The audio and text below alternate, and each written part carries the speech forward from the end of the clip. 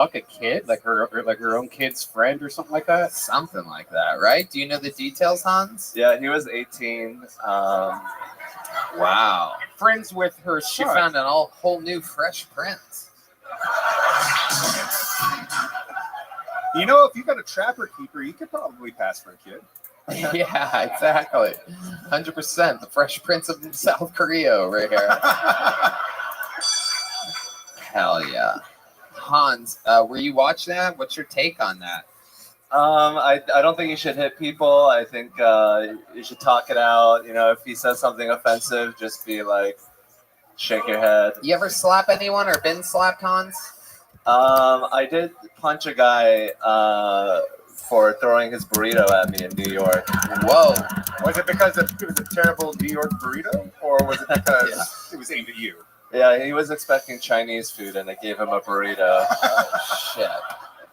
You sold him the burrito? You worked at the burrito place? No, he was just eating a burrito, and he was looking at me. He's like, I would look back at him. He's like, "What are you looking at?" And I was like, "Fuck you." Wow. Look at you. What a badass you are, Hans. Thanks. Such a nerd. You have some deep hidden John Wick energies underneath there. It's very, very confident somehow. Where do you think you get your confidence from? Just the knowledge that physical altercations rarely happen. That's so you're basically hedging your bets. Yeah. I'm probably not going to get this shit kicked out of me right now, so fuck your mom. Hans, I'm always interested in keeping up with your love life. What's the weekly update here? You went from no action to getting booked on the show weekly, and then all of a sudden your wildest dreams started coming true. I love hearing about it. It's been amazing. I hung out with 4 women, got a couple kisses, got a couple, dry humping. Whoa. He's moving quickly. Hell yeah. But no sex except for my steady, the Ukrainian woman. She's keeping me down, holding me down, mad props. Slava Ukraine. Someone's got it. Yeah, they're beautiful people. I support them fully. Under their legs, under the stomach. Have you been sleeping with her regularly? Yeah, like probably 2 or 3 times a week. And that's this week too? Yes. And you hooked up with, and you hung out with 4 other girls? How do you have this kind of time while also performing so much stand-up comedy? It's crazy what happens when you don't have a job, and when Tony Hinchcliffe and Joe Rogan give you $100 bills regularly. Goddamn right. We expect you to pay those bills, by the way. That's so stupid. Those are loans. Hans, anything else crazy happened this week in your life? Everything good? I went to my friend's house to play a little game of Settlers of Catan, and yes. Oh. And then his dog. I knew there was dorks in this room. Go ahead, Hans. What's up, Kim Cells? I went to his house, and then his dog actually bit me on the leg. Oh shit! How the mighty have fallen, huh? The teacher has become the student, and the student has become the teacher. Taste of your own medicine. Yeah, your people went from biting into dogs, and now they're biting into you. We actually have the dog. We have him zooming in right now to the podcast. He's very disappointed that you're talking shit about him. All right, how did this happen, Hans? What happened?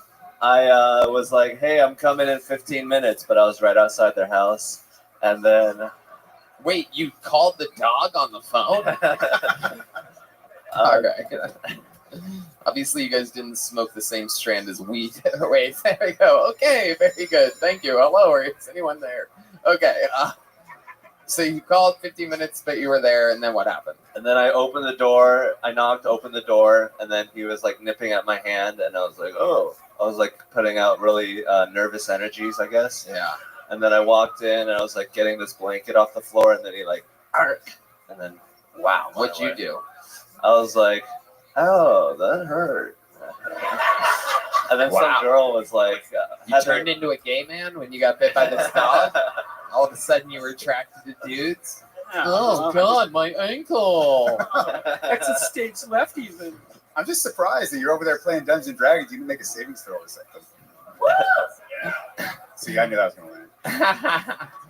I love it. All right, Hans. Well, a brand new minute. You did it again. Very, very good.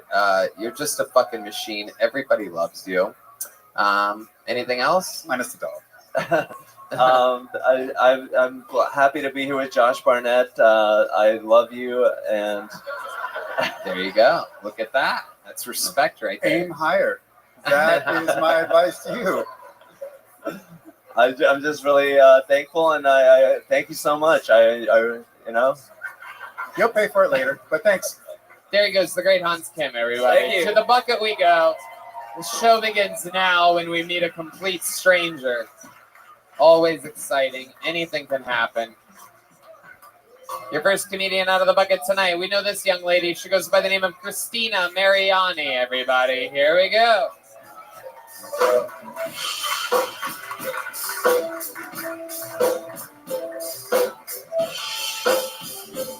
Christina Mariani. We have movement.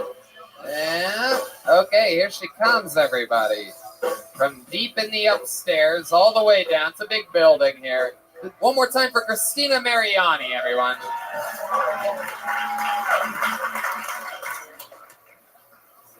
Hi. I haven't had sex in a while, but I've had a lot of really good food, which is almost the same because both activities make me moan, and afterwards I go vomit.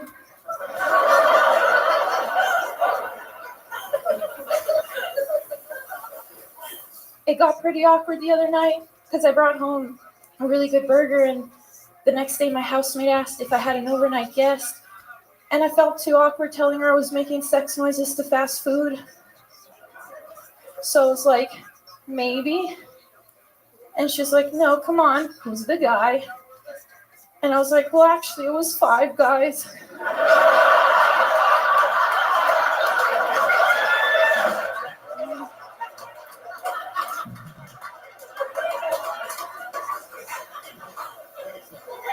Okay. Thank you. Absolutely. That laugh lasted exactly as long as you thought it would. Christina Mariani, welcome back to the show. Hi, thank you. How are you? Always funny you are, huh? Oh, thank you. Yeah. Okay, very good. Wow. Where do you get your confidence from? I don't know. My mom. I love it. I like to think that this is what Chris Rock is like today. Is everybody okay? I was thinking it was more like the Emo Phillips books on tape. The more emotional Emo Phillips. I love it. Christina Mariani. So what's been happening in life? I went to a wedding, and my ex-boyfriend was there with his new girlfriend. So it was fine. I just you couldn't bring a +1, I was told. I think they lied to me.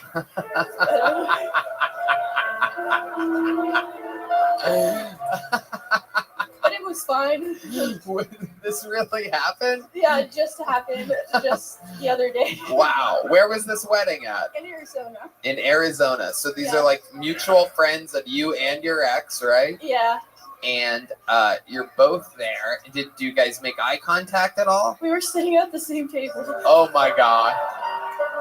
Oh dear God, no. Oh no. Oh no, It was okay. It wasn't Wow. too bad. It just that's a more awkward table than the one that Jada Pinkett and Will Smith sat at last night at the Oscars. Let's see how many of these I can do. We might have to release this one this week. Right. And 2 weeks ago's next week. Okay. How do you both know the bride and groom? Like, was it his friends or your friends or just complete? college. We dated in college, and so he was his friend first, but then I ended up living with them after. So that's how we kind of all know each Wow. other. Did you wear backwards jeans to the wedding as well? Very rarely do people have the courage to wear their jeans backwards. I'm wondering if that was before or I had after. to check. I had to make sure. I might have. I don't know. Right. Did you notice that his new girlfriend was giving you the evil eye, or perhaps trying to be nice? Was there any plan of attack there, or any communication? No. I just I tried to say hi, and he kind of just like pulled her away and left. So it's like, oh God, no. I guess I can't do that. You are so awkward. It is incredible. I love it. This is wild. Christina is like every girl in the rom-com that takes off her glasses at the end and like finds herself. You know what I mean? It's like so nerdy.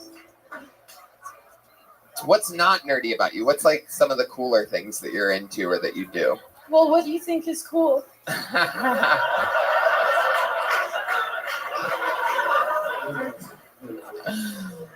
Can you take off your glasses slowly? No, red band. Don't do that to her. Wait, will you do it though? Would you do it for us? No, you won't. Just for I feel super awkward. Yeah, that'd be spontaneous. You get more awkward if you take the glasses off. Yes, I get more awkward. What happens? What exactly happens that makes you more awkward? I don't know. I don't want to find out. They never leave the face. I can't take my glasses off. I might get more awkward. That's incredible. Why do you think you're so like shy and whatever that is? I feel like I've gotten better. She's shaking way less than when she first came on. Yeah. Making strides. Yeah, we are. We're making improvements here. Yeah, I feel pretty good, honestly. I'm confident. Tony Robbins, here we come. So, Christina. How about stand up around here? You've been single for how long now? I like a while, like Right. yeah, but by choice, I think. Uh-huh. Do you get hit on a lot? I'd imagine because you're out there on the open mic scene and there's just tons of people everywhere. Every single night you see a lot of the same people. Do a lot of these comedians hit on you? I'd imagine because they do. They shoot their shots a lot is what we know. Do they shoot their shots with you? It seems like they would. They're nice. Right. They ever ask you if you need any help writing some afternoon or anything like that? No, they want to write together. I don't know what, but not help writing. I don't. I refunded someone yesterday because I didn't want to write their dick pics. Wait a second. Hold on a second. Explain to us what you're talking about. Well, I got a message on Instagram and they were like, "Oh, I'll give you $50 if you rate me," and I didn't know that it meant his penis. So what were you rating? I thought maybe like a picture of him, or just like, "Oh, you look good," like 8 out of 10. I don't know. And then he sent you a picture of his penis, which you weren't First he expecting. paid me, and then he sent me a picture of his penis, and so I was like, "I'm sorry, I can't do this." So then I returned the $50. Oh my goodness. So Tony, can we take a look at this photo and rate it for you? I blocked him after that. I don't know if I have it still. Right. But you did see the picture. Yeah, unfortunately. And you have seen penises before. Just out of curiosity, even though you're not getting paid for it, what would you have rated it? On a 1 to 100, let's do, because then we get an even more defined. Instead of 1 to 10, let's do 1 to 100. Let's do it. Unlike how it affected me. You know what?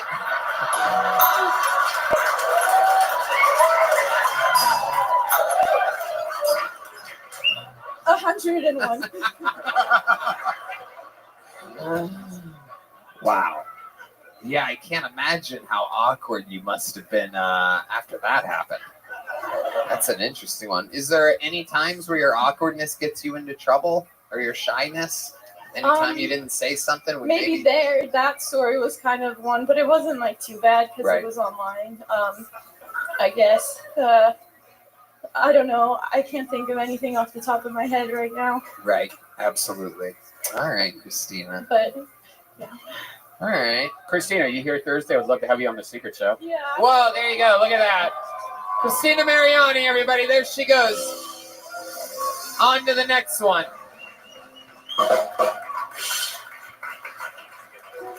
She's already got a book, right? Probably. Okay, back to the bucket. Let's get another one up here. JC Madison is next on Kill Tony. JC Madison. Here she is, everybody. One more time for JC Madison. Thanks, guys. So my husband just celebrated his 40th birthday. I thought it'd be nice to to book him an orgy birthday party. I didn't think anyone would come. We've been trying to spice things up in the bedroom lately. So we tried pepper spray. It led into blind role play. Kind of nice. It was cool. Yeah, so I'm left-handed, guys. I'm left-handed, and it means that God hates me. But I can give a really good reverse hand job. It's really weird, though. I have to, like, specially order stuff. I had to order a special pair of scissors just to stab my husband. Yeah, it sucked. It's fucking expensive, guys. And the forensic people definitely knew it was me because of the blood spatter patterns, you know. All right, that's it. Thank you. JC Madison making her Kill Tony debut. Am I correct? Your first time here? No, actually, we were here for the Valentine's Day show. Okay. A couple, month ago. Yeah, or no, so. I know when Valentine's Day is. Yeah. Good. You performed on that show? I didn't. Actually, my husband, Chris, did. Chris Walker. He came up, he performed. We're in a band called Tank Top. That's right. You Yeah. guys were on the show in Miami. Yes. That's yes, right. we were. We Yeah. did. We were in the Miami show. It was a lot of fun. Very good. Absolutely. Yeah, so that was fun. Uh-huh. JC, how long have you been doing stand-up? What the fuck did you just do up here tonight? It was bad. It was bad. I've been attempting. Congratulations on being one of the 3 hosts of the Oscars last night, by the way. That's so cool that Thank you. I'm still working out. I'm just some of glad that. I didn't get slapped in the face. So. You did tonight. Oh, this I know. audience unified. I Turned know. into one big Will Smith did. Megatron over here and It slapped did. the shit out of you with the It felt. saddest thing you want to be slapped with. The only thing harder than a hand is the truth. You know what I'm saying, It's everybody? true. Yeah, it's true. It felt good though. I like a little slap, Okie dokie. Don't know what that means, but you are about as funny as cancer. Has anyone ever told you that Thank you. before? Thank you. I feel like I'm benign though, I don't think there's anything nine about you whatsoever. I love it. B9, maybe B2. You know what I mean? I might. JC, what do you do for a living? So I actually got a new job like last year. Okay. I'm a dental technician now. Wow. Yeah, so I make dentures. Okay. All right. Yeah, it's not exciting. Okay. Yeah, so I make like dentures and I like 3D print night guards and stuff like that. So it's a big industry in Florida because of all of the meth heads. Gotcha. I see. And they can afford dentures? Well, I with thought they insurance. When you're doing dental tech, do you tell people to stop eating candy and give it all to you? Yes. Yeah. JC, when you're not playing music, what do you do for fun other than the band that you're in? Shit. What do you do in the band again? So I sing and I play guitar. I write songs for our band. Okay. And I'm also in a 90s cover band. I play bass. And What cover band is it? so it's called the Smashing Pixies. We're super nerdy. We basically just cover the Smashing Pumpkins. Wow. The Smashing Pumpkins and the Pixies. Oh. Yeah. Oh, So that sounds very depressing. it is. Yeah. You don't want to see the people who come to our shows. It makes me want to kill It would have myself. made more sense if you would have combined the names into the Pigskins, I do believe. Yeah. But then I'd eat the band and there wouldn't be a band. So. When a slap turns into a show. JC, would you mind giving us a little bit? Did we hear you sing in Miami? Did I make you do it there? Let's hear a little version of something. Why don't you tell the band something to play for a second? They're very good. They can jump. They're nothing like your band. They could play anything right away. So just tell them what you want, and they'll Shit. immediately jump in. So just. Are you for real? Fuck, Yeah. last time I sang a song from Beauty and the Beast, so this is going to be awkward. Guys, be like all of her teachers growing up. Give her an F, a D, and a C. No, You know what I'm saying? wait. Like, if I could, play the guitar, then I would do good, but No. They're You want to they're play awesome. You think you can play the guitar and sing better than you can just sing with the band? Yeah, I'm not even kidding. Matt, what do you think about this? You want to give this young lady? I mean, Thank you. hell yeah! Look at this. Yeah, yes, a musician would put it in there. Yes, Yes, true. I suppose that I might need it. it'd be super awkward bending over the table singing with a guitar. Are you ready to rock? I love this. Look at this. Who said Meatloaf was dead?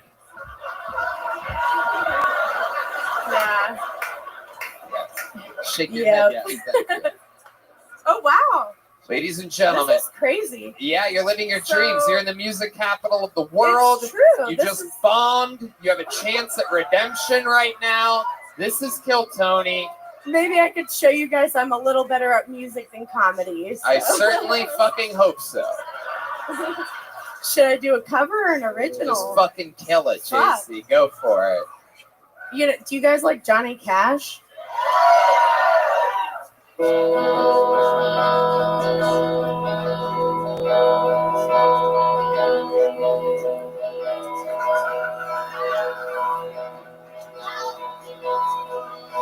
I hear the train coming, it's rolling around the bend, and I ain't seen the sunshine since I don't know when. I'm stuck in Folsom Prison.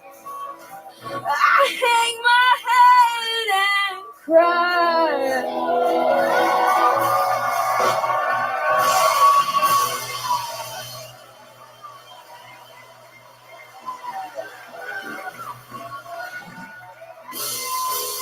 Wow. JC Madison. I just wanted to Absolutely listen to her all incredible. night.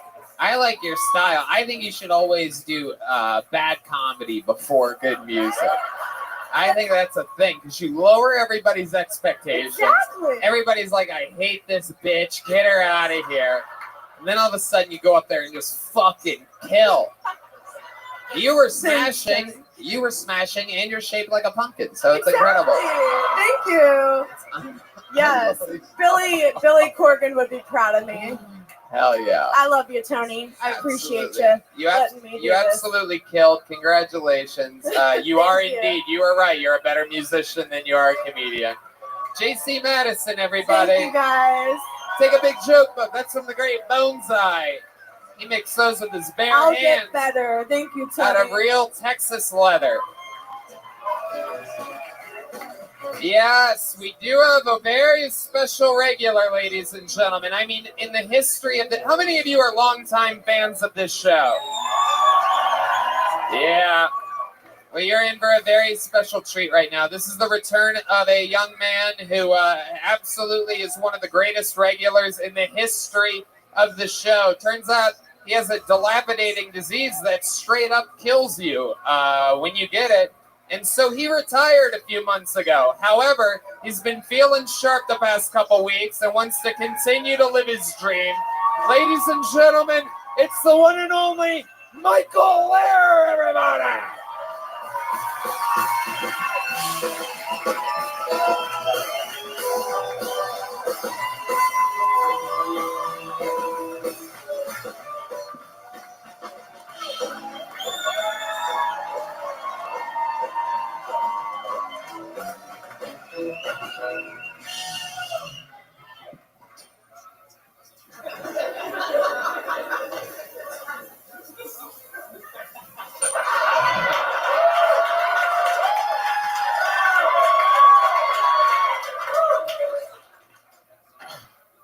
Just wonder on my fight. Just wonder on my fight. Now I can only sing from now on because my vocal exercises make me have to resonate my tone in different parts of my face. So I'm gonna tell my jokes while singing.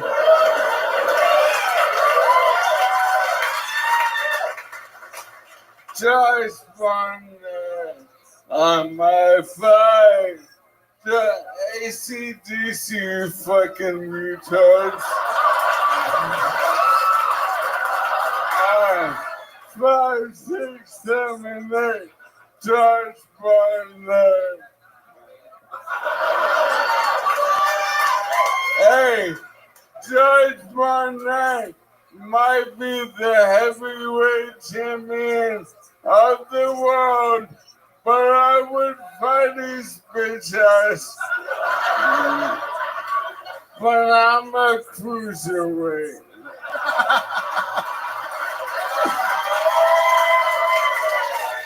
Judge Barnett, I'm a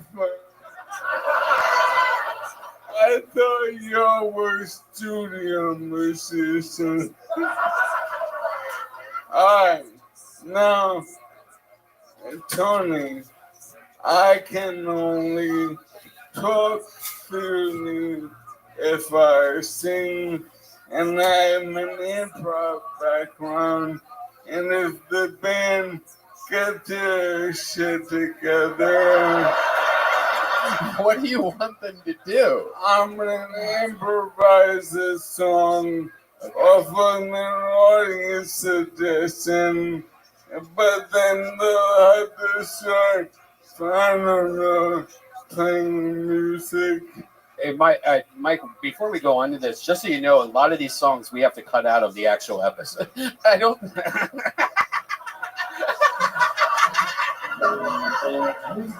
I don't think we have to worry about Michael Lair hitting the notes good enough to set off YouTube's algorithm, Red Band. It's the music. It's not the sound. I'm pretty sure Michael's not going to shock us like J.C. Madison did. It's the chords. When I was just a baby. What are you? For real, I've been working on my vocal exercises. Alright. And to speak, I can only sing, and I know what joy that brings. So I want to sing, and I'll improvise it for all the dudes and for all the chicks. Okay.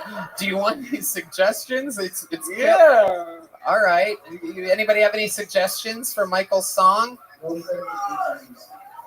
What? No AC/DC is what John D suggests. Tony, you know what? Huh. Oh, I got an idea, if I may. Yeah, you may. I'm an improv guru. Yes, That's he is. my name. Josh Barnett, this is literally one of the greatest improvisers of all time. I can feel it. He had a shot at SNL. He basically told them to go fuck themselves. And then God told him to go fuck himself. Oh, I had a great joke. Oh. I'm Josh Barnett. If he's sitting around for 3 more fights. That's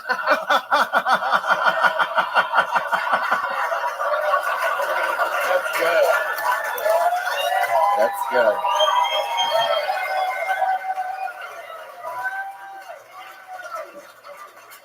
Now, I'd love to bring silly, different tastes of this show. So I'd love to play a game right now called What's Worse. What's Worse? All right. So you're gonna get different occupations, and one at a time. And when I say one, you get a new occupation.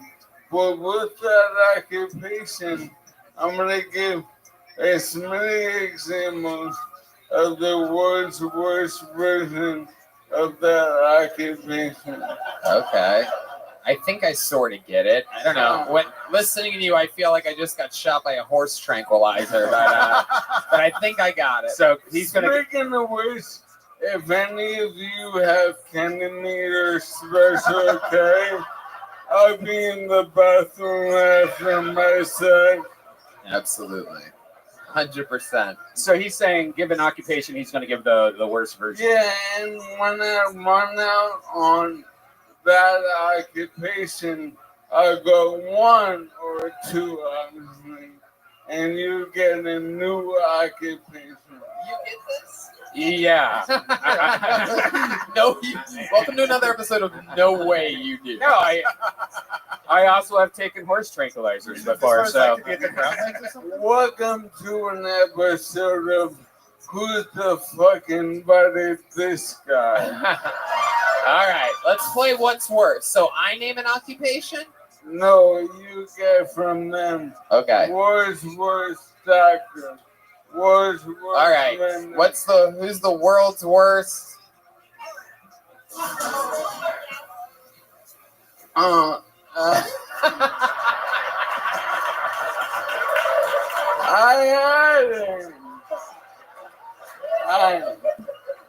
tripping. You can't double jerk me with the music. I know music. You're blaming it on the music?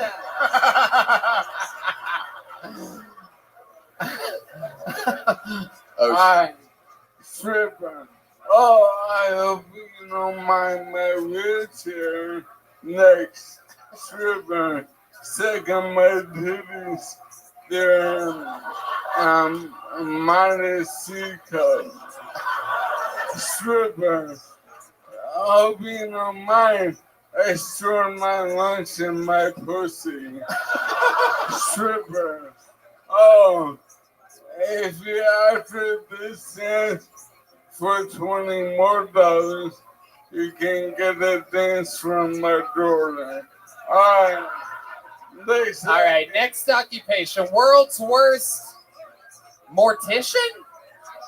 Somebody said the world's worst mortician. Oh man, once I'm done fucking you,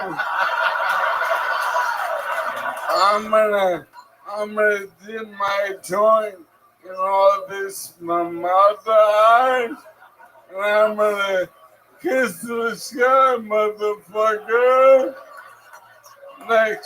Next, the world's worst occupation of. What'd you say? Therapist? Therapist, this guy says, Michael Lair. The world's worst therapist is what's been. You think you have problems?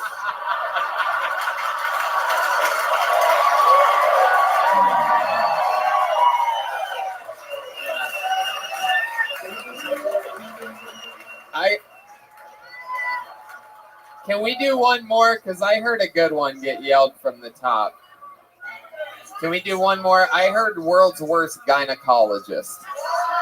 I'm interested to know. Let me see that wet ass pussy.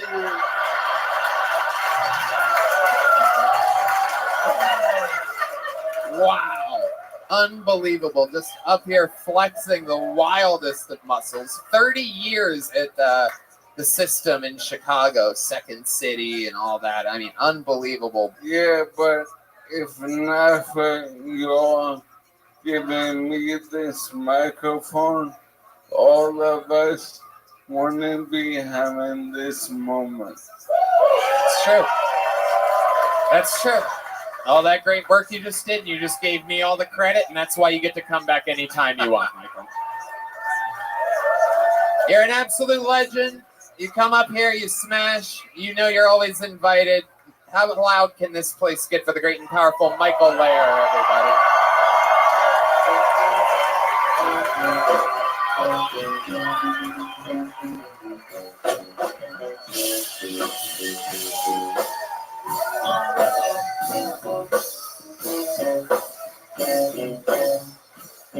Come on, one more time for Michael Lair, everyone.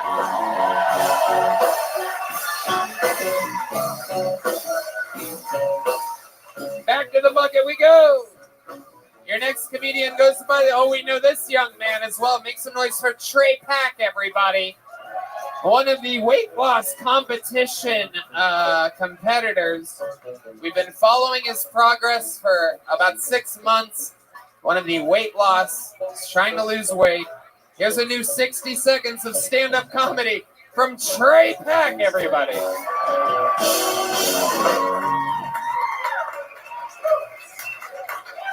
I have 2 sisters.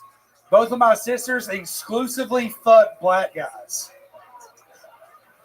Which means I have 2 fat white sisters, okay?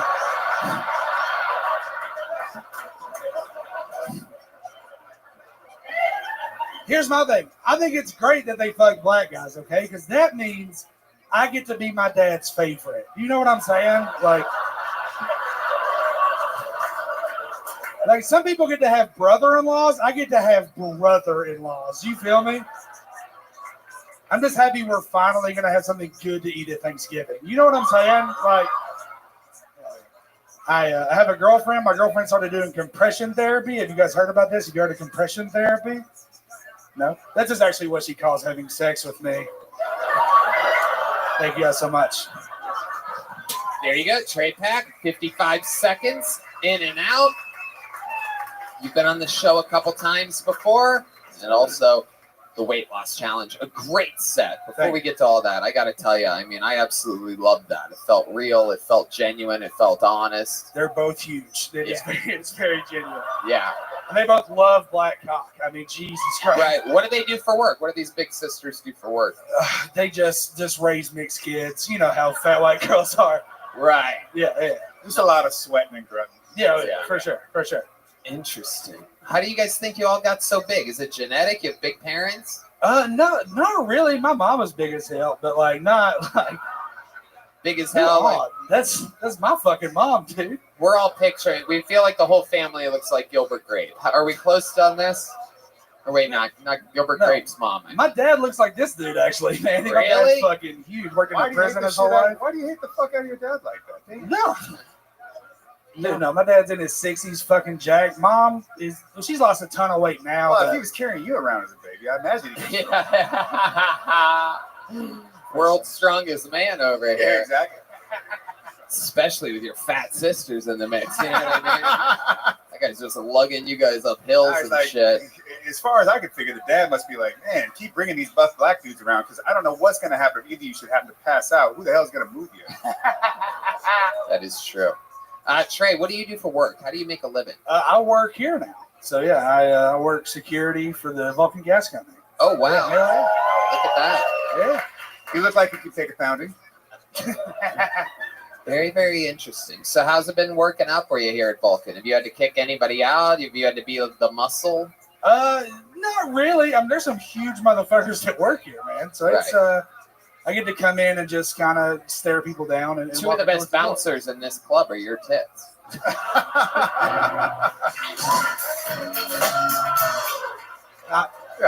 Road and house. You misheard. I'm bounce E at the Vulcan Gas Company. Okay, absolutely. Trey, what do you like to do for fun when you're not doing stand-up comedy?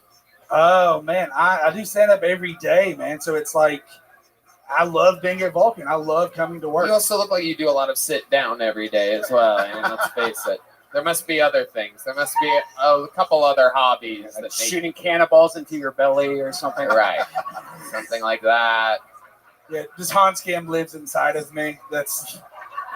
He lives in a van. Do you understand? That's his new place. Yeah, I'm Hans's new apartment. Okay. No, I love coming to work, man. I love bouncing. I broke that kid's dick. We talked about that last time, man. It's been What did you talk about last time? I broke a kid's dick bouncing once. That just sounds like did. like a missionary accident. Okay. You put him in reverse cowgirl and. No, I threw him down some stairs, and somehow his dick had gone hard. I don't know, That's between him and the Lord. But you put those big, meaty, masculine hands on him, and he just didn't know what to do with so himself. he was pissing. So it was involuntary. His dick was out, and he was peeing, but somewhere in our wrestling match, he got hard, dude. I don't know. Damn, that's wild. Must have brushed up against it like 6 or 7 times. I was behind him. I don't know. I mean, if it's one way to pacify a guy, that is successful. Yeah, I don't think I'm gonna like avoid my body touching his body at all. I mean, it's a battle. You know what I mean? If he's a real man, he's like, oh, this guy looks like a man, but those fucking tits. Oh, fuck. That's a lot of Oh, skin. no, I want to beat him up, but I also want to sort of fuck him. It's interesting to get hard during a fight. Yeah, hey, That's welcome like to my fucking world. That's like the It was a ultimate nightmare. fucking real. If you slapped a man with your hard cock, that would really know. be I know. next level Will Smith shit. You know what I mean? Trey Pack. I mean, interesting stuff. Let's talk about the weight loss challenge. Have you weighed yourself lately? Do you remember what you were during the last weight loss challenge? No, I was like the scale's weird. The last time I weighed in, I was like 395. Scale's weird. Yeah, the scale, it's What weird. is it not in pounds? Oh no, it's Sam Hunter lost 60 pounds the last time he weighed in, and there's no fucking Josh, when they weigh that much, the scale just freaks out. Yoni, It just- where are you, The Yoni? numbers become Do magical. we have the It's- scale? It's like Right here. quantum physics and shit. Yeah, let's get the scale up here. Let's see what's going on here. What are you saying that your weight was the last time? like 396. 396, and that was about 2 months ago? Something like that. 396, 2 months ago. Don't You've been blame- here before, ladies and gentlemen. Don't blame it on your shoes. 396. This is going to be interesting. He is turning on the scale. Whoa, it is showing straight up 416. 416 pounds is what it's clicking on the most. It's Yeah. sticking at 415.8. Wow, you only gained 16 pounds in 2 months straight. Get my beach body ready. Yeah, you mean beach ball body? Beach swell body. Yeah. What do you think's going on? What have you been snacking on? Everything. Literally anything I can get my hands on. Really? Yeah. You I keep just this I up, eat. you're gonna have It's not like a big secret how like I just eat like shit. to put a sunscreen on with a fucking super soaker. So when you go to like, let's say Whataburger, Yeah. what do you order? Like, what's a normal order for you? For So the problem is I don't I'll go to Whataburger and I'll just be too stoned, and then I'll also go to Taco Bell. That's the problem. Oh, shit. That's the real problem. Whoa. That's Yeah. fucking Because crazy. you want the fries and the tacos, and now I mean, it's a nightmare. Oh, Yeah. shit. Have you ever done 3 in a day? Have you ever had like Taco In Bell? a day? Yeah, that's an average day. In a sitting? Yeah. I've gotten really high, Tony. Wow. Damn. Exercise, does that mean it's more weed too? Do you need like an excess amount of marijuana? Yeah. Well, no, yes. I don't know. I just do too much every time, I think. Clearly. I'll just, Edibles. Yeah, they make gummy bears, and I can't not eat gummy bears. Right. Oh, we know. What would it have to? What would we have to? If we said that the gummy bears had fentanyl in them, how hard would it be for you to not eat one of those gummy bears? I just wouldn't snort them, I guess. Trey, you're very, very funny. You had an unbelievably great set here. You came in, you owned the interview. 8 minutes of just regular. Getting to watch people grow here is one of the coolest things, and this is a perfect example. and I would love to have you on the Secret Show Thursday. Thank you. Literally. Trey Pack, you already have a big joke book, right? You have one of those? Yep. Trey Pack, everybody. Follow him at Trey Pack Comedy. Oh, yeah. We're I got a having little fun advice here. for a big fella though. He Don't is. worry about scales. Lift weights. Use the mirror. That's it. You'll see what you need to see. You lift weights. Yeah. You'll lose weight. You get Do it stronger. regular. And look, Yeah. if you're 370 pounds of masculine manitude, ain't nobody gonna give you no shit. Ladies and gentlemen, your next comedian is another special treat. In the history of this show, only 8 people have ever won a thing called a golden ticket, which means you get to perform on the show anytime you want for the rest of the history of the show. This is this man's last Monday in Austin for a while. He has to get back to Canada. Ladies and gentlemen, make some noise for the great Jared Nathan.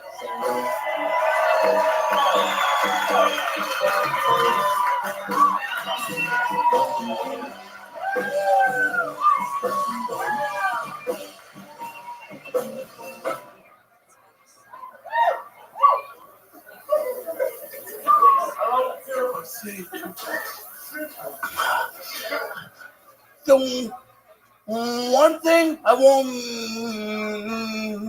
miss about Austin is the fucking scooters.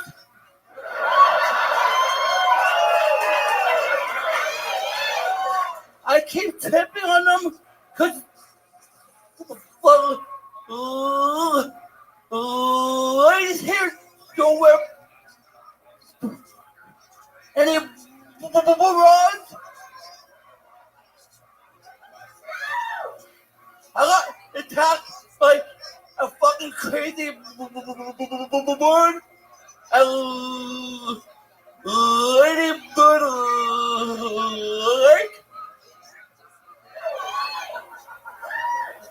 The goose name is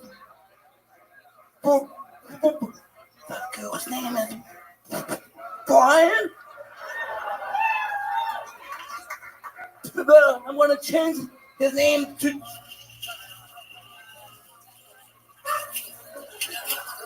Justin Trudeau, because he's always on my ass.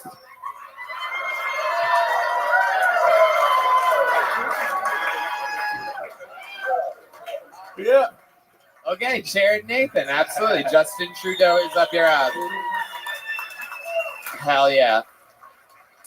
Wild episode. This is a special thick accent episode of Kill Tony.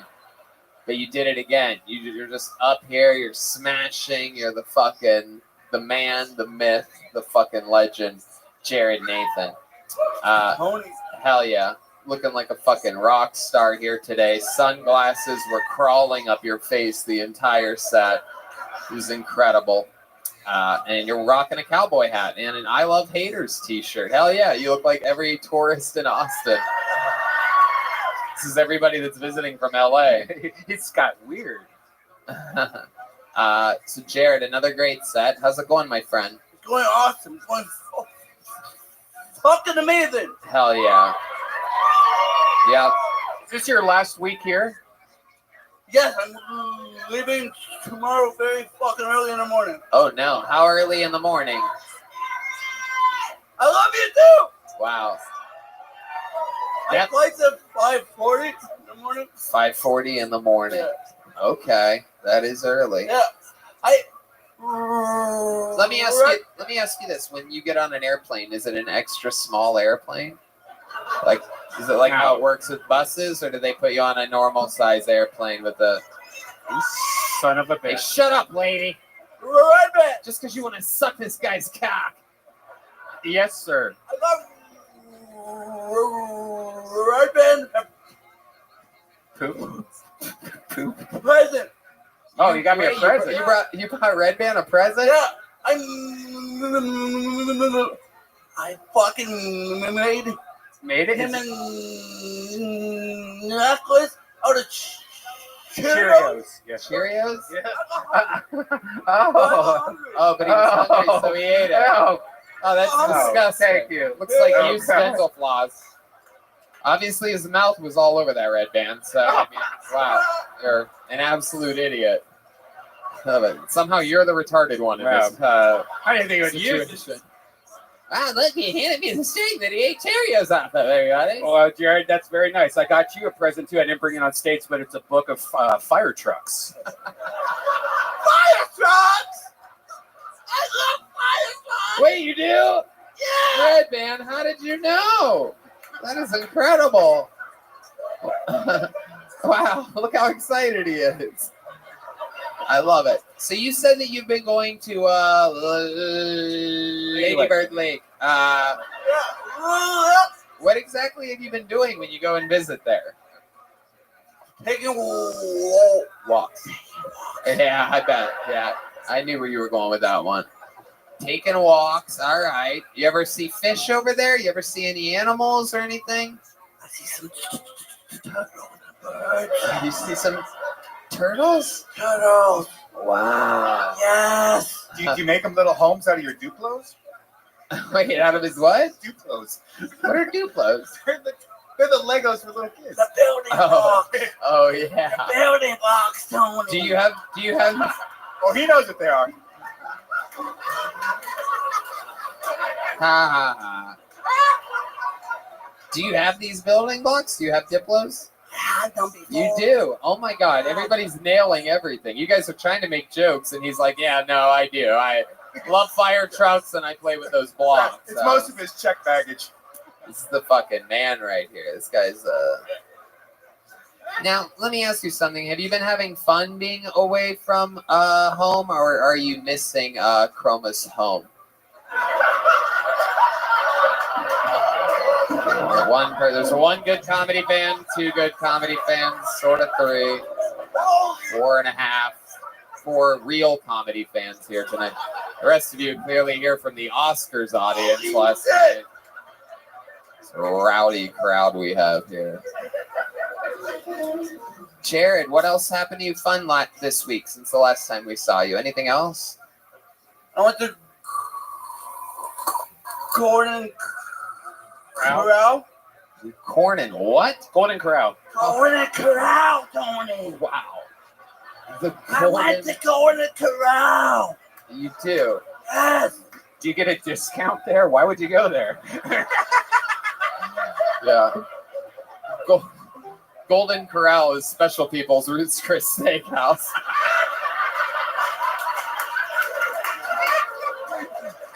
Free bid. What do you like to get when you go to Golden Corral? I bet I got my money on a lot of mac and cheese, mashed potatoes, the little fried okra. Am I right? You love that? You get cocktail sauce or And something? the fried chicken. Whoa! Look out!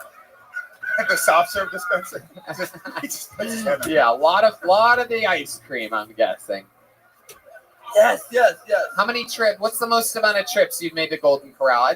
I'd be interested to see who eats more, you or Trey Pack. I had 5 plates.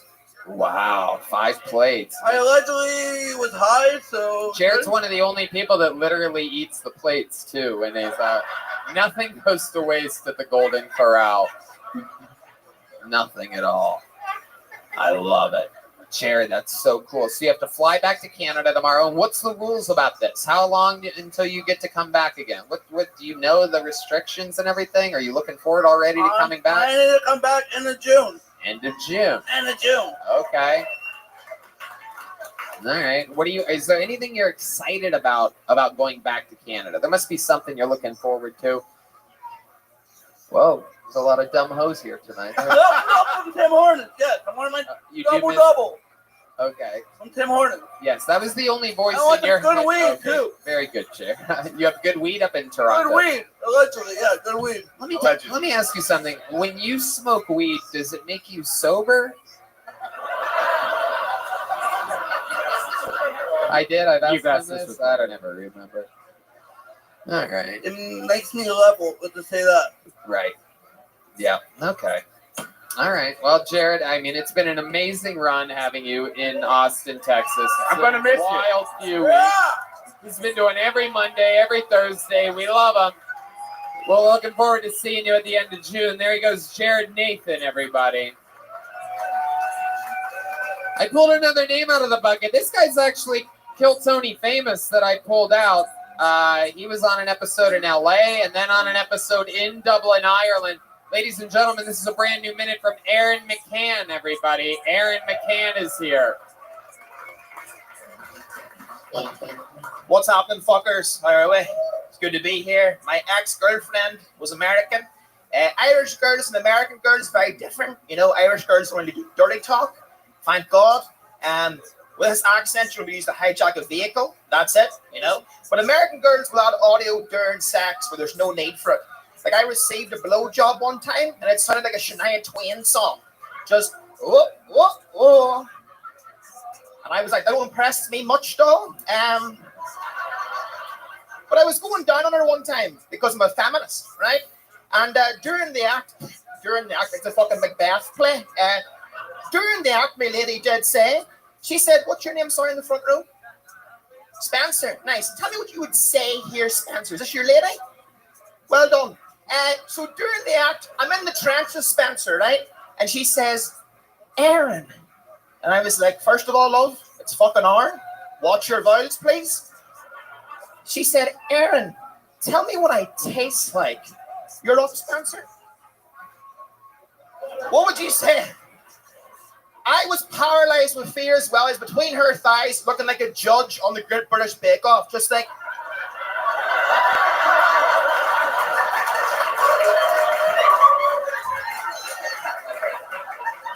there's a hint of lemon meringue. There you go, Aaron McCann. Extending the set all the way through. Killing. Very good.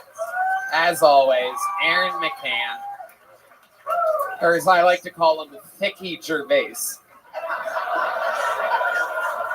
I get that way too fucking much, I swear to God. Do you really? Yeah, You calling me a fucking hack right now? I love it. Another great set. Welcome. How long you been in America? How's it going? I was here for a week, flying back tomorrow also, and then I was in New York last week for Paddy's Day. For Paddy's Day. Oh, I'm so Irish. Your first St. Paddy's Day. That's my Irish accent. You nailed it. Nailed it. That's like county court. What the fuck do you mean I sound Indian, Matt? What the fuck? First time ever you speak up. You've been on the show 48 episodes. You just wait to yell at me? You sound like an Indian. You said it twice. You sound like an Indian. Matt, I know that sounded like an Indian. No, seriously. I am Irish. I thought it was actually easier to understand the guy before him. Pull it there to you, Dot. Yeah, Get over exactly. there. You know the Between American the girls first ladies. talking dirty. You're not always talking dirty. Yeah, you have a lot of words that you use that make no sense to us, so we have to just guess. You know, it's like a Macbeth, huh? We're like, what? I love it. Hell yeah. So, like, you still read, like, a lot of books and stuff, huh? Not really, to be honest. I picture Irish people just living in brick buildings, lighting candles, like, reading books. Eating potatoes, hopefully not being in a famine. Yeah. You eat a few potatoes, I'd say you're a big fucker. Absolutely. Oh, shit. Are you starting shit with Josh Oh, Barnett yes, right yeah. now? This is pretty wild. Absolutely. I want all the smoke. He wants it to get real cracking here.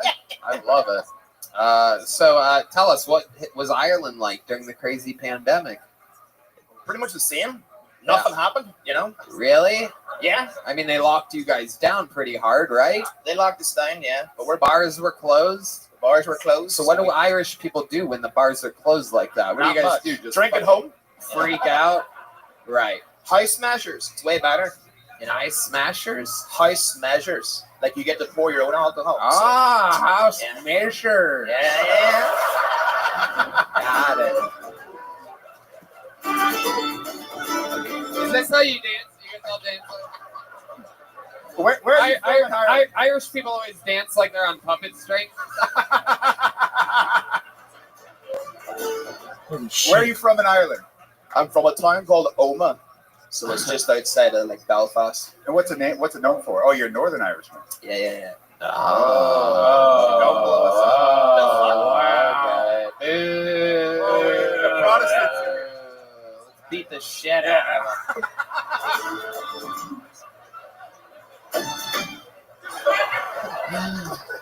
I love it. Okay. So, you're locked down. What's your love life like, Aaron McCann? You seem like the kind of guy that fucking... Non-existent. Really? Yep, non-existent. I'm actually trying to get someone pregnant while I'm here so I can get a green card, you know? Oh. But Yeah. so if anyone has space in their uterus, let me know. Yeah. A little Irish cream pie. It'll be lucky. A little something in your pot of gold. Taste the rainbow. Yeah. Have you hooked up with any American girls? Have you ever been with an American girl? Yep. What have you noticed that's different about American girls that's different than being with an Irish girl? Is there something that really stands out to you? Well, again, it's like, you know, American girls just, there's more audio during sex. Like, you know, Irish girls are pretty mute in the bedroom, you know? Really? They might, like, use your back acne as braille to tell you to go harder. Oh, wow. That's about it. Oh, my God. Because they're blacked out, like, right? Wow. So you walk up to the American girls, you're like, would you like to kiss the Blarney Stone? I just so happen to have it in the crotch. It's good luck, of course. Has this been your first trip ever to Austin, Texas? First time ever. I fucking love it. What do you tell us what you love about it? Give us a little update. What have you learned this week?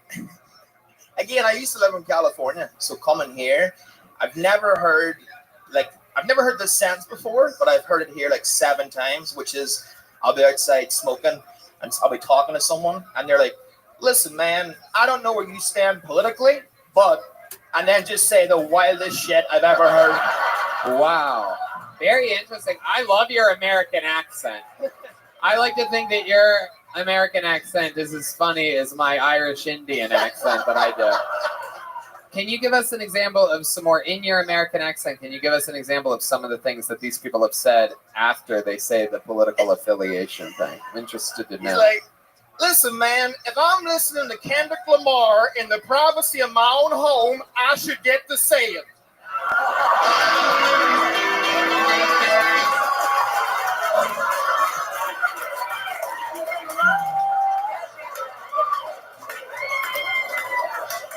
Holy shit. God damn, it's incredible. Do you have any more of those? How many of these? I honestly, I can't say the rest. Wow. Yeah. Okay. Is your political solution like, well, get a South Arm a sniper then, huh? Very, very interesting, Aaron. You got yourself in those situations a lot. You met a lot of real, like, Texans out here. Salt of the earth. Salt of the earth. It's great. Like, I love it here. Have you gotten to see some live music? Oh, yeah. I seen the Nether Hour yesterday. They're a fucking great band. Shout out to them. Yeah. Hopefully they'll play my wedding when I get someone pregnant. Yeah. I know those guys. They'll play your wedding. They will play your wedding. All right. Well, Aaron, fun stuff. Another brand new minute. I'm so glad you were able to get pulled out of this bucket while you're still here. Thanks for everything. I really Have a big appreciate joke book from the great Bonsai, Adrian Cavazos. Follow him on Instagram at Bonsai. Back to the bucket we go. You guys having fun out there, huh? I love it. Ladies and gentlemen, make some noise for Victoria Evans, everybody.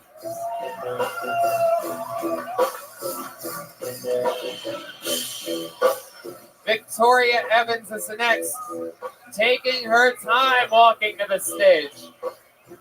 One more time for Victoria Evans, everybody.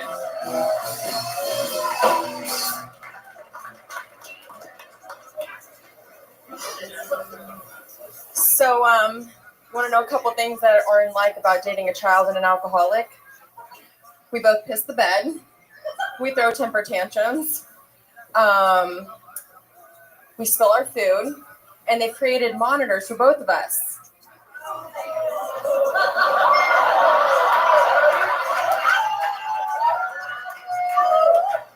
Yeah, that's all I have.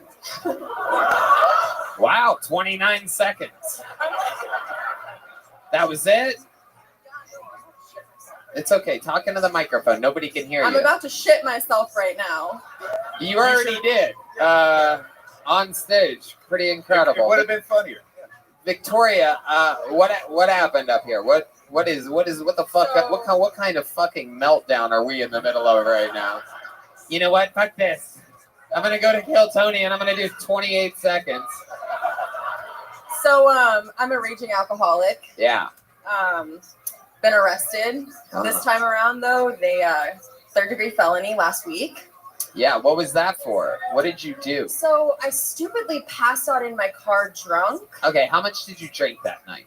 If you had to just guess, ballpark. Well, I picked up my car from the impound the next day, and like buzz balls and tequila and beer bottles. Oh, you drink in the car. Yeah, so I got really mad at my boyfriend. Oh In shit. the safety of the cocoon. Do you have the sound effect of a train wreck? We have that somewhere?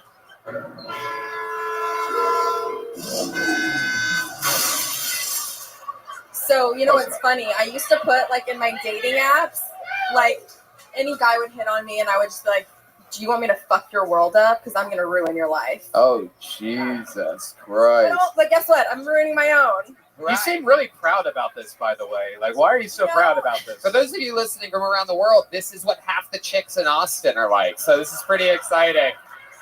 Pretty exciting for you to get to see one of the real ones that really prepared for the show here. The only thing you're missing is bangs and thigh tattoos. You would fit in with every other Hey, and you know what? I just got this on today for the show. Congratulations. It worked out perfectly. Yeah. They say comedy's all about timing, right? I guess so. Ankle bracelet. And So you know, all I want to do right now is fucking drink a bottle of tequila. okay, but you can't. No, but I could take Xanax.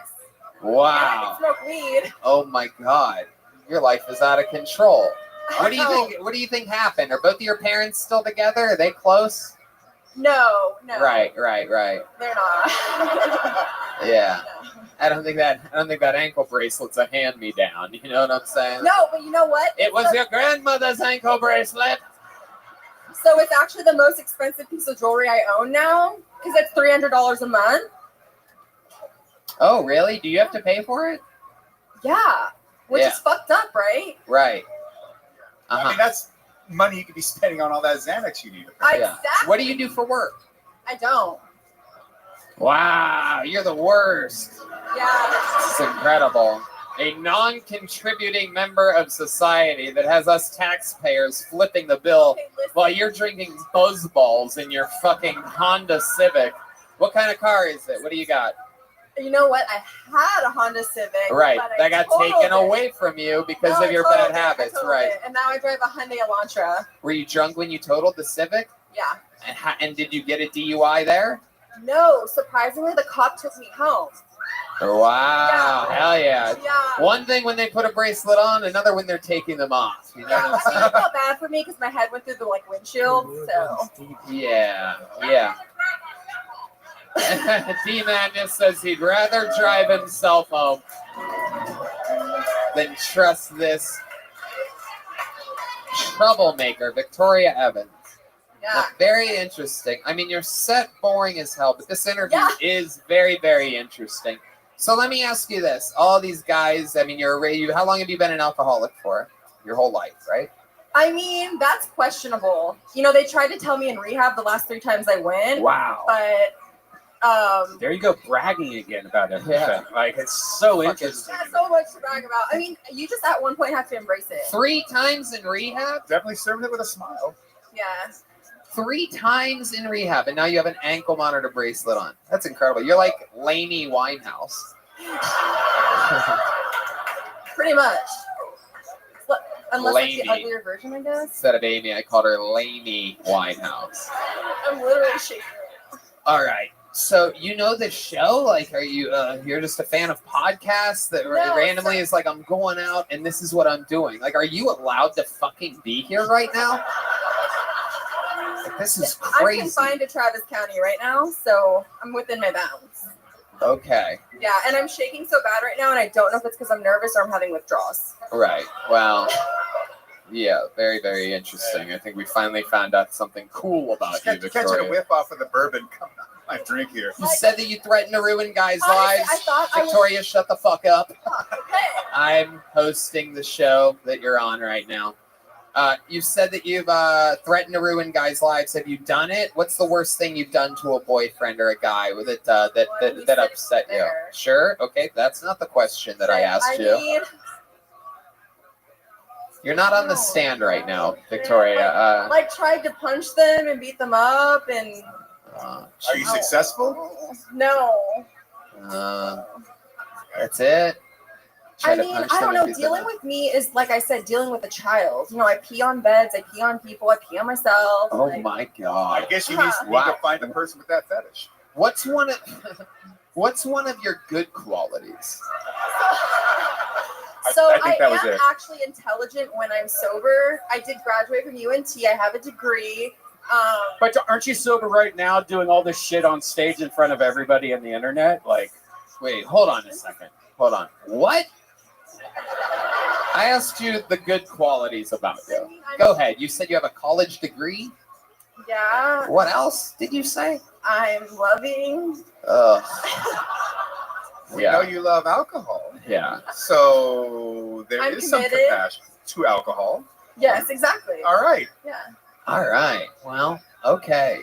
Why do I have you higher up on my death poll than Michael Lair? This is incredible.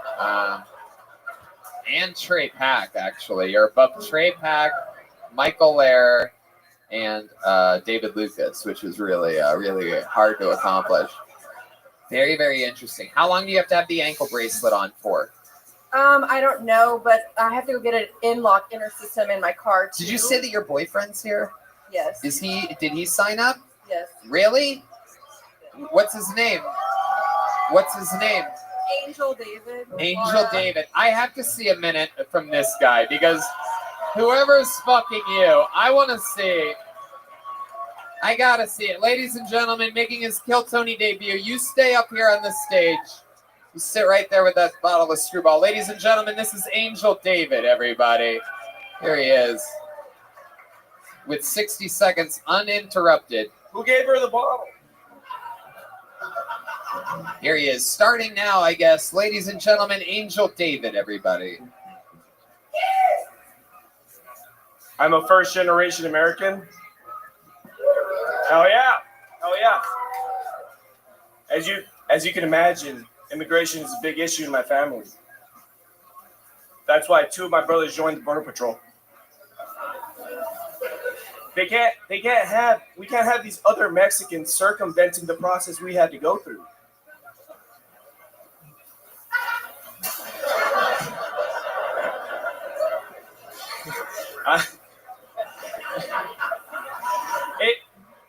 Take this analogy. It's like you're waiting in a line at Disney World, right? You've been waiting 2 hours. Some guy comes in. Es que tengo fast pass, wait. Is that really a fast pass? Are you really a refugee? Are you an asylum seeker? No, you're just poor and starving like all of us were. Get in the back line. Wow. I was not expecting her to be funnier than you. That's incredible. In a stunning turn of events.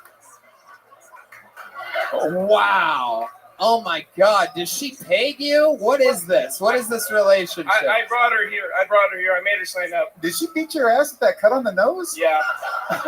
Is that cut on your nose from her? Yeah. Oh my God. Tell us what happened. So for those of you listening to the show, he has an open wound at the top of his nose. So it's very, very exciting. Yes, sir, I do. Anything can happen on this show. You have an open wound. It's very blatantly. Yes. So what exactly happened? Did she kick you with her ankle monitor on? This was before that. No, she got arrested in my parking garage.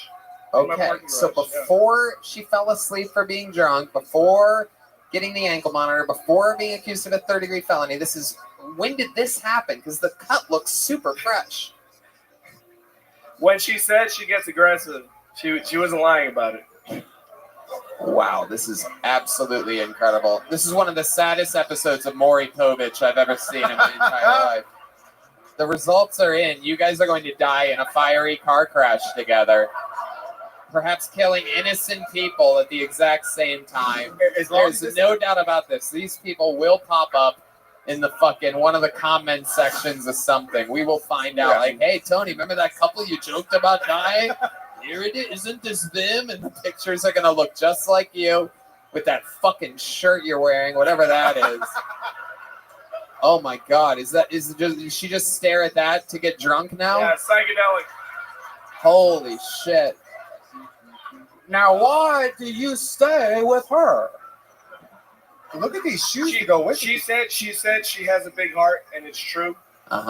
It's 100% true. Wow! Because you had to stab her in the chest to revive her.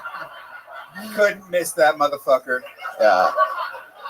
Damn. She has a big heart. What do you mean by that? How did she cut your nose? While we're talking about her big heart, let's get back to the. She could have done. Did she dress you too? What the fuck happened, man? She fucked you up, dude. Did you fall in a TJ Maxx and come out like this? Here's all the shit no one's gonna wear. So I'm gonna put it together into this gracious ensemble to bless all you motherfuckers tonight. I like this shirt. I like it. You do. It shows. Well, yeah, we know you have bad taste. You like her too. It's incredible.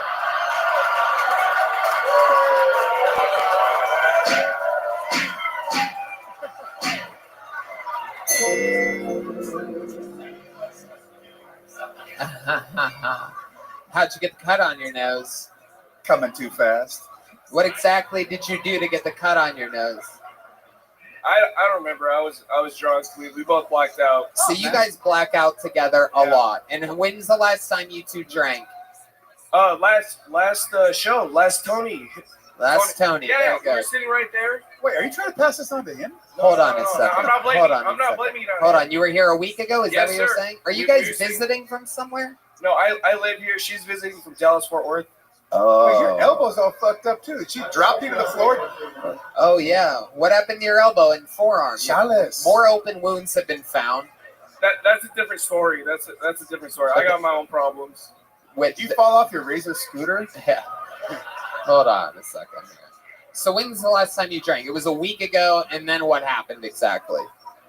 Last week we're here at the show. So last Monday you were here, you were in the audience is what you're saying, and then what happened? The next morning I told Victoria, I said, "Hey Victoria, like you can stay at my place tonight, but you're fucked up. I'm not gonna let you drive." 8:30 in the morning, I said, "Hey dude, go get your shit together. Kicked her out of my place, right?" This is your girlfriend we're talking about. Where was she supposed to go? She's visiting from Dallas, Fort Worth. So then what happened? She hung out in my parking garage. Right, and then what happened? Buzzballs. More buzzballs. Hell yeah. And then what happened? I get a call from her father. I get a call from her father at 3:30. I know because I was having a meeting at the time. Right. I got a call from her father. He said, Was it an AA meeting? He said, Angel, can you go to the parking garage really quick and just check if Victoria's out there? That's how you know he was white. He called you Angel. On hill is when I'm in trouble. On hill is when I'm in trouble. But On hill is when you're in trouble? that's what my mom calls me. On hill. Yeah. Oh, okay. Yeah. Thank you, lady. It's Spanish. Thank you. Wow, sorry. I was struggling with that one. Thank you. Thank you. Walked into the wrong kitchen here, huh? Jesus Christ. So you said you're a first generation American. Is that code for illegal immigrant? I went the right way. My mom did it the right way. She married an American. I feel like you're Mexico's revenge on But America. I do have dual citizenship. I'm a Mexican citizen and a U.S. citizen. Yes, sir. All right, well, that's good. Look a little itchy and scratchy over here. I bet. I love watching her off to the side at times, crossing her arms and looking up and like, I'm like, what the fuck could you be? What about your life? Could you be sitting over here to like, nah, don't talk about that. You already got the ankle bracelet. You're already a raging alcoholic. Apparently, you're having sex with children. That was what you said earlier. So all this shitting and pissing in the bed, and now you're like, don't talk about me getting drunk in your garage. Angel, Now modesty shows up. Angel, let me ask you a question. How long have you been with her? She slid in my DMs in June of last year. June of last year, yes, sir. Okay, June of last year, and you guys have been hanging out ever since. How do you think this is going to end?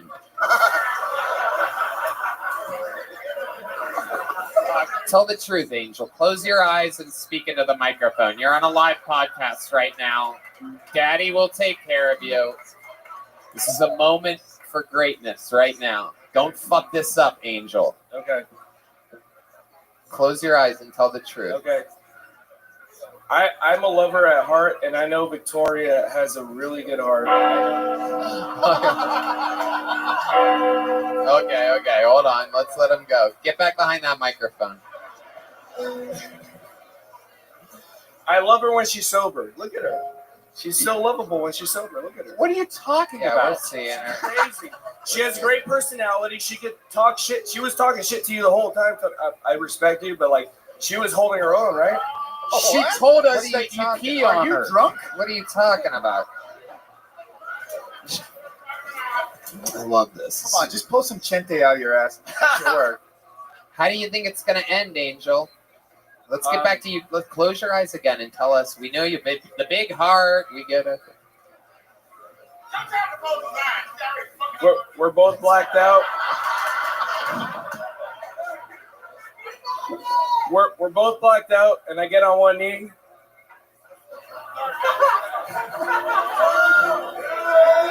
Except no. You get on. Why would you get on one knee to shoot yourself in the head? All right. There they go. Victoria Evans and Angel David, everybody.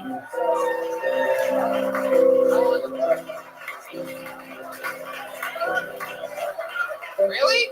All right, well, then we have to put a ribbon on this thing. There's only one person that can end a show like this. Sorry to LSH. We're going to have to get you up next week. We got to keep this thing moving along. To close the show, the longest standing regular in the history of the show.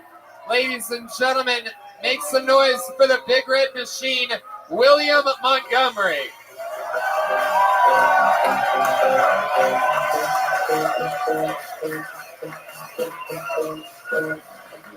Come on, make some noise for William Montgomery, everybody.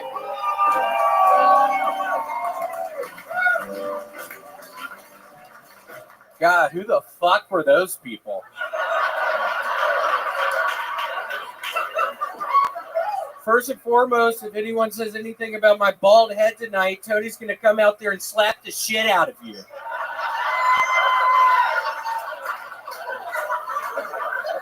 To make matters worse, Vladimir Putin said he wouldn't be releasing G.I. Jane 2 in Russian theaters.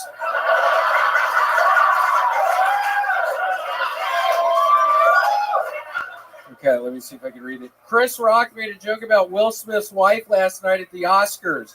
In a surprising turn of events, Will Smith rushed the stage and slapped Chris Rock. In a not-so-surprising turn of events, Bagger Vance still be giving Matt Damon bullshit advice at the end of that movie.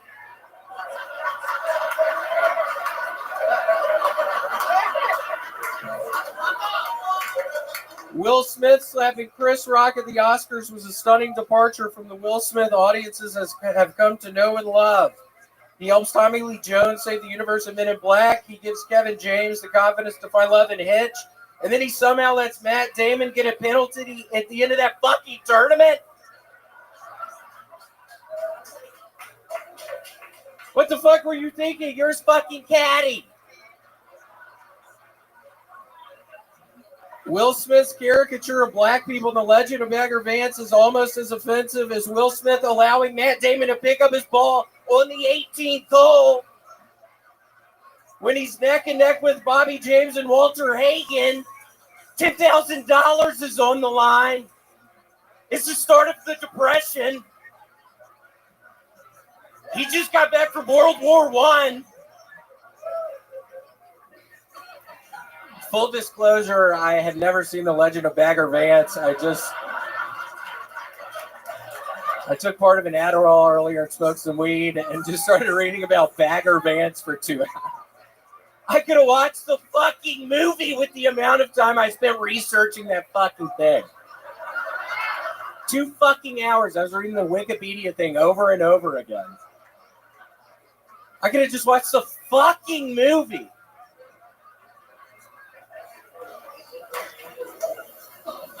Let me ask you this. Why, out of all of the things that Will Smith has done, what made you pick, without ever watching the movie, what made you decide that you were going to use Bagger Vance as a vessel for your jokes this evening? I don't know. It seemed like a good idea. I mean, he's a mythical caddy.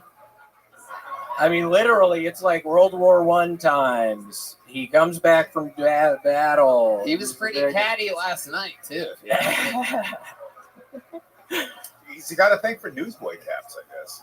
Hey, who's this guy, by the way? Okay. Unbelievable. William. Who's this guy, by the way? William's weird with all the guests, by the way, so welcome to the family. This is Josh Barnett, one of the greatest fighters in the history of fighting, serious podcaster, the founder of Warbringer Bourbon, the founder of Bloodsport, which is like pro wrestling meets UFC sort of kind. My name is William. Nice to meet you. Nice to meet you. Whoa! I'm kidding. And here I was going to ask you, what was it Did I like? scare you a little He bit? did not flinch at What all. was it like? What's it feel like being the most normal guy on stage tonight for once? Yeah, that is true. You are like the most balanced chemical person that's been on this stage tonight.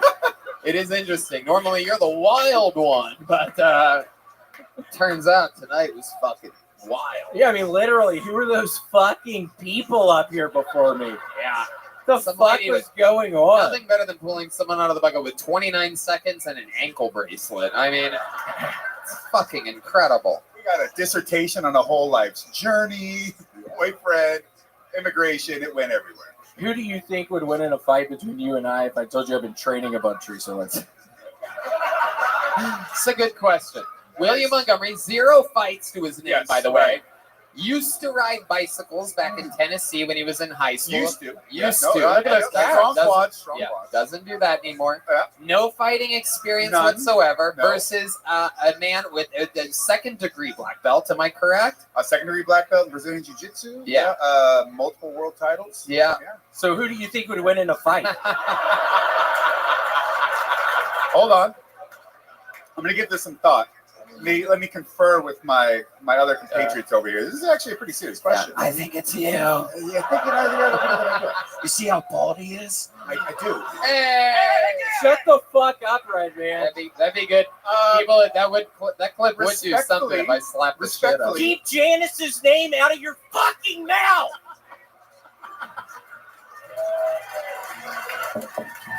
Keep Janice's name out of your mouth, Redman. The fuck are you thinking? It's going to be out of my mouth, man. It's going to be out of my mouth. Just Sorry. quit fucking talking about her. Sorry, man. What's on your back? Is that a cape? What is going on with your shirt? What is going on? I got this on eBay. I fucking spent $600 Wait, on it. what? I put it on. And then it looks like there's a garbage bag on my back or something. Oh my god! I was horrified earlier. Oh my god! It looks so stupid. It is. I put it on for the first time earlier. I look at my fucking, looks like a fucking trash bag. Oh, it looks so stupid. It's incredible. I see it now. There's like a parachute. It's like a New Mexico meth pocket on the back. Yeah. It looks like my girlfriend's tits, but on your back. Shut the fuck up!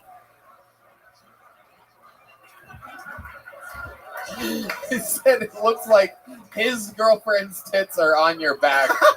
One of the strangest insults I've ever seen. He insulted both William and his girlfriend's tits, who's not even here tonight, just innocently sitting at home, behaving herself, taking care of the house.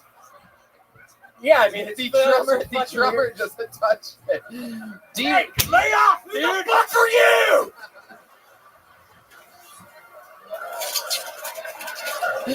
Everybody. No, I've never seen you before. Literally, who are you?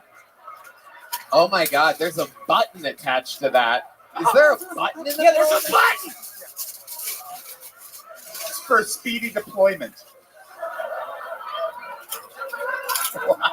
What is the point of this? God, just get off of me, Tony. This is embarrassing. I'm literally horrified right now. Someone somewhere went to some clothing company and went, you know what? Yeah, I've got just the fucking thing. yeah. Let's make it. That's like a pocket for a better shirt back there. It's like we're supposed to keep the shirt that you're actually. I made a fucking mistake. I was literally horrified when I saw this thing on my back, and now y'all are fucking talking about. I'm horrified up here. He saw the front of it. He's like, oh, it's kind of like shoulder pads and Yeah. a duster. And then he Yeah. fucking Hold on, sees say the that back. again. I couldn't hear you. What was that? It is incredible. I've been training. Can you show us? Can you show us some of your shadow boxing? Yes. Let's get a little. Let's Can we see get a some little? moves.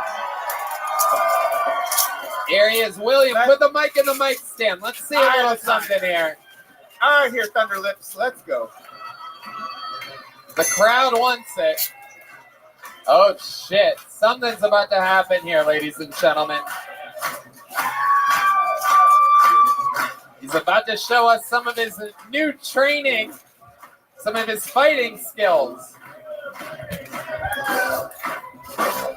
William. He's really making the crowd want it. He's going to do something any second now physically with his body. He's sweating in his loafers at least, yeah.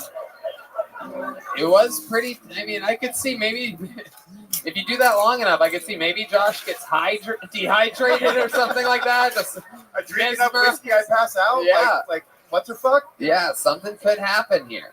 Is that your fighting style? You just sort of bob around? I've been lying. I've never fought. I was Oh. just wondering what you would say, but I think you would probably beat the shit out of me. I Well, think you'd. luckily, when he puts you on your back, you have a little extra padding back there. So you're getting rear naked choked by a bullshit shirt right now. That shirt sucks, dude. What are you? It's gross. It's not even. It doesn't even suck. It's I mean, just this gross. is probably this shirt's highlight, to be perfectly honest. I mean, it is Being incredible. on his fucking pale, freckle-covered back is probably the best thing this shirt has ever seen. It's like the back is like filled with air, like something of like airbag effect. It's in case you fall into the river. Yeah. It deploys. I'm horrified right now. It falls into the river, it deploys into a fucking floater device and keeps him from drowning. Oh, he's looking deeply in the eyes of Josh Are Barnett. we about to make love? Are we about to rub red beards together and create You want a to? blazing friction? Oh, shit. Wow. We did it. What an episode. Ladies and gentlemen, how about a hand for the great William Montgomery, everybody? Amazing. How low can this place get for my very amazing guest, the great Josh Barnett, everyone? Bloodsport 8 is this Thursday in Dallas. Check out Warbringer Bourbon.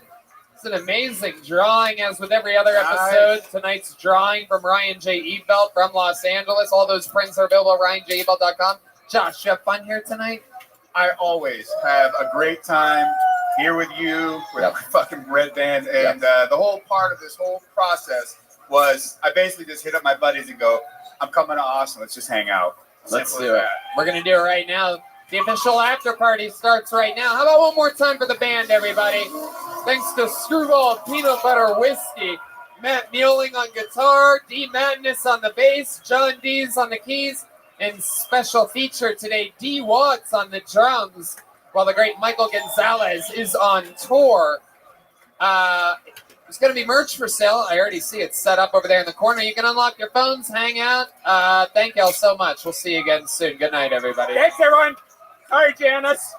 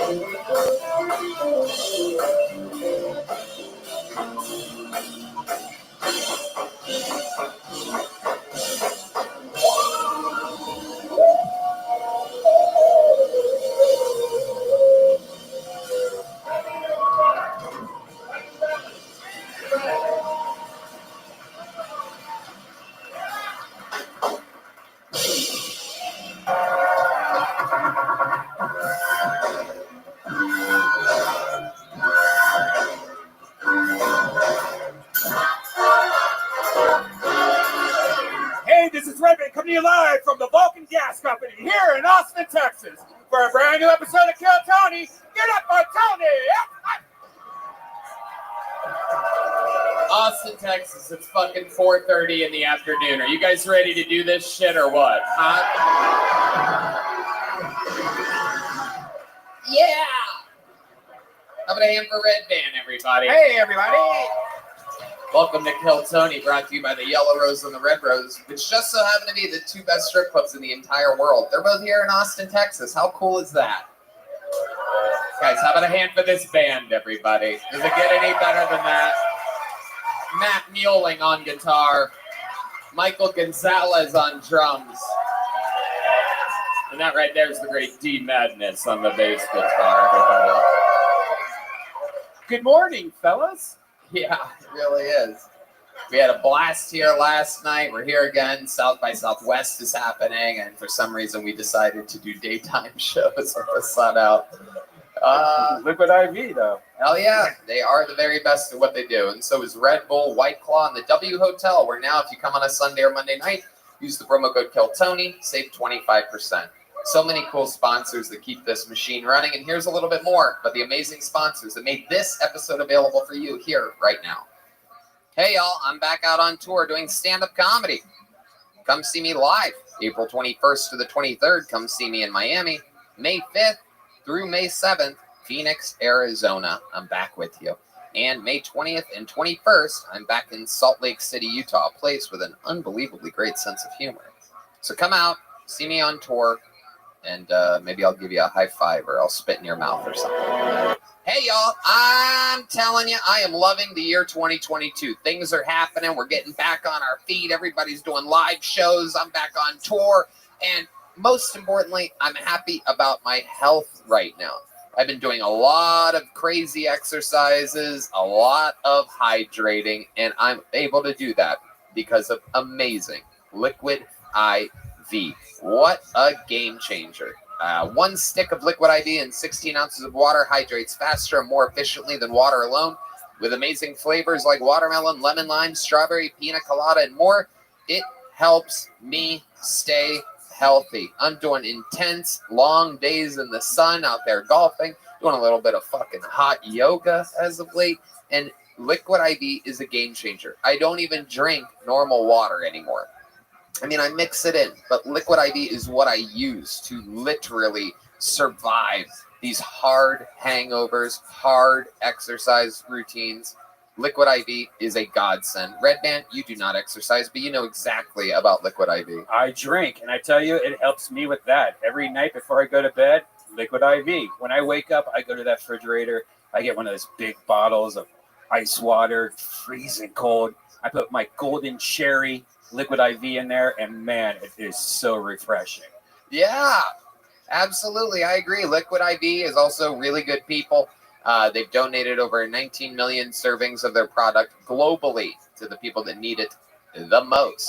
It's just incredible. Like I said, you get all your vitamins, all the electrolytes you need. You literally feel it. I double dog dare you to try this product and tell us you don't like it. It's absolutely impossible.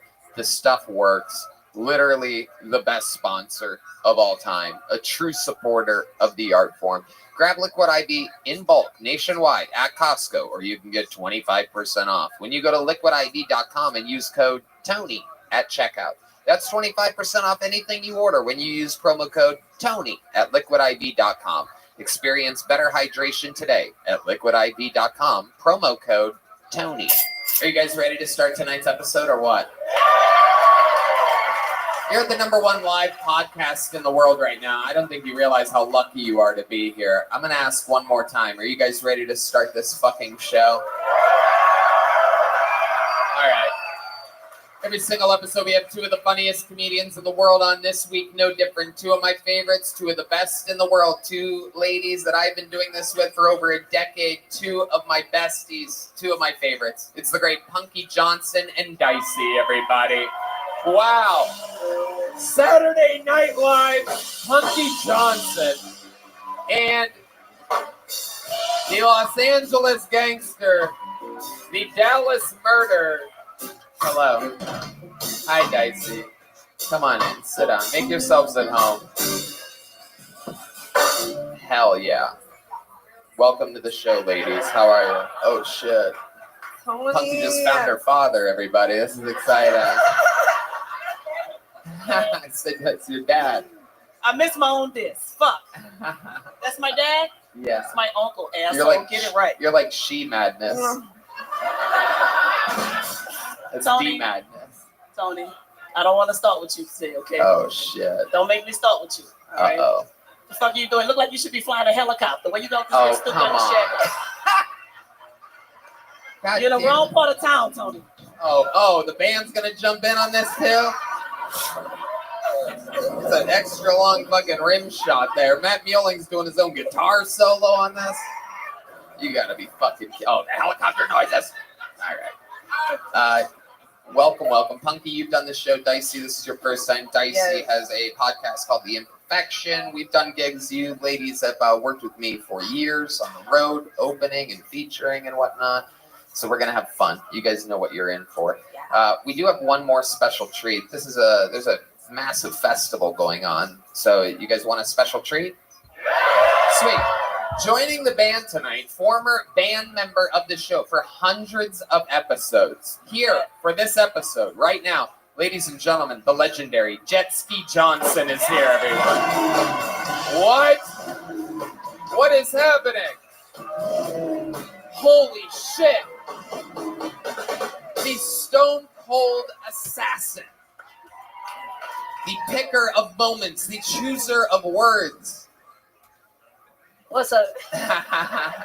Welcome back, Jet Ski. I'm excited to see you and your trumpet. Glad to be back. Hell yeah. Vroom, vroom. So she's going to be joining the band all night. She has a live microphone because she's an established star on the show.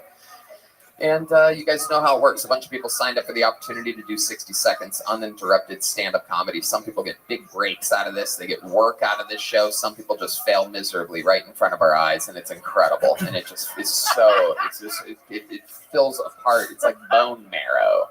It's like a special, high-quality part of satisfaction that you get from watching somebody completely fail at their dreams with an opportunity to really do something great. After the 60 seconds is up, you hear the sound of a kitten, and they have to wrap it up, or else they bring out the angry West Hollywood bear, which is just really a loud and annoying sound. So, and that's it. And then I talk to them afterwards, interview them, find out more about their lives, and they get to deal with the forces of Punky, Dicey, Jet Ski, and the soundboard of Red Band. You guys ready to start this fucking episode? Jesus Christ. You should just have like one of those fast explanation parts. Guilt on user show, which soon they're going to be 60 seconds. Just fucking do that instead of me having to say that every episode. But I guess I have to explain it to some of these fucking, look at these weary travelers that we have. Anyway, this is it. Let's start it with a regular. Everybody here with a brand new minute. This guy, a regular for 6 months now.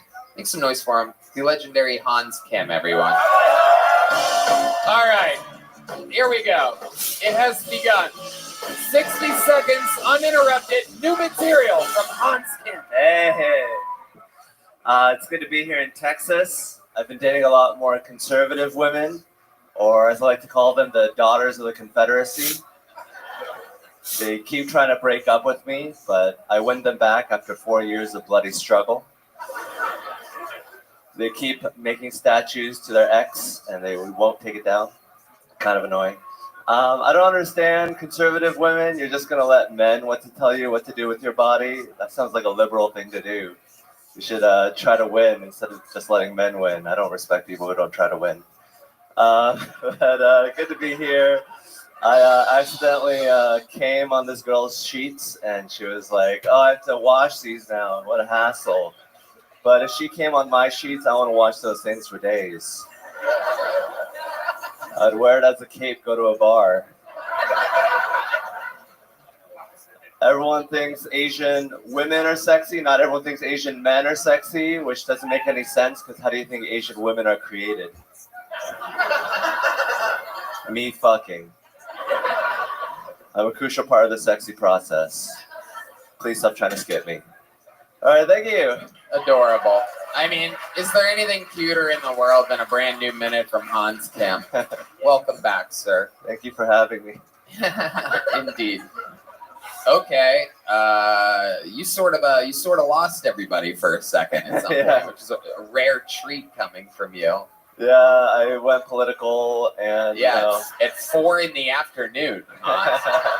Like, Jesus, of all the days to pick your fucking politics. It was fun to watch you recover, though. Yeah, there's nothing better than 30 seconds into a set, someone says, "Good to be here." You know what I mean? The true reset. You got Red Van and I to really laugh hard at that one. I love it.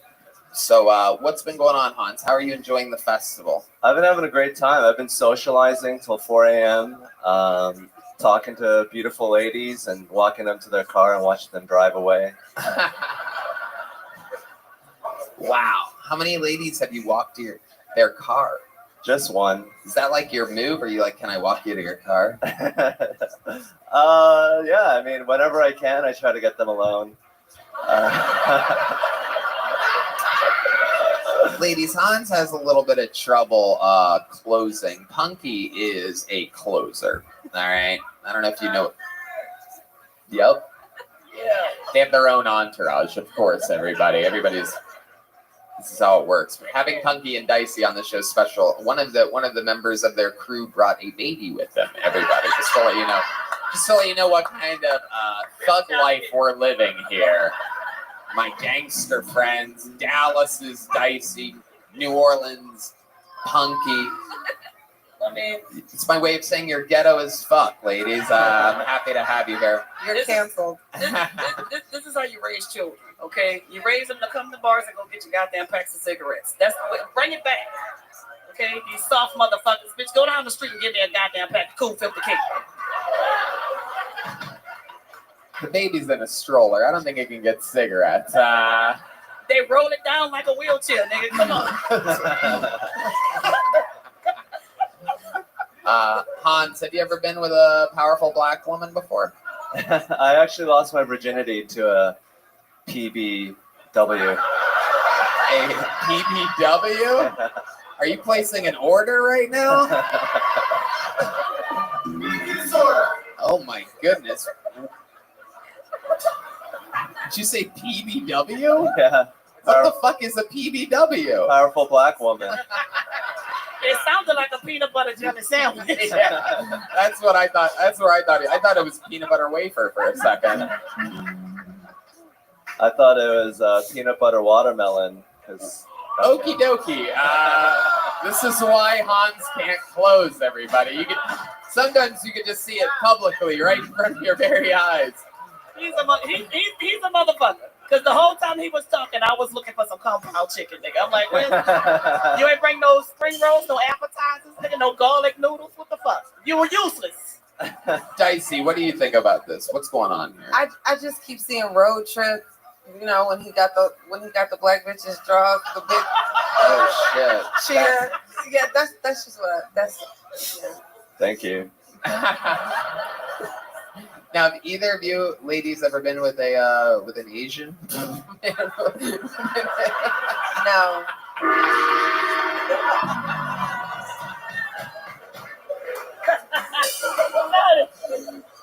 I got all the way to the M in man before I realized this is gonna be a no from Punky. Hey! I like maybe that's how you become the level of lesbian that you are. Are you the woman that he lost his virginity to? And you're like, I'm never doing this again. He took me to my first buffet. Oh hell yeah! Hell yeah! That's fucked up. He said watermelon. I get to go in on this nigga. That's right. Absolutely. Absolutely.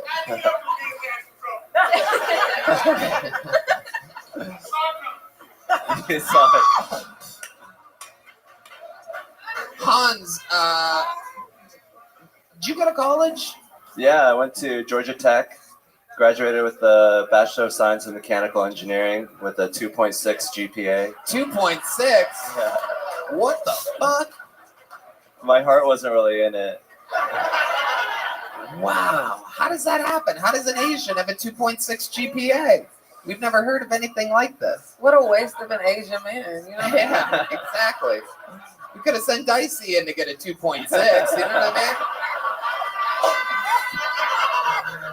mean? How does that happen? Did you not do your homework? I tried at the very last minute. I just sort of like, I played more basketball. I played a lot of basketball. I played a lot of StarCraft too. Is there an Asian instrument playing over here? No, I'm kidding. Right. You played basketball? Yeah. I can't imagine how bad you must be at basketball. I'm more of like a all-around player. I run around, distract the audience. Oh, distract the audience. A very critical part of any basketball team. Is the hey over here, everybody. So you a Harlem Globetrotter is what you're trying to say?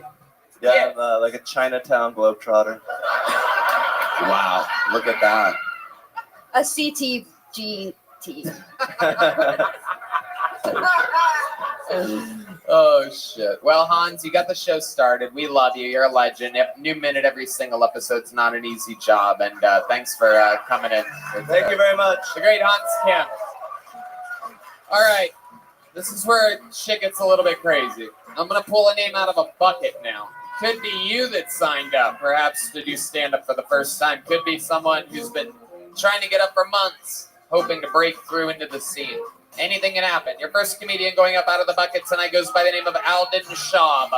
Alden Schaub is first on Kill Tony.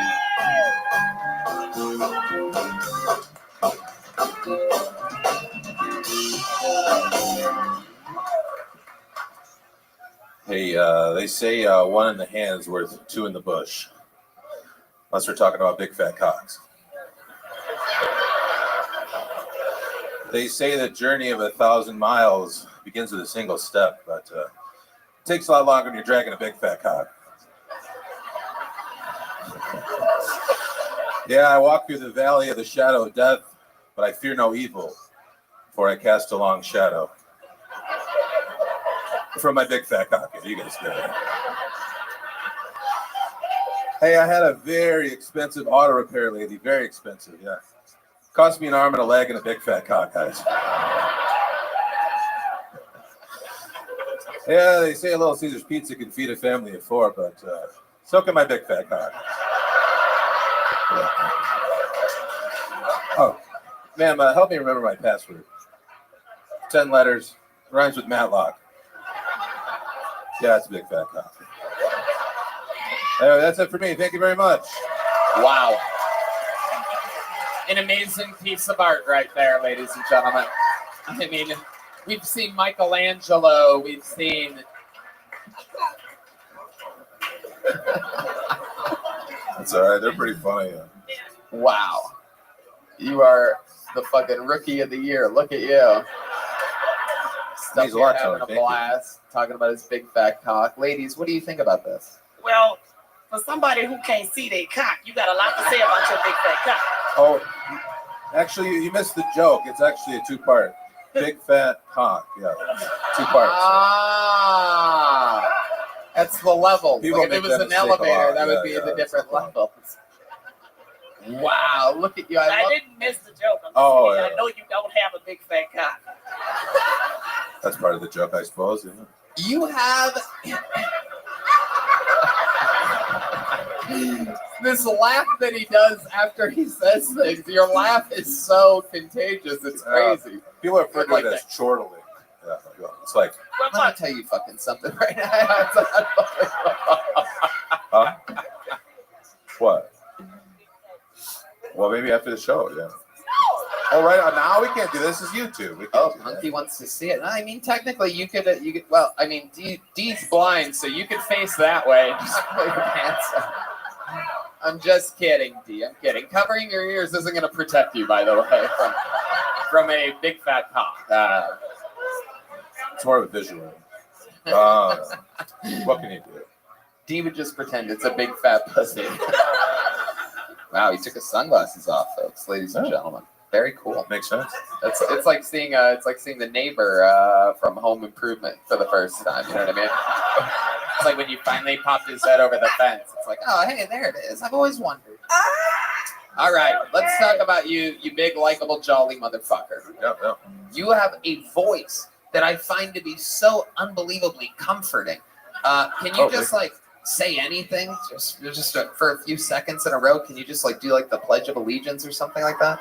I don't know if I know that one off the top of my head. I could say, hey, thanks for having me on the show. Does that sound good? Like that? Yeah. I like it better when you believe in what you're saying. You said No. I think said that well, sort of in question generally, I form. can't get on this because I got trivia on Mondays. So, this is a very big You deal have for me. trivia? I host trivia games, yeah. Oh, holy shit. I love that. Have we talked about this before? Actually, I met you one time at Baker Street. I think that was the first time we met when you were in town here. Okay, yeah. Yeah, I do remember that. On the patio area. Yep. Yep. Uh-huh. That's a good show on Tuesdays. Yeah. Trivia night. Interesting. Yeah, Are you like a trivia master? Well, so I run my own company. So I host a game on Monday at the Barton Springs Saloon and Tuesday at the Lucky Duck. And I write my own questions. And then, it's just like my own little enterprise, Yeah, it's fun. Every week I read about 40 of them. Startup? Is that what that I think so. Well, I've been doing that for a while, about maybe like 8 or 9 years. Yeah. Okay. So it's fun. But you're good at trivia yourself? I'm horrible at trivia. Oh, I'm actually okay. very bad at it. The skill of it is the writing the questions precisely is sort of the skill there, yeah. Is every answer to your question my big fat cock? Jet ski. The backlights have activated. Believe it or The not, kicker everybody, of moments. they get 100% every week. Look at how you laugh. It's the cutest thing. Thank you. Man. What do you do for work? I host trivia shows. You really make money hosting trivia shows? Well, and I also host the Lucky Duck Open Mic, and I host another showcase at Indie And that's Roller. what you do for a living? Well, it's almost a living, yeah, but I'm getting there. Yeah.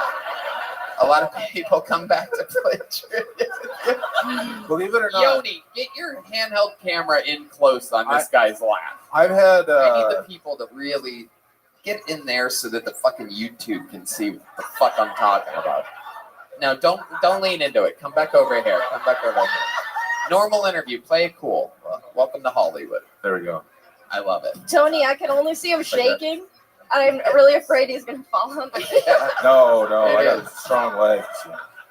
It's a very bouncy structure. So let's talk about it, Alden.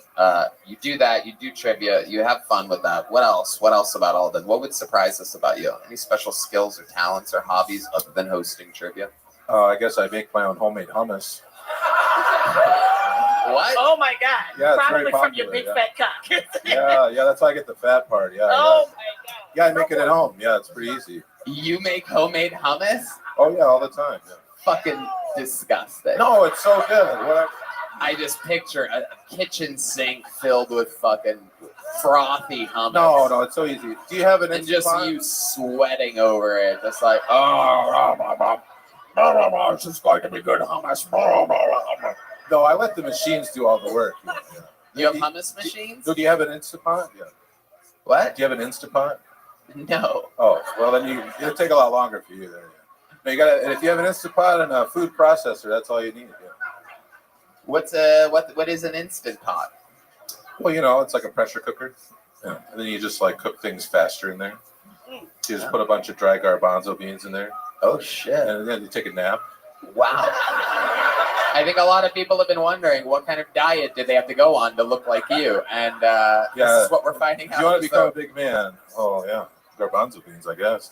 Throw garbanzo beans in a pressure cooker. You know, Tony, all I like to do is bust out my Instapot and. That's a pretty good impression. I do. I actually give out the hummus quite a bit at the shows. People seem to like it. Yeah. You give it out to the homeless? Well, if you could, Oh, include you the said comedians. hummus. I keep hearing homeless every time you say hummus. Well, some of the comics maybe are homeless, so they do get the hummus. Yeah. Wow. Look at that. I He's such a smoked good too much sport. weed before this show today. It's early afternoon. I'm kidding. Yeah. Okay, Alden. Anything else interesting about you other than homemade hummus? I feel like we're missing something here. I feel like you have a whole double life on the internet that you're not telling us about right now. He got bitches chained up somewhere. I tell you Yeah. that. You are scary as hell, man. Really? Oh, I feel But like I'm very likable. he also has a very. You are also very like. I wish I was. The winter's over. That sucks. Oh yeah, I I would love suppose. for you to hold me sometimes. Good. Warm. Monkey, Keep he's people warm. I'm warm right now. Yeah. Just all He the wearing time. who? Talk about a big spoon. This is like a fucking ladle over here. I said he's wearing a Vivas. How scary can he be? Aviva. Oh, Lord, I thought that was I got soap. these for $6. So yeah. Exactly. I'm a discount hound. Yeah. Those are fat guy shoes. Oh yeah. It's a specific kind of shoe. I mean, Oh, every shoe he's got is fat guy shoes. If I came up here with a skinny shoe, I would trip. I like your style, man. How long have you been doing stand-up? I'm coming up on 3 years now. So. Okay. All of it here in Austin? Yes. This is where you're from? No, I'm actually from northern Michigan. So. Oh, wow. Okay. What part? Traverse City, Michigan. Yeah, I've been there to the Traverse City Winter Comedy Festival. Oh yeah, that's a good time. February they have. Michael Moore is from there. Yeah. Wait, are you Michael Moore? Oh yeah. Nah. How about one more time for Alden Schaub, everybody? Alden, take one of these handmade Texas leather joke books. The great Alden Schaub, everyone, making his Tony debut. Your next comedian goes by the name of Nick Dees. Nick Dees.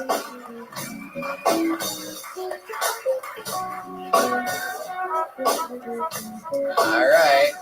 Here he is, everybody. One more time for Nick Dees. Yeah. All right. A little bit about me. I have a black stepdad, but I also have a black stepson. So I just like to tell people that it skipped a generation. It's on his mother's side. Actually, that's a lie. My stepson's half Hispanic, so all year round he's just darker than I am, and he loves to let me know. The other day he came up to me with a piece of paper and he was like, "Hey, look, it's you." Then he pointed at the lines and he was like, "And those are your veins." So then I grabbed a blank piece of paper and I was like, "Hey, look, there's your dad." And he was like, "There is nothing there." And I was like, "Now you get it. And so does your mom." Yeah, I like doing that joke because I'm like, "Hey man, if your dad has a problem with that, he knows where to find me." It's the house that he used to live in. It's actually the same bedroom. I'm like, "Hey man, you used to pull into this driveway and this woman, and now I just pull out." So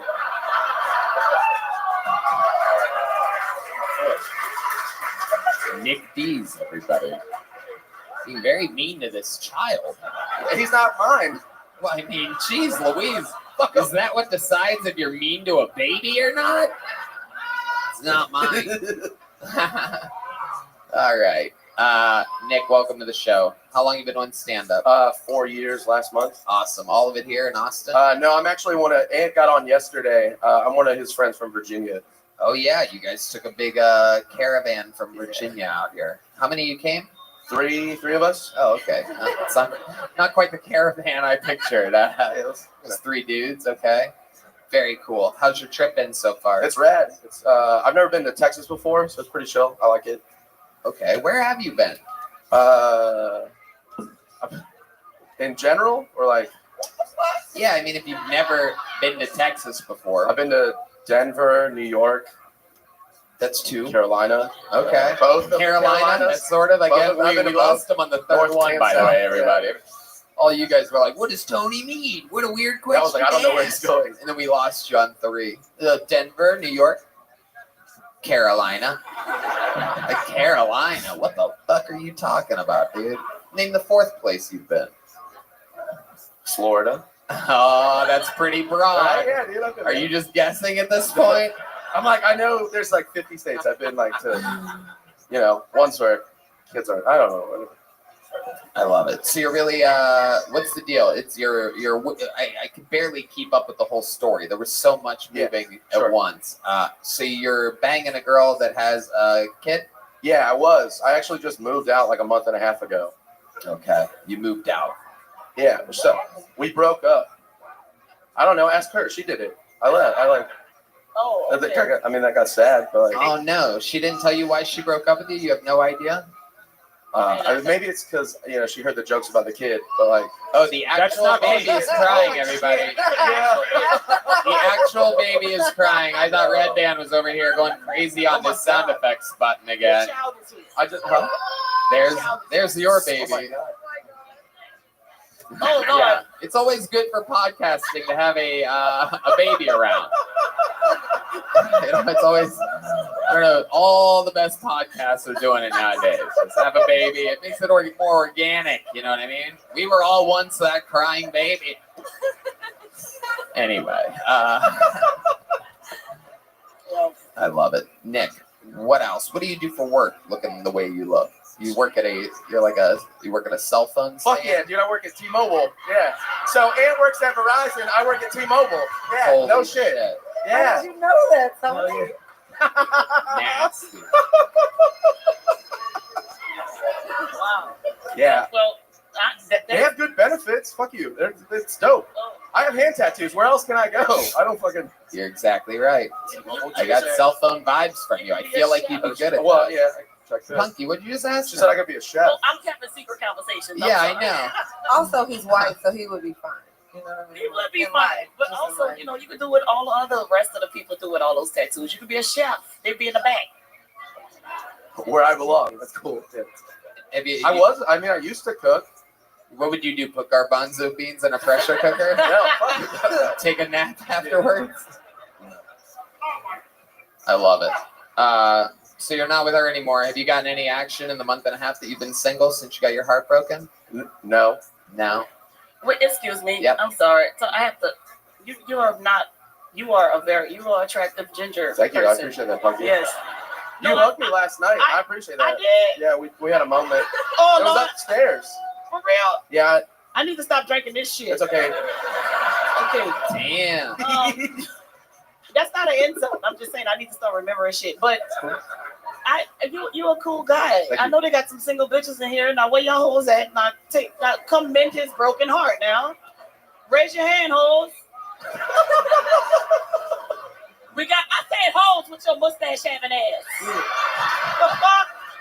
Oh shit! Look at this creep. I love it. Look at this. It's a weirder owl, everybody. Jesus fucking Christ. What? Hell If yeah. you're down for it, then I Yoni, just you make got it. this? Get this guy's fucking face. Look over at Yoni for a second. No, over there. There you go. Yeah. These fucking people have no idea what. Sometimes I'm stuck here hosting. Just frightening faces in front of me. Oh my God, it is frightening. Fools and goblins out here. You look like Kenny G. Like, where's your saxophone? Yikes. I'm gonna shut up for the rest of the podcast. No, you're doing good. I'm trying to hook him up with a beautiful woman, and this fruitcake just.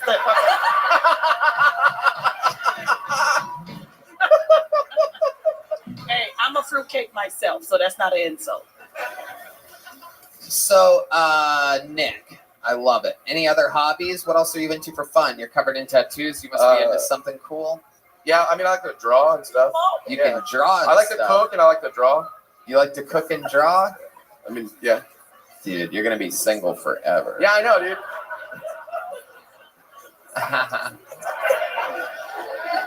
I'm not, I'm good, man. It's cool. I don't want to fuck you. I'm sorry. You have a crusty mustache. I don't want to. It is. It's frightening. It is absolutely scary. It's distracting. All right, Nick. Well, trying to figure out something about you. We must be missing something. What's your living situation in Virginia?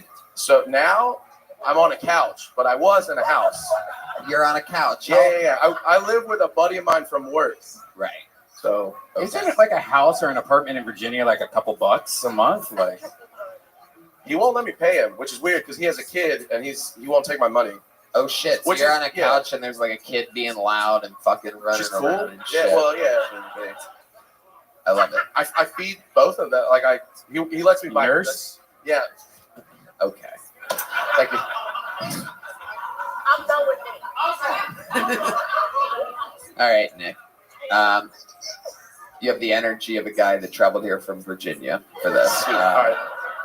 I'm going to keep the show moving along. Thanks for coming on. Thank you, man. Peace, Appreciate it. everybody.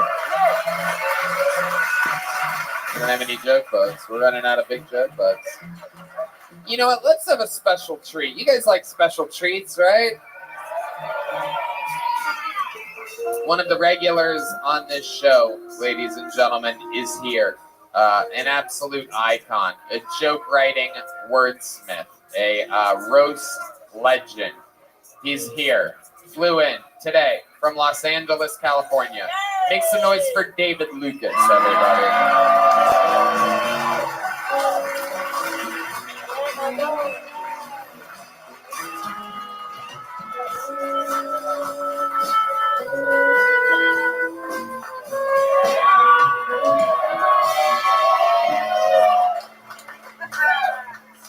Yeah. Jesse Smollett went to jail and shit. 5 months. He was in the courthouse talking about I'm not suicidal. It's like, why are you scared to go to jail? You gay.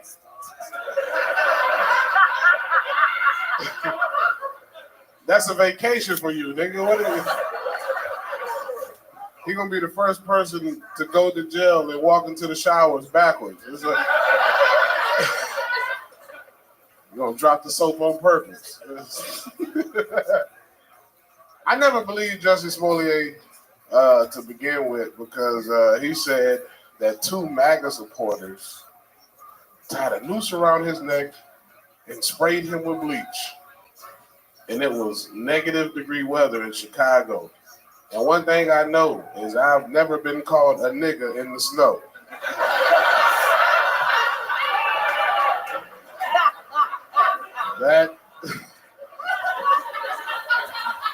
That shit is saved for the heat. You know what I'm saying?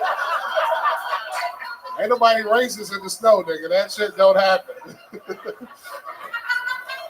All right, guys. Thank you. The great David Lucas. Hell yeah. Beautiful. Beautiful. Yeah. Brand new shit. Hell I love it. South by Southwest. Hell yeah. Tony was doing a wet t-shirt contest on 6th Street.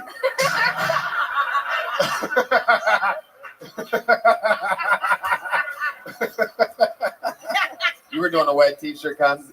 Oh, fuck. At Wing Street. Wing Street. Hell yeah. You're fat. Welcome back, David. I'm always happy. I haven't seen you in a few weeks. Yeah, that collar around your neck looked like urinated on cotton balls. Okay, well, I mean, you would know what cotton's like.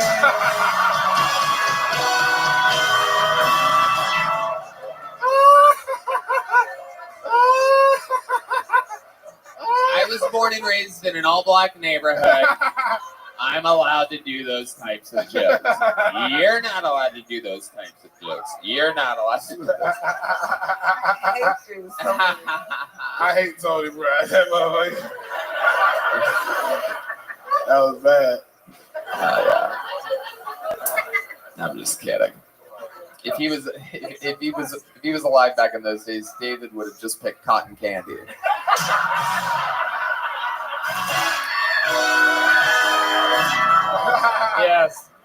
Yes, my friend. If you were alive during those days, you would have been a comfort girl. I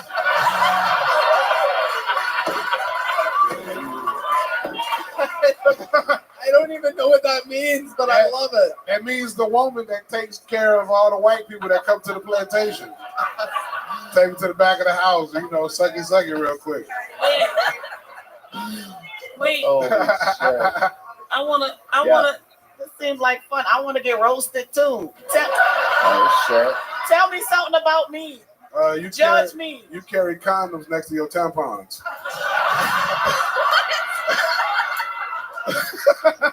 Wait, give me more. You look like the nigga that shot Ricky in Boys in the Hood.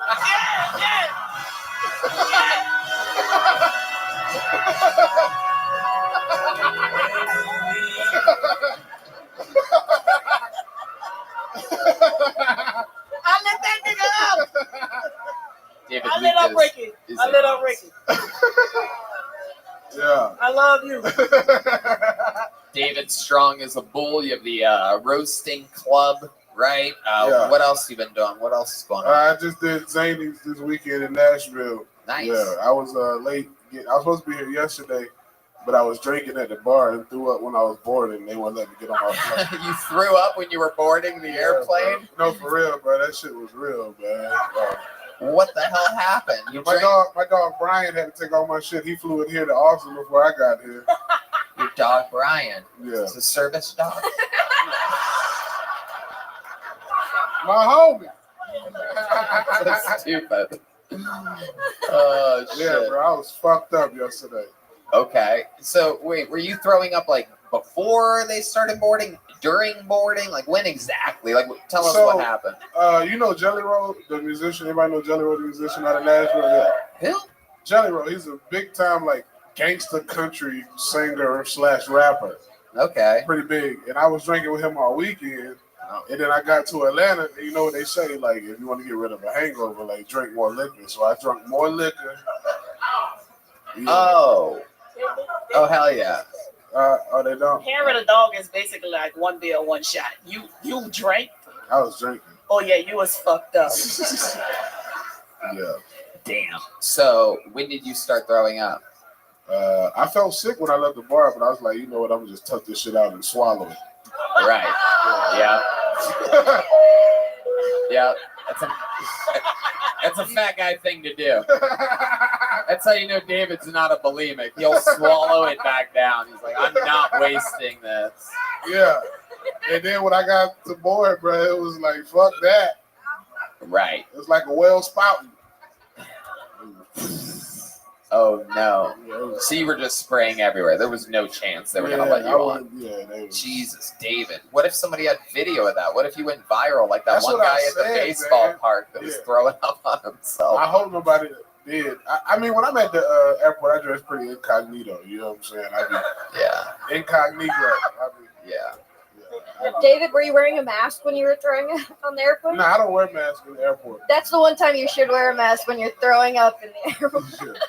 I don't wear a mask until I get on the airplane. You know what I'm saying? And then I really don't wear a mask.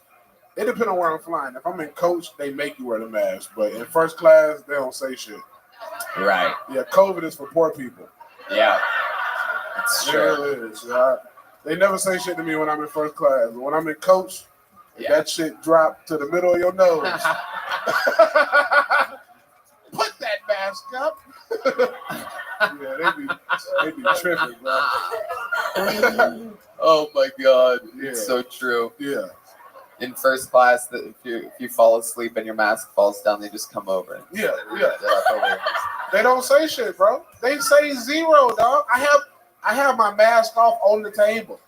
You know what I'm saying? So I will tape a straw to my mouth not to put a mask on.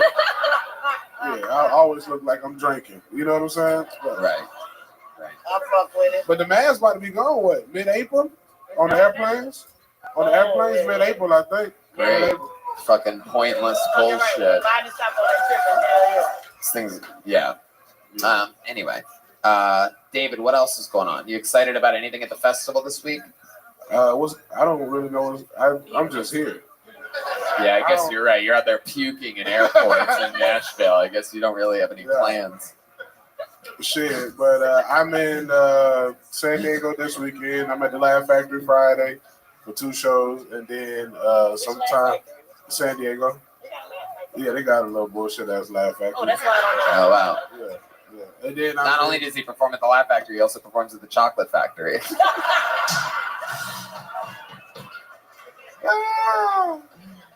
And then I'm in Naples, Florida in May. I think May 4th.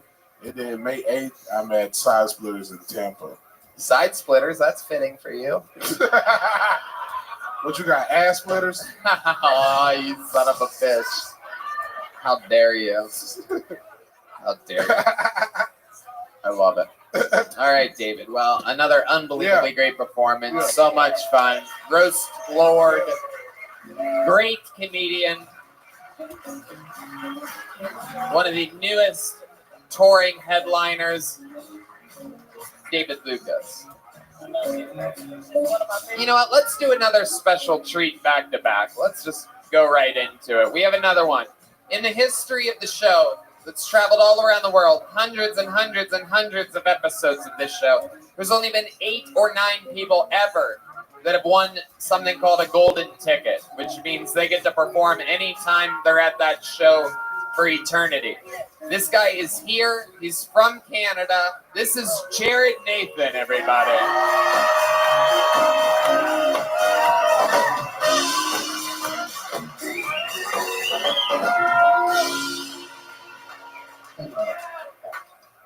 I was watching a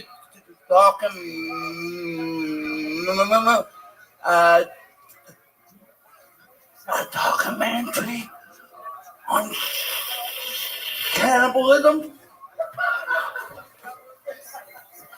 If I had to eat someone, I would take their arms and legs, throw them on a barbecue. Then I would go outside and smoke a joint. Get it? Joint? Then I would take it down with a fine Chianti.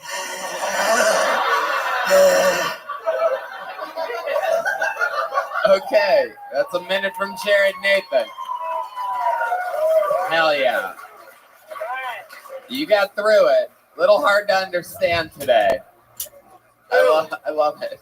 The medicine works better at night or something like that. I love it. Welcome back to the show, Jared. You're a legend. Kills all the time. It takes a second to adjust to the sound of your voice. It is abrupt. I'm a quiet taste. I know that. He's an acquired taste. Just so that my friends here who are scared to death for their lives right now, no, why don't you tell them what do you have like a condition or something? What do they call you? What do doctors call you? No, red band. No, he's not a SEAL. I am globally delayed. Globally delayed. All right. That's a fancy way of putting it. AKA internationally retarded. See, that's a lot funnier. That's sort of what I was looking for there. I love it. Dicey, what do you think about this guy? I mean, I think he smokes weed, so we'll be good friends. And I've never fucked a white man, but I consider you. Oh, shit. Oh, shit. Imagine if this is the first white dude. Hell yeah. He's going to just throw you around the room and shit. Just lift her up, put her up against the wall. I'm going to fuck you.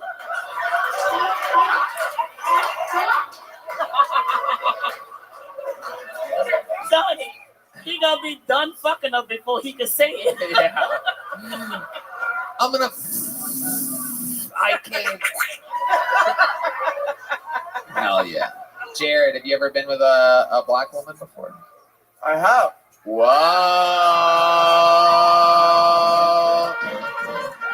Now I get it, Tony. I knew it. Now I get why he talks like that. Hell yeah, that's what happened. Before he hooked up with a black woman, he sounded like me. Perfect enunciation. One of the sweetest talkers in all of... Stupid. Jared, when you were with a black woman, did you notice something? Is there any differences that you noticed being with a black woman that's different than being with a white woman?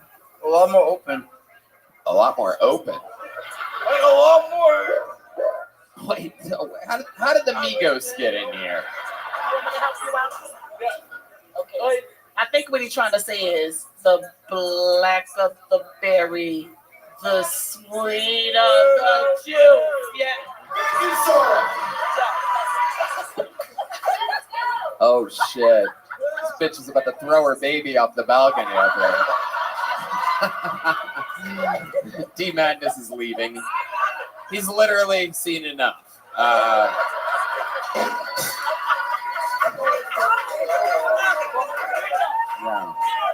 I have to keep going. We have to go longer.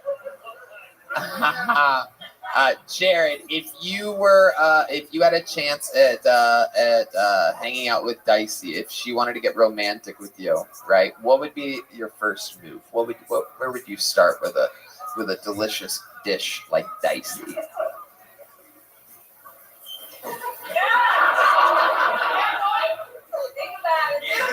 Hell yeah, he is hard as a rock right now.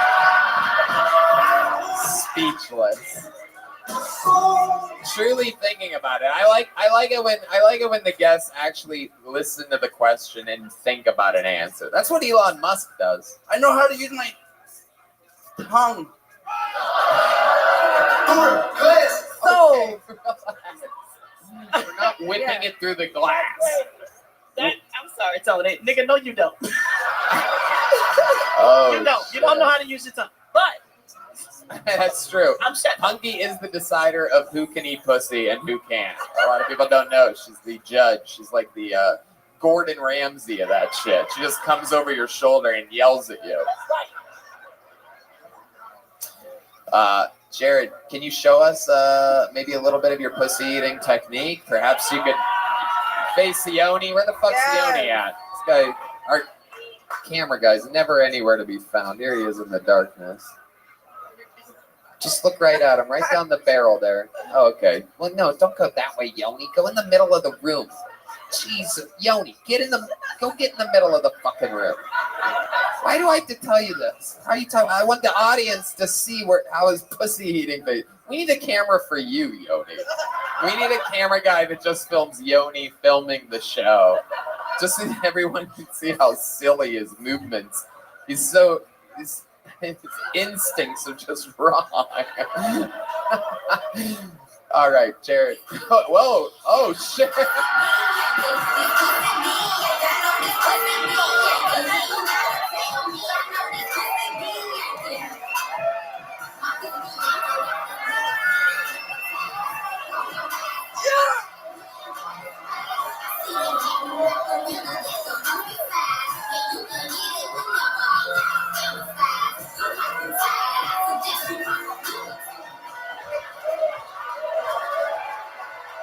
Wow. This place is chaos.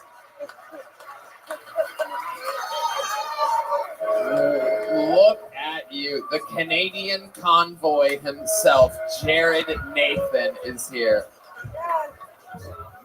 There was a moment where nobody believed he could eat pussy. And then all of a sudden, that tongue just flickering out with an incredible bonus amount of drool and extra lubrication. That is incredible. Yeah, Punky. One thing before you get out, I don't mean to be serious, but yo, you got mad heart. You come out here, you be who the fuck you are, you keep it genuine and organic with yourself. Mad love and respect, straight up. Mad love, yo. Thank you. Hell yeah. That was beautiful, Jared. Very good work. Congratulations. You're going to be here tomorrow as well, right? Yep. All right. You're having fun? Everything good? You happy? Yep. I'm fucking happy. Oh, yeah. There it is. Jared Nathan, everybody. Tony, Yeah. what a great golden figure. For Isn't real. it cool? Great golden figure. I agree. Very fun stuff. All right, let's keep this fun train moving along. Let's see what happens next. Your next comedian goes by the name of Michael Ridley. Right out of the bucket. Seems like a new name.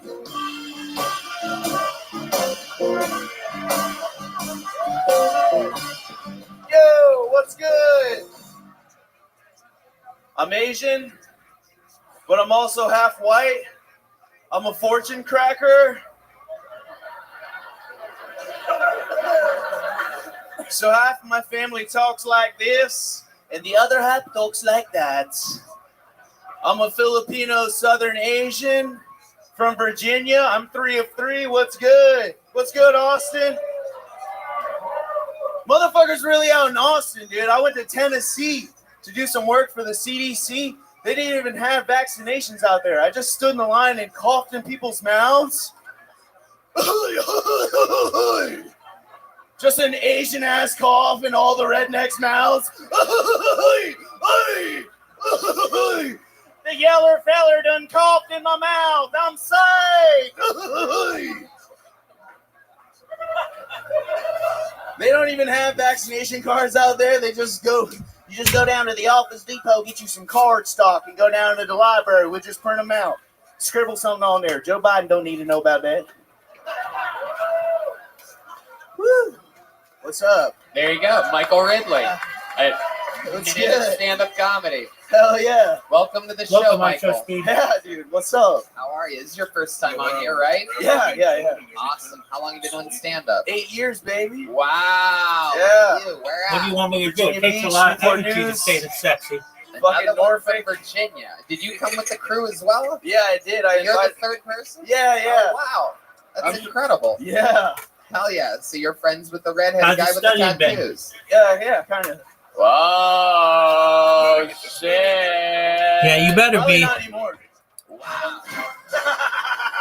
You better be. Love you, Nick. You guys have some drama on the Once you get your we're fine. We're certification, homies, I'll man. let He you helped me out. Okay. He's troubleshoot the my reason why I computer. got here. Very cool. He posted a video of me at a local club, and one of my homies saw it, and they sponsored my trip and flew me out here, dude. Wow. So if it wasn't for Nick D's, I wouldn't be right here right now. So I love that dude, yo. That's great. I love Yeah. it. It's like you're accepting an Academy Award or something like that. The name got pulled out of a bucket. That's great.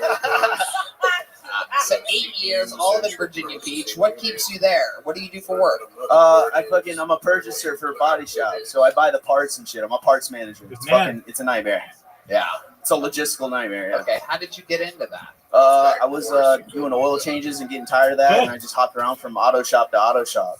So like I'm like into cars and shit. Okay. I build like Miatas and shit. Oh, okay. Yeah. What do you think about that? Let me ask you this. What do How think long about till you that think you're ready to mid-engine take the test? Corvette? They're fucking gnarly as fuck, and I saw somebody actually drop one on a lift at one of my jobs. Like it was on the lift and it fell because it's really shitty. When you look underneath, you can't like put it on a lift. It's like weird. Like where it looks like you can raise it, it doesn't. So I totally understand why somebody could totally fuck one up. How far did it drop? Like it sideways, and the posts like go through the quarter, and it was all fucked up, like just dangling like this, dog. Oh no! And those are old boomer white dudes. Like, man, you fucked up my goddamn Corvette, the new C8, dude. Right. Yeah, you don't want to piss that dude off. He has like definitely don't want I to. understand you got a dog, you moved. There's a lot going on. So what kind of car do you drive? Welcome. I drive a Tacoma X-Runner because I'm Filipino. That's I like put 8 hours of study. it's like in the it. I thought you'd have like a Hyundai or something. no fuck Korea. Whoa! Down here, just And you're definitely Filipino, you said? Yeah, I'm a jungle if you have Asian. And I'm questions, seen as lesser. hit me. Hans looks down to me. Hell yeah! You're Asian. You can say that. The last time I saw someone do such an insulting impression of Asians Best I on this can be. stage, it was me. You came out here guns a-blazing, fucking Phrasing. absolutely. What do you There love you go. about being Filipino?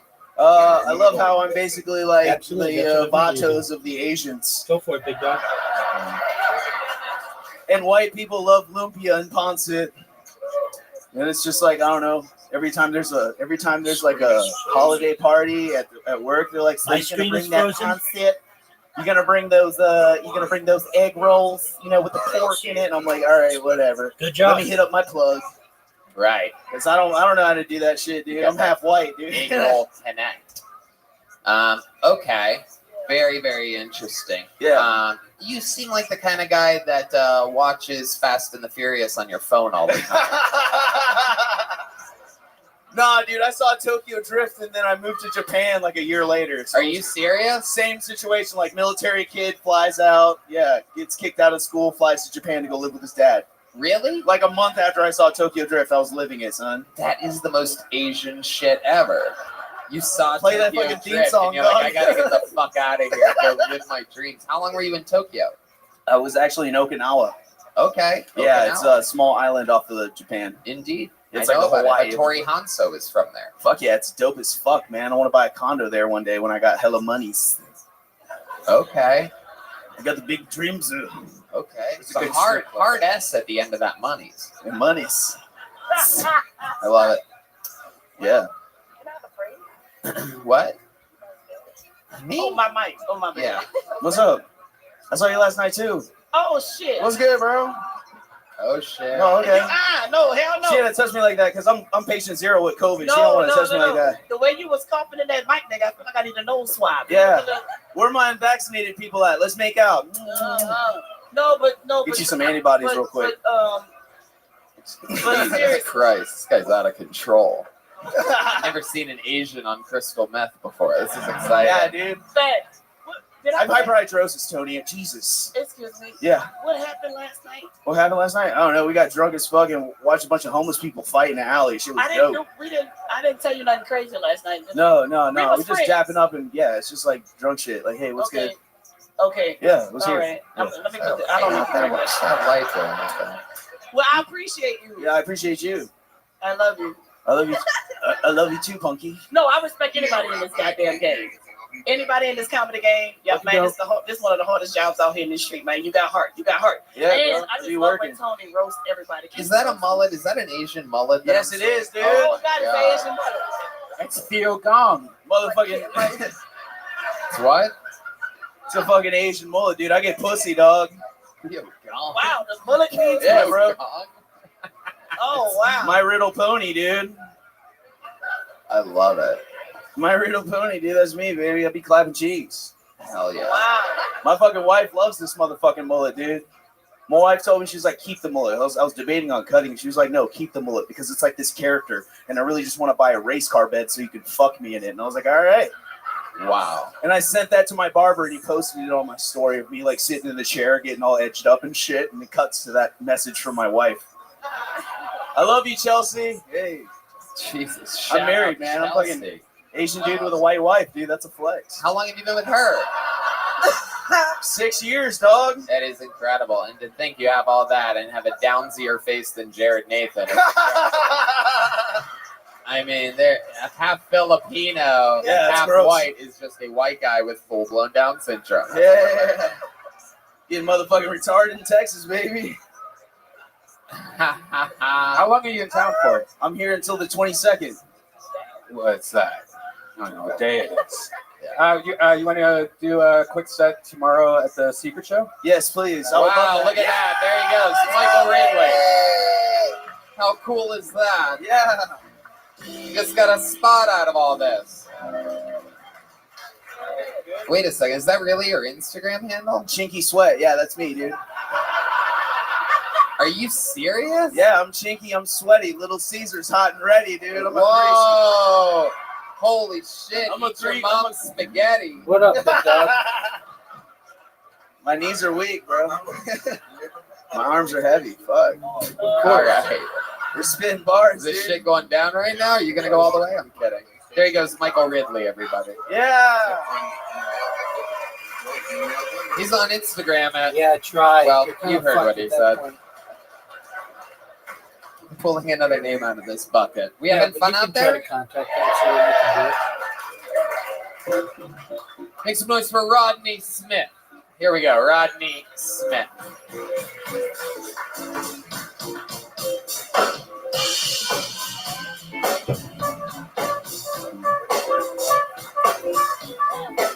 Here he is, everybody.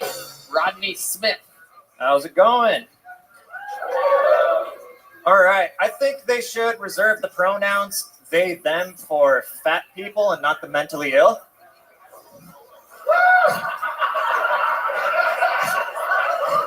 It's only going to get worse, okay? So if you don't like that one. Lizzo is a queen. Burger Queen.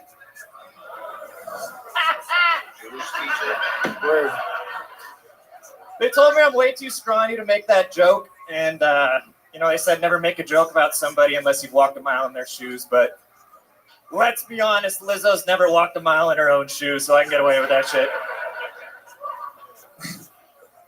I'm newly single, so I've been vigorously trying to get my dick sucked in Texas, and Guys, I think I've cracked the code, so pay attention. When you meet a woman, you don't want to pursue her way too much right off the bat. You want to keep things short and sweet. The key is do not be short and sweet. All right, thank you. All right, Rodney Smith coming in, guns a-blazing, book in hand, pen on the book. Now you sit your book down. Yes, sir. I don't need it. You don't use that book for interviews at all. No.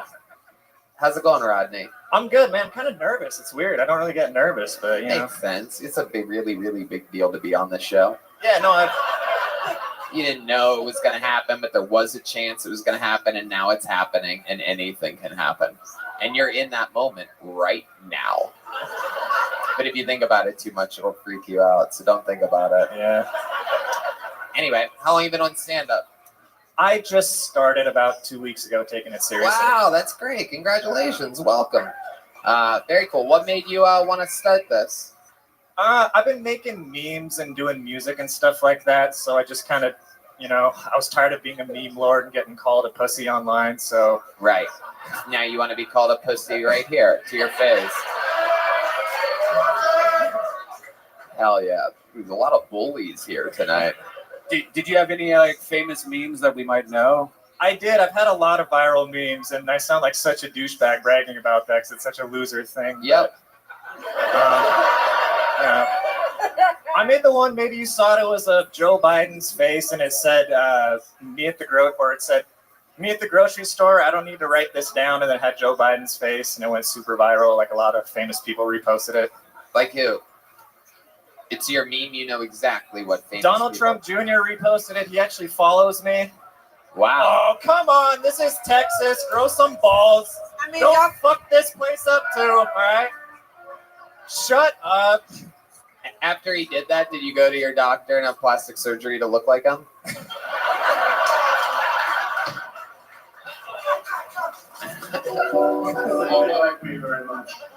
That'd be nice, man. I'd like some of that Trump money. I feel bad turning my back towards you. Thank you. Wow, so This much first respect. person, I'm just staring at everybody's sweaty back. Yeah, sorry about that. Incredible. So let's talk about it, Rodney. What do you do for work? I used to be an aerospace mechanic, but then I got arthritis, and then pussy. So now I work in finance. So I read a bunch of finance books, and I applied, and I'm tall and white. How the fuck did you get arthritis? What's up? I just, like, my immune system just went whack, and I just started getting, like, stiff joints and shit. It was, yeah. Stiff joints and shit. Yeah, so now I'm good, though. What happened? What changed?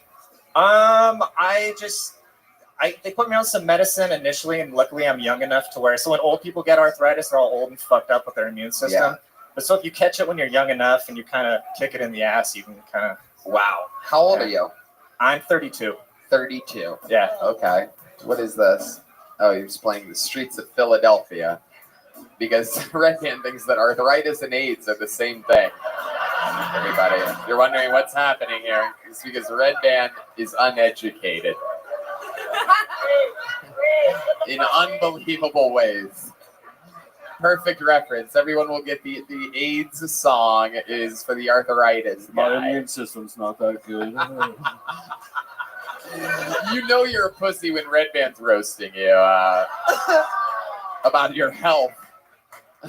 Specifically about your immune system. Look at this fucking... No, he said that. And I regret it. And I regret it. Rodney, welcome. What do you like to do for fun? I'm kind of on my hardo shit right now. What's that? What is that? Where I listen to, like, Joe Rogan tell me to work out every morning and over videos of him kicking backs and shit like that. Hell yeah. So what do? You work out sometimes? Yeah, I started. I know I'm scrawny, but, so I've been working out, just trying to get healthy again. Hell yeah. Yeah. Dear me. What's that? Dear me. Yes. You're like lacking confidence. You know what? I'm gonna have Punky eat your pussy. We're gonna make you a man today. I mean, Tony, it's gonna cost. It's not free. She's going to eat your pussy so hard that a dick is gonna appear after it's all over. She's going to suck you inside out to fucking make a man out of you, dude. It is what it is. I mean, I'm really new to stand-up, so this is the first time I've ever been in front of a crowd. It's usually just other disgruntled open mic comedians just staring at me like I'm some crazy right-winger. Right, So- now there's just a bunch of normal audience Yeah, paying they mention audience the same members way. thinking you're a crazy right winger. But what can I ask him a question? Yeah, where were you on January 3rd? No, go ahead. No, go ahead. Ask your question. Insurrectionist. Yeah, that's what I was gonna say. What do you have? So you come out here talking about big black women, and then you talk about Donald Trump. Yeah. Like, so you don't like what? How am I supposed to feel about you? What's where, that where does that question? leave me? Don't make us come up there and give you Where a does that leave? motherfucking Like, Oreo sandwich. what do you have against big black women? I got nothing against big black women, but a joke's a joke. Oh, Lord, this nigga gonna get canceled before he even happens. It's crazy. All right. President Trump, get out of here. He's trying to call in. A joke's a joke. Yeah, Only you can pull that off. I know. Motherfucker. I know. This guy's a fucking piece of shit. So Rodney, what else? Tell us something cool about you. We've learned that you have a weak immune system, that you're a huge pussy, and the arthritis. Give us a redeeming quality. Like, it must be something cool in some way that you do something. I can rap. Get the fuck out of here. Get the fuck. We are doing this. You tell when Michael Gonzalez comes back from consciousness. You're gonna have to tell him what beat you want, because we absolutely. Can you rap to the streets of Philadelphia? I'd rather not. Am I gonna get a drum beat, or is that all right? Okay, yeah, get it out of here. I just get like a. Matt's insisting that it's. We do have it looped. Red Band has looped it, so technically, if you have any rap skills, you can rap to this. All right, fuck it. Yeah. Just about the point where you can't deny it. Might not in my face, but you still be violent. And you don't gotta let me now while I stop trying. Yeah, I'm already paid. This a passion project. Yeah. Never really got in trouble growing up, even though WoW was the worst one. But now I'm on the internet blowing up, and bitches really love me like blowing blunts. I like it though when she ain't hard to get, cause I'ma be hard to reach after I hit.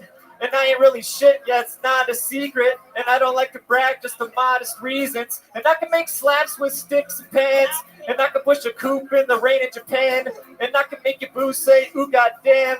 And make her split mine like she got him in. If she cheat on him, then she cheat on All you. right, stop. Don't trust that bitch. That beat sucked ass, dude.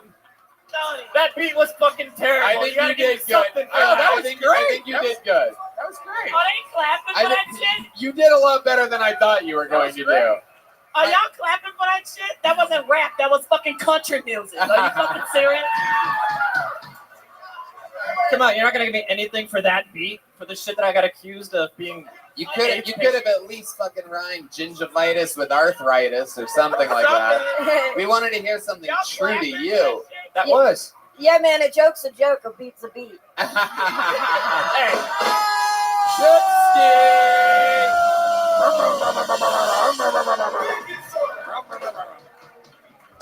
The jet ski is here. Rodney, thank you for rapping for us. Thank you for coming up. It's good to get all different shapes and sizes of people up here. Welcome to stand-up comedy. Definitely. You seem happy about it. Congratulations. We'll see you in the future. Thank you so much. Rodney Smith. You know what? We're having fun here. That's a great idea, yeah. I'm going to pull until we get a female out of this bucket. How about that? Perfect. Ladies and gentlemen, Liz Splat.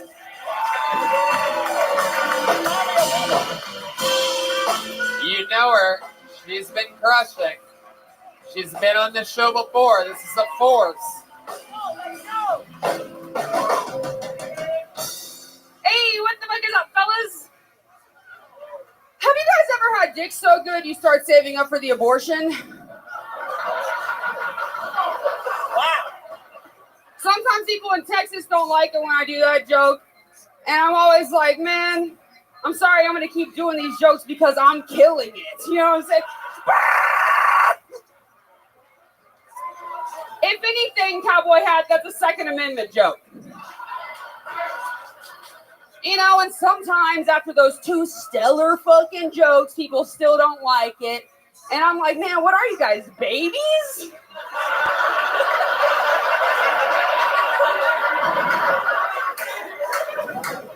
Babies don't like abortion.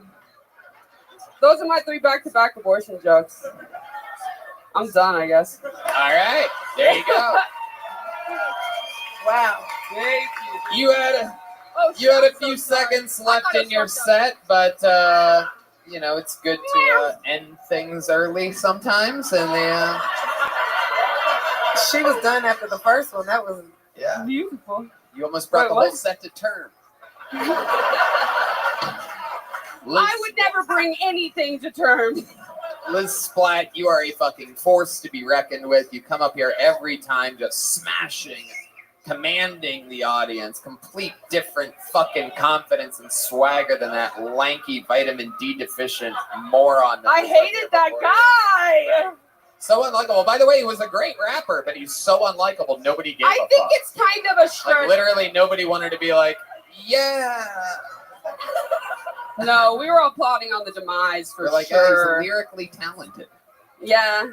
Liz, you're here, you're back. How's life been since the last time I saw you? Dude, life has been trill as heck. The first one that I was on, it got me like a shit ton of followers. And then I got so famous, I reached peak fame. Somebody made one of those fake Instagram accounts of me. Oh, shit. Yeah, and they had like a porn link for it. Oh, hell yeah. I was like, what the fuck? I wonder if it's just like, you know, like Molly in a wig, you know? Right. But they put her boobs on her ass. Right. What's You the, know? what's the Even D Madness got that. Yeah. I'm with you. Liz Splat's the real deal. Liz hooks up with all the black men that Punky doesn't look at twice. What's up? Yeah, that's the economy, dude. That's it. Call that She the old, spits them out. They spit in my mouth, you know? the old I don't trickle know. down economy. I'm so sorry. I didn't mean to. Liz is like a real, yeah. Liz is like a real one. What? A real one?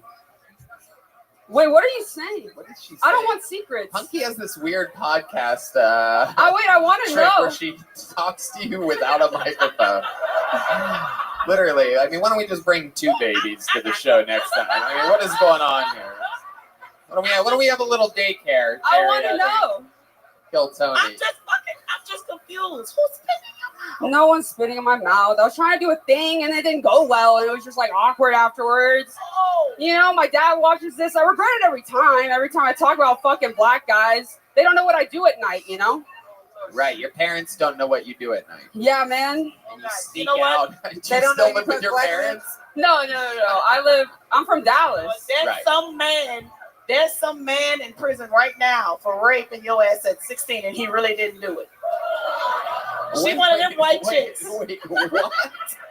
I don't trust your ass no more. Somebody in jail, right in jail. No, because of this bitch. Your daddy sent some nigga to jail. He's innocent. No, validate him. This bitch is crazy. Oh my She God. wanted to be spit in her fucking mouth. Free my niggas. I'll be You the crazy first bitch. Punky motherfucking Johnson. I mean, Unbelievable. I feel the opposite. Yes, the opposite. I feel like you're a star. Like, Thank you, I dude. You're a star. just on some other Yeah. shit, though. You're a great writer. Like, Thank you, and- bro. Yeah, you made it all come back around. That shit. I got scared that I was gonna get like this thing that she just said, and people were gonna think that I like accuse people of rape. But I'm a star. I don't accuse people of rape, dude. That's right. That's not cool, bro. Dicey talking shit. Wait till your brother go to jail, bitch. What you gonna do then? He's gay. She can still get him. She's white. Hey, True. listen. Hell yeah. I don't know what just happened. Liz, what you been doing for fun? Anything cool at the festival? No, man, dude, I've been having roommate drama, bro. Tell us about this roommate job. Okay, so I got 5 roommates, right? Uh-huh. Yes, bitch. I got 5 roommates. Yeah. You're a real comedian. That's how you know someone's funny. Okay. They're like, I have 5 roommates. Yeah. One of the 6 roommates are always hilarious. Hold on, dude. One of them has agoraphobia, bro. She hasn't left the house in like a year. No way. I swear to God. Holy shit. It's so scary. And my cat keeps fucking her up. Like, literally like, bah, bah, bah. Like, wow. You can just feel the weird vibes on her, dude. Your cat's just assaulting your reclusive roommate? Yes, and she'll scream at the top of her lungs. She'll be like, ah, get your cat! And I like run down the stairs and I'm on a phone call doing work. You gotta TikTok this shit. You got gold on here right now. I know, dude. Prison Mike comes up in a room and he's like, I'll fucking kill you, bro. Wait. Because she feeds the possums outside. Oh shit, even she knows. Yo, the streets know, dude. Wow. You are right. She is from the streets. She brought a baby here. Oh, I know. I don't know if I've mentioned that. I know. It's our friend Jasmine from Los Angeles. She had a baby a couple of years ago, and now it's fucking sitting in a stroller, facing the wall across from the men's room. Literally, anybody can just go up. You can poke it if you want. It's just right up those stairs. It's a real live exposed baby. It's literally unlike anything you've seen in your entire life. It's just on the way to the men's room. You can just poke it if you want. Baby. Where's it at? Oh God, is she doing the Michael Jackson shit? Don't tangle No. it. We do have to bring the baby up at some point. My guess is the baby is gonna have like the 3rd best set of the night at this rate. Yes. Hell yeah. Yes. Liz, incredible. So you have roommate drama. I love it. I mean, yeah. I just think you're unbelievable. I'm doing a stand-up show that's sold out here tonight. What about you it, want Tony? to do a little guest spot on? I would love to. There you go. Liz guest spot on it, bro. She'll be there. And I'd love to have you on tomorrow too. I can't do the secret show. I'm at the Addison Improv. And then actually Akash put me on at the LOL this Friday. Look at that. The guy from the first episode. Wow, that's great. We're getting voices. This is a perfect Hold example on. of the light side of the moon here on Kill Tony is that all these people get this opportunity, and some of them are disappointed or this or that, and then someone like Liz comes up here week after week after week and gets 5 gigs from this one gig continuously, and that you're doing everything absolutely right. Yeah, I was just thinking though, like you said, the light. I feel like I gotta lose weight because I'm starting to look like the light side of the moon for real. You are. You're like if Amy Schumer was funny. Amy Schumer's in better shape than me. That's what fucks me up, dude. No. I'm getting to like a white Nicole Byer level, bro. Yeah. No, that's a deep cut. I didn't realize that'd be a deep cut. You know what I mean? You know what I mean? They have to know what I mean. Wait. That was a compliment he gave you. Take that shit. Okay, cool. I don't know. Okay. You're very, very funny. I love you. Your manipulation and jokes. It's the shit. I love you. Stay away from Black Baby, bitch. Okay. There she goes, Liz Splat, everybody.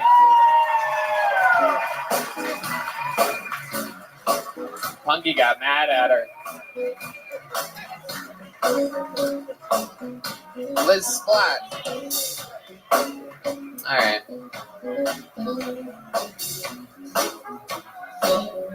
Just go straight to it, right? Yeah. All right, ladies and gentlemen, there's only one way to end an episode like this. There's one regular left. A man that has been part of the show longer than anybody ever in the show's history.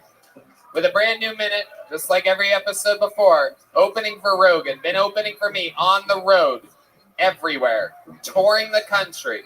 Ladies and gentlemen, this is William Montgomery.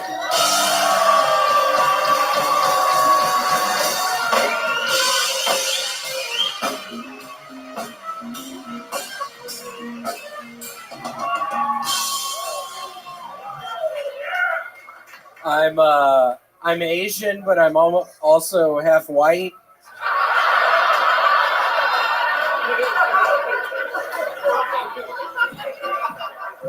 That would have been so much better if I didn't fucking stumble on my words. Who is running the fucking air conditioner here? Seriously, it's fucking freezing in here. Where is that fucking guy?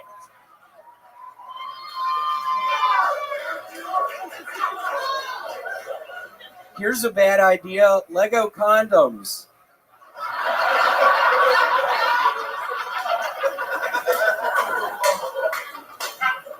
Comedian Pete Davidson is blasting off to space this week as the only non-paying member of the crew. Ticket prices for the flight are unknown, but it sure was nice of Kanye West to cover Pete's bill.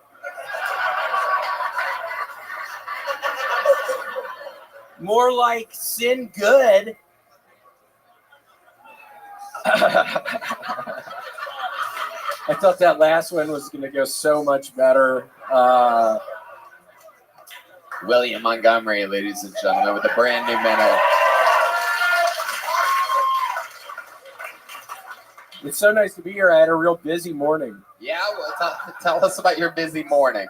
Well, every year when South by Southwest comes around, I will hit the streets. I used to fly here once a year for the festival. I go in the alleyways, I look for homeless people, and then I fucking knife them. I have killed 3 fucking homeless people since last night. Wow. Holy shit. Why would you fucking do that, you dumbass? Why would you do that, Red? That's awesome, man. I'm congratulating That was a you. stupid fucking noise you just chose. So when you're stabbing these innocent homeless people, William, do you do you approach them when they're sleeping, or do you like having an awake victim? I like it. I catch the ones that are drunk. I will follow them around. I will end up hitting them in the head with something. Like usually, what do you hit them in the head with? Because I can't really picture you carrying anything with you, like a hammer. I have like a nightstick I carry around. Oh, okay. People actually have written about me. I am the nightstick. I have murdered probably 30 fucking homeless people. I swear to God, I can't fucking get enough of it. It is such a fucking rush in those alleyways. How does it make you feel? God, it makes me fucking feel so alive when I'm hearing the shrieks of these homeless people. I hit them in the head with the fucking nightstick. I start choking them with both of my hands. They're like, "What are you doing?" I start choking harder. It's a whole ordeal. Do you ever let any of them go? Do any of them ever beg for their lives and convince you? None have ever escaped. And I'm actually starting to think this was a horrible fucking mistake to start talk about this. Literally, they do know somebody as the nightstick. I don't know why the fuck I would have just called myself out right there. I am the fucking nightstick. Is this why you've been wearing a lot of camouflage lately? We've noticed that you are blending in with everything that you stand in front of. Nothing better than camouflage and white legs with penny loafers to blend in to wherever you are. I mean, unless you are standing at next to a plant. I can actually run really fast in these shoes. They're non-slip. Because I swear to y'all, when I start hitting them in the head, in the body, in the arms, and the legs with that nightstick, man, the blood is fucking flowing, and I need to get non-stick protecting on the bottom of my fucking shoes. So these actually do a pretty good job. Okay. It was such a mistake me bringing up being the night. Dicey, what do you think about this guy? I think he's so much more enjoyable than the other ginger that was up there earlier. He's a better rapper too. Yeah. Yeah, who was that dumbass? No, I'm kidding. I thought you did really good. I'm kidding. I only said that because I think he's going to shoot me behind the fucking building after this. I got real weird vibes from that guy. Wow. William, what else has been going on? When you're not murdering innocent homeless people, I've been playing a very fun zombie apocalypse Nintendo game. Oh, that's always fun to talk about during an interview. And I just remembered, I discovered if you get a good chicken noodle soup and you cut up like 4 or 5 hot dogs, man, it is so good. It really makes Now, this is the second episode in a row in which you have talked about dropping. He has a crock pot and he started making soup. He became addicted to soup a few weeks ago. Basically started eating exclusively only soup. 3 meals a day. He would make different soups, even all the way to perhaps your pasta visuals or your corn chowders. He's half Asian. That's understandable. They eat a lot of soup. He's not really half Asian. No, I actually am half Asian. No, you're not. I'm actually half Asian. Not a lot of people No, know you that saw about me. somebody say that tonight. You put those signs. I'm half Filipino. Seriously, I'm half Filipino. People don't know that about me. It says it on my fucking birth certificate. I'm half jalapeno. Half jalapeno? God. I got fucking high as shit before this. Now words are fucking escaping my mouth. Half jalapeno. That is just deep rooted in your DNA. God. Tennessee racism right there. I ain't one of those Yes. goddamn jalapenos. Oh no. Oh no. Wow. You are incredible. Oh no. You just called an entire ethnicity Jalapenos. I was trying to say Filipino, but fucking jalapeno came out. How embarrassing is that? That is so embarrassing. I can't believe I just did that. How embarrassed are you right now? I'm pretty fucking embarrassed.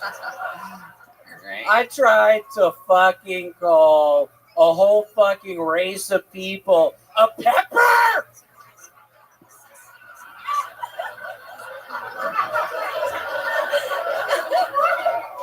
A whole fucking race of people.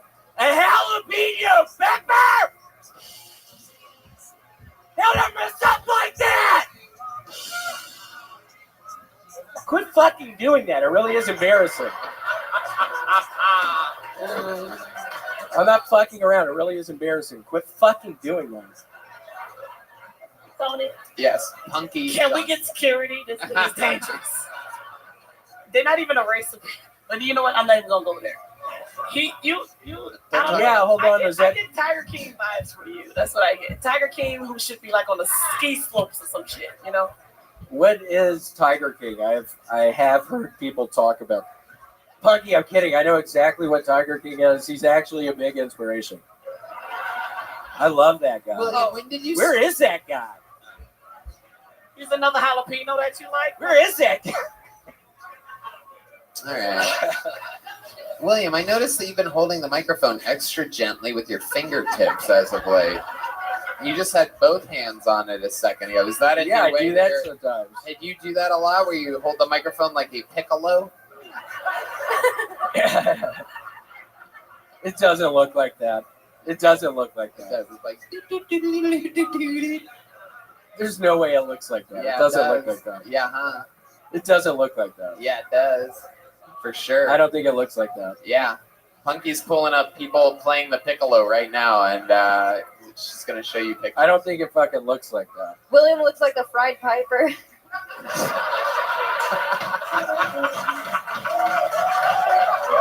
What'd you just fucking say? The Pied Piper? Fried. The Fried Piper. Yeah, she fucking got you good, dude. That's Jet Ski Fried Johnson, legend of the show. How about a hand for William Montgomery, everybody? Boom! We did it. South by Southwest unofficial Kill Tony episode. The drawing from Ryan J. Ebelt is in. That is Dicey and Punky here on Kill Tony. Every print available at ryanjebelt.com. Merch for sale in the corner. How about a hand for the band, everybody? What a special treat. All the way from Los Angeles. Comedy Store employee, top level alumni of Kill Tony. How about one more big hand for Jet Ski Johnson, everybody? One more hand for the great Michael Gonzalez on the drums. Matt Mueling on guitar. And the great D Madness on the bass. Punky and Dicey have a new podcast coming out on the Kevin Hartson Network called Let's Talk About It. So go find that. Dicey has a podcast called The Imperfection. Of course, Punky is, as of course we all know, one of the amazing stars of the current cast of the legendary show Saturday Night Live. And her and I worked together at the Comedy Store for over a decade. And it's so fun to see her wild, wild success that I always said was right around the corner. I love you, boy. There you go. I love you, Mr. Inskip. This is Golden Pony right here. Always showing love. Always showing love. Bye, guys. See you next time, everybody. Thanks for coming out. Good night, everyone. Thank you.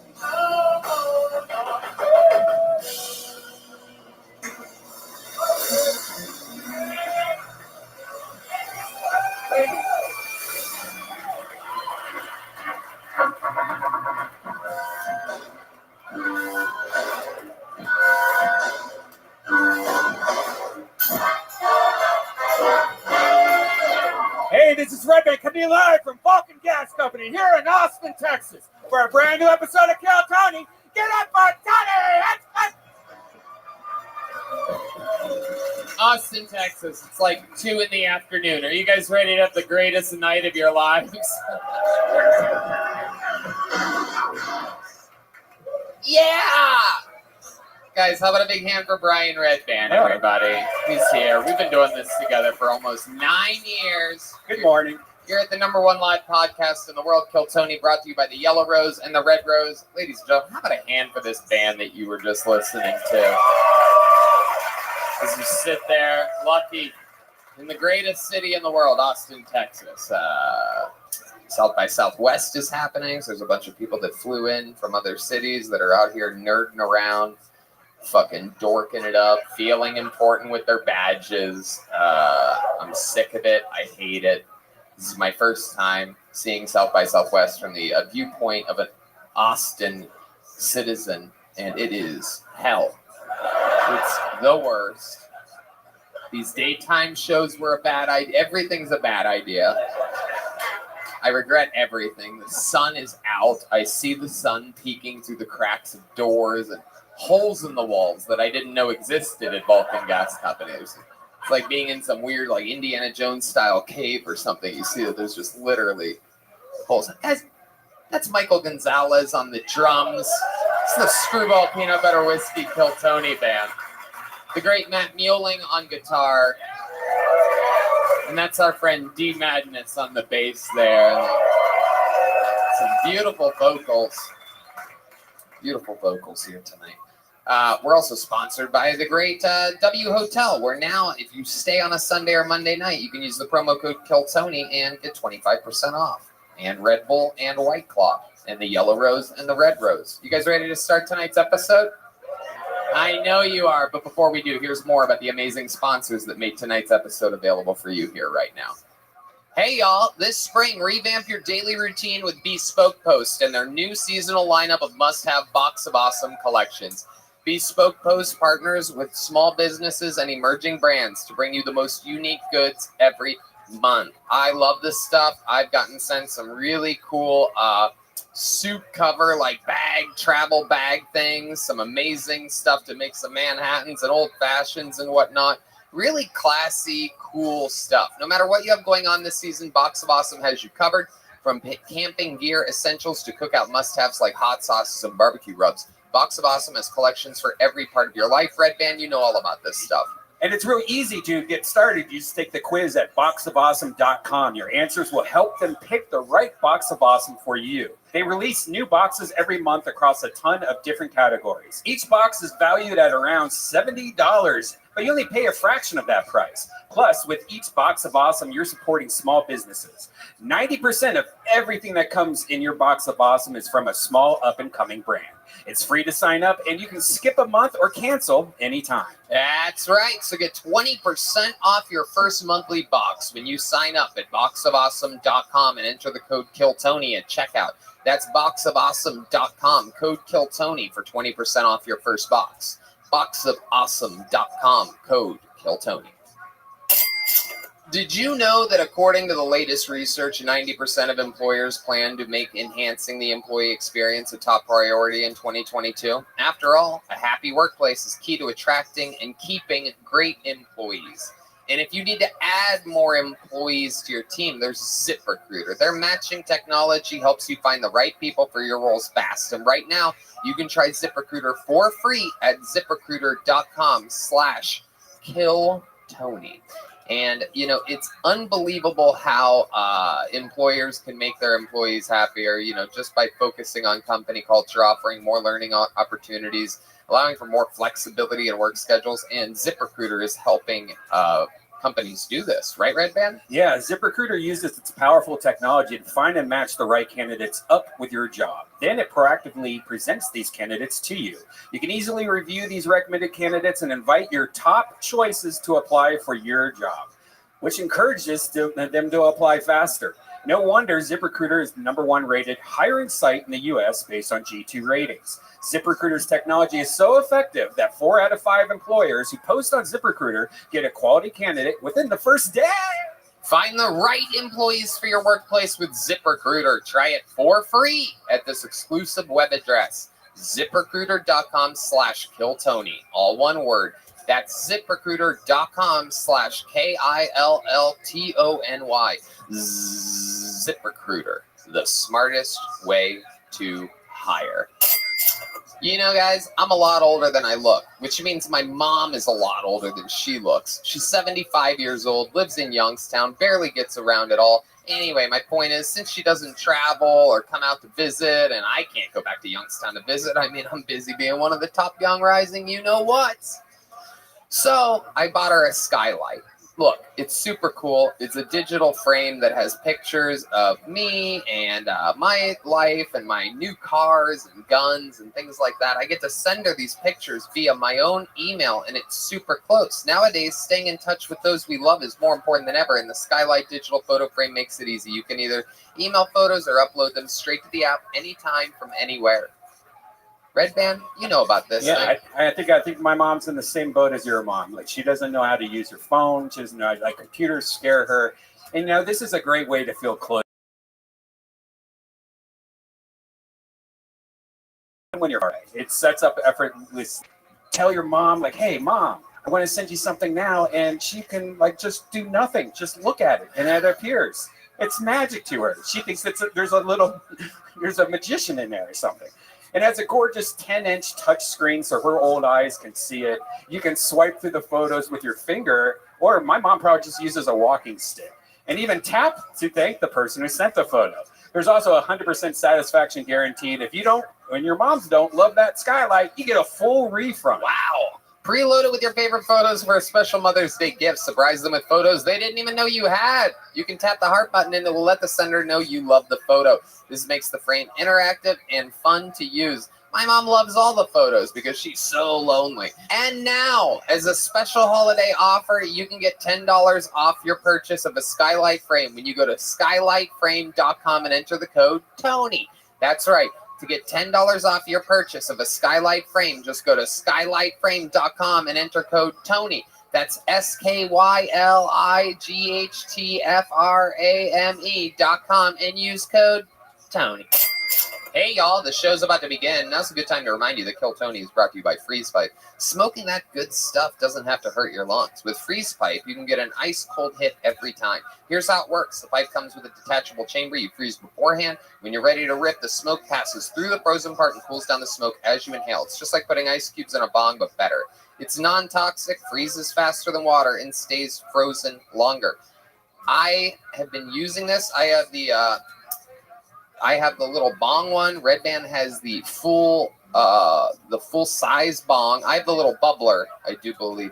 And let me tell you, this thing is unbelievable. They have a special little like gel thing you put in the freezer, and it freezes super fast, and it stays super cold. And the thing's just better than smoking a normal pipe. And I mean, normally, I'm going to be honest with you, we're all different.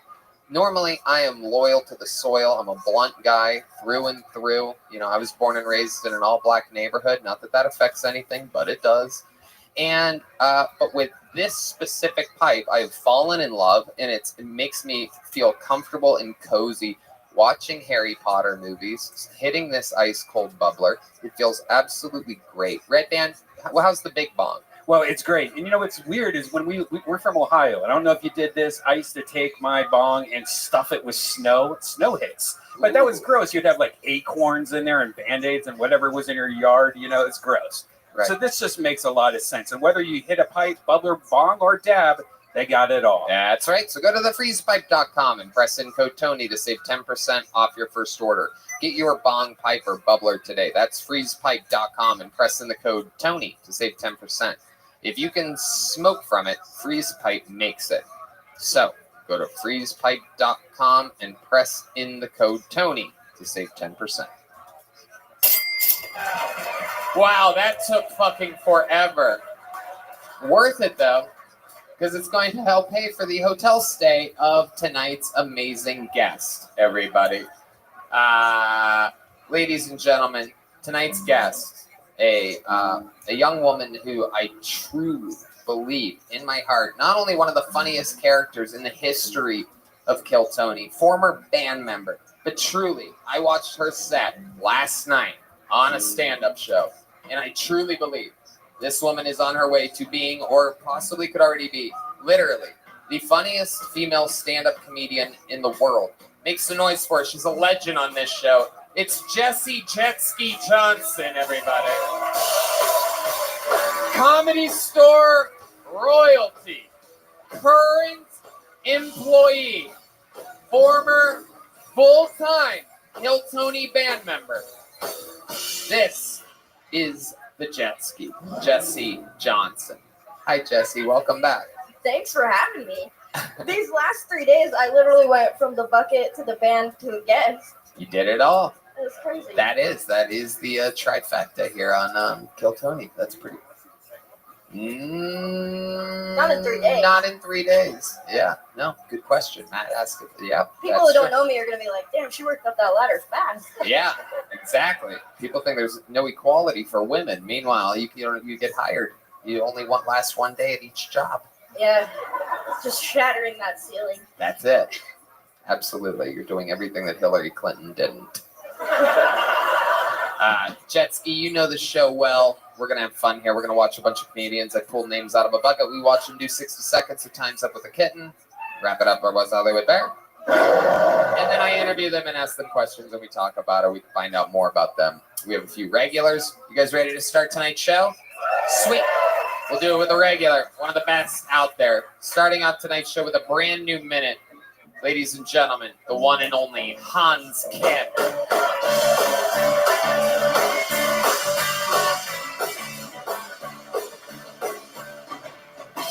Hey, what's up, Texas? Good to be here in the freedom capital of the world. I'm a liberal. I believe in universal basic income. I think everyone should get $1,000 every month because I think poor people are disgusting, and I want to exterminate them. I'm a huge feminist. I love ugly bitches. I love fat bitches. I love annoying bitches. They're just all bitches to me. Pretty big liberal. You think Mexican people, before they come to America, their friends are like, oh, you're going to America? You know you can drink the shower water over there.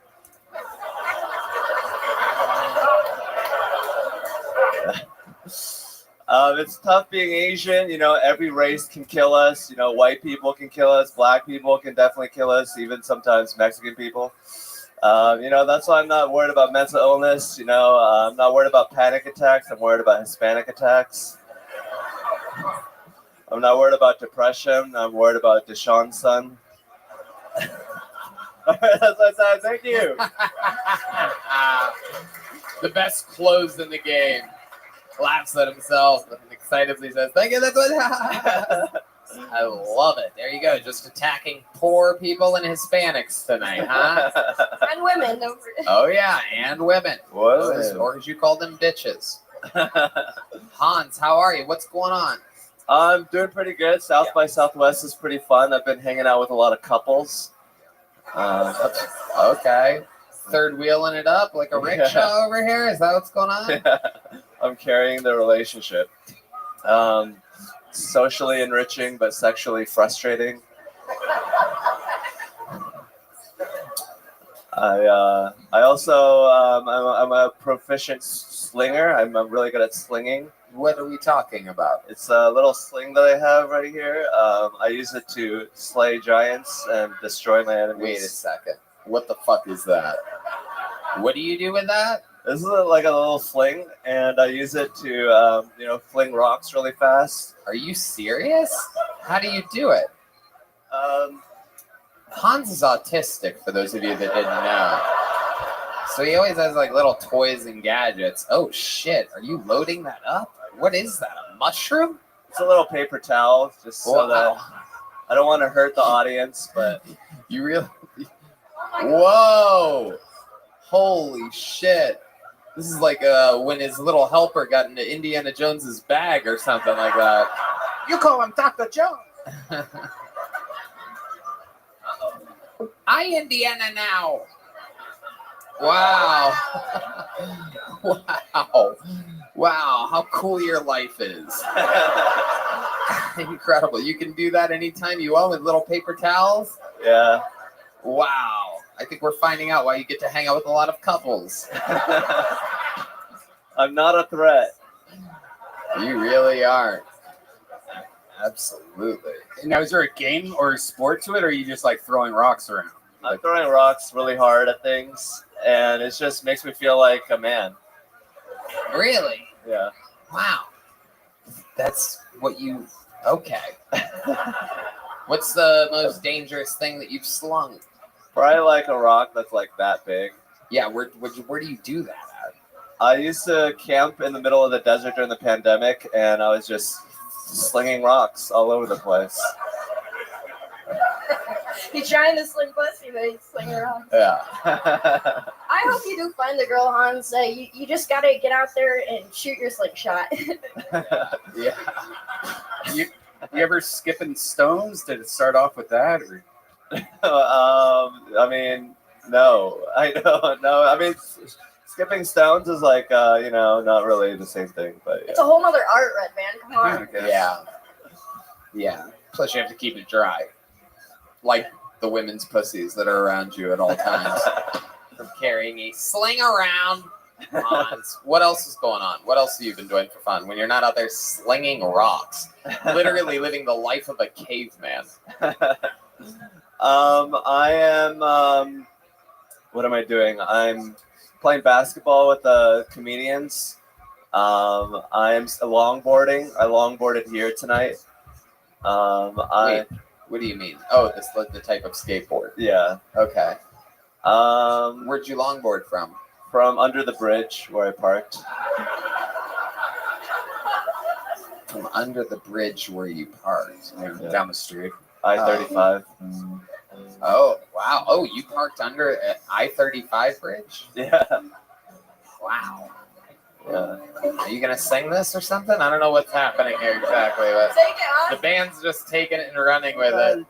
We don't have that much momentum, so... I don't want to be a star when I go outside. slinging my fucking rocks, 'cause I get no pussy. I tried really hard, but it's just couples. Why doesn't anyone want to suck my little cock?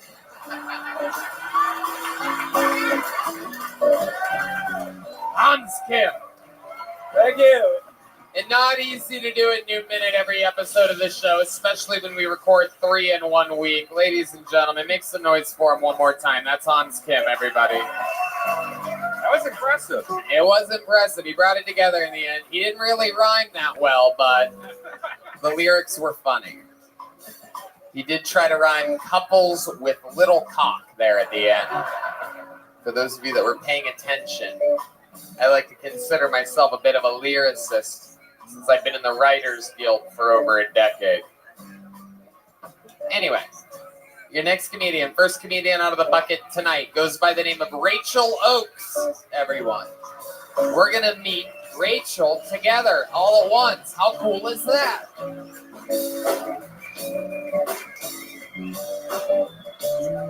Here she is, everybody. Clap your hands one more time for Rachel Oakes. Hello, hello. This is amazing. Thank you so much for being here, guys. I absolutely love this. My name is Rachel. I come from a big family. I am one of 7 sisters. Yes, my mom gave birth 7 times. She's super mom. And you know, people like to talk about how difficult childbirth is on women, but think about how hard it is on a baby's head. Have you guys ever seen a baby after it's just been born, all cone-shaped? Any new moms here? Any moms at all? Your pussy is so strong. To do that to a human skull is impressive. I mean, I'm sure it took a beating, but at one point your pussy said no. And a human head said, okay. I didn't mean to have things in my hand when I did that, or the microphone, but I wanted to commit. So anyway, that's my time. Thanks, guys. Okay, Rachel Oakes. Absolutely. There it is. That was a minute. Hi, Rachel. Welcome. You were here. You were on the show a couple days ago. Monday night. There you go. And how did that go? I liked it. I had fun. I got some good laughs. I felt really frozen during the interview. Oh, okay. So it was totally different than tonight. Yes, way different than tonight. Awesome. I did much better. Awesome. Where do you think you went wrong? I'm going to tell you where I think it was the beginning. Okay. I think you came out and you said, hey, I just want to thank y'all for being here, but nobody is here to see you. No. And I didn't mean to imply that they were. I thank the people for being here. Okay. You thank them, Tony. And then you said, I apologize. I love this, right? I love being here. What was your exact words? I just love that I get to be up here, that I get to try. Yeah, and you say that, but it takes all the excitement out. You know what I mean? And now everybody thinks you're nice, you're human. You know what I mean? You need to come out and just guns a-blazing with your librarian energy that you have. Just fucking come out and dominate. You're so human, Rachel. So remind us, what did I learn about you in the interview from Monday? Oh, I totally, I didn't give you anything to work with. You have cats? I do have a cat. There you go. How would you know that? I mean, there's just You like special. cats? There's just a special type of energy. You can tell when somebody has a cat. It's sort of like, you know, they're a little bit, you know, a little bit rattier than a dog owner. You know what I mean? Not to say that you're ratty. I'm talking about cat owners. How I identify a cat owner. I feel like you might have some other small animal, like a fish or something like that. Nope, No? just a cat. Just a cat. How long have you had the cat for?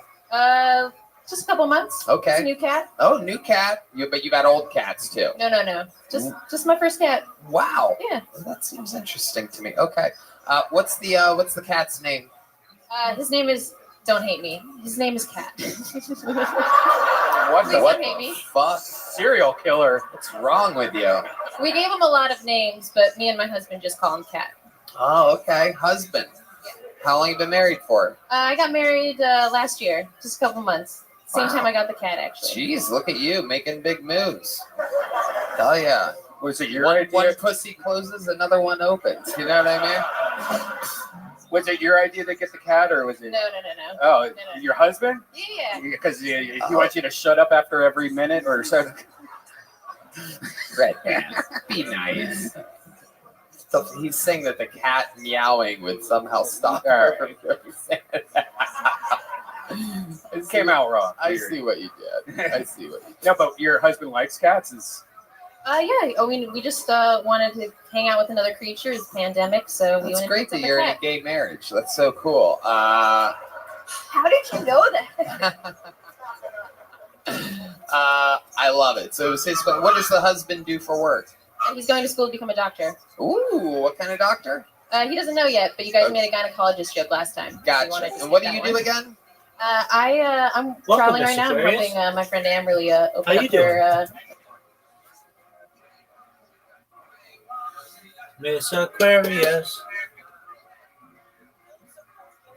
Hello. Hello, how are you? How acting up again? Hold up. There we go. How are you? Okay, I'm cute.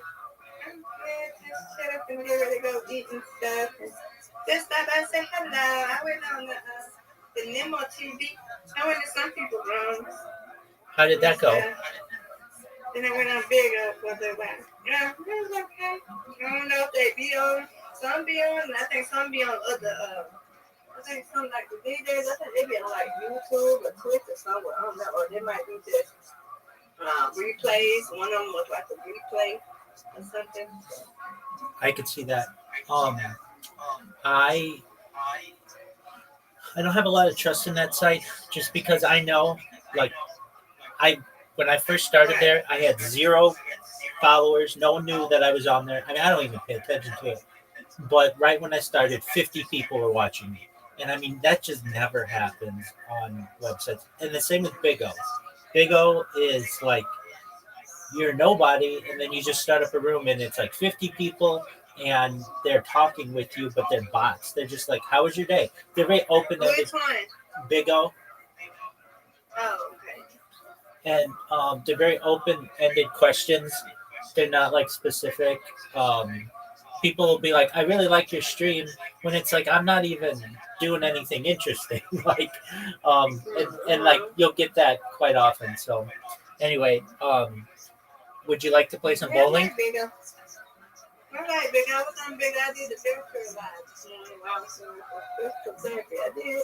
And, you know, it was cool. I did some PKs or whatever. I was getting ready. So it was interesting. Excellent. Now, Big O is nice because it's real people when you are talking face to face with people. But if you just look at the chat many times is just filled with bots. All right. Right. Are you ready? Excellent. Excellent.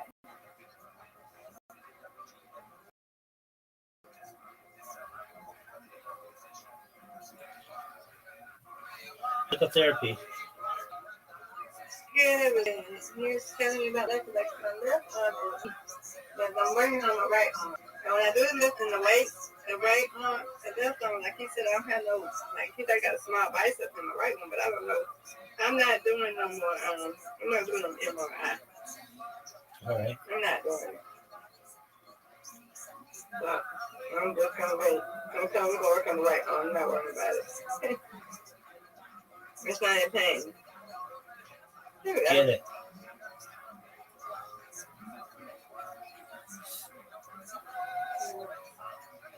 I'm not in pain. I'm not going to worry about it. That's good. Work out my right one. That's right. Good. That's what I'm talking Good about. job. That's what I'm talking about, Miss Aquarius. That's what I'm talking about.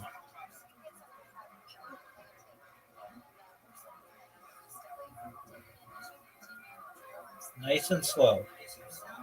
All right, Yeah, I got 3 nice slow. you can get this. Yeah. You've gotten 2 9s. All right. Get the 10 here. Hit it. Nope. No, no. Oh, you must have missed that by a hair. I mean, that was close. It's okay. I know. Come on. Hit it. That's what I'm talking about, Miss Aquarius. That's what I'm talking about. Yeah.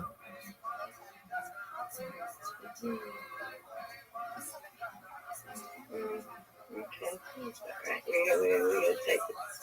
Do you want to? I mean, this is. I'll wait your turn. What? I was gonna say this is my like little secret that has allowed me to play a lot better.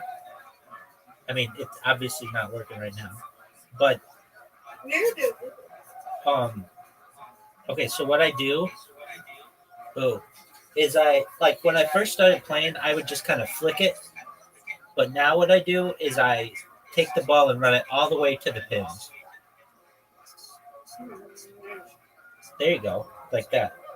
But like basically, I keep my finger going all the way to the pins. Nope. Okay. And then I notice when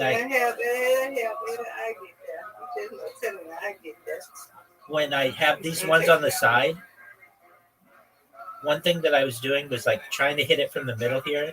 Instead, if I just move it, I just missed it. If I move it all the way over to the right, that helps me too. Then I don't have to play the angle. Obviously, it's not perfect though. Yeah.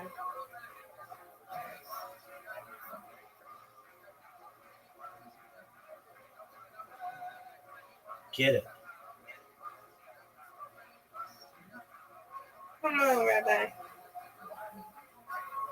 You got it.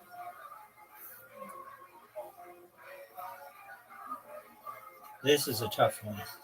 Now, if you have a secret for this kind, I want to hear it because their splits are difficult. I wish I did. Yay!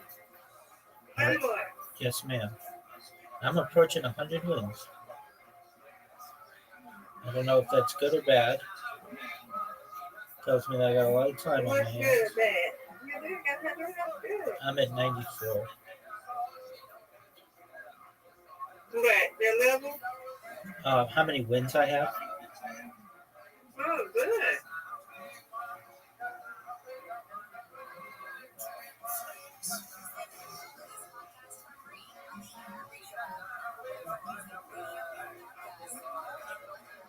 Get it.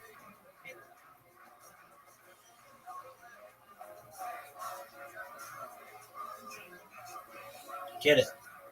That's what I'm talking Good about. job. I love starting out with the strike. It makes it so much easier.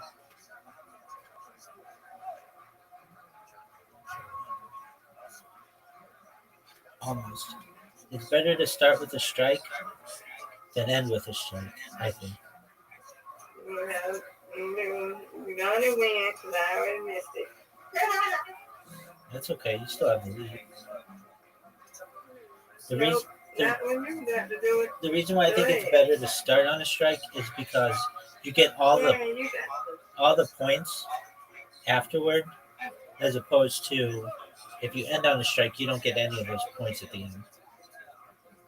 Oh, no. I'm just playing for fun. I know. Yay! There you go. That's right. That's what I'm talking about. Get it. Oh, look at this one. Where do I even put it? Get something? All right, I guess I got one. That's the best I could do there.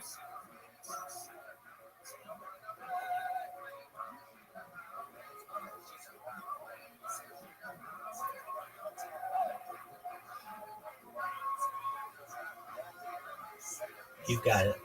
I know you got it. Perfect. Perfect spare. You take the lead. You retake the lead. Get it. You're going to get it, Nick. I'm good at these. All right. 9. Or no. 7. Oh, Miss Aquarius. Look at you, girl. You take a huge lead. You take a huge lead. Even better. Extra points. You've got a 20-pin lead. Nope. You win. Okay. You've got it locked up. Come on. You got it. Right. All right, maybe not. I need to hit this bell. Nope. Got it. Yes. All right, I'm down 2. I just need something. Get it. Yes. All right, I'll take the win. A win's a win. Yeah, you know who's on me. It's okay. Oh, number 13. Yay. We'll play later. Excellent. We'll see you later, Mr. Aquarius. Thanks for stopping in. I'm glad everything went well. Take care. All right, you too. Bye-bye. Take care. Thank you. Not open up, but we're just working on her sushi restaurant. Oh, cool. Okay. What do you do for the sushi restaurant? I'm more of her business manager, so I try to make sure she looks good. You try to make what? Make sure she looks good. I mean, she already looks good, but I just try to help out. I've been working with her for a couple years now, so Okay. it's not that interesting. Sorry, All I'll right. try better. Okay. What else you want to know? Okie dokie. Talked about having. You said you have 7 sisters, or you're I have 7 sisters. Yep, or 6 sisters. Any brothers? I'm one of 7. Oh, 1 brother. Yep. right. Okay, 7 siblings. Yeah. So your mom's pussy is wrecked. Indeed, no doubt about it. Have you ever seen it as an adult? Nope. No, sir. No. I can't talk about my mom. I wish I could hear jokes about it, but I'll just let you say what you're going to, and I'll block it out. Wow. That makes it really depressing when you say that. I love Tony, it. did you know that I was born laughing? Is that true? Yeah, my mother has a hilarious vagina. Yeah. I wrote that for her. Oh. It's very, very, does have the tones of your voice in it. Okay, Rachel. I love it. So where'd you meet your husband at? I met him at a bar. Really? Yeah. You go to bars? Yeah. Wow. What kind of bar was it? Was it trivia night or something like that? Applebee's. Yeah, we were at the club, you know. What kind of bar was it? So regular bar, backyard, San Diego. Okay. All right. What part of San Diego? Mission Beach, Pacific Beach. I know exactly that area very well. Yeah, I lived there for 5 years. Wow. Yeah. Love that. Okay, very cool. And how'd you know, when you guys met, when you met this guy, when you 2 nerds fucking when you guys locked lenses,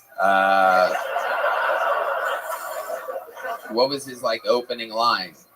Oh, I pointed to his shirt, just like I did on Monday night, and I flicked him on the nose. Wow. And I've done it to a lot of people. He is the only one that had a response. He just pointed to a neon sign and gave me a little kiss on the cheek. Yeah. Wow, Yeah, then I bought him rapey. The fuck? Rapey. Wow. And I liked it. No one had any response. Everybody gets pissed or they just are really drunk. Right, because it's an annoying thing to do to people. Yes, I'm very annoying. Yeah, I mean, Clearly, I've been. It's incredible. Meanwhile, this guy's straight to kiss on the cheek. Your opening line was, "Hey, you have something on your shirt, dank." And he goes, "What's that over there?" And you're so stupid, you're like, "What?" And then he kisses you on the cheek. And since you're a dork, I'm guessing at that point, you're just gushing everywhere because a kiss on the cheek when you have a cat. It's so sweet. Oh, right, of course. All right. Yeah. Yes, the wedding bells were ringing in that moment. Once these nerds start pecking one another. All right, Rachel. Congratulations. Thank you. I mean, the set really lackluster. How long you been doing stand-up again? Since February. Since February, so that's perfect. That's a rough minute, but it happens. Did you get a joke book the other day? A small one? I did get a small joke book yesterday. Well, then or on there you Monday. go. Appreciate it. There you go. Rachel Oakes, everybody. Thank you, Rachel. Sometimes people come up here, they say they love it. Then they get their medicine. Make some noise for your next comedian. This seems like a first-time name. Tawabi, everybody. Or perhaps Tawasi. Tawabi. Here he is, everybody. Make some noise for Tawabi, everyone.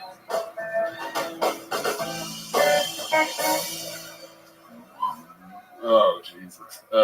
So this is my first time in Texas. My mom was really nervous when I said I was coming out here. She was like, but what about the abortion thing? And I told her mom, we talked about this before. I'm keeping it. Okay. So the only other one I got, so a pirate walks into a bar, right? He's got a steering wheel sticking out of his pants. So it's got a pushback tables and move shit around. He walks up to the bar, sits down. The bartender goes, my man, you got a steering wheel sticking out of your pants. To which, of course, the pirate goes, "Arr, and it's driving me nuts." That's all I got. Thank y'all very much, niggas. I appreciate y'all. Did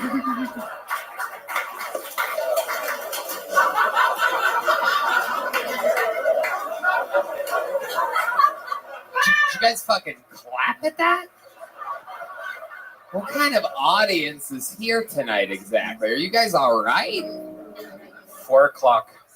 God, what a hacky audience we have here. Appreciate you. How's it going?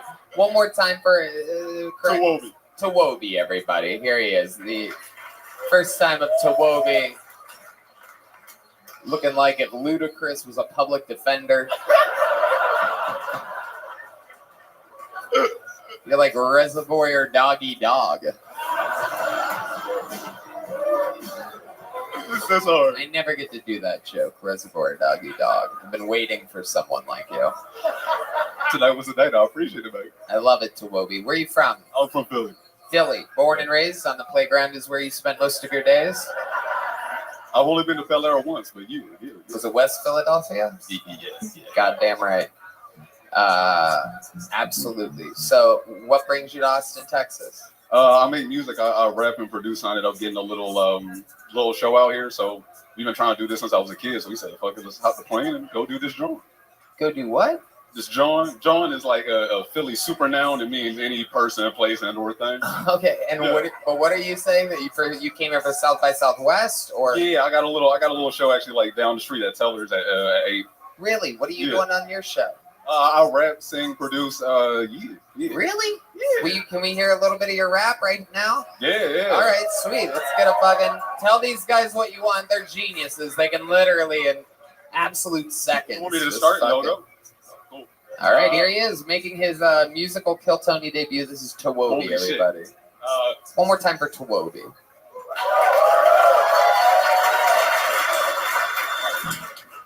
One day y'all be popping like seals on bottles of activists. Y'all rapping like the anthem. Real niggas is not gonna stand for this. On the map, like Atlas is wet. Go get your glasses. I used to pour bananas and water bottles for my classes. I used to throw 2 Adderall, bring it 10 back. 2 years later, pop them same Drew pills or write 10 raps. Bitches from my college days, so texting about callbacks. Cause the apartment cancel me, you can't get your ass clapped. My bitch like bitches. And I don't like your rats if they don't leave me in stitches. Niggas on their broomsticks looking out for snitches and gold. It's like some Harry Potter niggas playing Quidditch. I don't want to hear it if you ain't never did it. Never been around it. Ain't had that experience. Busting gangsta-liciouses. Y'all need to put a tax on cap. $1 from every quarter. You might live off rap. I mean, unbelievable. Wow. Holy shit. Ones out of every 20 or 30 of those, there's an actual somebody with any talent whatsoever. And it boggles our minds, the people that are here every week. I'm looking at some of the regulars in the audience. They're like, holy shit, he's doing it. Bless your heart, man. For real. Hell yeah, dude. So how long you been doing music for? Since I was like 13. Like, yeah. Okay, absolutely. Both parents in your life growing up? Yeah, like separated and shit, but they're around. Yeah. Right. Okay, cool. You have a lot of siblings? Like technically like 3 just people you grew up with, like step siblings and stuff, but I got like 1 real brother. But I get the feeling you have a lot of cousins. Technically, yes, Tony, you're not wrong. You're not wrong. What do you do for work? How do you make money, Tawobi? Lots of different ways. I actually like screen print. So I used to sell. I used to make other artists merch. I sell my own merch, like screen print and make it. Used to sell Adderall, dead end jobs. So.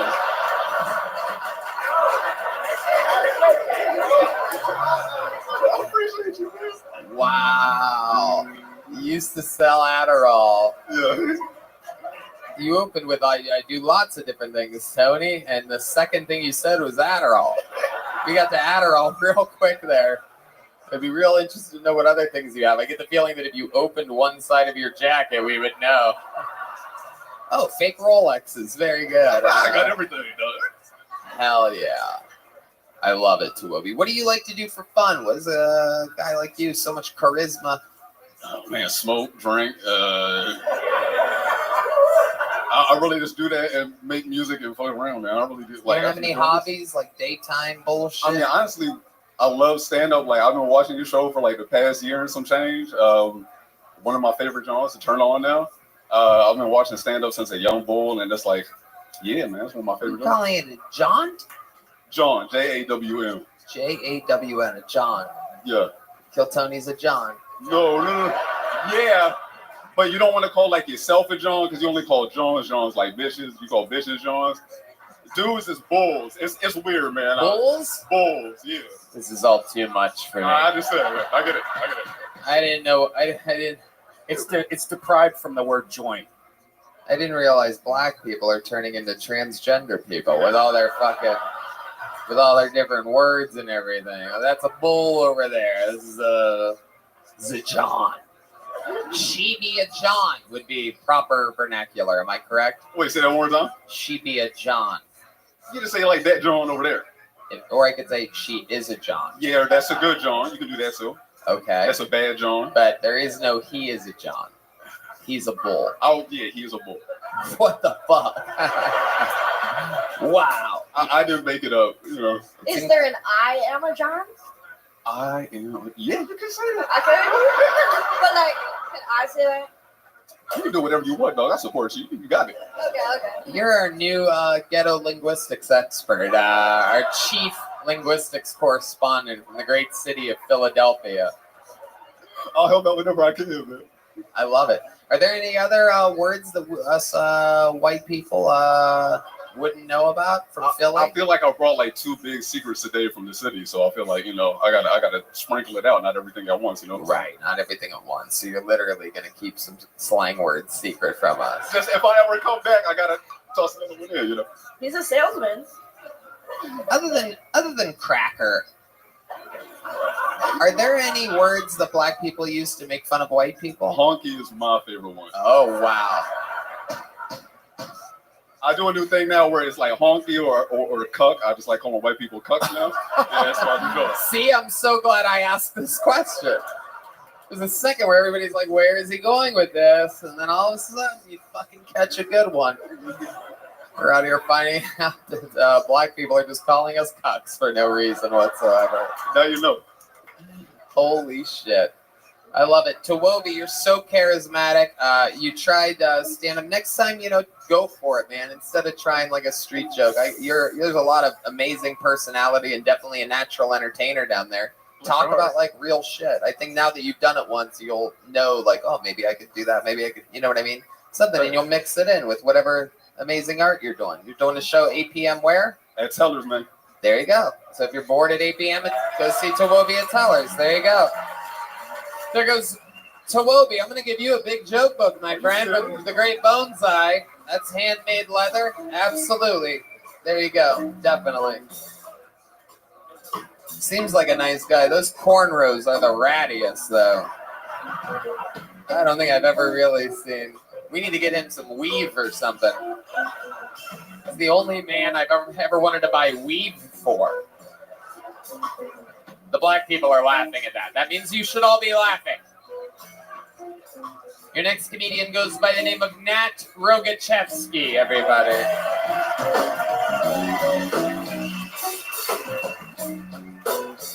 Y'all having fun out there tonight, huh? Here he is, everybody. One more time for Nat Rogachevsky. What's up? How's it going, everybody? I just moved to Austin. I recently saw an ad calling for volunteer meter maids. That's true. We're calling for it. Because there's not anything worse than a professional snitch. It's the hoe that does it for free. Guys, Damn, dude. What's that fucking first date look like? You're like, yeah, I actually volunteer on the weekends. Oh, no kidding. Like a soup kitchen? Yeah, sort of. Yeah, on Saturdays, I volunteer as a meter maid. On Sundays, I break into people's houses and I hide their remote controls. So, that's good. It's good. I got myself a little girlfriend. It's got its downsides. You can't really brag about sex when you have a girlfriend. Because when you're single, you can be like, oh, you know that cute little Latino girl from the other night? I took her home. But you can't be like, hey, man, you remember Lisa? I fucked her last night. Yeah, it's pretty good. But then you get the bragging rights back when you get married, because everyone knows how tough that is. You tell your buddy you fucked your wife, he's like, whoa, you've been working on that for a while. Nice, man. All right, thanks, guys. Nat Rogachevsky. Hi, Nat. You've been on this show before, right? Yes. Hello. What have we done with you before? What are some highlights? What do we know about you? We talked about heroin a lot. That's right. You're a recovering heroin addict. We talked a lot about heroin. Yeah. You love heroin. Oh, don't it's you? the best. Yeah. It really is your favorite thing. And how long has it been since you've done it? Almost 5 years. Almost 5 years. There you go. There you go. Now you, how long have you been on stand-up? It'll be a year, or just turned a year. Okay. Yeah. All right. Okay. So a year. Yes. How do you like it? That's the best thing ever. Yeah. Yeah. What else do you do for fun, Nat? I eat a lot. What do you like to eat, Nat? Pussy. No, I like. What do you really like to eat, Nat? Pussy. Dude. No, I think you're mispronouncing pizza right now. That's pretty good. Pizza, Nat. It's pizza. I like some of that good old pepperoni pussy. You know what I mean, John? I love pizza. You do, don't you? I love pizza. You are. You're a big special boy, aren't you, Nat? Yeah. Yesterday was my birthday. Really? Happy birthday. Oh, yeah. Oh, yeah. How old are you? I turned 30. Turn what? 30. Redman thinks you're a pig, by the way. Which, I mean, really, this should be, this is bottom, Nat. Right. That's the pot calling the kettle fat. That's what that is. It is. It is. It's the pot calling the kettle corn. Yeah. That's hilarious. It's like a writer's room in here right now. All right. So Nat Rogachevsky, you're 30. Yeah, you said absolutely. Okay, I see how the heroin added a little bit to that. All right. How long were you on heroin before?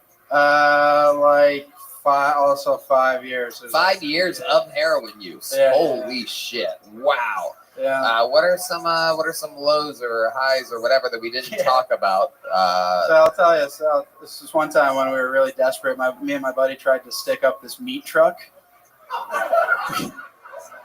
Yeah, I think we're past the statute of limitation, but my buddy used to. My buddy used to drive for this company that delivered meats, and I guess it was a cash business. So I was supposed to drive the car, and he was going to stick up this meat truck driver, and he wrapped a T-shirt around his head like a balaclava, and he ran away. And I was like so nervous; it was like so high octane, and he just ran back with no money, no gun, covered in blood. And I was like, "Did you get the stuff?" And he was like, "No." He kicked the shit out of me and took the gun. And I was like, "That sucks. Now we can't get heroin. That's fucking blows." What? He was covered in the blood of meat of himself. So I guess he tried to put the gun into the driver's seat. And the guy takes the gun down and then just punched him in the face really hard. And then did that a bunch more times. He stepped out and beat my friend up pretty bad. Wow. That's pretty awesome. Fuck. I was so sick that day. It was horrible. Because you couldn't get your heroin. Yeah, I was experiencing heroin withdrawals. Yeah. That was a hair loss. Yeah. Yeah, what's it? My hair is thinning. I wish it was my body. Anyway, Nat. Yeah. Little cheese ball here. Yeah. That's true. Has anyone ever told you remind them of a human guinea pig? Oh, yeah. You're like you have like cute cheeks, but a big smile too. I look like Bucky. Yeah, that's what I knew. That's, oh, damn it. You know exactly what you look like, Nat. Oh, there he is, right there, for those of you wondering. Yeah, I'm selling merch. Nat Rogachevsky. All right, Nat. Well, what else? Anything else that's happened in your life since the last time you were on Kill Tony that you want to tell us about? Yeah, I got a puppy. I got a 3-month-old dog. His name is Norm McDonald. Oh, look at that. Wow. Yeah. That's awesome. So it's the best. It was pretty awesome. My dad was visiting for my birthday, and my dad was like, and like old men, they'd be on the couch and they'd be kind of falling asleep, but trying to still hang out and like stay in the game. And my dog was running around. My dad hadn't spoke for like half an hour, and they just pointed at my dog and he goes, ha, hairy butt, and then fell back asleep. It was awesome. Wow. Yeah. Holy shit, your dad's on heroin too. Yeah. How exciting. It's sweet. Well, Nat, fun stuff. Thank you. Congratulations. Thank you got you. pulled out. Nat Rogachevsky, everybody. Bye. There he goes. You know what? Let's do something fun here. Ladies and gentlemen, your next comedian, a regular on Kill Tony. He is in town from Los Angeles, California. When he comes to town, he just smashes everywhere he goes. One of the great comedians in the world, everybody. And one of the great roasters as well. Make some noise for my friend. With a brand new minute, it's David Lucas, everybody.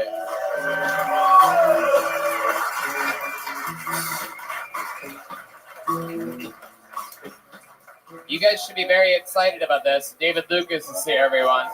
This is really him. This is the guy right there. That's what he looks like.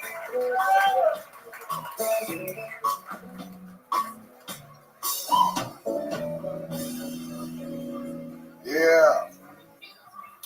I've been drinking a lot of whiskey lately because I've been hanging out with white people like Rogan and Brendan Schaub. And whiskey helps me understand how people be gay. Because I was drinking whiskey last night and my dick was so hard, I didn't give a fuck who was in my hotel room. Right? It's like, nigga, your hair too long, you getting fucked. But like I understand like gay men, but the people I don't understand are lesbians. Like I do not understand lesbians. Like I think lesbians and vegans are the same shit. They both trying to find replacement for real meat.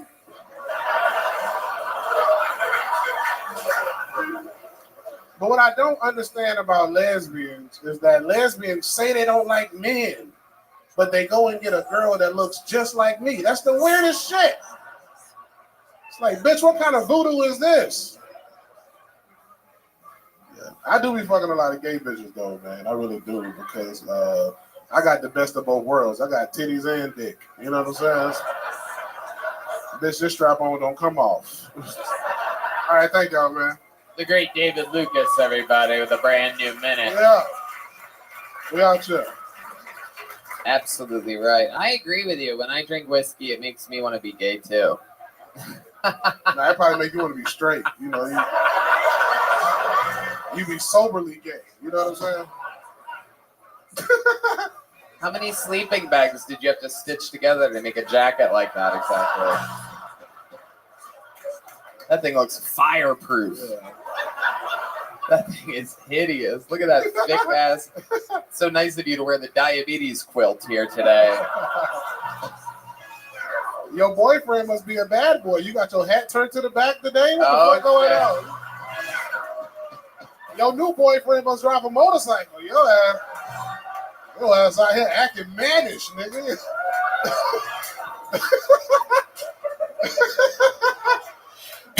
Oh my god. Yeah, well, they get told to try to be a little bad boy. Fucking, I mean, fucking B-Rabbit, nigga. Yeah. Mom spaghetti. Palms are sweaty. Yeah. Booty cheeks clenched. I can't take another inch. Jesus Christ. What the fuck kind of 7-punch combo was that? Oh, get A, B, B, A, up, left, left, right, left. Absolutely incredible, especially with a haircut like that. I mean, that is one of my favorite art pieces from Beetlejuice, without a doubt. I love that you have the pile of tarantulas on your fucking head. Tony, you got a lesbian cowlick on your head. What are you talking about? You look like if Run the Jewels walked everywhere. And Tony, you look like a 4th grade bully. Well, I actually do like to bully 4th graders. Tony smokes with cigarettes. That's what the kids at school say. Right, I got you. I got you. Right. Did you go to a private school or for a few years? Yeah. Yeah, it was alright. You prefer private or public? Public, bro. The bitch is batter. Okay. Yeah. When you say batter, you mean like cake?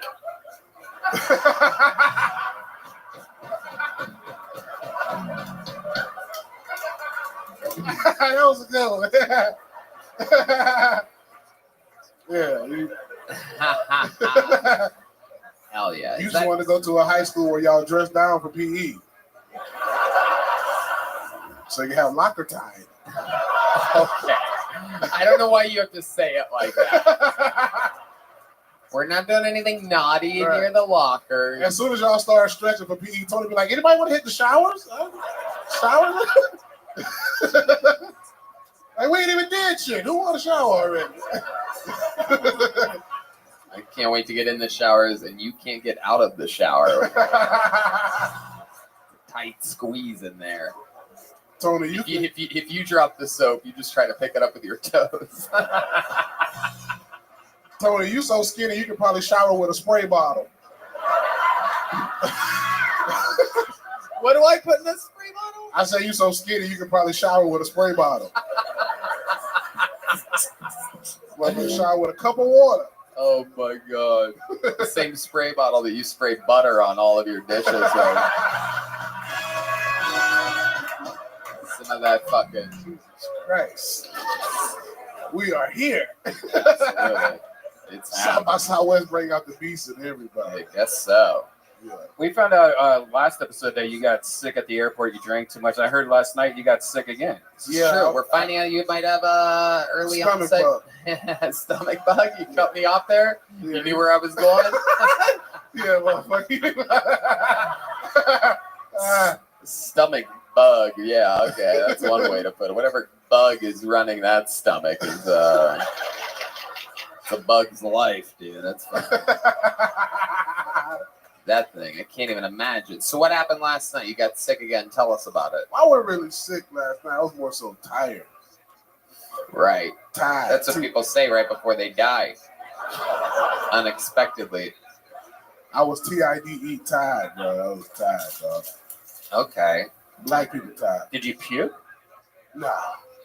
You just felt sick. Yeah. Is there anything else? You don't always got to throw up when you feel sick. You always have to throw up. All right. Wow. Yeah, I was good. What is that? Some other venue having more fun than us. Right. That was crazy. Bro, I thought I had did cocaine for a minute. I thought that was my heart pounding. What is? There it is. Now that's a heartbeat. That's Red Band. That is Red Band. What are you vaping? What flavor vape is that? Does that have calories? This is actually fried chicken and mac and cheese. No, it's not. I set you up, bro. You okay. That's good. That's good. I would have believed you too, though.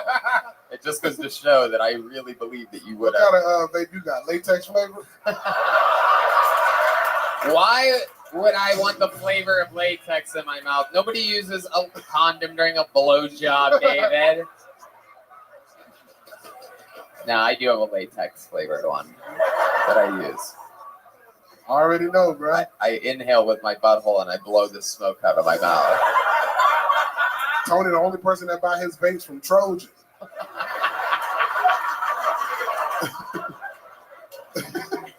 Oh, shit. All right, dude. How much longer are you in town for? To Friday. I gotta fly. I'm headlining at the Laugh Factory San Diego. Okay. Yeah. Very good. Yeah. And what night are you at the fondue factory? Hey, I ain't there if I do it in a minute, bro. Shit. That's a date night. I gotta find me a little bitch. Fondue. Fondue with the chocolate and the strawberries, right? Fondue could be cheese or it can be chocolate. Yeah, we're going to go with our senior obesity correspondent here, Brian Redband. Depends. There's dessert fondue and so fondue is the machine. Fondue is just melted cheese and you're dipping shit into it, but then dessert fondue is chocolate. Oh, you got a fucking Can anybody PhD in confirm that this? shit. Does anybody have any culinary learnings over here? No? Oh, this guy. Because right Red Band's usually wrong about everything that he says. Hey, buddy in the pink shirt said he know. See, they're saying I'm right here. All right. He's fat. It's good. It's melted cheese? Yeah. So what's the chocolate fountain called? Right, but it's basically the art of melting shit on other shit. Yeah. Okay. Relax.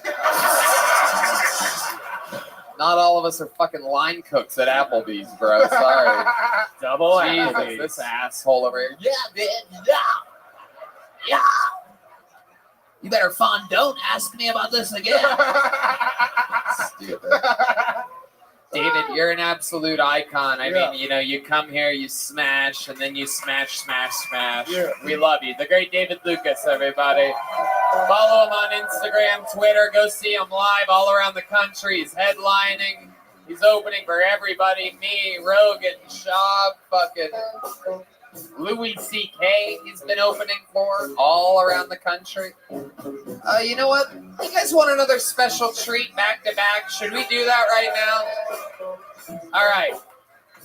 In the history of the show, we've traveled all around the world, and only 8 or 9 people ever have won a golden ticket, which means that the person's set and interview are so special that they get to do the show anytime they want for the rest of their lives, in any city, at any location. This man is escaping Canada to be here. It's the great Jared Nathan, everybody, with a brand new minute here on Kill Tony.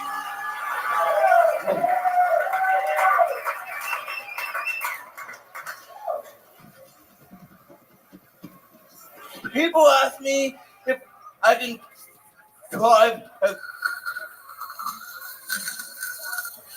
car. Look at me. Nobody in their right mind would give me a license. I can't even drive a screw. Yeah. Okay, 50, there you go. 50 seconds from Jared Nathan. Absolutely. Adorable. How cute are you? So this is true. You've never driven anything before? No, I can't do it. No, not at all. Bicycle? How about a bicycle? 3-wheeler. 3-wheeler. Okay, that's a cooler word than tricycle. I get it. I've been out 3-wheeling with the boys. You know what I mean? It's a trike, man. Yeah. The old 3-wheeled rocket, huh? You know how it is. I sort of know how it is. I love it. So, 3 wheels. What else? You ever rollerblade? I actually used to rollerblade, yes. Really? I used to love rollerblading, yes. Okay, what happened? What happened to your love for rollerblade? I had to have neck surgery, so... Oh, no. Why'd you have neck surgery? There's... You tried to suck your own dick. I don't want to go... Like C4 and C5. Okay. I don't want to get sat on this shit, but yeah. Yeah. I had to get surgery. Absolutely. All right. You had some bad vertebrae, but you don't know, not from a particular injury or anything like that. I used to play hockey as a goalie. Yeah. Exactly. Yeah. Get my translator I again. know what position starts with a G. Yeah. 100%. Yeah. You were a goalie. I was a goalie in hockey. Hell yeah. out of Were you the Rothschild. Were you the starting goalie or the backup goalie? A little bit of. There's always two goalies on a team, and we took turns. Right. But yeah. Oh, okay. So you would take turns. Yeah. And is this like a special league, or are you just competing against? It's called. Hold on. Let me hockey. finish, Jared. Let me finish the question when I ask you a question. Yep. It's not going to work now, but I'm going to try it again anyway. Is this like a league with special people? Red Band, stop it. Stop doing the seal sound effect. All right. Is it a league with special people, or is it just a league with like normal, healthy athletes? Again, you didn't let me finish the question, Jared. Sometimes I forget you're a little bit retarded. It's okay. We're gonna get through this. All right. You know what? I'm gonna skip it. Actually, Special hockey. I can't possibly. International. Special hockey. International. Special Hockey International. Yeah. Hell yeah. Team all over the world. So you're on a Special Hockey International team, or as I call it, a shit. So stupid. Nah, don't do it. No, don't do it. Everybody shut up. Red Band, edit that out. Okay, so would people just ball all over you in hockey? Like, were you good? Yeah, I can handle myself. Absolutely, I believe you, Jared. You're goddamn right. Okay, would you skate? Ice skate? Yeah, it's all ice skate. Yes. Okay, could you? On ice. Can you ice skate backwards? I can. Holy shit! Look Wow. at you. And crossover. And what? And crossover. Oh, crossovers. Wow. Okay. All right. Absolutely. What'd you think about the rapper that was here earlier? Did you like his style? Yeah, amazing. Yeah. All right. Good, pretty good. What else is going on with I you? have a funny story Okay. for you. Okay. I can't call 911. 911. Oh, it is. You can't call 911. They think I'm calling them. Right. True story. Yeah. No, I believe that. Why did you, for what reason did you call 911 in the first place? Saw a homeless guy in Toronto take a Shit. Exactly. Exactly. At it. 8 Are you serious? Wow. Wow. Yep. Of America. You're too slow.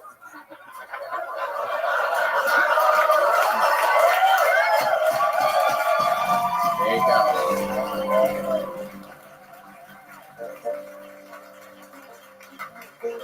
Jared calling Red Band too slow is like when Red Band played the pig sound effect for the fat guy. I think you might be the one that's too slow. No, I'm kidding. Jared's a good friend of mine. Last night we played a game. Last night we played a game that brought him so much joy. I had a friend in town, Nick Keckeris, the waiter from the Comedy Store that's lived in Oklahoma for a year. He took a year off of doing stand-up comedy. And he asked, or actually his friend Punky Johnson asked if he could do a 5-minute guest spot on my show. And he's drunk. So he's drunk and he hasn't done it in a year. And I go, sure, he could do a spot on my show. We're going to play a game called Are You Funnier Than a Retard? And so I gave him a 5-minute. I told the audience that they're going to decide. It's the first ever Are You Funnier Than a Retard? Look how excited Jared is over here right now. Look how much joy I bring this man. Sure enough, I bring out Nick Keckeris. He does 5 minutes. He actually did much better than I thought he was going to do. And then, of course, Jared comes up. And when I walked off stage, when I brought the first guy up, Jared was literally jumping up and down at the opportunity to smash. Always. Right. And then, sure enough, of course, you come up, you fucking crush, retard strength, and you went out with the big victory. 100%. That's what I do. Goddamn right. It is what you do, Jared. We absolutely love you here. You're in town for a little while longer, right? Yep. All right, then we'll see him around. Jared Nathan, everybody. Let's get back to this bucket. Let's get back to the bucket for a second here. All right, ladies and gentlemen, this young lady, we've seen her before. She works here at Vulcan Gas Company. This is another young lady that's been opening for Joe Rogan and doing shows here and everywhere. Make some noise for Genevieve, everyone. The great Genevieve is back.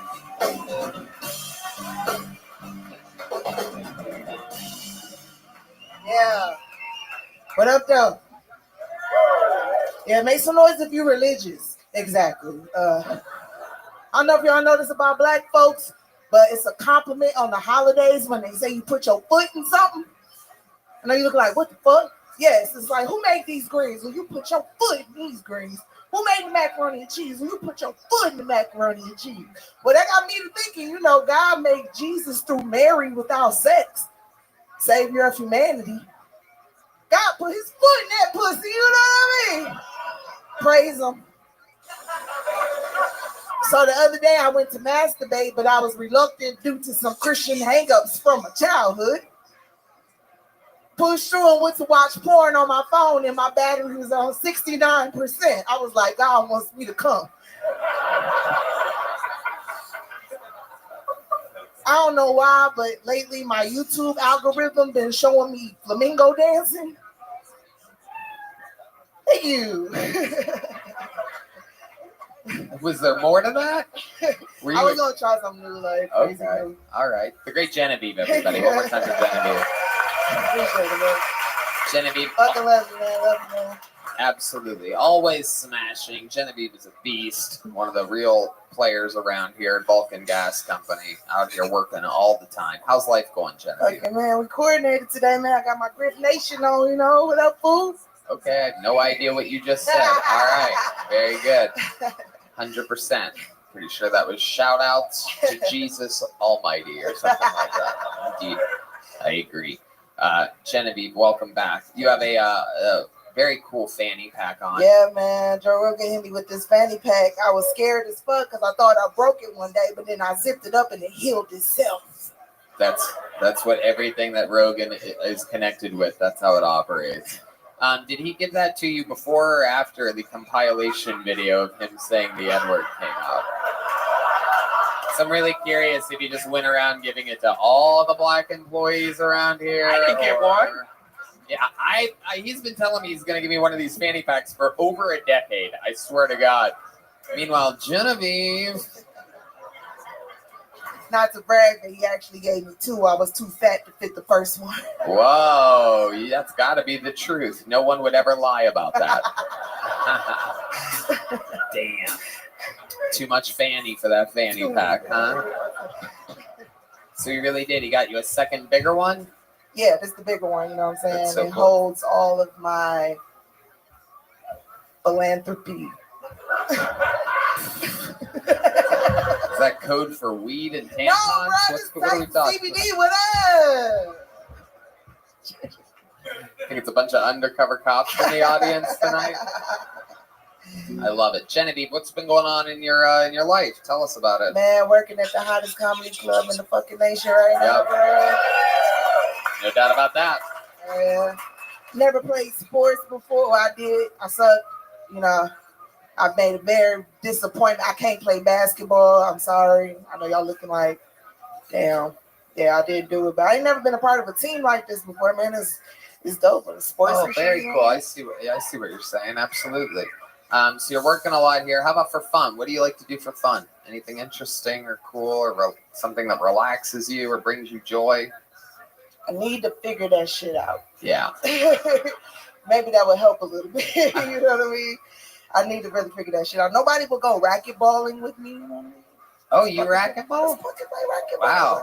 I thought the only time your people made racket was during a movie.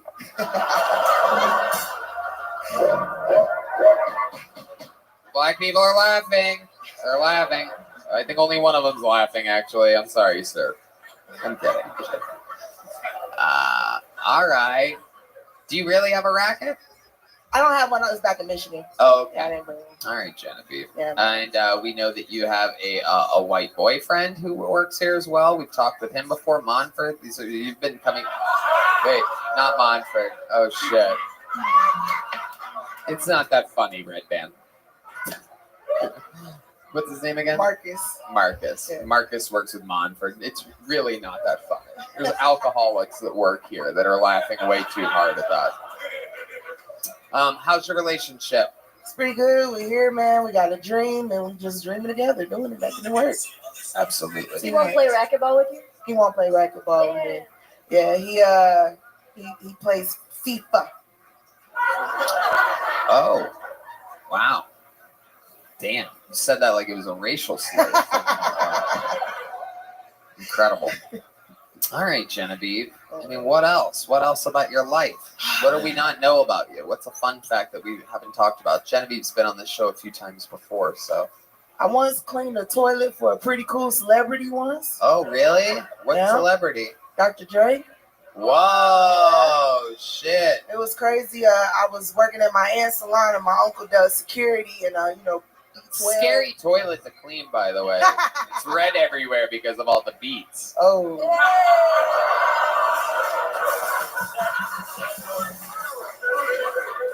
And everything he drops is hot. Hey. Is that you? So funny. He drops this. No, D Madness, you're not leaving. You stop it. D's reaching for his cane. He wants to get out of here. He doesn't like our Dr. Dre toilet jokes. Every time he goes back to the toilet, he's like, guess who's back? His shits are probably really healthy, though. He is a doctor. Yeah. No, it's true. You know what I mean? He's just trying to enjoy himself. You know, nowadays everybody want to talk, so. Oh, shit, man.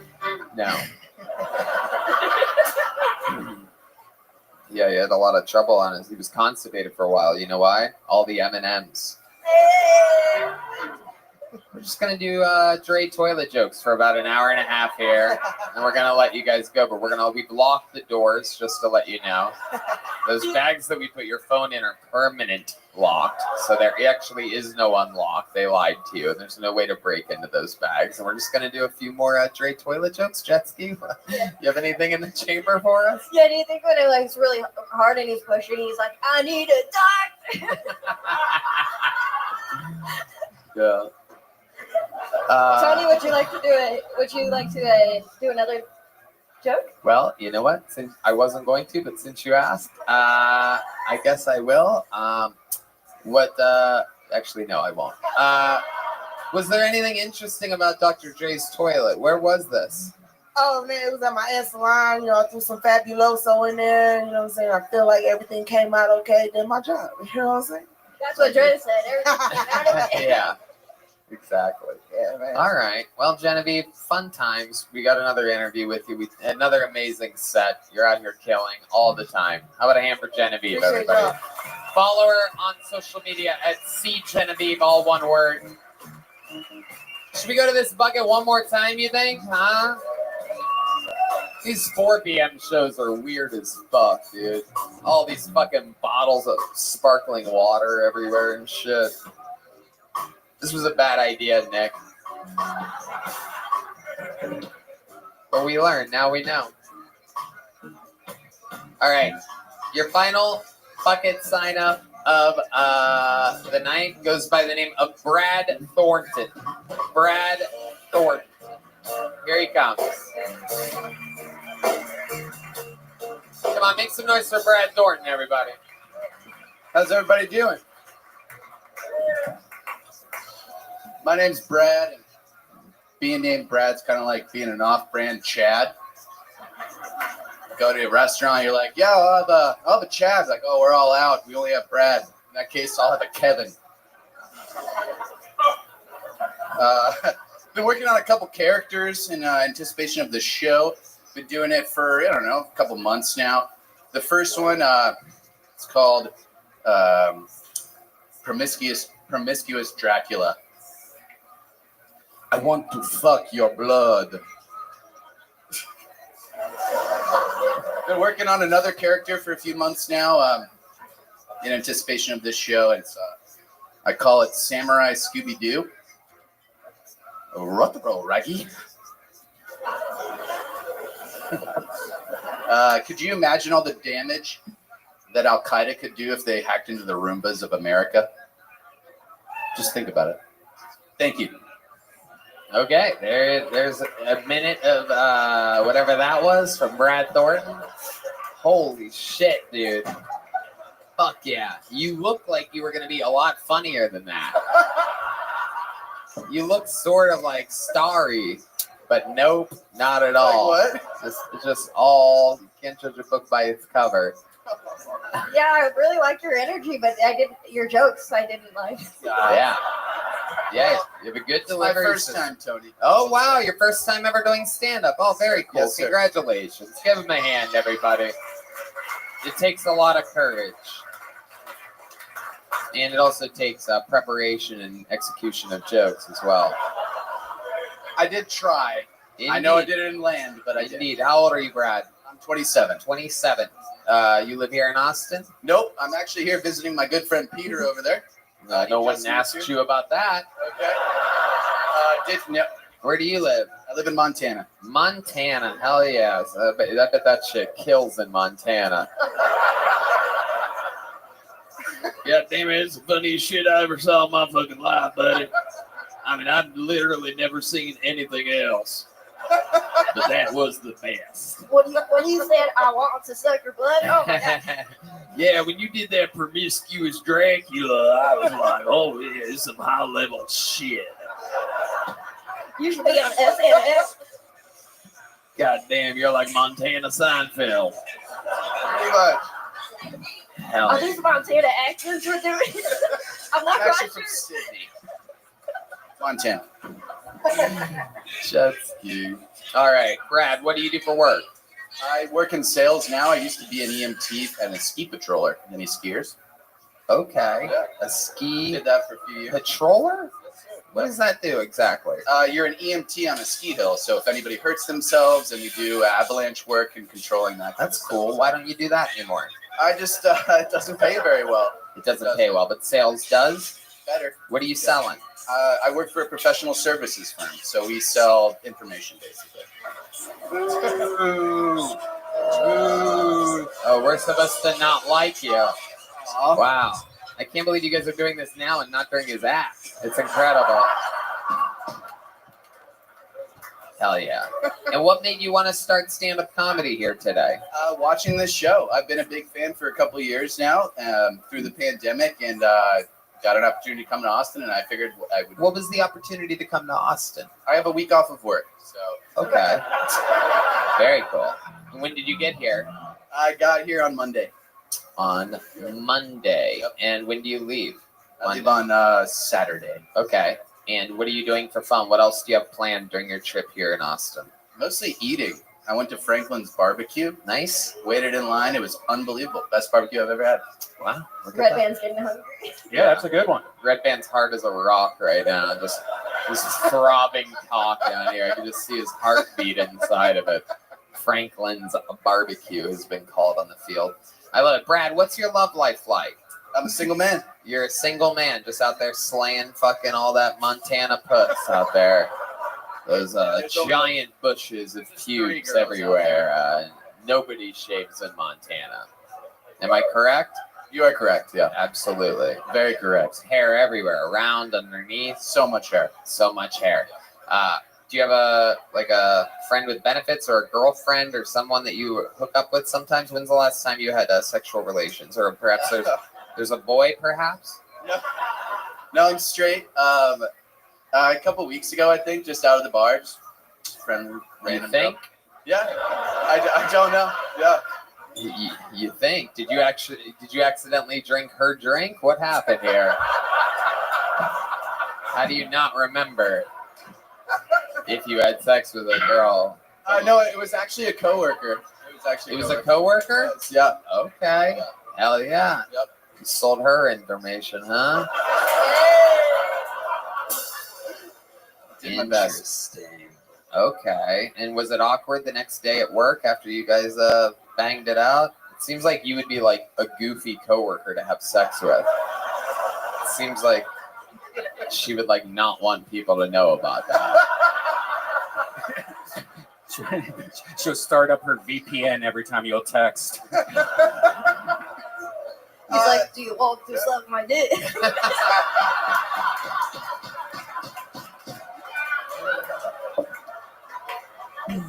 Yeah.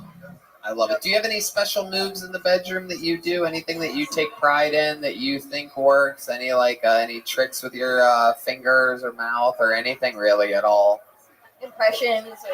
No, I honestly, just the characters I'm working on. No, not at all. I don't know. Right. I don't have any special moves. Has anything Just learn- funny ever happened to you during your entire sex life? Anything funny? Yeah. You ever fart while having sex? I think I have, probably. 'Cause again, you know this is a yes. That or you don't remember having sex ever. Yeah, I had sex drunk a lot. Oh, okay. I always remember. All right. What else about you? You have any special skills or talents at all in life? I play music. Really? What kind of music do you play? Bluegrass, country music, sing. Yeah. Wow. What instruments? Guitar and sing. You play guitar and sing? I do. Yep. Really? I do. How long you been doing this for? I've been playing guitar for most of my life. I was a bassist growing up and recently just started singing a couple years ago. Yeah. You guys think we should have Brad play a little fucking riff on Matt's guitar here? The great Matt Mueling, nice enough to share his instrument with what appears to be the world's worst undercover police officer, Brad Thornton. Ask ChatGPT any questions that you have. Yeah. Matt says that he's sensing guitar player energy from Brad. The way Brad just looked in his eyes and thanked him, I think it might be true. This might be very interesting, folks. So, and you're gonna sing us a little something. You're gonna play and sing us a little, just a little sample. Sure. Yeah. All right. Well, here with this bluegrass style, making his Kill Tony debut and his first night ever doing stand-up comedy. This is a little diddly from Brad Thornton.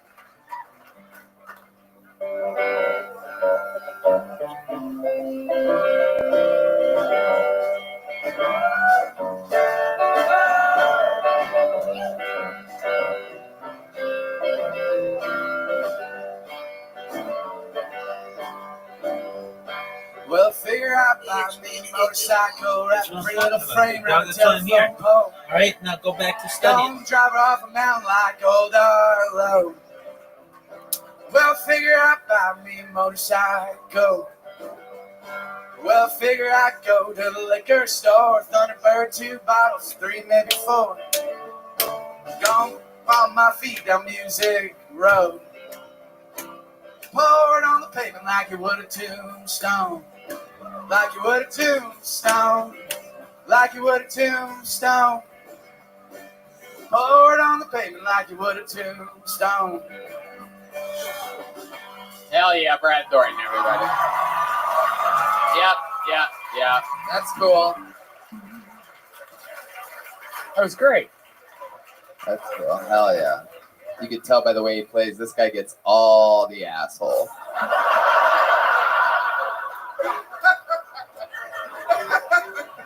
All right. Brad, congratulations. Fun times. Welcome to the show. Thanks for coming up here. It's very fun to watch people pop their cherries up here. And since it's your first time, even though, you know what? Yeah, you're getting a small one. There you go. So Brad Thornton, welcome to stand-up comedy. Fill it up with good jokes. Congratulations. Thank you, Tony. All right, from a guy who it's his first time ever, we're going to switch it here and go to the guy that has literally done the most ever brand new minutes anyone's ever done in the history of the show. He holds every single record for everything ever. He's a wild man. Now opening for Rogan and me and everyone, really headlining his own shows, selling out all around the country. It's the Big Red Machine, William Montgomery, everybody.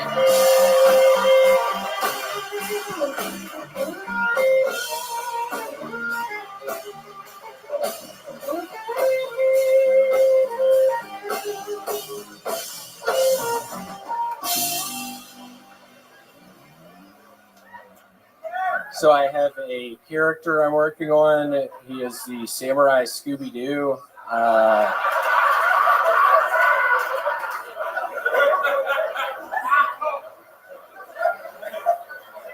You know, with global warming, they're saying in 10 years, no more freeze tag. I don't know who's fucking running this place, but it's fucking freezing again.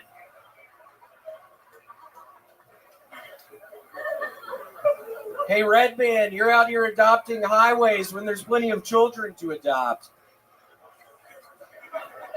He and Janice can't have kids. That's why that one's... Oh, man, I thought that was going to go so much better. That was a disaster attacking Redman during the minute. That ended up really bad. I don't know how I'm going to follow. Kind of hard to tell y'all, but I think I've got a gambling problem. I recently went to a county fair and bet on the petting zoo. That's all I got. It's been a very long 3 days. William Montgomery. Without a doubt. Another brand new minute. Making it look easy, cold-blooded, calculated, coming out dressed like he's his own stepfather. I mean, what did they just let you out of prison this morning or something? Like, what happened? How does this happen? Well, it's been a really long 3 days. Have you not gone home during the 3 days? Those shorts look pretty fucking familiar, William. You know, during the pandemic, there was a period of time when William was wearing the same pair of shorts for a few episodes in a row. And we asked him, we go, William, what's up with those shorts? And he goes, they're my only pair of shorts, or whatever he said, you know. It was my only pair, yeah. And so we had people send in shorts. Sure enough, it was a massive mistake. Literally, hundreds of people sent in shorts to the Comedy Store address. Literally, for the first time in 15 years, I got, like, in trouble. They're like, Tony, you can never do this again. There was just boxes of shorts You should have everywhere. seen my bedroom. It was just only shorts everywhere. The fans sent so many pairs of shorts, but now I keep noticing this exact pair of shorts keeps popping up. I like this one, Tony. I'm wondering if we're falling into some old habits here. What is it about this pair of shorts that you love so much? Just how it feels. I will sleep in them at night. I get in them after I get out of the shower. I actually made a new kind of stew, I'm calling it. I discovered if you put like 4 or 5 hot dogs and just some chicken broth. No, not chicken broth, just beef raviolis. You're making a stew in those shorts, I guarantee it.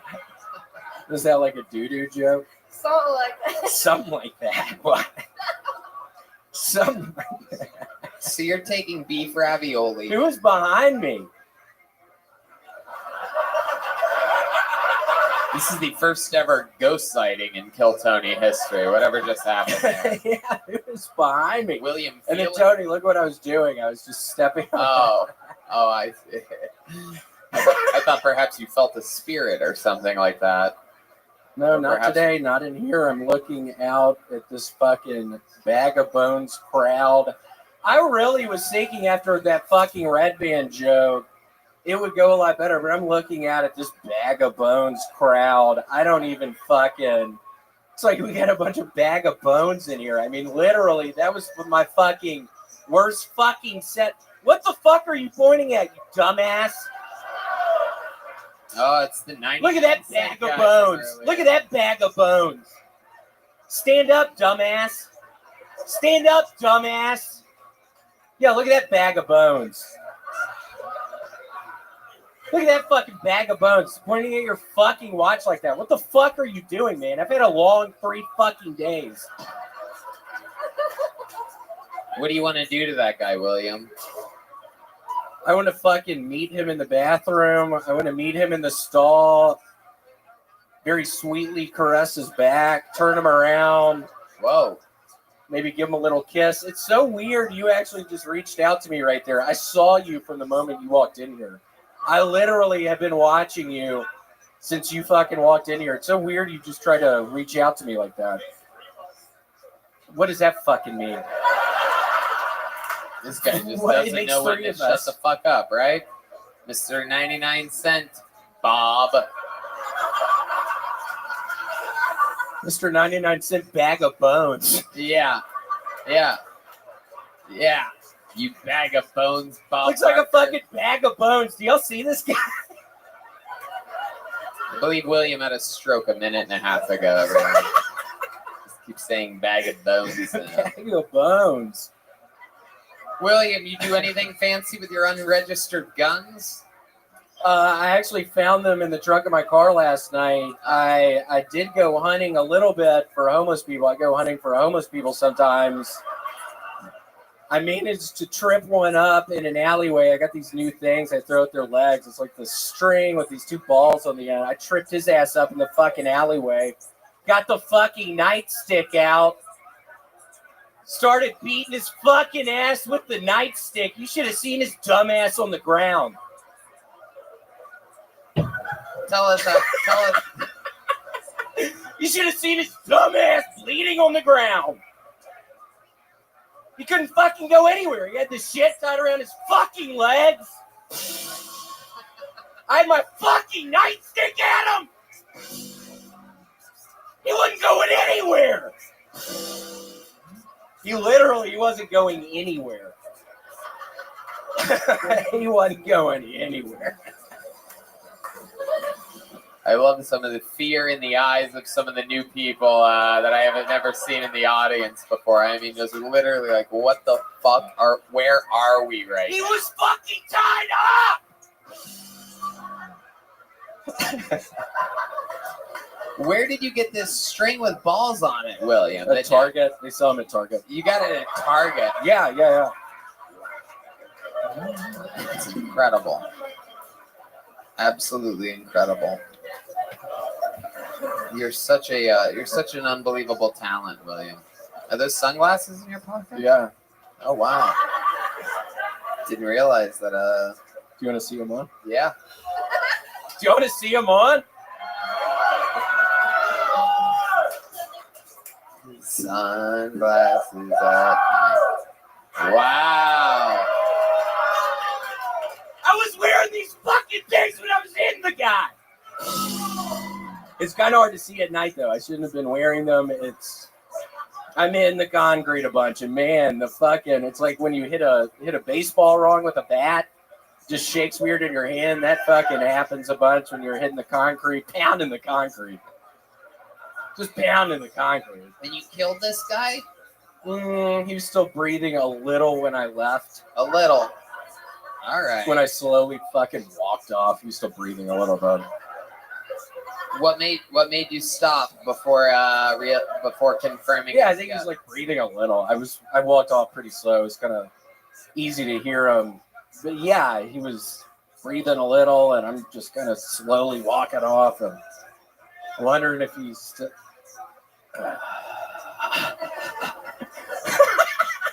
I think William just pooped. My eyes are shut behind me. You just made some stew. Yeah, a little. I just took a little stew.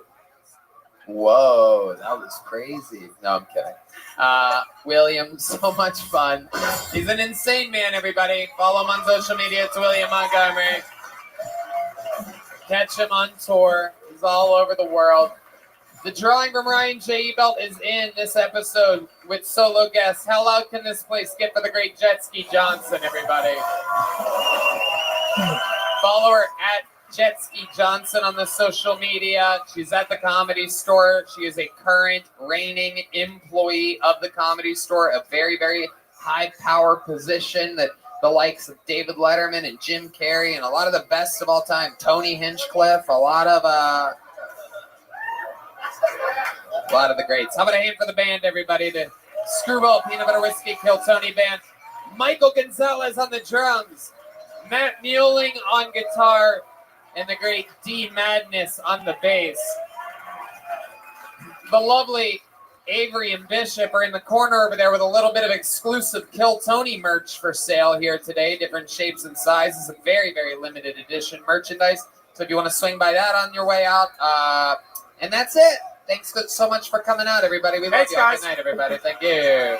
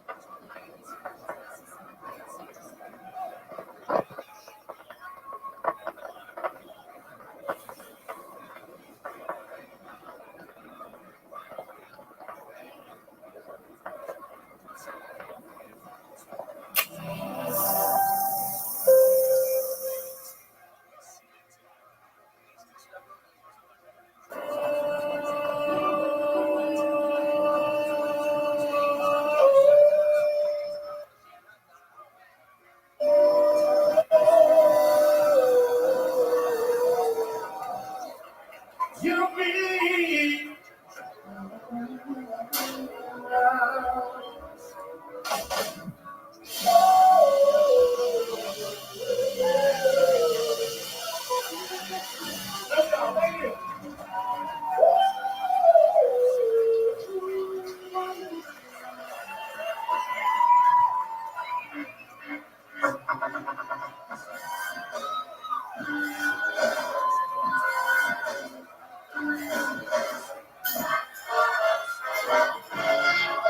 Hey, this is Rabbi coming to you live from the Vulcan Gas Company here in Austin, Texas, for a brand new episode of Cal Tony.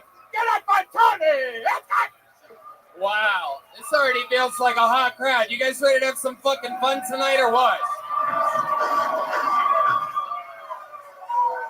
Yippee! It's Red Band, everybody. Hey, Welcome everybody. tonight. Hell yeah. Welcome to Kill Tony, brought to you by the Yellow Rose and the Red Rose, the two best goddamn strip clubs in the world. And they just happen to be here in Austin, Texas. How lucky are we, huh? Put a hand for the band, everybody. I mean, wow.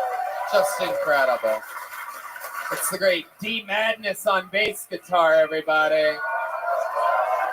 Matt Mueling on guitar and the great Michael Gonzalez on drums. That's the Screwball Peanut Butter Whiskey Kill Tony band. This is the show. We're here. We just made a new cool pact with the W Hotel where now if you say Kill Tony, you save 25% off on a Sunday or Monday night stay at the W Hotel here in Austin, Texas. Partnering with us. Badass. That's really cool. Also brought to you by Red Bull and White Claw, if you can believe that, everybody. That's the show that you're at. You guys ready to have some fun tonight? Great. But before we do, here's a little bit more about the amazing sponsors that made tonight's episode available for you right now. Hey, y'all. You know, as you could tell by my amazing tour schedule, I'm not able to visit my mom, my dad, my grandparents, who are all deceased, as much as I like. And that's why I love the Skylight Frame. It's a touchscreen photo frame you can email photos to, and they appear in seconds. So my mom can see all my favorite moments. I set it up for her. It's super easy. When she received that first photo, she was like, what? Awesome. And nowadays, staying in touch is more important than ever. And the Skylight digital photo frame makes it easy. You can either email photos to it or upload them from the app anytime, anywhere. It's super cool, super classy, and it's a great way to feel close to those you love, even when you're far away. Red Band, you have one for your mom as well. Yeah, you know how hard it is to buy a present for your mom or dad. They have everything, and every time I give something to mom, she always gives it to my sister because she doesn't understand it. And I think because this is a picture frame, she was more acceptable to having it. It was really easy to set up for her. And anyone in the family could send photos, just not me. So it's a great way to keep family members in touch. It takes like less than 60 seconds to set up. It looks just like a real picture frame. And Skylight Frame has a gorgeous 10-inch touchscreen, so you can swipe through the photos. You can even pinch and zoom and all that fun stuff. 100% satisfaction guaranteed. If you don't love your Skylight, they'll offer you a full refund. And you can preload it before you even give it to them with your favorite photos for a special Mother's Day gift. Surprise them with photos they didn't even know you had. Ooh, naughty ones perhaps. You could even tap the heart button. And it will let the sender know that you love the photo. This makes the frame interactive and fun to use. And now, as a special holiday offer, you can get $10 off your purchase of a Skylight Frame when you go to skylightframe.com and enter the code TONY. That's right. To get $10 off your purchase of a Skylight Frame, just go to skylightframe.com and enter the code TONY. That's SKYLIGHTFRAME.com and use the code TONY.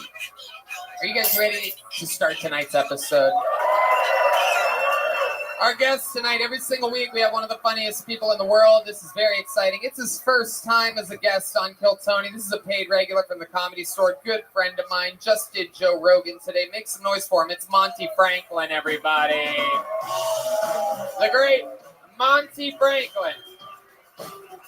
Welcome to Austin, Texas, my friend. Wow! Hell yeah.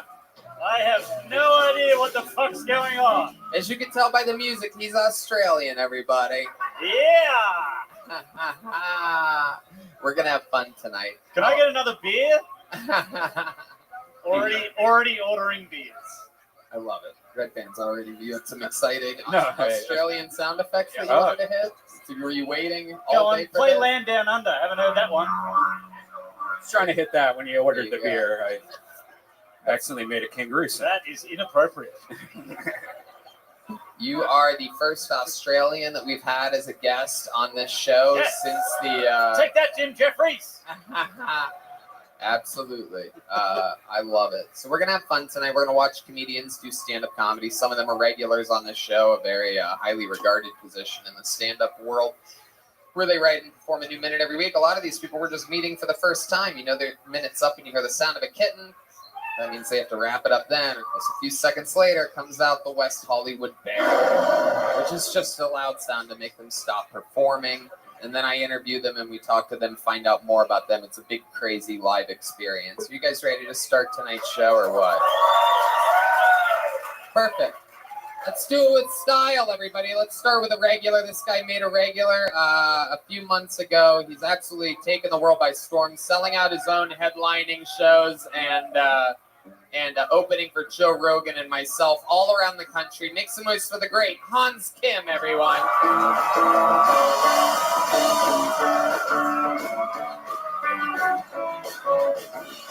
Hey, glad you guys survived the tornado. I'm not surprised there was a tornado in Austin because I know how much you guys love blow.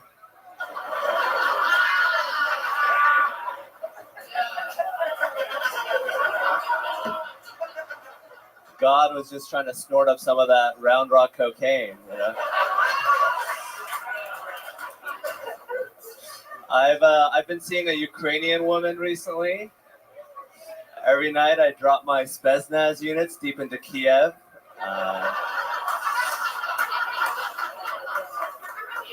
I tried to come up to the Donbass region, but she stopped me at Donetsk. She wouldn't let me fuck her in the butt. Yeah. Don't ask, don't tell, you know. I love the Ukrainian people. They're very strong, they're very beautiful, and they have very sensitive clitoris. I think they're great. Thank you. Wow. I mean, what can I say? That's exactly how it's done. One of the pride and joys of this show is getting to watch your constant growth. I mean, absolutely incredible and super topical minute. The tornado thing, for those of you listening to the podcast, there's a lot of tornado warnings, a lot of little bit of that weird Texas twang going around in the weather today. And he's talking about, to be able to make jokes about that the day of and then stick with a new minute on banging a Ukrainian. Yeah. It's incredible. Look at you. I love it. Hell yeah. So this is all true. You've been hooking up with the Ukrainian woman. Yeah, it's pretty great. Right. And remind us all, like, what do you guys do? Like, you have a new place? Do you have a TV in your room yet? Yeah. And you guys watch TV? No. You guys eat in there or something? No. I mean, usually I come over to her house and then she's like, we start making out, and then she asks me how I'm doing like 7 times, and then.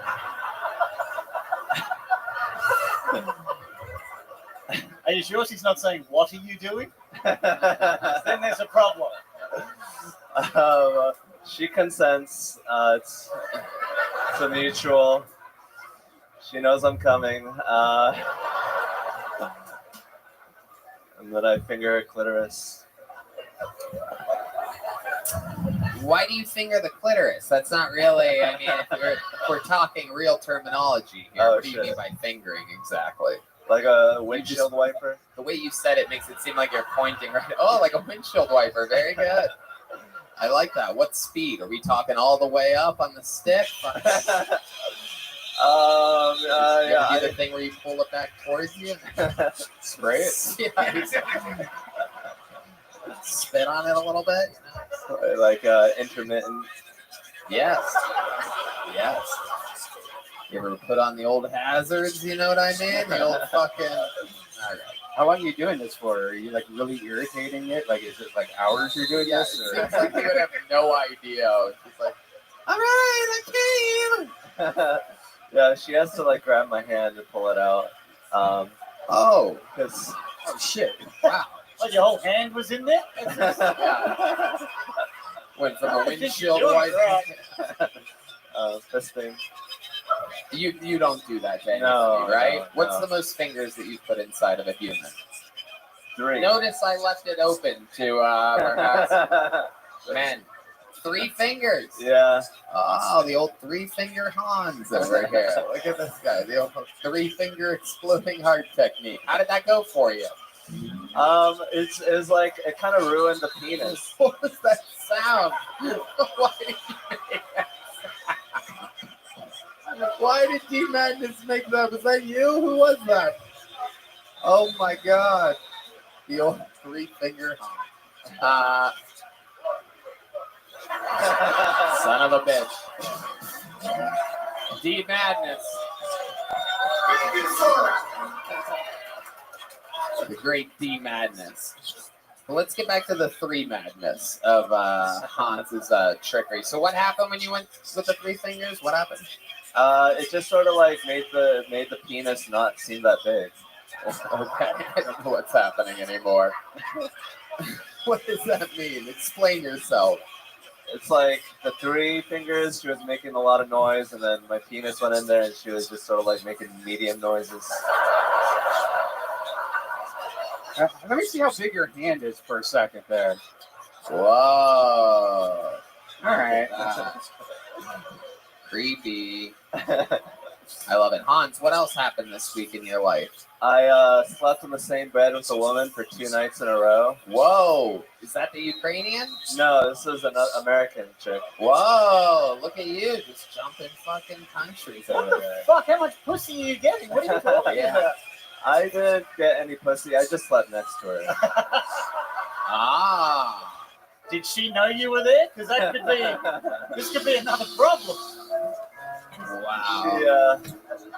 Sleeping with an American and fucking a Ukrainian. Look at you. Just on top of the world. Yeah, some of that sweet, sweet Ukrainian music there. Unbelievable. So this sleeping with the American girl, how did this happen? She let me stay in her house in December and January, and then she was like, "I'm in town. Could I sleep in your bed?" And I was like, "Yeah, yeah." So gross, dude. And I was all like, "Yeah, what's up, baby?" And then I came back at like 3 a.m. and she was asleep, and I was like, "I don't want to like, like I don't know." You were like that, or she was like that? You came back at 3 a.m. You didn't invite her out to see any of your shows or anything? No, I don't know. Yeah, it just didn't happen. I invited her out, but she was tired. For those of you that don't know, Hans sometimes brings heroin-addicted girls inside of green rooms and whatnot, and introduces them to Joe Rogan like it's just normal everyday life. Like You mean murders? He's responsible for more security breaches here in Austin, Texas, than anybody.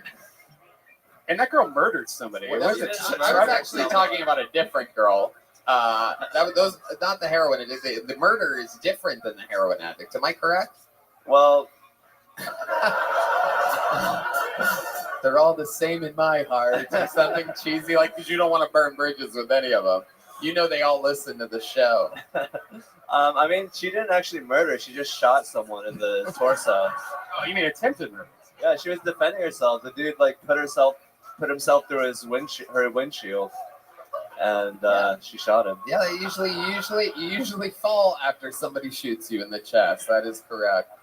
I love it. She murdered that guy. We read the news article. You're not gonna sneak one in on us, but it's okay.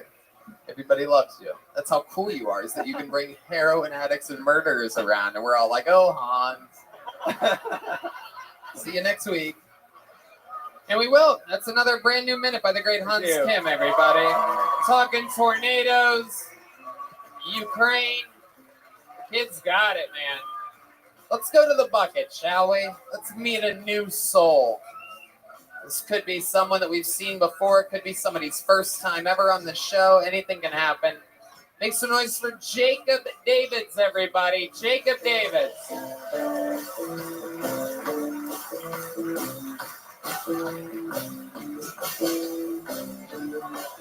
Sounds like a new name. Here we go. Here's a new minute from Jacob Davids, everybody. I'm not ready for this. I think illiteracy is like swimming. Sure, 99% of people can do it, but can you really? Like, if I dropped all of us a quarter mile into a lake or an ocean, how many of us would make it? I don't think a lot. I think a lot of us would be going for a long float.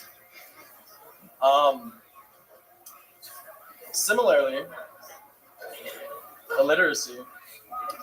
If Joe Rogan came in here right now and asked me to spell jujitsu, or asked any of us, I think a lot of us are getting fucking kicked in the head. I skipped a few words there.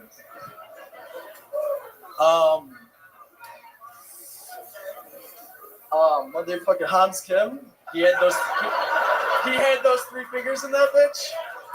I know he was doing it like this. My man. Perfect. Wow. God damn it. You're like if someone hit an unfunny spell on Harry Potter. This is incredible. Thank you. I get that. Wow. Spells. You're horrible. I love it. How are you? I wrote that on the way here, so I love it. Well, did you have another minute prepared that maybe? This is a first for me. I've never done this. This is your first time doing stand-up. Congratulations. How about a hand for Jacob David? Doing it here. This is not easy, people. This is like popping your cherry. This is like losing your virginity at a public park. That's what this is. It feels it's a weird place to make your comedy debut, but it takes real balls, which is funny because you look like you don't have any. Oh. No, I'm kidding. I'm just joking, Jacob. Welcome to the show. What made you want to do it today? What made you choose today? Did you just leave the little apartment that you have under your parents' staircase? Very close. I got a lot of them. You want another one? We were all prisoners of Azkaban during that set. You know what I'm saying? I have more. Thank you. I have more about he who shall not be named. You know what I'm saying? That's all I have. I don't have any more. I wrote those down when you were performing. I went, this Harry Potter motherfucker. I love it. Jacob, what do you do? Right now I make pizzas. Hell yeah, okay. I love that. Yeah, I make pizzas. So. All right, how long have you been doing that for? About a month and a half. Hell yeah. You seem like the guy that has a glass pipe in your center console and your not in the center Honda console. Civic, am I correct? Toyota Camry. Woo, so close. Oh God. You know those are just I crashed the old You what? I crashed my Civic. Ah, so you did have a Honda Civic. Did, yeah. Look at that. What happened there? How'd you crash it? Trying to get a pizza to a place on time? We were connecting my Bluetooth. Connecting the Bluetooth. Wow. Yeah. I can't believe all that just to listen to Morrissey. Dude, thank you. He doesn't know who Morrissey is. I don't know. It worked somehow. It worked, I think. Yeah. All right, Jacob. So you're making pizzas. How old are you? I'm 23. 23. Did you go to college? I did, yeah. I just graduated last semester, or 2 semesters ago now, at UWM Milwaukee. What? Milwaukee. I went to UWM Milwaukee in Wisconsin. UWM Milwaukee? University, Wisconsin of Milwaukee. Wow. Yes. Hell yeah. Hell yeah. Population 1? Are you the mascot and the president? There's 15,000 there. What's the mascot? Panther. Oh, wow. Yeah. You guys really went for it with that, huh? That's better than a white panther, you know what I'm saying? Boring! All right, I love it. So how long have you been in Austin, Texas? What brought you here? One day. I've been here one day. I'm looking to move to Lago Vista, so. For a second there, I thought you were going to say something really deep, like one day, I'm going to run this city, and I'm like, whoa! You never know. No, but you've just been here one day is what you're saying. Yeah, we came in last night. Who's we? Me, my mom, and my dad. Whoa. Mm-hmm. Okay. Are mom and dad in the audience here? They are not. Oh, go fuck yourself. Yeah. Oh, I would have loved to have found out what they thought about their unfunny son's comedy debut. Oh, how I love bringing parents on stage. Can we get a couple to play his parents here? Is there a couple? Is there anybody here who has kids? Is there any? You guys are no fun. It's easier to get people to make out with Hans Kim than it is to... Holy shit, ladies and gentlemen, the Terminator is here, everybody. How exciting is this? Wait, what's this? Not the Terminator, it's the bad guy. The bad guy from the Terminator. Are you the actual bad guy? I'm literally like, maybe this isn't even a joke right now. Am I like fucking up and it actually is the bad guy from Terminator? It's not? He just looks like that? Stand up and wave. Yoni, where the fuck are you? You don't even have his face, Yoni. You're over there in the corner. You're literally filming the back of his fucking head, Yoni. That's what I'm talking about. This fucking guy. We have literally the worst cameraman in the history of all shows. I mean, literally horrible. I'm like, look, everybody, it's the back of his, he's showing the people on YouTube the back of his fucking head. I mean, it's unbelievable, Yoni. You get that a lot? Do people ask? Mainly for me. Oh, I've done this before? I smoke a lot of pot. I'm sorry. Every time I see him, are you the bad guy from Terminator? Hey, what the fuck's the deal with the bad guy from Terminator? All right, who gives a shit? I'm sorry. Jesus, you're so boring. I'm talking to an audience member on the show. Literally, can you just hand him the microphone and you just stand there? No, I'm kidding. All right. Tell us something interesting about you, Jacob. My pinky doesn't work fully. I lost it in a poker accident. You lost it in a poker accident? What was the poker accident? I was playing online, and what? It's crazy that like, you don't even know what's funny and what's not funny. Like, you didn't think that was going to be funny at all, right? That was a complete accident. Yeah. Well, no, I didn't lose it. Just like function of the top half. Like, he's accidentally funny right now. I'm so sorry. He's gonna have to look back and be like, "What did I do?" Yeah.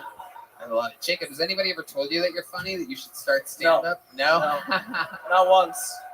I just love this show. What's your love life like? Pretty single. Yeah. I had Panther can't find a cougar out there delivering pizzas, porn style. Not yeah, did you order? I mean, it seems like that's how it would work in fucking what is it? Western Milwaukee, the University of Western Milwaukee, University of Wisconsin, Milwaukee. Yeah. Dude, you need to stop saying the Milwaukee part. Probably right. Why do you say that? Is that a That's thing? just the name of it. All the UW Is schools that go that way. different than the University of Wisconsin, the Badgers? Like, why Milwaukee? It's just like You UW. shouldn't be allowed to say that. That's how Wisconsin You does should it. say, I go to the University of Milwaukee. Yeah, probably. What the fuck? Yeah. All right, Jacob. I love it. You ever hear you were hanging out with your parents? You guys have separate hotel rooms? Not separate hotel rooms. Oh, this is what Separate I'm glad I rooms, asked this. Separate This was rooms, but yeah. separate rooms, but you're in the same 2-bedroom hotel. Correct. Airbnb. Okay, in Yep. Airbnb. All right, let me ask you this, Jacob. Here's the $1 million question. You ever hear your parents banging a little bit? Not once. Never, not once. Never. I know. That's how I feel I'm too. gonna send Hans in to throw 3 fingers in your mother. We're gonna figure out exactly if we can get Mama to make some noise. You know what I'm saying? It's so funny that I said that I made the Harry Potter joke that he lives under his parents' stairs, and he's literally in an Airbnb with his parents. This is all so real. Yeah. Indeed it is. I live in the basement right now. I'm back in Oshkosh. I don't even live in Milwaukee. Oh, Oshkosh. Oh my gosh. It gets worse. Wow. Crazy. So wackadoodle, huh? Yeah. My goodness. Just out there eating all the cheese, huh? I'm out in Oshkosh. I did deliver pizzas. There's so much cheese. Yeah. Hell yeah. So what's going on? Do you ever pray to your Lord Aaron Rodgers out there? Like, what's going on? It's your religion. We're just happy he's back. We're thankful for his mercy. Yeah. Well, that's something we'll never say about you, Jacob. But no, congratulations. It's your first time doing stand-up comedy. You get one of these little joke books made by the great Bonsai. You guys want a special treat? Well, you just watched a man's first set ever doing stand-up comedy. And right now, you may be watching a man's last set ever doing stand-up comedy. We have the return of one of the greatest regulars in the entire history of the show right now.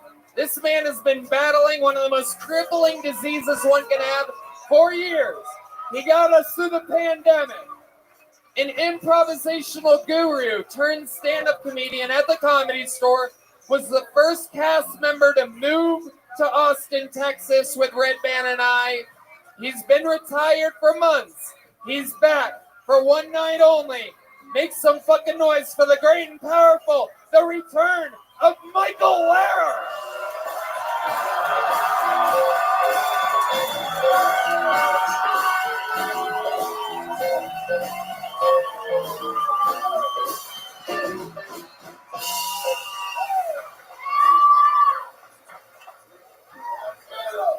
Shut up. Yeah, I came back because now more than ever, you all need my comedy. We're on the brink of World War III, and President Zelensky is a former comedian and now a wartime president. But let's slow down how quickly you lionize him. When we make comedians more authorities, they become Bill Cosby. Now, what kind of fucking bargaining chip are we using with Russia? WNBA's Brittany Griner? Was soccer lesbian Megan Rapinoe unavailable? Hey, how about we send them to Russia, Beto O'Rourke? Legalize weed. Bitch.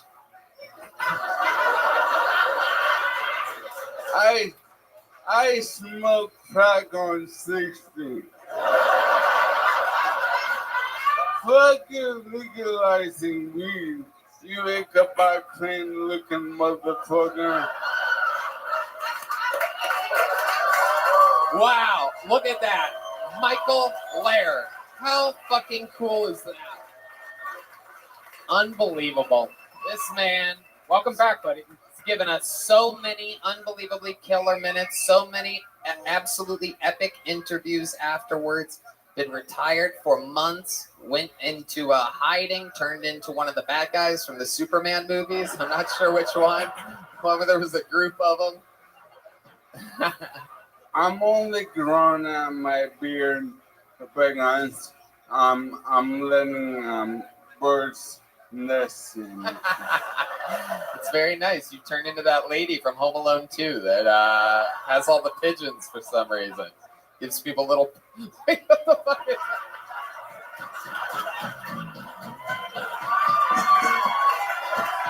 Wow. Holy shit. Wow. Oh, here he is. This was a bad idea. He's joking. Oh no. That would be great. Is that a peep? Was that a peep or an actual rubber ducky? I literally don't know. Dog toy or something? Yeah. It's a peep. I love it. Hey, yeah. Pardon me, sir. I'm a Miles, right? Monty. Pardon me, Monty. I'm Michael. We am in that. I'm allowed one beer a day, and only after I No, I've been in my backpack. You mind grabbing it for me? Yeah, no problem. I thought you wanted to take one of mine. Wait a second. When you open this, is a bunch of foamy snakes gonna fly out or something? Look at the no. Whoa!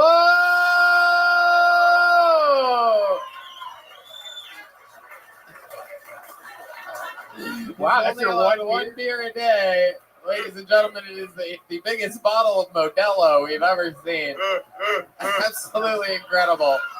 Did my dad write this? With a carrot top. You could tell literally a gag bought at a thrift store for this moment right here. Michael is a master thrift store specialist. His apartment is filled with the coolest shit. Just shelves and shelves of awesome stuff. Am I correct, Michael? Am I close to right about this purchase? Yes. And if we could take a minute, you know how I always abuse this platform for my own financial gain? Yeah, without a doubt. Without a doubt. Well, I thought we could start at $20 and auction this. You want to auction that? Hell yeah. And this is going to go to your beer fund? All right, absolutely. Let's start the bidding at this bottle of Giant Modelo at 20. We have resident Chief, that's 20. All right, Joe White going 25. How about 30? They got that. 40. Should we shoot up? Oh, wow. Boneseye's in the mix. 50, 60, 7. Whoa, $100 over the top. Whoa. Is that real? If somebody's being funny, we're going to jump you after this, just to let you know. All right, so it's at 100, 120. What's that? Whoa, 150 over there in the corner. This is the real deal. How about 200 for Michael's Modelo bottle? Anybody? What? Holy shit, 200 up there for a giant bottle of Modelo. 250, anybody? 250. 250? Come on. 300? Anybody 300? Going once? 250. Is it 250's locked up there, right? Pretty good. Whoa, 251. This has turned into a bad idea, everybody. It's officially gone the length of time in which I'm frustrated about it. Yeah. We're at 251, Michael. Guess who's not selling a poster tonight?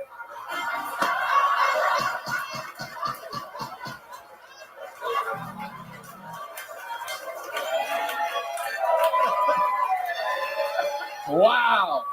You are absolutely right. All right, 251 going once, twice, 3 times. That's it. 251, the big Modelo. Michael, you're a legend. We love you so much. You want an opener? You want to open it? Come get your stupid bottle, man. It's a bank. It's a bank. Oh, it's a piggy bank. Oh, okay. Very good. Hell yeah. Is it made out of glass or like ceramic? It's good that you gave him a piggy bank because he just spent his life savings on it, so he'll get to start from scratch again. I don't know what it's made out of. Sir, will you get down here? This man has a debilitating disease. We literally might have minutes left.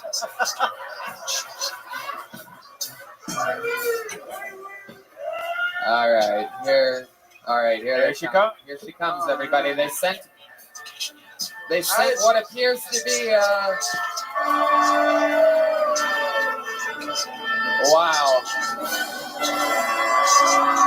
With $251 exactly.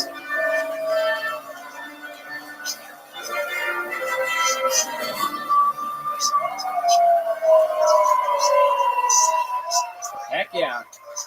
Maybe that girl can use her tiny lime wedge tits to citrus up the bottle of Modelo a little bit. Oh, come on. Those tiny little limes that she had, am I right?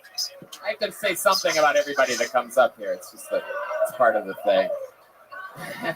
Yeah. It's not all happiness up here. I know it's been a while, but they usually move the fucking stairs before they live on stairs. That was the stairs. You know what we should do? Let's auction off the stairs right now. What do you guys think? Ladies and gentlemen, there goes the great Michael Lair, everybody! A legend. We love him. I mean, all you have to do is go back and fast forward to his parts during the pandemic episodes. Literally, some of the funniest stuff that ever happened in the history of the show, he created himself during those wild times. He literally kept the show afloat during the pandemic. How about one more time for my very good friend, Michael Lair? That guy lives for this shit. Lives for moments like that. Your next comedian goes by the name of Olivia Stadler. Olivia Stadler.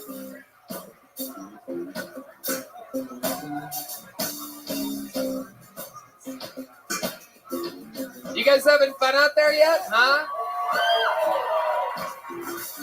All right, one more time for Olivia Stadler, everybody. What's up? What's up, bitches? How are you? I know I'm dressed slutty. I was actually raised slutty. I come from a very slutty family. I was raised by like a cool mom. Do you guys know about cool moms? Like, she would buy me lingerie for Christmas when I was in high school. I'm not kidding. So young, she was still writing From Santa on it. And I'm like, what is the narrative we're building here, Mom? Like, is Santa trying to fuck me? I don't care. Like, an old guy snuck in here last night and left a minor lingerie. I don't know if that's festive. Okay, I don't think Dad's in the Christmas spirit. I love my mom, though, and my dad. They're great. Angela and Frank are their names. Celebrity couple name, Anne Frank. Pretty sick, right? It's pretty sick.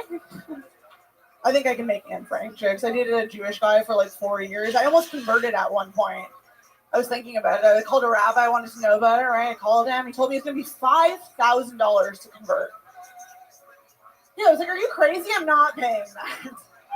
He was like, you passed the test. You're in. So, thank you. Olivia Stadler. Hello, welcome. Hi.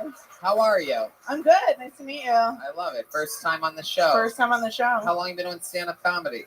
It was like 2 years before the pandemic, so I guess 4 years now. Awesome. Yeah. Congratulations. Thank you. Has anyone ever told you that you look like a background dancer, but like way, way in the background?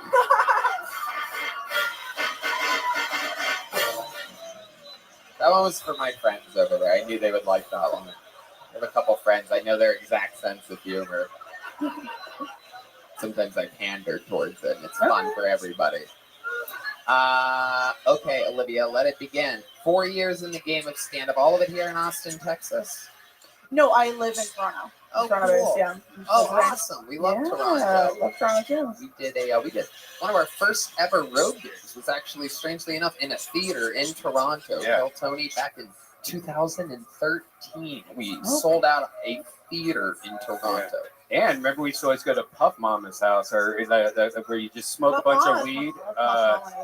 I mean, a legend. I've literally passed out there getting too high. That's back when it was like super illegal to smoke weed. And there was a place in Toronto for literally the last 15 years where they put on secret comedy shows in the back and people would get high as fuck. And it was literally like nothing else. There was nothing like it in LA. No air either. And everyone had hookahs. So you're just getting stoned as fuck. The list of people that have greened out there includes both me and Doug Benson, of all people. To let you know the level of pot smoking. I mean, it is maximum. It's literally like Snoop Dogg would go in there and be like, "This shit's fucked up, man." Yeah, it was sick.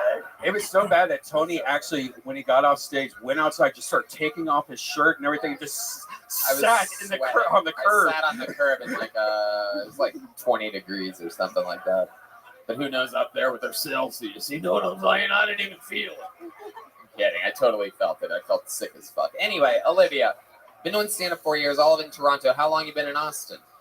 2 days. 2 days. Yeah. Absolutely. This is what it does to people. 2 days in Austin, you already kind of look like Dee Snider. You know what I'm saying? Like, it affects people very quickly in your face. No, I'm kidding, Olivia. So you've been here 2 days. What have you done for fun so far? Just drink, go for a run, shit like that. Okay. Okay. Absolutely. Who'd you come here with? By yourself? No, my friend Patrick. Shout out Patrick Fishman. He's here. I came to visit. I'm here. I'm a writer on the show Letterkenny, so I came to watch their tour. Thank you, Alan. Okay. What did you say about dodgeball? Did you say dodgeball? My hearing's so bad. Yeah, I swear. I gotta. What? Dodgeball. No, is there a thing? Is there like a thing that I could put in my ear to hear people? Like, yeah, it's called a hearing aid. Oh, you son of a bitch! No, we're doing a show, you asshole. Do you want me to try not being a woman? What? Do you want me to try not being a woman? The fuck are you Not talking being about? a woman. Did you say not being a woman? I don't know what's right going on. JK. I love it. Olivia, what do you do for work? I'm a writer on the show Letterkenny. Oh, that's what you do for a living. Oh my goodness, I forget. In Canada, this is considered a comedy writer. Everybody. I'm kidding. You were very funny, Olivia. So what do you have planned for your trip to Austin? What are you excited about? You like taking part of a roller derby event or something like that? Like, yeah, shit like that. I don't know, just stand up, hanging out, drinking, you know. That's so fun. I love it. What else about you? You must have some like hobby or something during the day. You ever like dance with like fire sticks or something? Why do you keep playing that? Why does Belle Biv DeVoe the go-to on this? I don't know. She just because of like the dancer. Yeah, look, yeah, right? yeah. Big J, no J, Hokerson. Yeah, little Jake Hokerson. Red man, you did it. I said Hokerson. Cokerson would have been better though. It's better. Little Jay Coker. Do you know who Big Jay Okerson is? He's a very famous, amazing comedian that wears fingerless gloves. So you, the little Jay Cokerson, because you seem a little cokey. But it's okay. We all have our different things. I'm on this show. I'm gay. So I mean, we all play different characters here. Am I gay on this show? You can't be. No idea. Is this what this show is? I just get fucked in the end of the night by hands and he's three fingers? Yeah. We go from Kill Tony to Kill Boney real quick. Fuck you know what I'm this. saying? It's Texas. I don't need some more beers. We're real gay in Texas. We ain't that California gay. We're real gay. Where you fucking spit tobacco and swallow cum. You know what I'm talking about, people? Queso. That fucking 1-2 punch. You know what I'm saying? That fucking... All right, I gotta get my life together. Olivia, what's another fun fact about you before we let you go that we would be interested to know about your entire life? Maybe, well, you said that your family was slutty. What does that mean? I don't know, we're all sluts. Like, I have 3 sisters. I have a sister who's like in Miami just being a slut, you know? Right. TikTok, fucking 300 followers, still slutting it up every day on TikTok. You know what I'm talking about? No. She's gonna love that I said that. Alright. Ask a more specific question. So you're a writer on a TV show. You do that, and you're visiting for how long? Like a week. Okay. Yeah. You're visiting for Canada. Monty here is from Australia, so Amazing. maybe. Do you think that's the same place? You know, Is that what you're insinuating? Because maybe we're from the Commonwealth, like we're gonna fucking know each other and talk about the metric system and shit. I was gonna What the say, fuck do I you mean, think yeah. we're doing? Yeah. What kind of homosexual show is this? I was thinking maybe you guys can compare passports or something like that. Have some fun here in the greatest country on planet Earth. Olivia, What's the longest set you've ever done? 20? Would you like to open up the secret show Thursday? I would love to. Whoa! Olivia just got a spot out of this. You just got booked on a real comedy show in Austin, Texas. Congratulations. Here, you got laughs. Take a big joke book. thank Olivia you so much. Stadler, everybody. There she goes. There she is. Hey! Hey! They got it already. This band is unbelievable. I mean, they just play shit. You hear that? How about one more time for the band, everybody? This looks like a new name. Make some noise for Mabel Sullivan, everybody. Mabel Sullivan. We're having fun here. Here she is, everybody. Make some noise for Mabel Sullivan one more time. Can you hear me? This is my second time trying to get in, so I feel pretty lucky. It's also the second time that I really feel like I've made some bad choices in my life, and I'm rethinking a lot.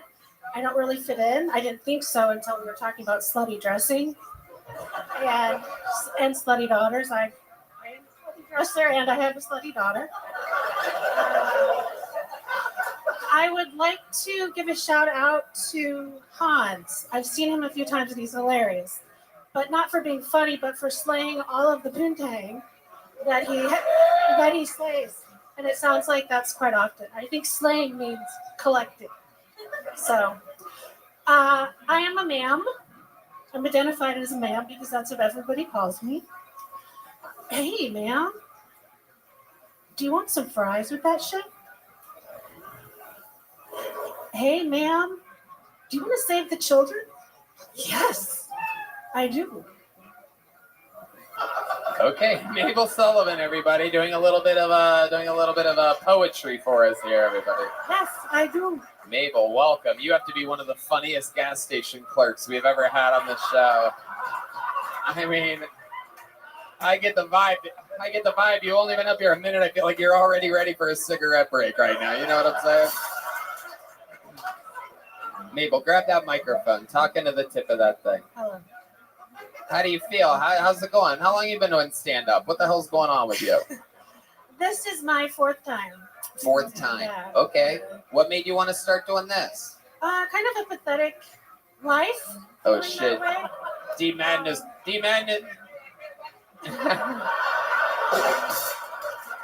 No, I don't want to. I actually. No, D-Madness, even though he's blind, he knows it's a thick white woman, so he's going to jerk off real quick. You know what I mean?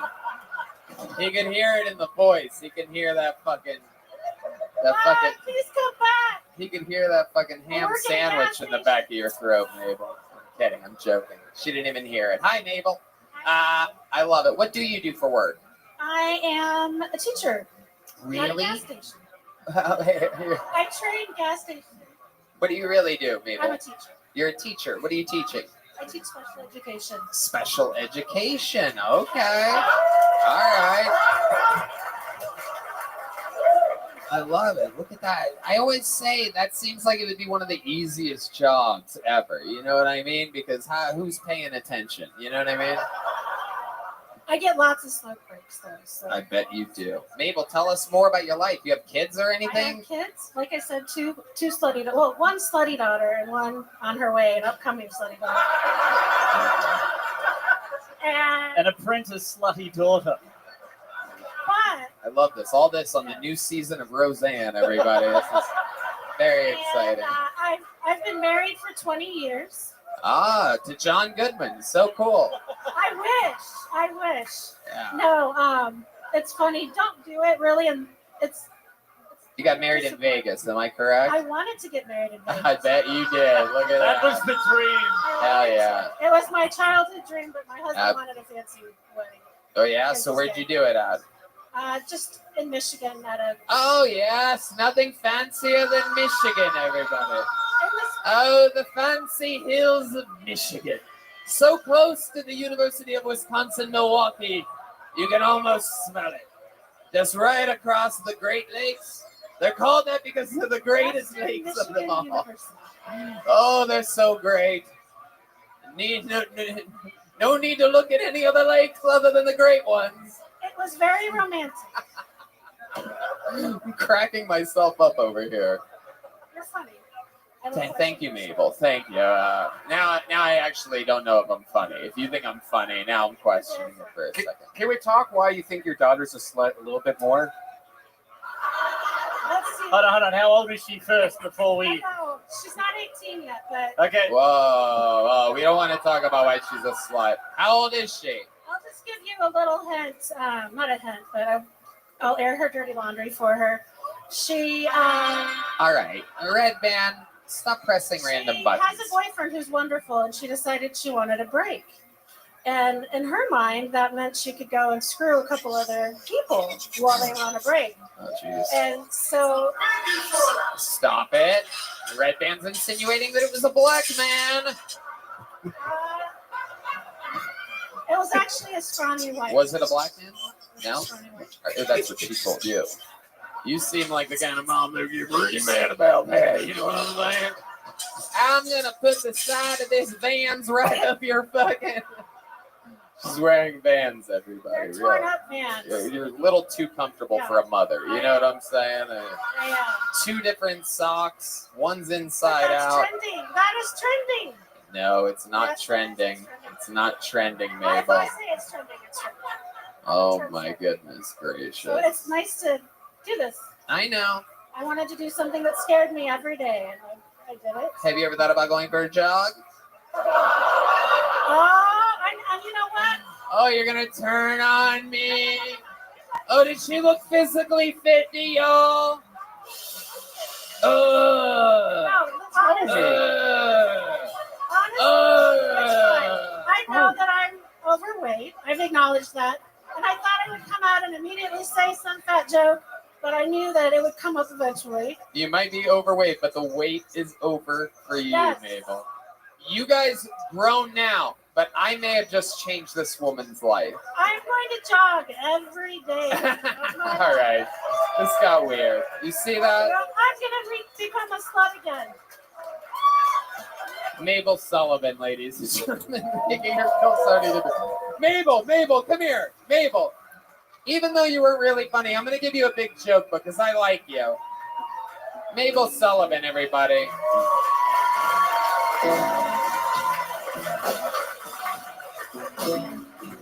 It either goes one of two ways. She comes back, she went for jogs, or she killed herself after the show. 2 daughters left motherless after comedy show goes wrong. Oh, there it was. All right, let's fix the room, ladies and gentlemen. We have a very special treat for you. A golden ticket winner, everybody, is here from Canada. He is an absolute icon on the show. We love him. Here with a brand new minute. Make some noise for Jared Nathan, everybody.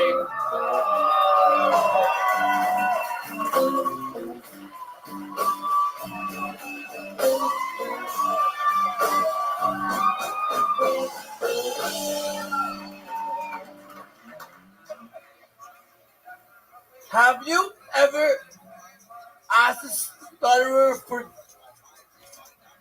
directions? Be careful that you're not in a rush.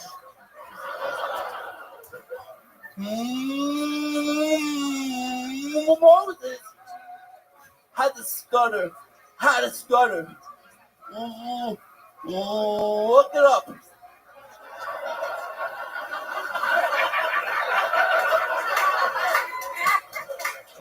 No wanted to choose lost in the desert for 40 years. It took them that long to get directions. There it is, exactly a minute. This guy knows what he's doing. Look at this.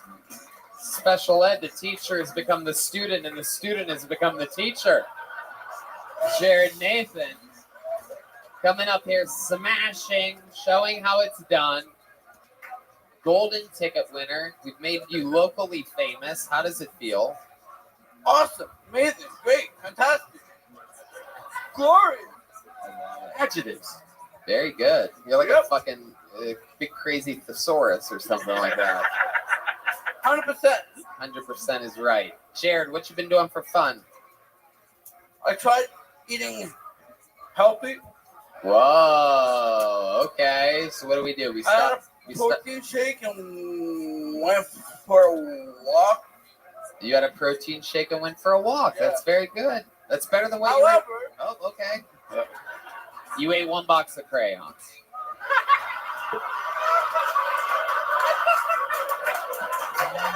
Where's the lights? Where's the lighting guy? That qualified. Nothing. Nothing on that. You on your phone back there, lighting guy? That should have activated the lights. it went right through me, and I actually shot my pants. Okay. Oh, the wax. Yeah, are we Oh, the wax. we're talking about the crayons? And a protein shake. Look like a melted bag of Skittles in your underwear? Power of the rainbow. You son of a bitch. I love it. So, Jared, that's fun. And did you feel healthier after drinking a protein shake and going for a walk? I would do it again. Okay. Did Tony tell you to go on these walks? Yeah, this is a new thing I've been doing, right? Try to change people's lives. Nobody laughed at my Mabel Sullivan joke, so, no, I'm kidding. All right, so let's talk about it. Jared Nathan, what else other than a protein shake and a walk? Shooting a movie on Friday. Okay. And I actually spoke to the director. Yeah, the director. We found out. found a Pilot. Pontius. Perfect Perfect. part for you, Tony. Perfect part for me. Uh-oh. Bottom or Here top? we go. Toilet, because you're full of shit. Oh, yeah. What? What? Are you serious? Are you kidding me? Are you kidding me? All right, get out of there. You know what? Fuck everybody. Show's canceled. The fuck do you mean I'm full of shit? It speaks for itself. You son of a bitch. Well. Yeah. All right. Okay. Stop rubbing it in. Whoa. My God. Now I know what the bad guy from Terminator feels like. It's like, Jesus. Really piling on here. I love it. You really, are you really even shooting a movie, or was it all just for that joke? I'm actually shooting a movie. Hell yeah. Are you shooting a movie with a camera, or are you shooting a movie like Alec Baldwin shoots a movie? Like, what are we talking about here? Could have hired me for his roast, just kept me in the With a writer's camera, room. actual camera. Yeah, I'm excited. What? Huh? You have a camera and everything? Is that what you said? Yeah, it's an actual film set, yeah. Okay. It's legitimate. All right. How did you get funding for a legitimate film? No, you got hired. I got hired. Yeah. It's not my fault. Oh, very cool. Thank you for chasing Rouse for the hookup. Yeah. Okay. Very cool. Yeah. Is this a Canadian film? It's actually shot here in the States. It's an American film. Did you see Olivia Stadler on stage earlier? Do you guys know each other in the Toronto scene? Yeah, I know her. Okay. We did some shows at the underground. I love the underground. Yeah. Puff Mama. I mean, that's a perfect name for you to say. You could have stopped at any point there. You had it. Well, the bird, what the bird is a word, the bird. Oh, yeah. Oh, when are you going to do that? What do you... I'm waiting for that. Hell yeah. Do you ever do karaoke? I do. What do you usually go? What's your go-to? Fish? Free falling? Free falling? Yeah. Really? Okay. Whoa. You think we should get a little verse from Jared?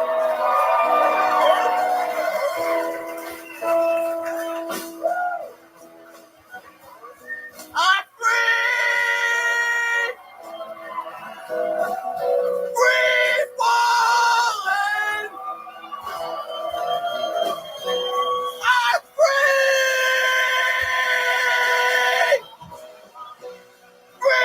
falling.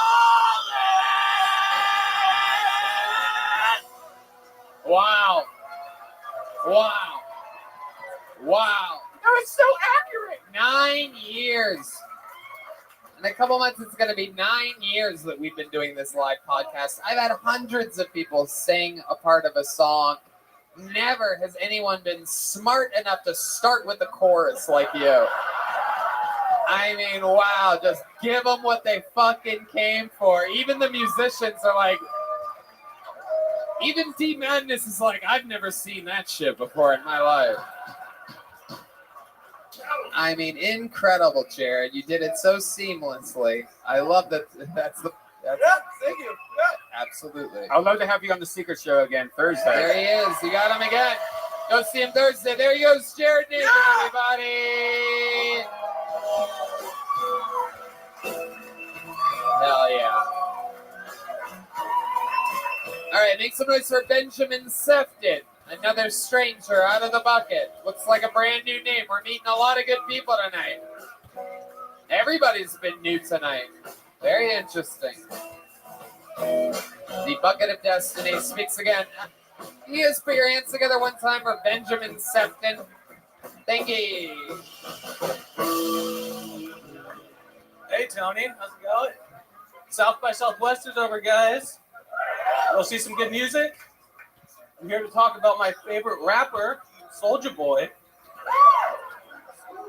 Soulja Boy got a new job recently. You wonder where? The zoo. Yeah, he posted on Twitter he was feeling a little sick. He thought he had coronavirus, but it turns out it's just the flu.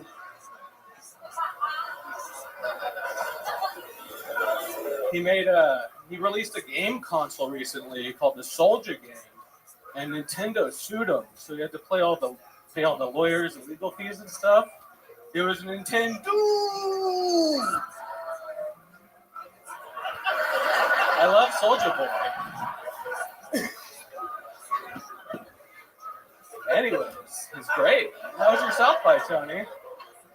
Hell yeah. All right. There's a minute from Benjamin Sefton. Wow. Benjamin. All I have to say is boo!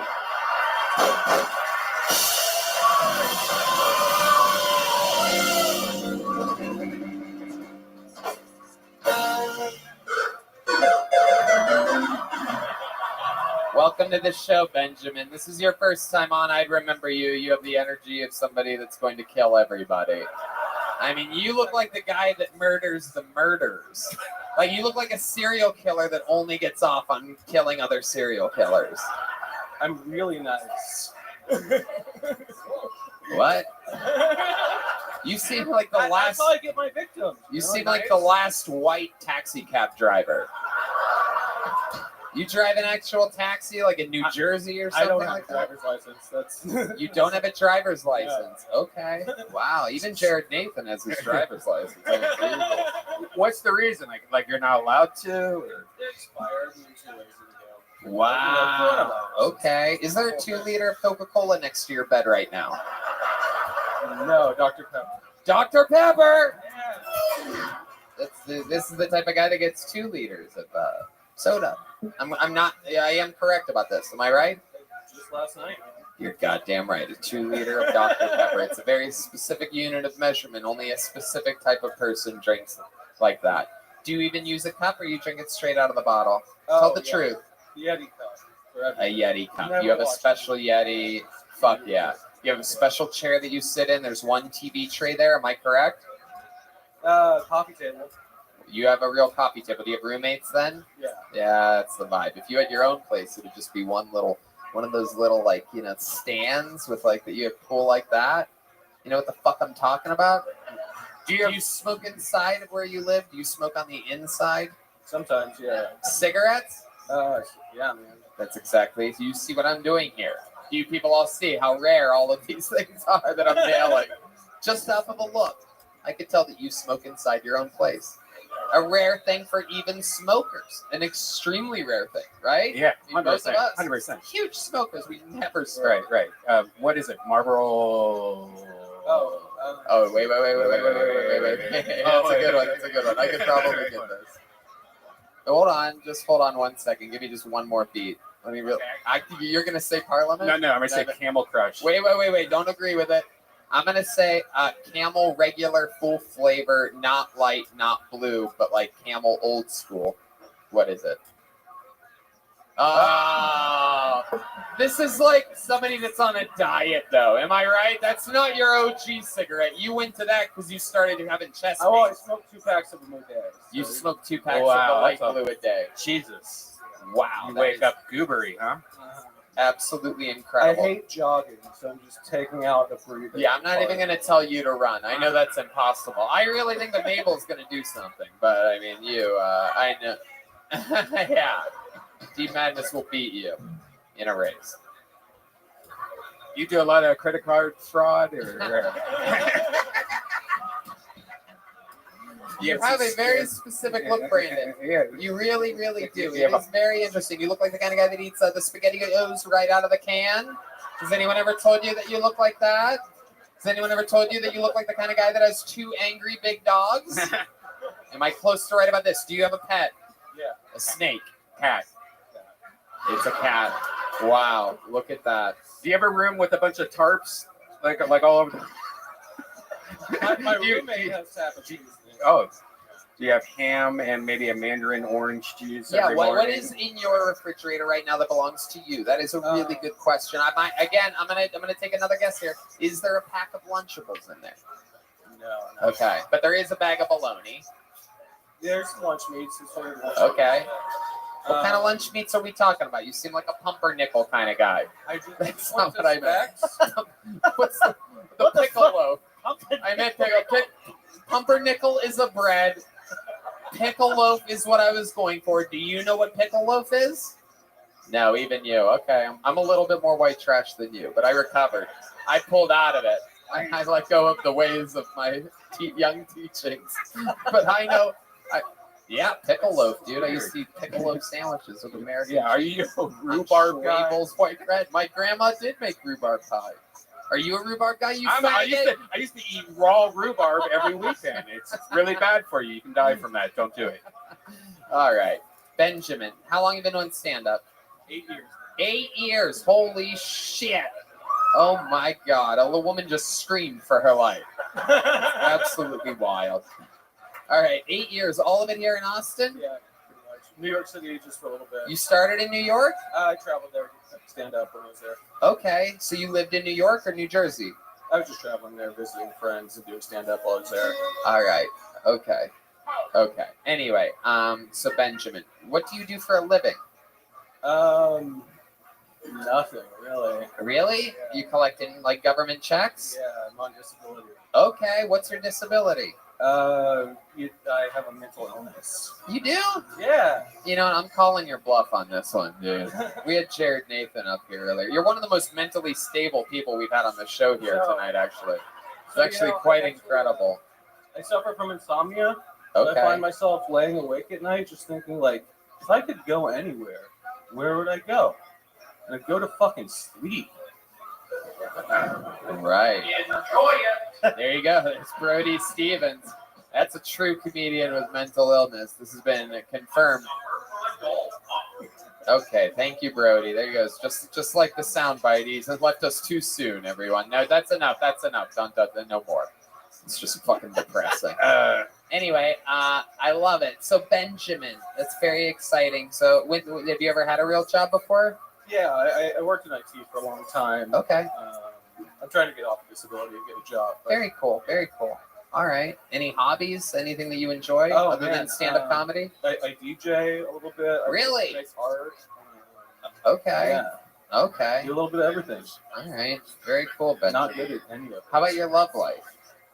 Any you have any? You ever go on dates or anything like that? I tried to, man. They banned me from Tinder. Oh shit! Damn. What do you have to? Okay, that's enough of that. What do you have to do to get banned on Tinder? I don't know. I just swiped right on everybody, and then started filtering. And next thing I know, I can't log in anymore. Was there any keywords in the direct messages? You know, like strangle or? Nah, I was so excited I beat Tinder because I ran out of women. Wow. I don't think that's how it works. I don't think you won. I mean, it's over. Damn. Well, Benjamin, 8 years in the game. You did your finest minute of Soulja Boy jokes. You really came out guns a-blazing. I believe it was joke, just repeated 4 times. Indeed. It was the same joke over and over. No doubt. Yeah, what's Soulja Boy's favorite color? We already know, Benjamin. We know the answer to this. I kind of want to hear it, though. I don't comment on people's gang affiliations. Oh, okay. All right. Well, we know your gang affiliation. You're a Crip for sure. You know what I'm saying?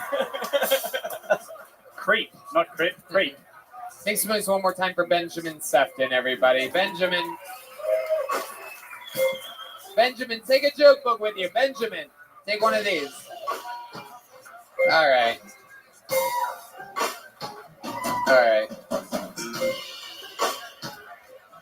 Ladies and gentlemen, we have a brand new regular on this show who's been performing a brand new minute every week for a few weeks now. Let's see what happens this week. Make some noise for Ellis H, everyone.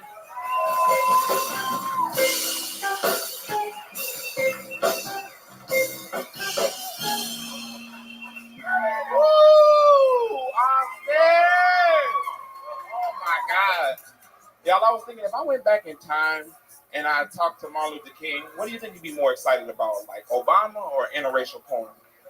Like, you know what I'm saying? Like, I could just see it too. The old farmer is a very fine young man, but tell me more about this black. I say, damn, dude, it's just black dudes smashing white women. That's what I've been dreaming about. So, yes, I'm tired of beating my meat to all these black butts. All right, y'all, I'm getting older. Life is precious. And sometimes you don't appreciate things until they're gone. Like your fucking teeth. You want to appreciate them bitches until they are gone. Ladies and gentlemen, I have no molars. None of that. That's the shit that help you chew up food real good, real fine. I'm about to say, if y'all don't like me, if you hate my guts and you want to take me out, you ain't got to shoot me. You ain't got to stab me. Just order my ass a steak. I'll be at the Texas Roadhouse fighting for my life in that bitch. LSH, everybody. There you go. A new minute from LSH. Hell Yes, yeah. sir. Welcome back, Ellis. Here you are again. Is that true? What happened to your molars? Just, gummy bears, bro. They tell you about drugs and shit. They don't never tell you about gummy bears. That's what really fuck this shit up. That's true. Sweet. Gummy bears will fuck you up. I love it. So, all right. And does that really affect you? You can't eat a steak? You plow through it, No, right? I can eat it, but I gotta chew really carefully. Like I'm just. My Shih Tzu does that. Yeah. Your what? My Shih Tzu does that. He's had all his teeth pulled, just his front teeth, and oh, cool. Yeah. Anyway, He eats like my Shih Tzu, Tony. All right. So, Alice, let's talk about it. Earlier, when you came in tonight into the green room, you were wearing a shirt that said, "My name is Ellis H." And you said that I had a look on my face like I was coming up with jokes. You look like the fucking devil. This motherfucker was so red. He looked like he wanted to end my life. And everybody in that room was up to no fucking good with him. They were all laughing. That's they were a all great giving. shirt, man. Yeah, like the shirt is great, but you know. If you bought it at a fair or something, like, do you really think that we should look at that shirt, by the way? I mean, where is it? What did you do with it? Did you change it because you were afraid of what I was going to say? Yes. Can we get that? Where's that shirt hidden? Can we get it up here? Can you put it on for us? How many of you think we should get him in the shirt that he was going to wear? Sometimes it's not fair. One of the things that happens is sometimes I see some of the regulars or cast members right before the show, and they get scared. Like if I'm like, "Oh, nice hat, William," or whatever. Like, but very rarely does anybody ever change. This is exciting. Yeah. And you don't like being made fun of. Is that correct, Ellis? Not on this shit. It's fucking horrible. This is like you like the roast master and shit. No, stop it. Don't compliment me. It makes it weird. You're like an evil fucking Timmy Turner or something. Did you get some new shoes though? Those look new. No, they're the same. Those aren't the ones. They're the same. Those aren't the ones we originally made fun of. Yeah, they just my white. At one point, I roasted his shoes so bad that he took them off and threw them off stage. Those were not the shoes. I would remember. Yeah. Those are. You just take good care of those. It's all right, man. Tony, the shirt is over here. Okay, we have the shirt, everybody. Here it is. How the fuck did you get the shirt? Come on, put it on, Ellis. How many of you think you should put it on right now?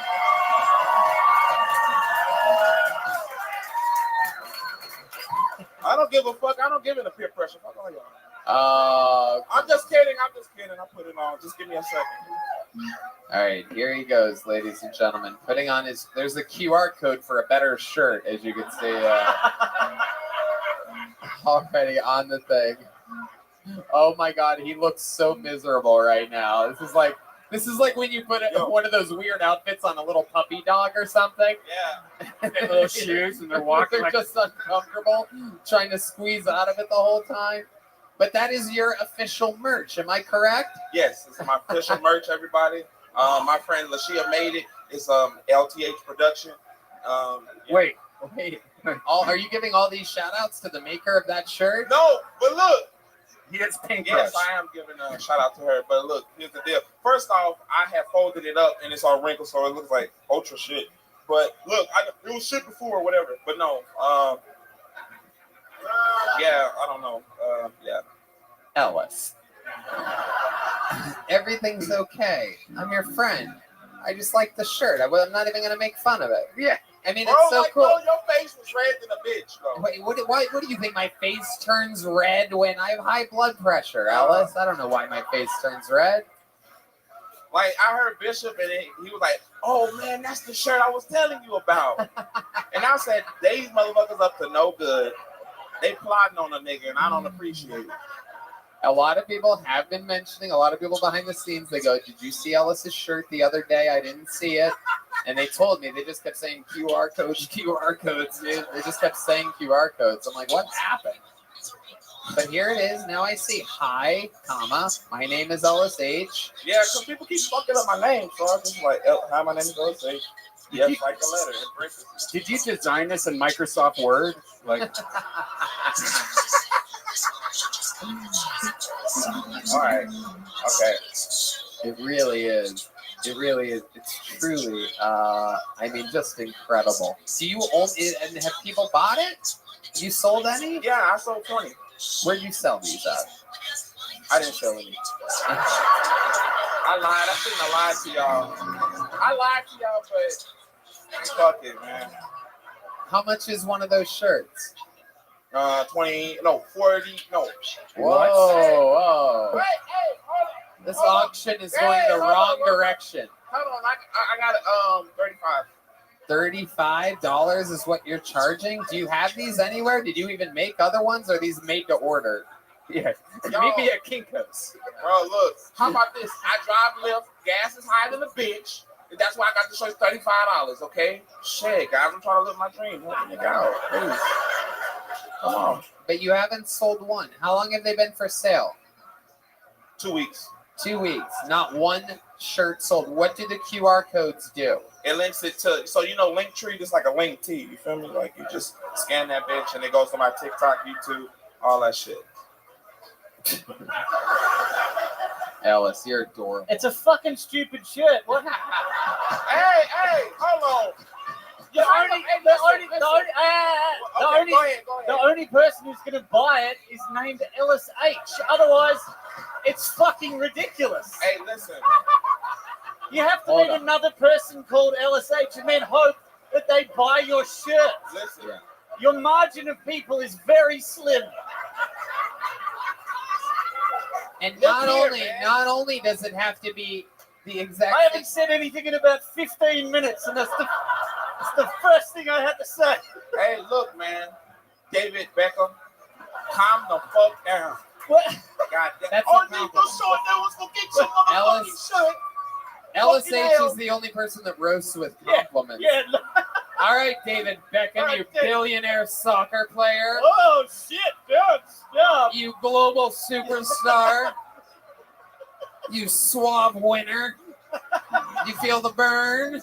Huh? Stop! Oh, shit. Ellis, I love you. I mean, you are such an interesting character. I mean, you have these weird, like, actor energies. You're there, you're not there. Sometimes you're fucking hilarious. Sometimes you're weird as fuck.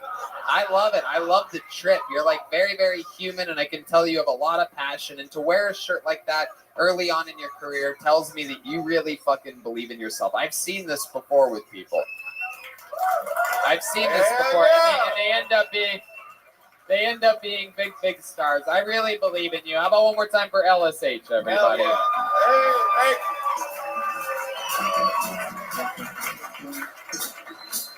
All right, you guys think we should go to this bucket one more time, huh?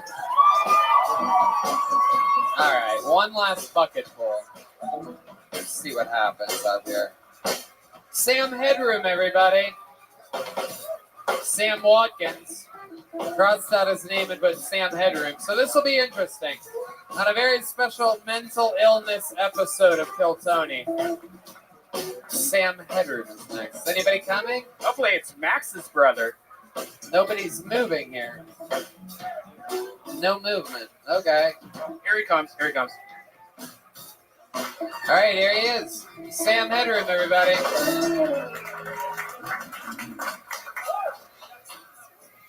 Oh shit. I'd rather fuck Big Ange than Lady Gaga. Any of you guys seen House of Gucci? Yeah, I need some of that Ange Gucci. You know what I'm talking about? My pronouns are nigga. I feel like yes, sir. I feel like if you know what I mean? Like, I'm not gonna make you mad if you got some tits and a dick if I call you a nigga, right? Also, I'm horrible with names. One of my buddies, we call him Timer. That's because he counts down before he comes. I always imagine it like a 1, a 2, a 3. I don't listen to country music because I don't want to listen to nothing I might be hung to. Just saying, you know, I ain't trying to die listening to Toby Keith. Fuck yeah, Sam Headroom. Welcome. How are you? Good. How you doing, Toby? Absolutely good. Welcome to the show. I like your style. Thank you. At one point, you did a joke in which you said the N-word, and D Madness plugged his ears. I think he thought you were a white guy for a second. That wouldn't be the first time I've been mistaken. But no, D, I'm here to tell you, this guy looks just like Frederick Douglass's grandson. This is Sam Headroom. Welcome to the show. How long you been doing stand-up comedy? This is my first time, Tony. Really? Are you fucking serious? Yes, sir. That's actually shocking to me based on your mic technique alone. I mean, you actually kept the microphone in front of your face the Tony, entire I've listened to every single episode of Kill Tony. Oh, wow. Okay, very cool. Up till Tom Papa. Okay, yep. That was today. Yes, sir. Wow, that's so cool, Sam. Where are you from? I'm from Chicago. From Chicago. You listen to every episode of the show. How long you been in Austin for? 2 days. I'm out here because my brother works for Tesla. So Sweet. Hell yeah. Thank goodness for diversity hires. Am I right?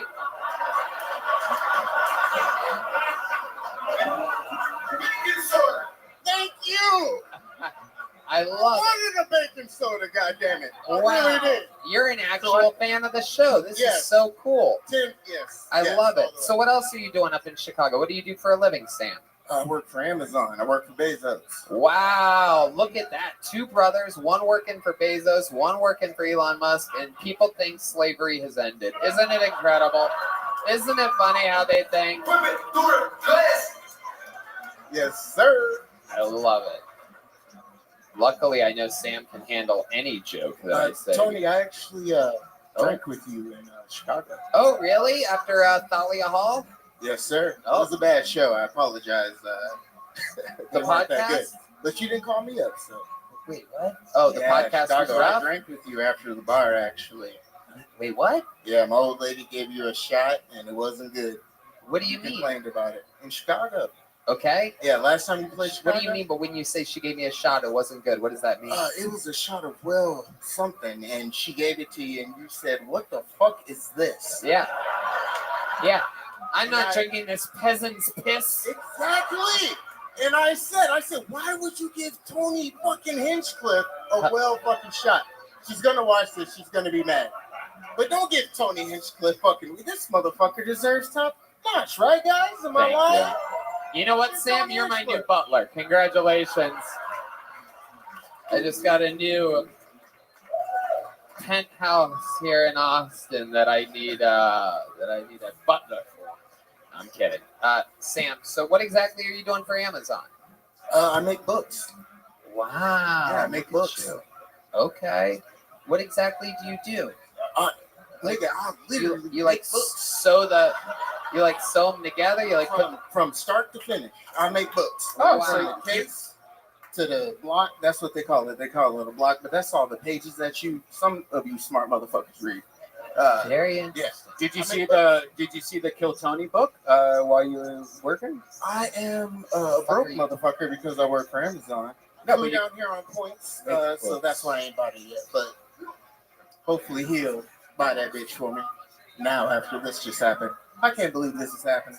Sam, it's okay. Everything's good. You're I'm in so good fucking hands. nervous right now. Like, You're good. You're handling it you're perfectly. a comedic hero of mine, for real. You're so Wow. fucking funny, and I wish a motherfucker would talk some shit. That's why I was glad Freddie Gibbs and Brian Moses was over here. Hell That yeah. motherfucker's funny too. See, that's Chicago street cred, bitches. Yeah. Ah, Put some respect on his name, goddammit. Thank you, Sam. Are you finished or are you done? Butler and my new agent, everybody. This guy he wears many hats. Unfortunately, that hat's one of them. I like your style, though, Sam. You have a love life? You have a lover back in Chicago? Yeah, I have a wife. Okay. How long you been married for? 3 years. Been together for about 13. 13 years with the same lady. Sam, how do you keep things fresh in the bedroom? Tony, I have what's called a hook dick. Whoa! Look at that. Hell yeah. Okay. It's like your dick is. Yeah. So if you want to get your nut, just top, ride this motherfucking shit. Wow. Genuine, baby. Oh my goodness, that is absolutely incredible. It sounds like in between Snoop songs. That's what that says. I don't know what he said, but I'm hard as a rock right now. That's all I know. Is like Tony, the hook will bring you back. Stop. Suck that dick. Can I say one thing though, Tony? Sure, absolutely. Now I'm not wearing a wedding ring, guys, but that's because I lost a lot of weight, and the bitch fall off. So I wasn't trying to be on Delta these in the motherfucker. Right. But yeah, none of you bitches try to fuck with me. I'm taking. That's right. That's right. Old Captain Hook over here. Sir, if I hit you with that Watkins whammy, you gonna try to be my baby's mammy, and I'm almost done paying child support, so we ain't trying to. Wait, are you about to rhyme with that? Tony, I got bars. I got bars. Do you really? Will you do something? Yeah, I got bars. I got super bars. And I know he's slapping the bass so well, too. So what do you think? You gonna do something right now? Tony, if you would give me the privilege. Let's do it. Absolutely. Listen to every episode. This is his moment. Sam Headroom. Tell them whatever you want if you want a different, Sam. No, that's great. Can we just... Thanks. Yo, I'm in Negro and kill Tony. They mad at me, but I hit El Jabronis. Telling these niggas that I ride all the pony, ain't talking about his cock. I go high as fuck. Tell you niggas like the Star Wars got a lightsaber. If she talking bullshit, I tell her watch your behavior. Matter of fact, I might shake ya, cause I don't like the 70s pussy. Basically, nigga don't pussy. Ain't no fucking pussy. And nigga ain't gay. But if you talk that shit, I hit you with the cake. Yes, sir, that's big thumbs. I come from Shy Rats. She's acting like she wants to get on my dick. Bitch, back up, or I kick you with the kung fu. Bitch is talking bullshit, but I'm dumb fool. Matter of fact, you a fool. I'm in this motherfucker telling y'all that I'm so old school.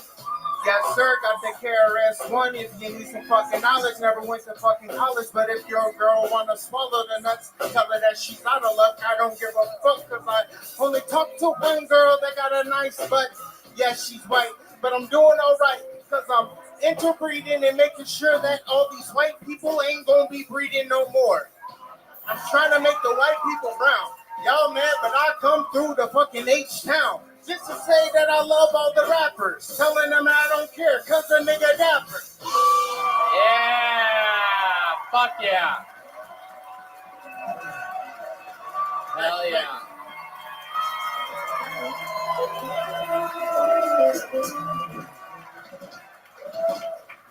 Verses only, or as I call it, a reverse Jared Nathan. No chorus at all. I'm surprised your song didn't have a hook. Dude,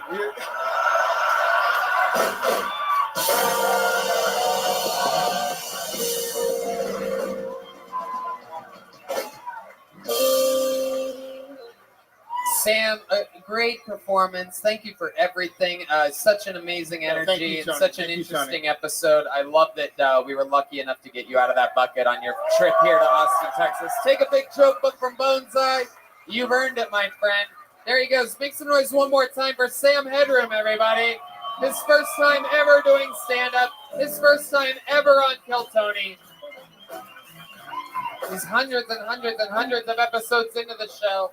And out of those hundreds and hundreds and hundreds of episodes, there is one man that has performed more than any other man. There is a regular on the show that has done more new minutes than any other comedian in the history of the show. He now opens up all the time, full time, on the road for me, for Joe Rogan, headlining his own shows, selling out everywhere. The man is a modern day phenomenon. He is the Big Red Machine, William Montgomery, everybody.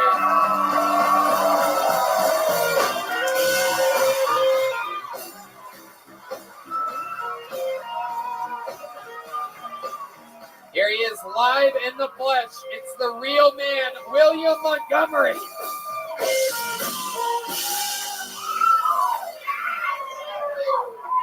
I also have a hook dick.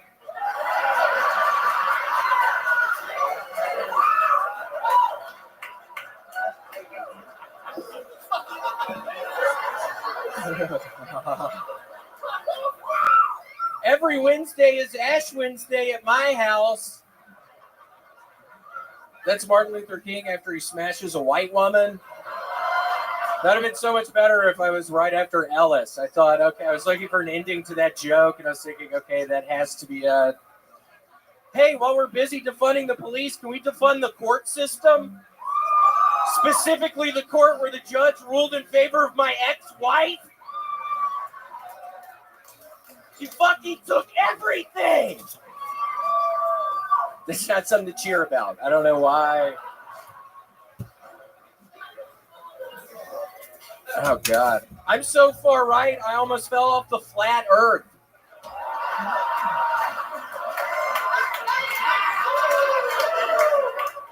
This bitch took the house, the kids.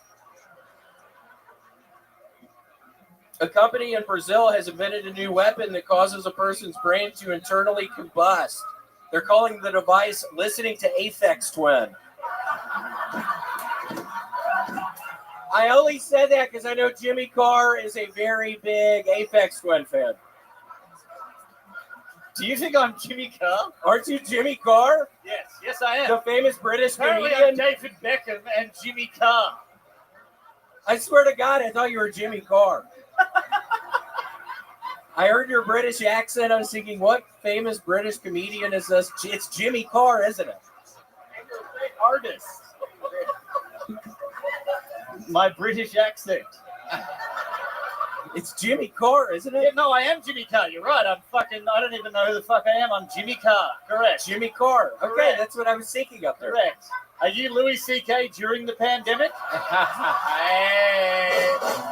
Boom. You got it. Look at the light. You activated the light. That's a big deal. That's a big deal to activate the lights. Why would you do Very that to rare me for up a here? first Why time. would you do that? Very rare for a first time I'm panel. sorry that I activated the lights. Is your skin okay?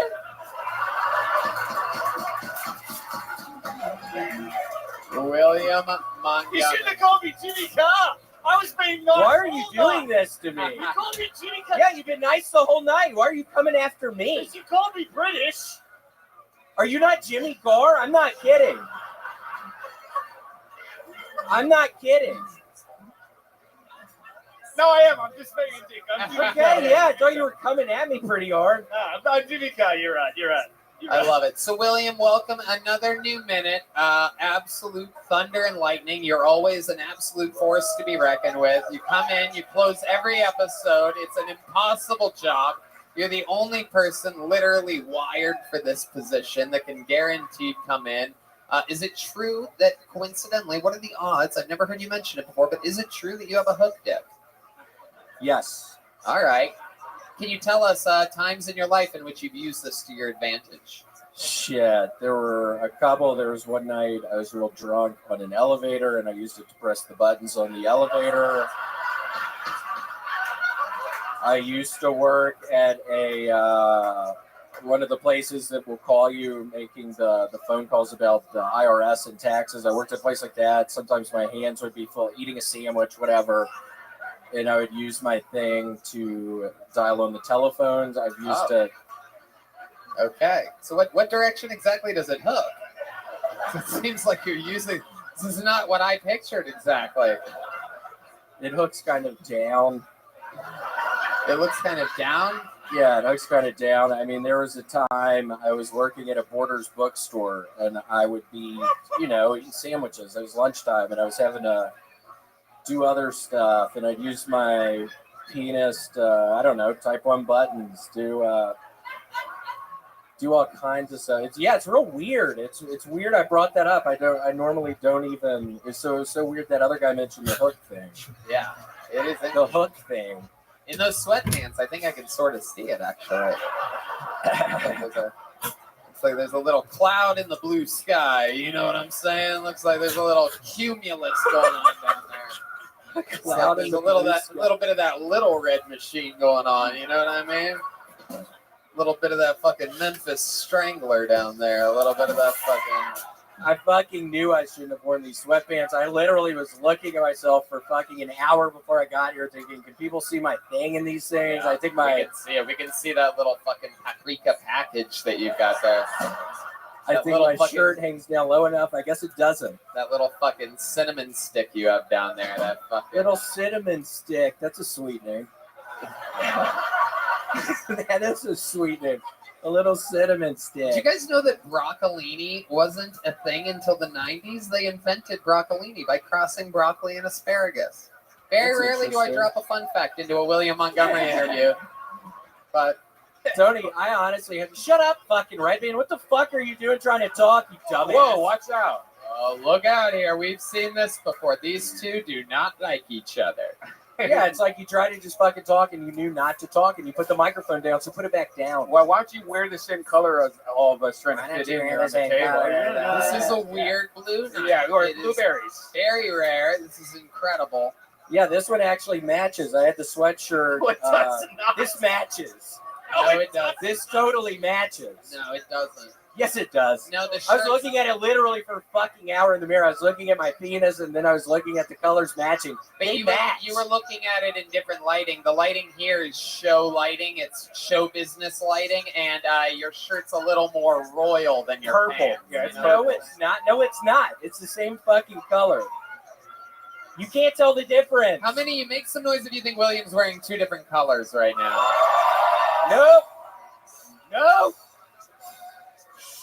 No. No. No. Not tonight. It's the same fucking color. Is that drunk lady all right over there? She's scaring me. She's about to fall off the fucking table. The fuck is going on? Get out of here! Somebody get this bitch out of this building! Yeah, get her out! I'm kidding. Don't kick her out. Don't kick her out. He's kidding, guys. Get the fuck away from her! Holy shit. For those of you just listening to the podcast, I'm sure Yoni didn't possibly get it on a camera. Oh, there he is. He was in position. Perhaps Get the fuck away from her!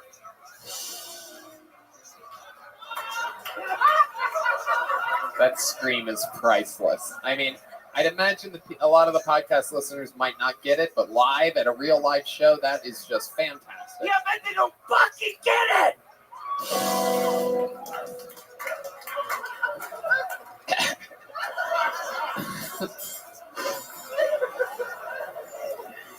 Yeah, what are you doing? What are you doing? No, and I have to say, I'm so relieved. Adam back there, I guess works for Big Laugh. I had no fucking idea he worked for them. I thought he was some crazy guy who was going to kill us. Who are you talking about? Nobody knows what you're on a live show right now. You're literally. I dropping swear to God, somebody's I was name so relieved. And their employer. Like, what made you bring up this guy? I was legitimately so relieved. I would see him in every fucking show, and I was like, who is this fucking guy? He's always standing in the corners. I swear. He works here at Vulcan. Yeah, he's back over there right now. Okay, so why are you talking about Because I'm relieved that he wasn't going to kill everybody. I get high as shit and watch his ass. And just think, what is this guy fucking doing here all the time? You're worried about the wrong people, dude. There's one guy that you should be scared of that is going to say that you're wearing two different shades of blue. Now you end the fucking episode. That's how you do it. Hit the fucking button. There you go. How about one more time for William Montgomery, everybody? He's everywhere. William Montgomery. How loud can this place get for my amazing guest? A great Kill Tony debut, Monty Franklin, everybody! Listen to him on Joe Rogan. It's out tomorrow. How about a hand one more time for the band, everybody? The great Michael Gonzalez on the drums. The great Matt Muelling on guitar. And how about one more time for the man himself, D Madness on that bass.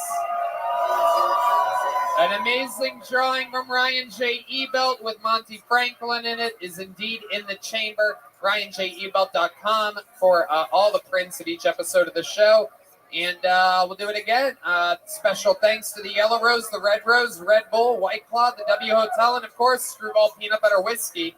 Thanks a lot, guys. We'll see you next week. Thank y'all. Bye-bye.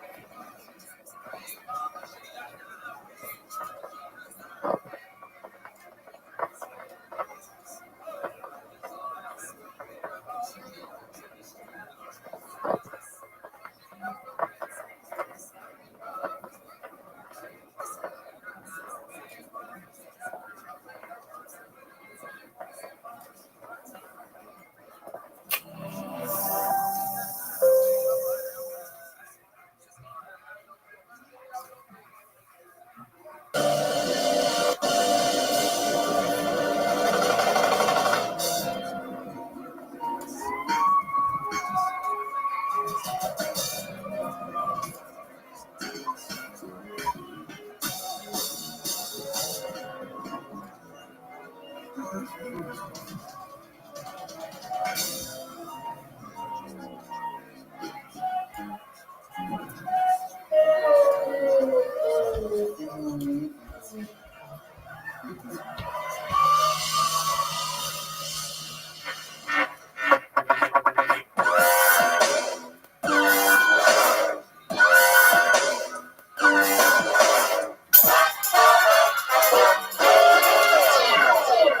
this is Rabbi coming to you live from Walking Gas Company here in Austin, Texas.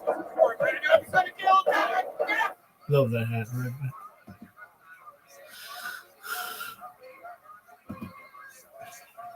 Yo, Doug, are you obsessed with this show?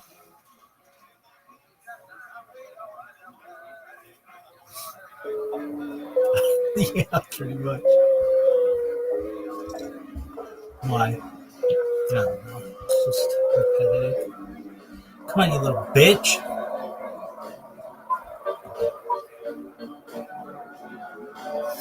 My fingers stink so badly, but I love it.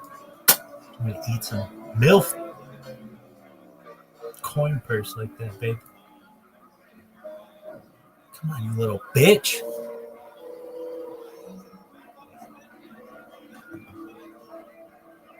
Some fucking weird Bradley ass cunt. Weird Bradley coin purse. Ass. No one knows what I'm doing. This is the worst.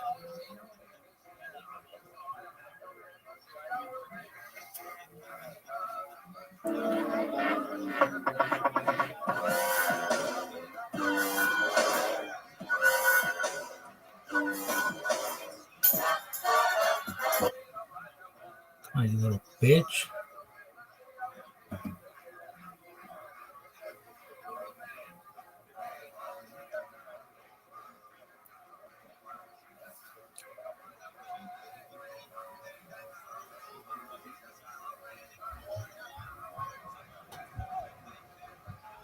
You got Caitlyn Jenner, Wendy Williams. You know that bitch got a dick.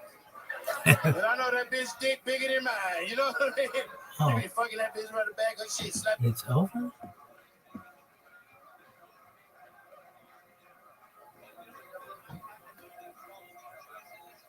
This started 11 minutes ago. Whatevs.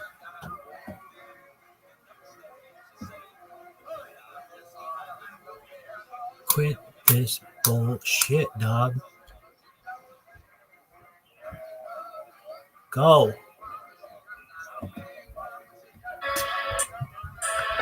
I love this music.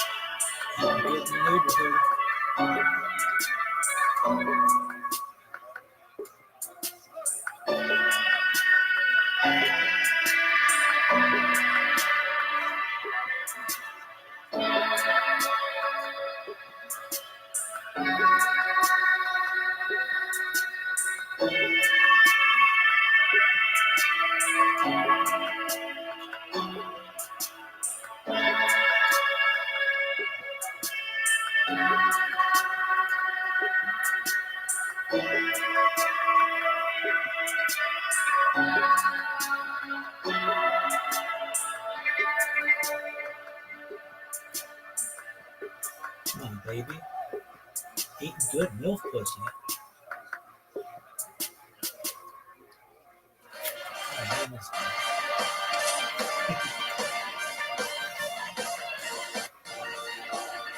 Hey,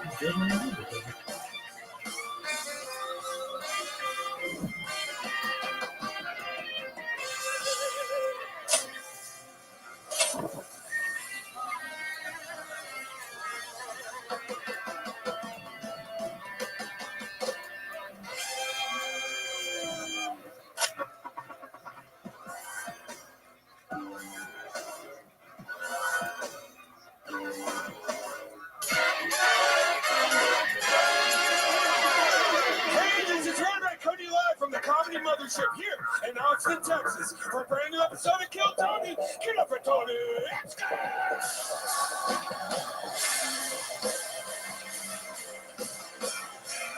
Why does it say? Who's ready for the best fucking night of their lives, huh?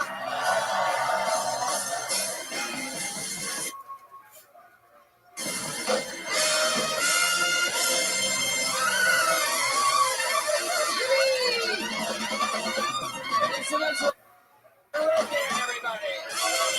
Make some noise for the best damn band in the fucking land right there.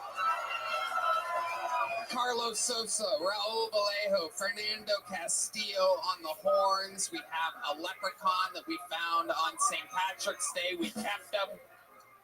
He's on violin.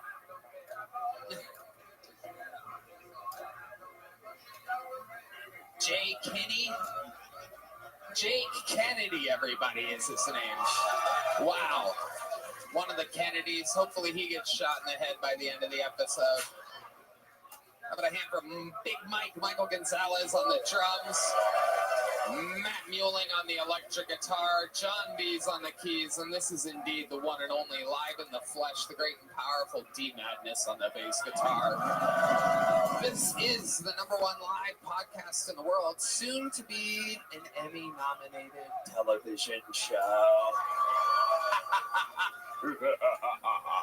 Brought to you by Blue Nile Talk Space, Voodoo Ranger, and ZipRecruiter. How exciting is this?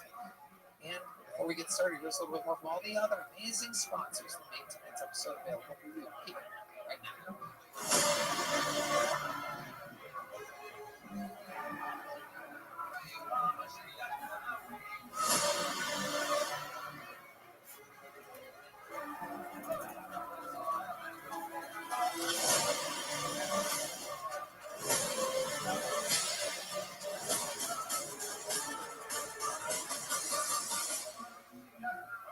Hello. This podcast is sponsored by Blue Nile.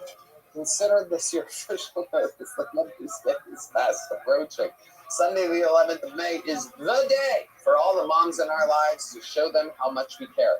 This year, go for a gift that ignites her smile and maybe even triggers a few tears with a special piece of jewelry from BlueNile.com. Not a rake or a broom. That's Blue Nile amazing jewelry at BlueNile.com. At Blue Nile, you'll find thousands of independently graded diamonds and fine jewelry pieces at prices below your expectations. As the original online jeweler since 1999, peace of mind comes with every Blue Nile purchase. Thanks to some of the highest quality standards in the jewelry industry, your gift will stay safe because every Blue Nile order is insured and arrives in packaging and won't give away what's inside. And in most cases, even delivered overnight.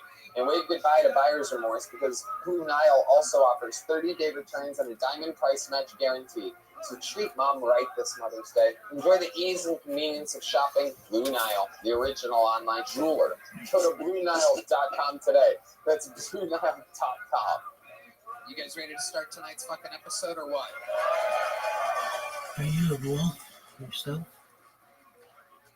All right. Every single week, I book two of the funniest guests in the world. This week, no different. Ladies and gentlemen, two returning guests, two of my favorites. This is a mixture of chemistry of two hilarious comedians that are willing to truly be themselves on the show. They're not nervous. They're fun.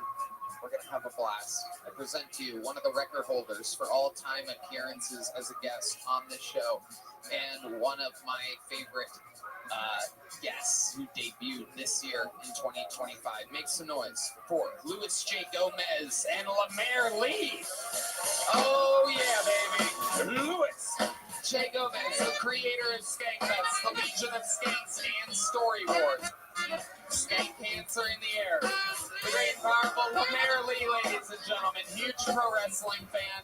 Not getting the size of pop that he was expecting here. Powerful Lemaire. One of my favorite goofy debut guests of 2025. Makes himself right at home. Very silly. I'm hanging out. Oh, one of the most likable characters humanly imaginable. Brought us to the... What? These guys look bad. No, they're happy. No? They're happy, Lemaire. All right. Don't make me give you the fist. Whoa.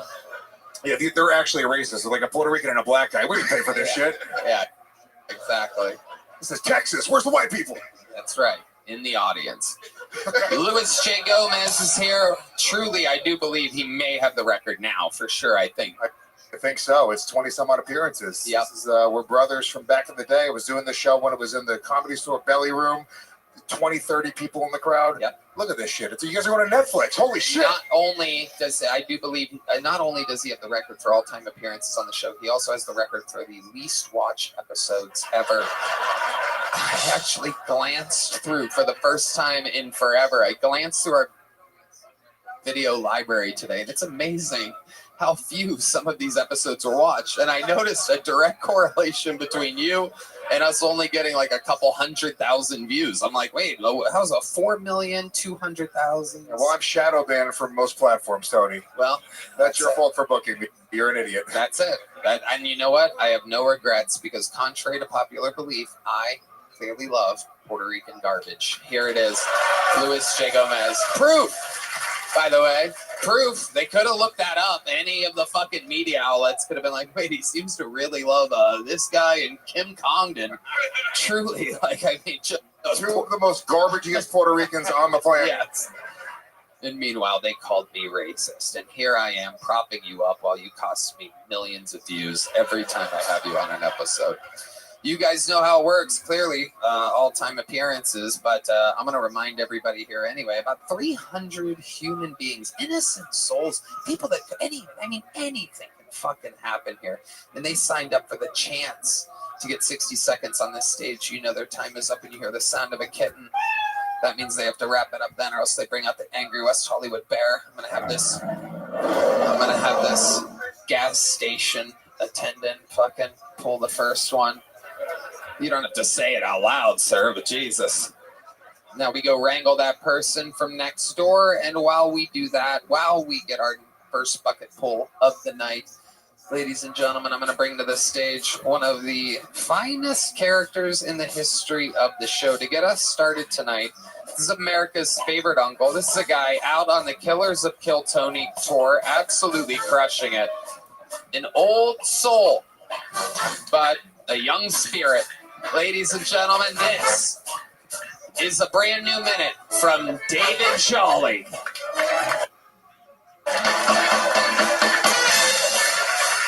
How y'all doing tonight, white people in Puerto Rico? Hell yeah.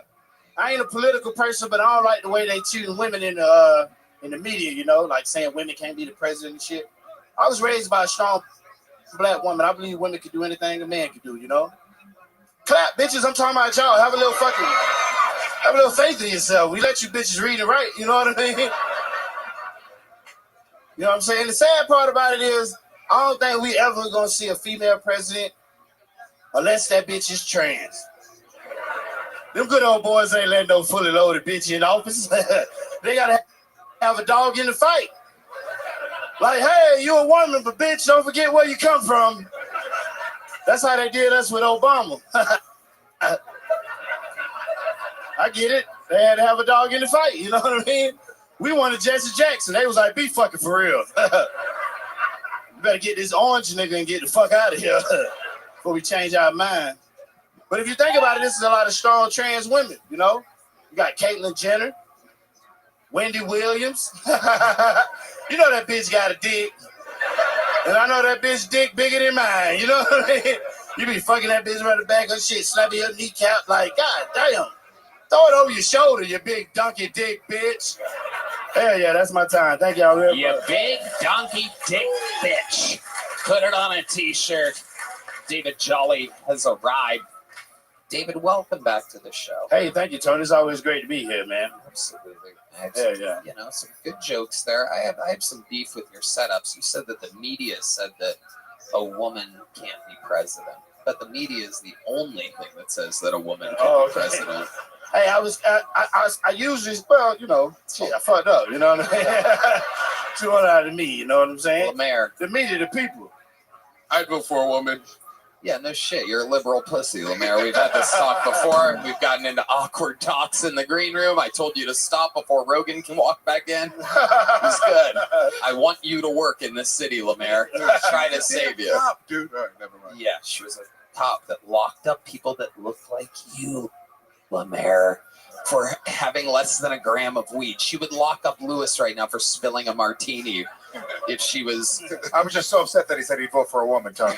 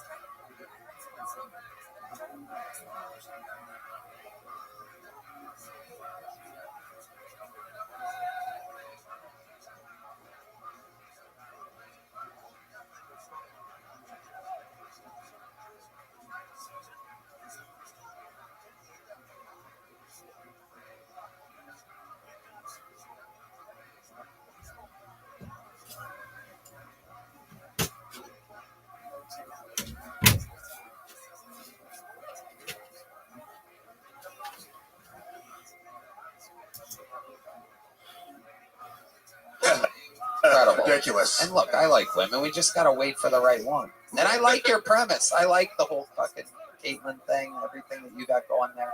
Yeah, I appreciate it, man. You know what I'm saying? I'm just speaking facts, you know what I mean? Yeah. They gotta You're have a speaking dog. fags. Whoa. All right.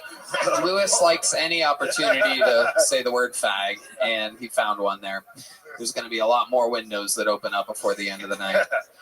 David, you know, I never really get to ask you about your personal life. I wonder, what's your living situation? Like, you live by yourself? Yeah, I stay by myself. You stay by yourself? Yeah. So it's a one bedroom? It's a 2-bedroom. 2-bedroom? Who lives in the other bedroom? Nobody, just me. You got the whole place? Yeah, y'all walk around that bit butt ass naked. You run around naked? Let them nuts hang out. You hear me? And you have a couch and a TV and a... Yeah, I live pretty good right now. You know, I'm making a little couple dollars. You know what I mean? Yeah. My life is actually pretty fucking amazing. You know what I'm saying? You have a sound system? Oh, you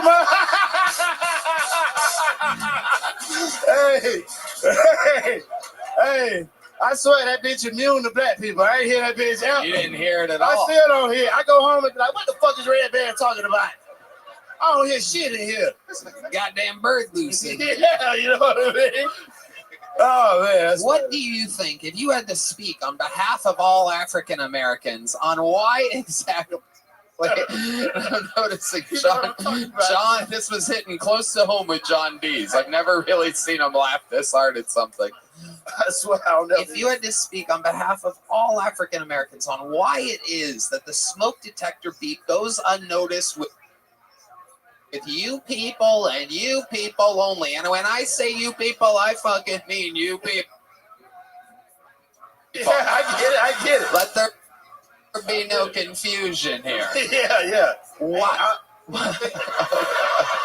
Why do you think it is that black people don't notice that they need to change the batteries in the smoke detector alarm? This is help. There's You know that dog whistle that we can't hear but dogs can hear? Uh-huh. It's like that with smoke alerters. Okay. Black people don't hear it. I never heard it. I still don't hear it. Pitch. Talking about when Trump gives a speech, is that a dog whistle? Hey man, stop talking about Trump, man. You know what I'm saying? We live in Texas, buddy. Relax. You know what I mean? Lemaire I like Trump. Man. Oddly political. I didn't say anything bad. That bitch like that dog whistle, you know what I'm saying? Black people can't hear it. I ain't hear it at first until I listened hard enough, and I was like, "Oh shit, that's a smoke detector." David, what do you think is the blackest thing about you, other than your skin, your speech, and your overall demeanor? Black is probably my dick. That bitch pretty black now. That bitch, sometimes I gotta put lotion on that motherfucker. That bitch like a gray color some days, you feel me? Absolutely. It get gray now. Now, I'm also curious to know, what do you think is the whitest thing about you, David Jolly? Oh, that's a tough one. Oh, this is more like an orange Oh, color. the inside of your hand. No, not physically, but like with your behaviors. I believe that Sublime is the greatest band of all time. Hey, I'm ready to die on that mountain, you know what I'm saying? You feel me, white man? Hell yeah, he likes Sublime. Yeah, yeah. Wow. Yeah, yeah. Sublime was a good time, man. That surprises me. Not the one with Rome. That's bullshit. You know what I'm saying? Not the new Sublime. Yeah, fuck that bullshit. I mean, Rome can sing, but sure, he wasn't on heroin at the same time, so it ain't the same effect. It's got to have the heroin. Yeah, I like my rock and roll stars to do drugs. You know what I'm saying? Like the hard drugs, the real ones. You know? Yeah. No doubt about it. David, you got it started here tonight. Is there anything else crazy we should know about you before we let you go? Since the last time we saw you? Shit. I just, Oh, I got a video that did 1 million views. That fucking mechanic video is on. That bitch going pretty good. I got a lot of dumbass videos I've been making. I got one coming out this Wednesday. Every Wednesday, man. Every Wednesday. How do people see those? Oh, I can say that. Oh, Mr. D Jolly, that bitch on Instagram. MRD Jolly on Instagram. Same thing on TikTok and everything else. Even Black People Meet. You know what I'm saying? Hell yeah. All right. Appreciate that, Tony. I don't know what just happened there, but yeah. There he is. Yeah. World star. There he goes. David Jolly. All right. On to the bucket we go, ladies. Oh, my God. Oh, my. You know what? I think I might need to lotion up my penis. Heidi's here, everybody. I need to borrow some of David Jolly's cocoa butter. And think about a dude while I do it. All right. Your first plug and pull of the night goes by the name of Trish Smart, everyone. Sounds like a familiar name. I think we might have seen her before. Here she is. Make some noise, people, for Trish Smart. What's up? Somebody outside tried to make fun of me. They were like, is that a black belt in dick sucking? About my necklace? I was like, what do you think happens at Claire's?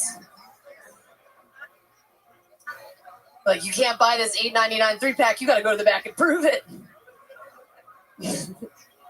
I don't know. I started arguing back with him, too. I was like, I'd only suck a dick to refuse a UTI. He didn't get it either. I am dating again, though. I don't get dating. Like, I don't know how many times it takes for you to tell somebody to stop sticking a finger in your asshole till they stop doing it. But it's not 4. Every time I get slapped in the face during sex, I think the exact same thing. I'm like, that was unexpected. I don't know why you thought that was okay. Okay. I'm like, Okay. I heard the meow. So I was you like, close we're your in bed. set, Okay. huh? With just a hard head nod. Trish Smart. Welcome We back. made full-on eye contact. I didn't know what else to do. Okay. Okay. All right. Yeah. Trish Smart. You could have been like, that's it. That's it, guys. All right. There she is, Trish Smart. How long you been doing stand-up, Trish? It'll be 8 years now. 8 years. Okay. And you've been on the show once before? I have. What did we find out? What was the highlight of your interview last time you were on? The highlight of my interview was that I was making paintings of myself acrylically on the toilet to sell at comedy shows.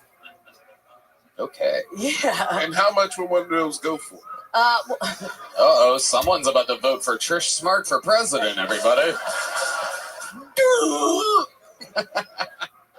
It's not as bad as you think, especially the Black Friday sale that you had that one time. I had a Black Friday. Okay, Red Band. Let's get back to the soundboard. Red Band looks like he's Red Band, everybody. All right, Trish. Red Man looks like he has a black barber. Okay, all right, thank you. Look what happens when you talk. No, that's a compliment. Okay, all right. I'm sure the internet's dying right now. The black bar. Why? Let's find out after all. Why does it look like he has a black barber? Because he has like a fresh shave. He looks fucking disgusting. What are you talking about, Trish? I've never seen Red Ben look worse than right now. It is unbelievable. He looks like he crawled out of the fucking sewer today. What are you talking about? He's gray, he has no voice. You're disgusting. Stop trying to talk. You're not in shape for podcasting tonight. Literally, there's all these buttons. Here, hit one. Turn up your fucking volume and hit a fucking button. There you go. Hit anything. Try it. Hey, all right. There you go. Okay, stick to that. Put the mic down. Trish, tell us what's been going on with your life since the last time we saw you. Oh, well, it's been a year now. Adam Ray bought me that week of hotels. That's how we get started. It was free, and then I accidentally invited a homeless musician. I adopted him, and he destroyed the hotel room. And I had to call Adam Ray and be like, listen, this guy brought a dog. Like, all this stuff happened. And he thought it was very funny, so that's how that ended. He didn't. Let me just update you. Please. There's no way, and I haven't talked with Adam about this. He was being a nice guy, giving you a hotel room. Yeah. There's no way he thought it was funny. Well, I mean, there's a 0%. I'm sure he laughed at you because he's like being nice, but like. No, I paid for it. But you fucking did. I mean, that would be crazy. What made you invite a homeless man with a dog into the hotel room that Adam Ray was nice enough to pay for? Well, he was living across the street, and then I was like, all right, you can take a shower. And then I was like, all right, you can do laundry. And then one day he like tried to have sex with me, and as a joke, I was like, what's your STD status? And he said it would be an honor to die with you. Wow. And then I was like, you have to leave. Like, you have to go, right? And then... so this guy was actually funnier than you. Yeah. I'd love to hear his version of this story where he's like, hey, this homeless chick let me stay in her hotel room. I'm afraid to say it, but your mustache kind of looks like my panty liner. Okay, Trish. My mustache is covered in shit right now, just so you know. I'll paint it later and then sell it. Okay, this is getting weird. Trish, please stop trying to thaw the panel tonight. It's not, your roasting skills are very, very, very, very, they're like complimentary. Would you like me to compliment you? Okay, yes, I'm gay. Good one, Trish. No, Let's just move forward. I was going to say, Trish. How does it feel to be the reference photo for John Waters' plastic surgeon? Oh, God. Jesus fucking Christ, Trish. Nobody? All right. Yes, literally fucking nobody. In a room of 300 fucking people, nobody. 8 years of experience. I tell you to stop roasting the panel. You're like, how about one more? How about this reference from 1960-something? You fucking good goots, Trish. God, this bucket. I mean, Jesus Christ. I can already tell how fucking tonight's gonna go. So, Trish, anything else about your life that we should know about? I don't know if I should say this, but I had a friend pass away a couple days ago. I think I'm feeling pretty strange about it today. Okay, how did they pass away? Are you guys familiar with the term Ketflix and chill? Nope. It's where you do ketamine and I'm pretty sure you Ketflix and killed. And I don't know if I should be saying that, but I feel like when something is like so fresh that you're just like, I want to talk about it and I don't know how. Yeah. I agree with you. I got a dead girlfriend, and I. Oh, really? Yeah. You do? Yeah. I went and I did a show that night, so I understand totally what you're talking about. Yeah. Yeah. Yeah, I did a show last night. I talked to Hold on, stop. Sorry. Trish, shut the fuck up. Lemaire, when did you have a dead girlfriend? I was first starting comedy back in Lancaster, Pennsylvania, 717 till I died. Okay, so you were in PA and you had a girlfriend, and then how did she die? She had pancreatitis, a very avoidable disease.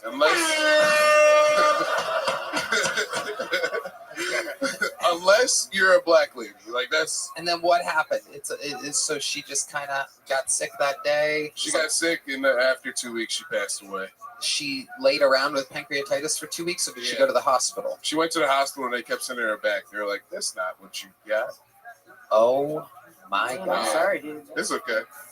It's all right. I didn't mean to take the moment away from you. I love how we just didn't give a shit about her friend at all. fuck that guy. I Mine get wasn't it. going very well, so it's fine. Oh my goodness gracious. To be fair, I also would have killed myself with drugs if I had to hang out with you. Yeah, it is true. Okay. I don't understand how the Netflix has anything to do with your friend overdosing on ketamine. Ketflix is like a popular term where you do ketamine and just watch TV. It should basically means like you do it by yourself. Have you ever heard of spun fun, Tony? That's when you do meth and you fuck. Wow. Have you ever done that? I haven't done it. Yeah, that seems like two ways to... Doing meth and fucking are two ways to burn calories, which seems like one of your least favorite things to do. Anyway, Trish, sorry about your friend. It seems to be weighing heavy on you with your terrible roast jokes. I'm sure your friend is looking up at you right now while burning in hell and roasting in hell. And yeah, and roasting better than you. Thank you. So there she goes, Trish Smarter. She's got a good sense of humor. Relax, people. She's been doing it 8 years. She's smiling. Oh, Tony's so mean to the girl whose friend died. Fuck you. Fuck you.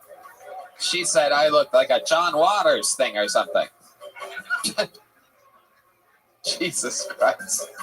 How about one more roast joke? You look like John Waters something. Hello. This podcast is sponsored by Talkspace. You know, therapy can be costly, but Talkspace is affordable and in-network with most insurance providers.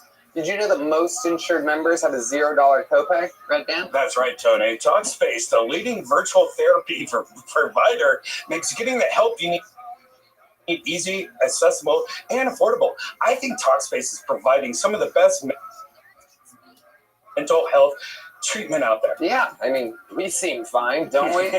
You can easily sign up online and get paired with a licensed provider that's the right fit for your needs, typically within 48 hours. You can also switch providers at no extra cost. Talkspace makes getting help convenient because you can take your appointments from the comfort and privacy of your own home. You can even talk it out in between sessions by sending messages to your therapist. And as a listener of this podcast, you'll get $80 off your first month with Talkspace when you go to Talkspace.com/Tony and enter promo code SPACE80. To match with a licensed therapist today, go to Talkspace.com/Tony and enter promo code SPACE80 to get $80 off your first month and show support for the show. That's Talkspace.com/Tony, promo code SPACE80. Hello. This podcast is sponsored by ZipRecruiter. According to a recent ZipRecruiter survey, 76% of employers plan to expand headcount for 2025. That's a lot of time spent hiring. If you're one of these employers who's ramping up hiring this year, don't miss out on this advice. Add ZipRecruiter's latest feature, Zip Intro, to your hiring plan. It lets you post jobs today and talk to qualified candidates tomorrow. Best of all, it does most of the work for you, so you can save time. And right now, you can try Zip Intro for free at ZipRecruiter.com/KillTony. Red Band? Tony, ZipRecruiter is the best hiring site out there. Zip Intro gives you the power to quickly access excellent candidates for your job via back-to-back video calls. You simply pick a time and Zip Intro does all the work of finding and scheduling qualified candidates for you. Then you choose who you want to talk to and meet with great people as soon as the next day. It's so easy. It sounds so easy. So save time hiring for 2025 with new Zip Intro. Just go to ZipRecruiter.com/KillTony right now to try Zip Intro for free. Again, that's ZipRecruiter.com/KillTony. Zip Intro. Post jobs today. Talk to qualified candidates tomorrow. Ladies and gentlemen, your next bucket full. As you see, anything can happen. This person's mother could have died today. Her body could still be warm. Okay, make some noise for Marvin Izzy, everybody.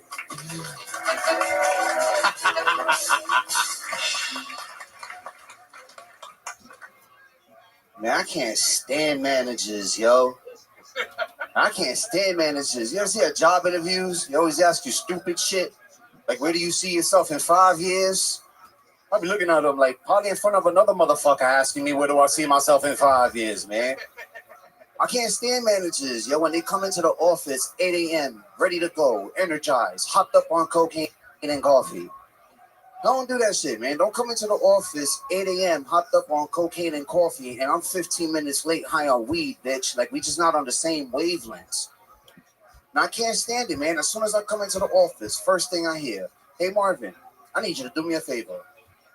I need you to put in this order, print them, scan them, fax them, email it to me, communicate the fillers to location of the package, redo the requisitions, coordinate the tax return. Someone's flying again. I'm going to be late to Friday's meeting, even though today is Tuesday. I need you to organize the filing cabinet alphabet, put it in chronologically, and then do inventory. Then I need you to stay overtime while I lead early and prioritize my family's happiness over yours because we're going to go to the movies. If you need anything, just send me an email. CC John, okay?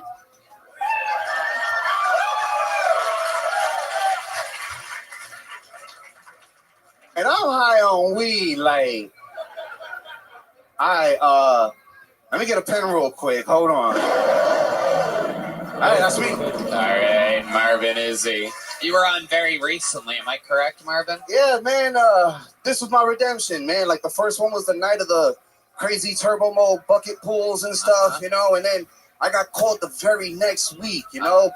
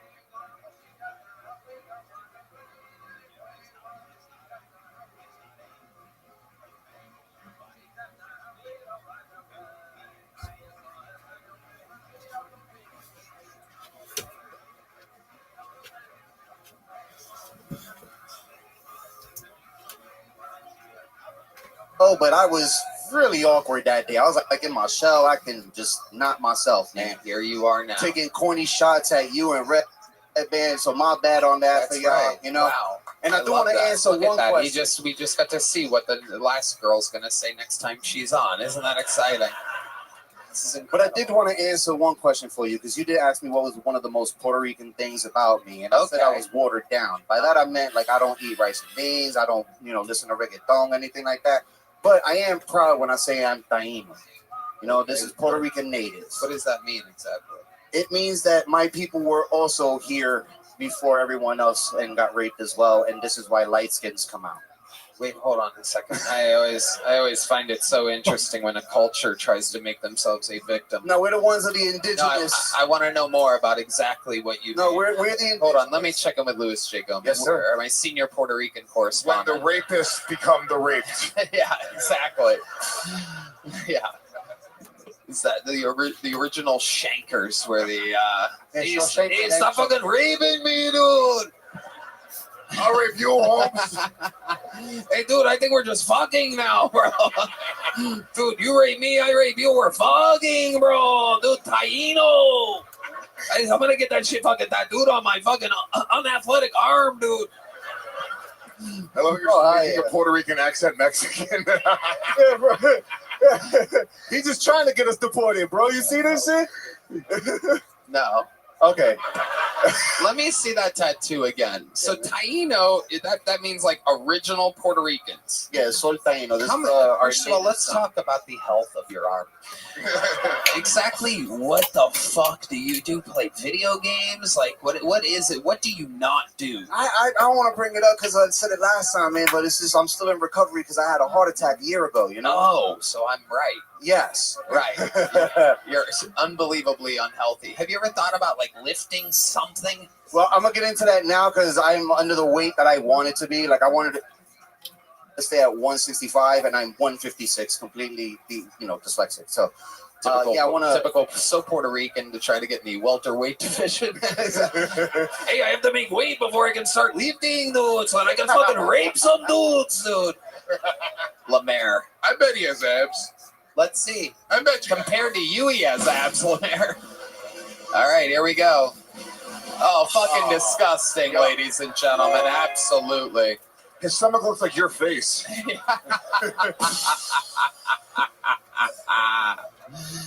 Oh my God. So Marvin, how long you been doing stand-up? 14 years, man. 14 fucking years? Yeah, that's why I felt bad. I was real mad at myself last time I dropped the ball. I'm like, I ain't doing it tonight. No, hell no. I mean, you barely held on to the ball tonight. Yeah. You drop it, but you know. I meant during the interview because last time I was weird as shit. So I want to be at least, positive weird today. Okay. Yeah. All right. Well, you're still in it right now, so be careful because there's nothing weirder you can do than talk about how weird it could be right now. Oh, in the interview. Whoa, there it is. Fucking Dirk Kreischer. All right, Marvin. Tell me something crazy about your life that I didn't find out last time we were on. You've had some time to think about it? Yeah, man. It's funny you keep saying I'm out of shape for shit. I used to actually wrestle. Like backyard wrestling and shit. So, okay. What was were you like a luchador or something? Did you wear a mask? No, I was a Hardy. You know what I mean? I try to be like a Hardy boy and shit, but I was doing. Lemaire, what do you think about this? Did you jump off a roof? Yeah, if there was one. It was like since I was in the Bronx doing this shit, so we were doing it like playground. So I kind of jumped off that little hut house shit that got like the slides and stuff. I know. So I do swanton bombs off of that shit. You know what I mean? Like onto the concrete, rubber mats. The ones that be burning in 90 degrees. You gotta throw water on that bitch before you lose hairs on your arm and shit. Like, okay, all right. The people are relating down there. Yeah, they call it. You were more of a hard essay. All right, Lemaire will now swallow the Incredible Hulk glove in one swallow, like it's a pill. There you go. Shove it in there, Lemaire. All right, Marvin, you got little joke books, right? Last time, yeah. That's right. There you go. It remains the same. Yeah, it was good. It was good. You did the trick where you talk really, really, really, really, really, really fast, and then the fucking crowd went wild. But the tricks, it's a trick. You know that. You've been doing it 14 years. Yeah. You know that gets an applause Buddy, how you based doing, on girl? principle, not exactly because it's hilarious. How are you? Anybody could memorize you got that and ramble it off. There you go. Yeah. What's good?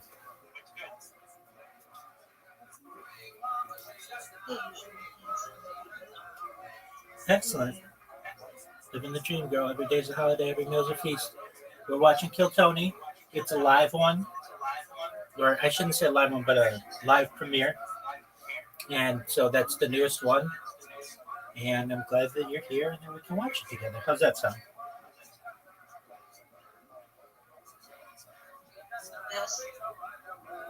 That sounds what?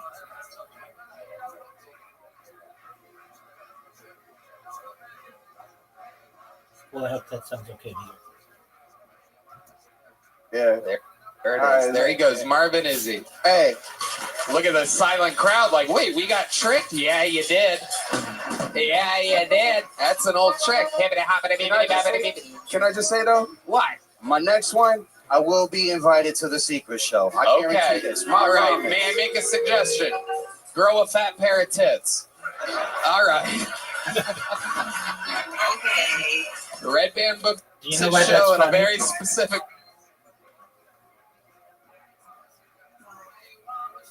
Well, okay, so there are two hosts of this show. There's Tony and there's Red Band. Just some quick background. I mean, I'll tell you why that's a funny joke in a second. But Tony started at the Comedy Store in Hollywood. Red Band started the Joe Rogan Experience with Joe Rogan. So all the things that are the Joe Rogan podcast, Red Band helped to start. And Red Band is notorious for being a pervert or being perverted. And when the pandemic hit, they couldn't do the show live anymore, and at least not here in California. So they had to move to Texas. And Joe Rogan built the Comedy Mothership there, which is where this is being broadcast, from where it's being broadcast. Now, Red Band made some money during this and was able to buy a club, and Austin, Texas has kind of become the central hub of comedy in the United States since the pandemic. Well, Red Band has this just routine where if you're a hot girl and you go on Kill Tony, he will invite you to something called the Secret Show, which is hosted at his local club. Now, he says that he does it, at least to women, because there aren't many women in comedy. And that's true. It really is. But the joke is that if you have a big pair of breasts, he's going to invite you anyway. So that's why that was funny. Does that make sense? Yeah, okay. There you go. I know I gave you all kinds of background that you didn't need, but just in case you don't know who these guys are. All right. This looks like a new name, thank God. Let's meet them all together. Make some noise for R.J. McKeegan, everybody. R.J. McKeegan. There he is. So I signed up for Bumble about a month ago, and I met this chick on there, and she was a big Texas Longhorn fan. So we went to the basketball game together, and she kept yelling, "Hook 'em horns, hook 'em horns." So at the end of the night, I fucked her in the butt, and I fish hooked her, and I was like, "Hook 'em horns, hook 'em horns." But I like hot chicks. But, you know, I like hot chicks, but I have a gay twin brother. And his name is Tommy. And when I go to bars and I meet a hot chick, I say, "Oh, hey, queen. Hey, queen. Oh, I love your hair. Your tits feel so good." And we become best friends. And at the end of the night, I tell them, "I lost my keys. I don't have anywhere to stay." And they let me come back with them because I'm gay and I won't try anything. Then when we get back to their house, we take a bunch of shots. And then RJ comes out of me, and I fuck the living shit out of them. Wow. First, let's check in with Louis Jake Gomez. I can't even look at you right now. And I completely understand that. When I first started watching this show, I didn't like it. I personally don't like racial humor. And I don't know, overemphasized sexual humor isn't normally funny to me. It can be, but it has to be really funny or intelligent. I like intelligent humor. In Kill Tony. The guy was just so red and loud, I couldn't concentrate on anything. It's not even that deep, Rabbi. Oh, okay. Can you see what's going on? Can you see the video is what I mean to say? Like, I was watching it, but like I said, like, he was just very, like, animated and loud, and he looked like a lobster. Okay. Well, he made the joke, I don't know, about having sex anally with a woman and saying, "Hook 'em horns, hook 'em horns." And a better joke would have been "hook 'em whores," but it's still not very funny. And I don't know, and you could just hear him dying up there. Anyway, here's the next person. I can appreciate that. Now, what'd you say? Okay. Ignore me. You're fine. Can you see me? I don't know if you see my video ever. Do you?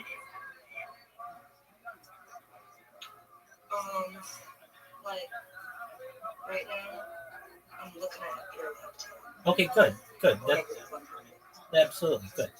But I could look at it if I wanted to. Okay, that's wonderful, and that's your own personal treat. But I don't know. Sometimes you say that like the video doesn't load, and I understand that as well. So it's good to know. Louis. Can I? I'm Irish. I'm Irish, Tony. Can I offer you some ketamine? Viewing the picture. Let me adjust it so it's easier to see, and you don't have to see all of the chat. This show's getting big, Audie. It is going to be nominated for an Emmy coming up, and it just booked something on Netflix, so that's pretty big.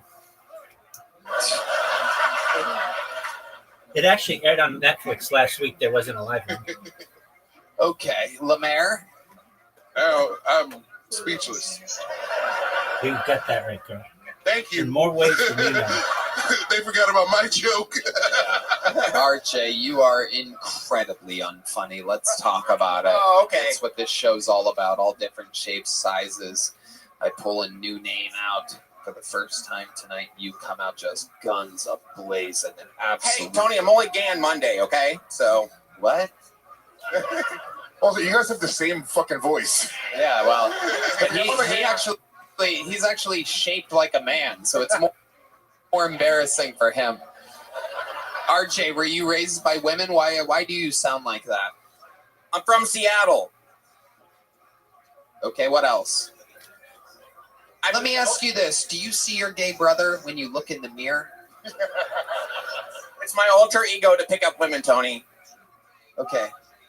RJ, oh my God. How long have you been doing stand-up comedy? I'm new. So how long have you been doing it, you fucking retard? So I had I just got divorced. My ex-wife was a redhead, and... RJ, how long have you been doing stand-up comedy? 1 month. 1 month. 1 month.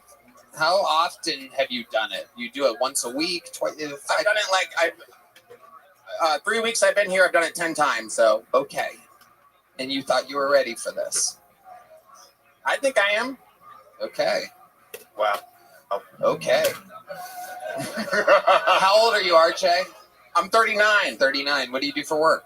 I own a semi-trailer rental company in Omaha, Nebraska. Okay. Omaha rules. Yeah. All right.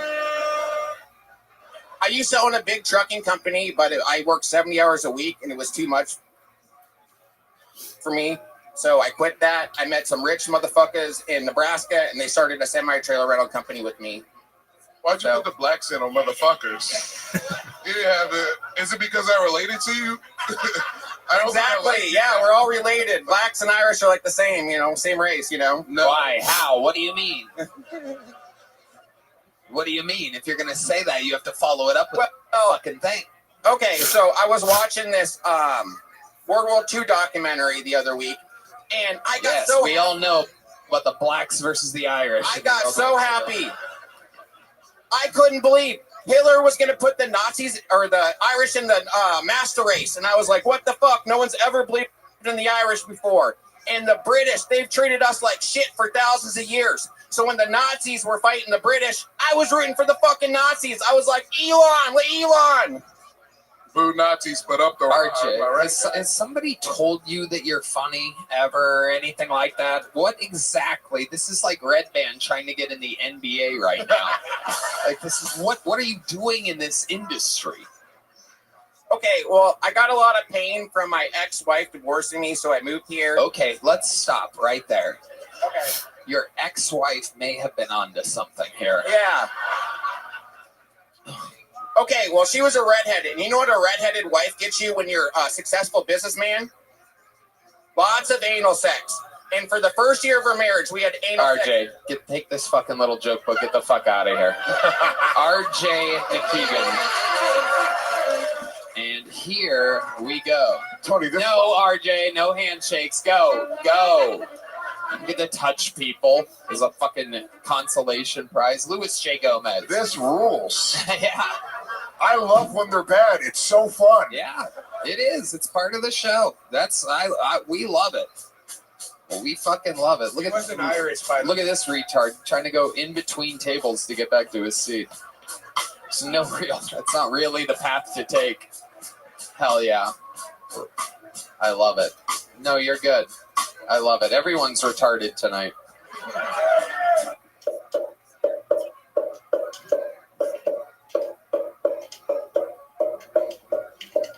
This podcast is sponsored by Voodoo Ranger Mini Rippers. Guess what? The best beer on the market just got a whole lot better.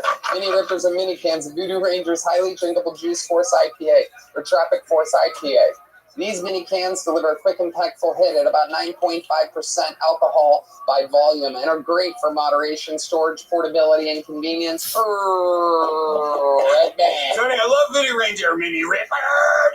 you need to try them if you like your beer staying cold to the last sip. Plus, the mini size makes the perfect pocket beer. It's a 10 out of 10 for me, Tony. Well, sounds like we have another win. That's right, Red Band. From here on out, it's mini can full throttle because Voodoo Ranger Mini Rippers are the new go-to beverage to start your night with a bang. Seriously, these mini cans are fun, portable, and pack a hell of a punch. There's nothing worse than drinking a humongous beer and then feeling like you ate a loaf of bread. Find them nearby at voodooranger.com. Hello. This podcast is sponsored by Blue Nile. Consider this your official notice that Mother's Day is fast approaching. Sunday, the 11th of May, is the day for all the moms in our lives to show them how much we care. This year, go for a gift that ignites her smile and maybe even triggers a few tears with a special piece of jewelry from BlueNile.com. Not a rake or a broom. That's Blue Nile amazing jewelry at BlueNile.com. At Blue Nile, you'll find thousands of independently graded diamonds and fine jewelry pieces at prices below your expectations. As the original online jeweler since 1999, peace of mind comes with every Blue Nile purchase, thanks to some of the highest quality standards in the jewelry industry. Compliment mom's classic taste by designing a one-of-a-kind diamond pendant or ace a piece with brilliant style with a classic tennis bracelet. Need to know more about a particular piece? Well, Blue Nile's jewelry experts are waiting 24/7 via phone or chat from tech specs to budget Rex. They do live ads during their show. I have pop-up blockers, so I don't have to watch other advertisements, or YouTube would become unwatchable to me. But I can't fast forward through these ones. Hope you find a piece your mother will love. Right, Dan? Tony, I love Blue Nile. They make such classy pieces at an affordable price point. It's so easy to purchase amazing jewelry from their website. I think I'll get my mom a heart diamond this Mother's Day. Oh my goodness, that's so nice of you. So thoughtful, Red Band. Your gift will stay safe because every Blue Nile order is insured and arrives in packaging and won't give away what's inside. And in most cases, even delivered overnight. And wave goodbye to buyer's remorse because Blue Nile also offers 30-day returns and a diamond price match guarantee. So treat mom right this Mother's Day. Enjoy the ease and convenience of shopping Blue Nile, the original online jeweler. Go to BlueNile.com today. That's BlueNile.com. Make some noise for your next bucketful. He goes by the name of Matt Sargent, everybody. Matt Sargent. Are we having fun tonight, huh?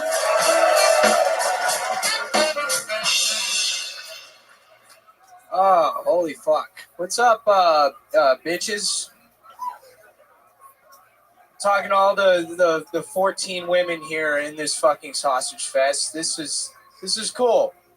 Everybody here from Austin? 3 of the most boring fucking people you've ever met in your goddamn life. This city makes me want to kill myself. I would have already drowned myself in Lady Bird Lake if it weren't for the fact that anybody that finds my dead body is just going to assume that it's a gay one.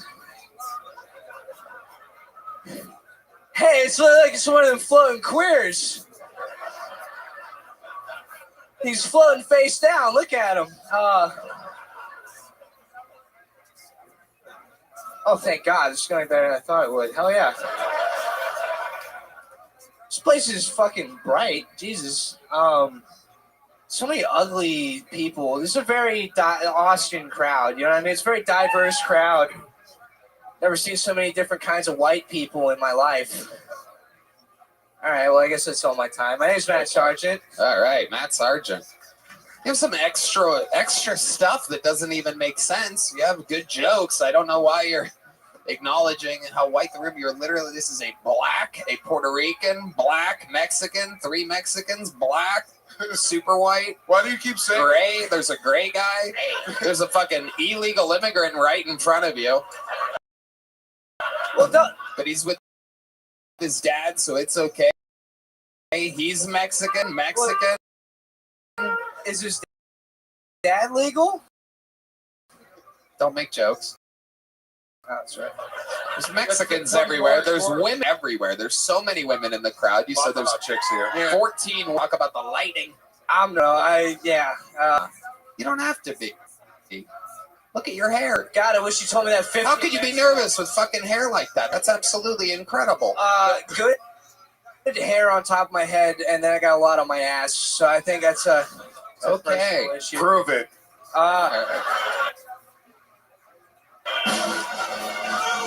Absolutely not. Uh-oh. This is a nice belt buckle. I'm not unbuttoning this for nobody except Mr. Tony Hinchcliffe here. All right. Matt? What are you into exactly? I got real incel vibes when you came out and called it a sausage fest with an average amount of women in the audience. No, I just thought it was a kind of an easy jazz. I see a lot of glasses in here connected to a lot of weird looking dudes' faces. You see, now you're calling out glasses because you see what 1, 2, 3 guys with glasses. How many do you see? What's with you in numbers? It's actually a less. I would say that the amount of glasses that I'm seeing right now is less than the average amount of glasses on humans in a normal setting. You keep doing this thing where it's like, God, is everyone wearing a plain white T-shirt today? I mean, that's so crazy. Whoa! I didn't realize I was at the beard factory. Everybody's got a beard. Whoa! What is this? A redhead convention? Wacky! It's like nothing that you're saying in between your jokes is even true. Probably not. But I was gonna say that you freak me out because you talk like Bradley Cooper in the movie where he takes that drug. What's it called? You should know your references before you fucking try them in front of millions of people. It's limitless. I was gonna say. Let's check in with Lemaire. Shut the fuck up. Doesn't it look like he sings mariachi at Whataburger? A joke. A pure, clean joke. I almost forgot what it's like when those happen here. You do look like you sing. Do you know how to sing? No. Do you know how to do something other than stand-up comedy? You're a talented guy. I can jerk off on cocaine very well. You do a lot of cocaine? Not a lot. I just almost every other time it ends up like gooning. So it ends up what? Yeah, you know what that is. There's no way you. Every other time it ends up what? It ends up in gooning. Gooning? Gooning. You know what? Never heard of it. I don't know what it means, so why don't you explain it? I'm sorry. Okay. How many times are you gonna? You know what it means? God, why is everybody terrible tonight? Are you gonna let me explain gooning? It's jerking off on meth or cocaine. What's the fucking attitude on this guy? Are you gonna let me explain it now that I said you know what it is 5 times? What a wretched fucking bucket we've had tonight so far. It's still just me being nervous. I don't know when to talk. Oh, I'm nervous. Oh, maybe I'm nervous too, huh? You ever think that maybe the pressure of doing over 700 fucking episodes that everybody watches and having to up it everything, maybe I'm fucking nervous. But huh? Can I use that excuse, you fucking pussy? But your microphone's just gold. You know what I mean? Like, how is he gonna keep it original? How? With 700 episodes, it's a fucking bucket of people. What's he gonna do to keep it fucking original? Look, there's people leaving. As we speak.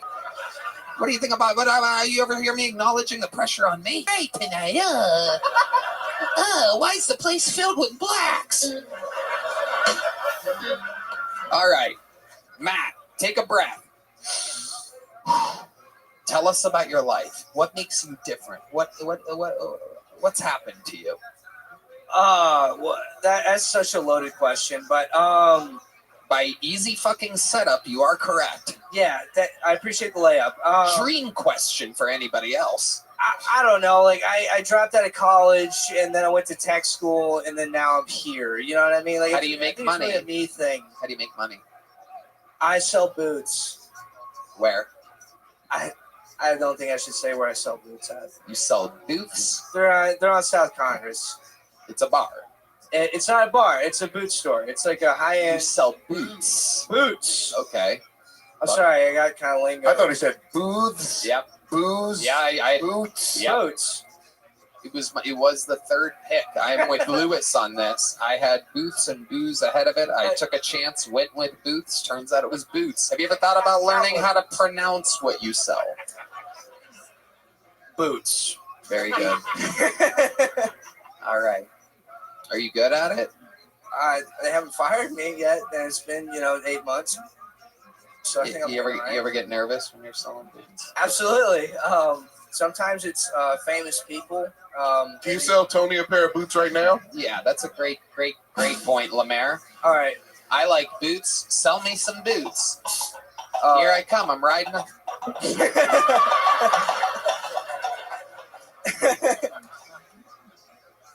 Oh, howdy. Whoa, now settle down, boy. Settle down. You get down. I'm gonna slap that ass. Get over here. You fucking crazy horse. Howdy, buddy. Hey, you happen to know where I can find some boots around here? Well, you rode this horse into this boot store. I figured you knew when you came in. A lot of fucking attitude from you. Jesus Christ. So it seems like you do nothing but complain and find the negative things in everything. What size shoe are you, Tom? 14. There's no goddamn way you're a size 14, Tony. My friend. There's no way. I've seen people the size of Shaquille O'Neal with size 12 double E. There's no way you're a 14. Well, let's just say me and him have something in common. Relax, Buster. Anyway, since you want to argue about the size, can you sell me something? What do you? Are they more expensive the bigger they are? No, it's all availability of like rare leathers, you know. You're actually worse at selling boots than you are at comedy. That's crazy.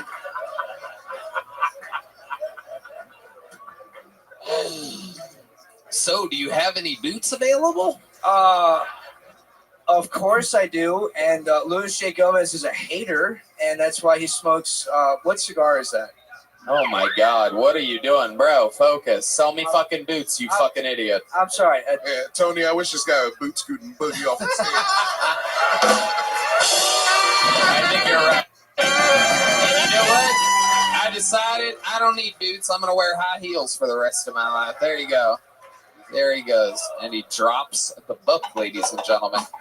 You can't blame him. The lights are bright. He's nervous. Let the mic stand over there. Heidi, can you grab this mic stand and put it in the right place for us?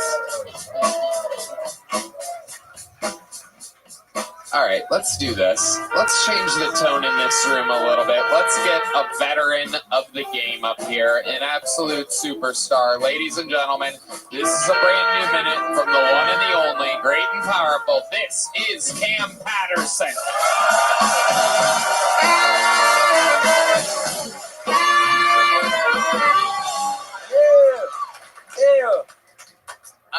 I learned something about myself recently. I shouldn't be allowed to go to weddings. That's not a good thing for me.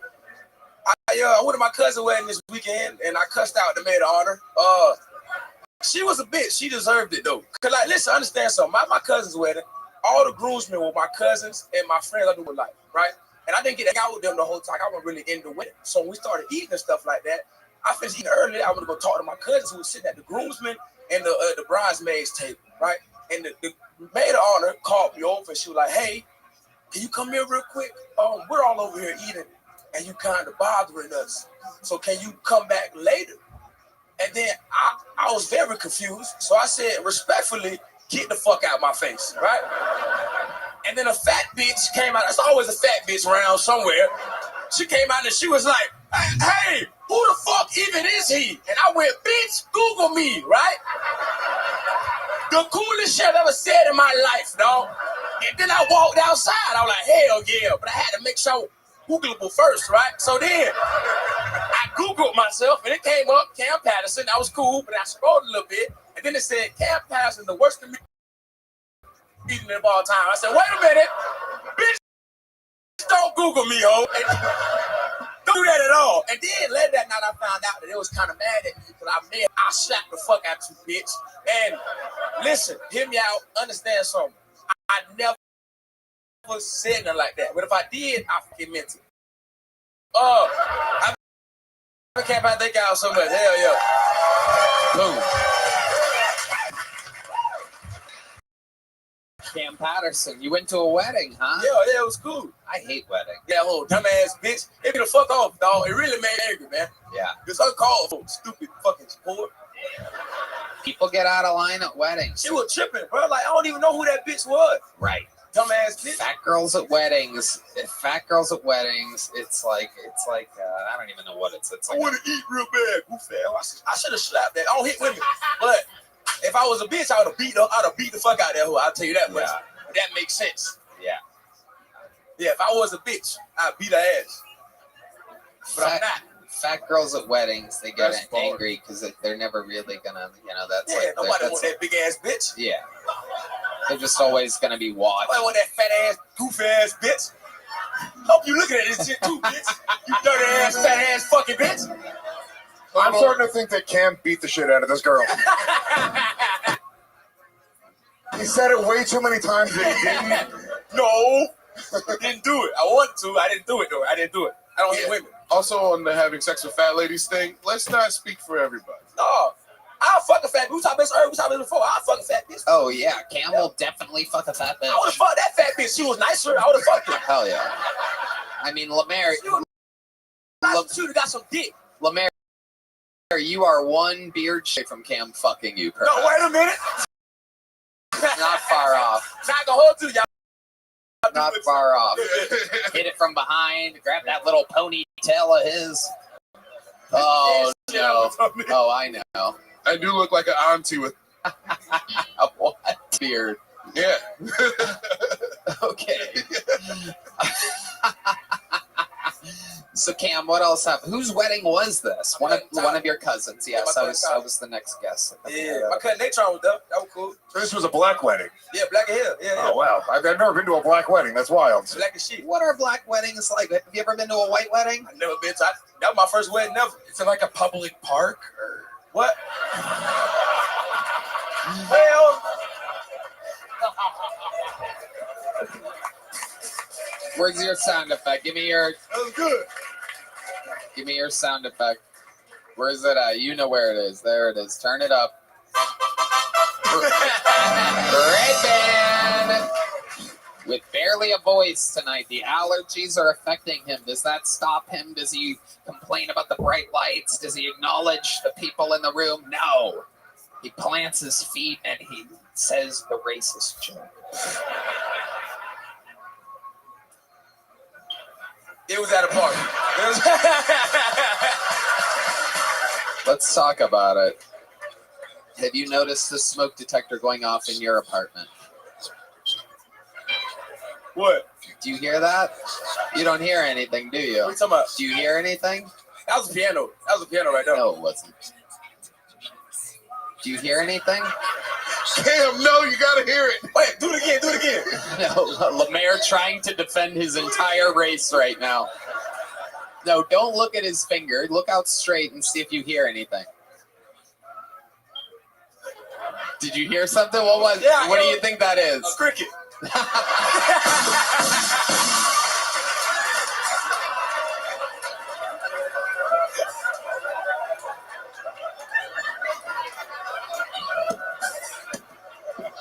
He thinks there's a cricket outside. Hey, shit. No, don't do that with me. All right. What is that other noise? Is that you? Okay, guys. Bam. So hold on. Why do you think it is that black men don't notice smoke detector alarms when they need to be replaced? This is a mission that I'm trying to find out on this episode. We're trying to solve the world's problems. Why do you think you heard a cricket and everyone else hears a smoke detector alarm going off? Oh no, man, you don't really need them at your house for real. Okay, can you repeat that? Can you repeat that one more time? You don't really need a smoke detector for real. You don't need one. If you smoke inside, it's kind of gonna fuck up the house. You know what I'm saying? It's gonna do its job too good. You know what I'm saying? So you never replace it. It's genius. Is this true, Lemaire? Is this the reason? I agree, Tony. I recently had to take down 3 of my own fire alarms.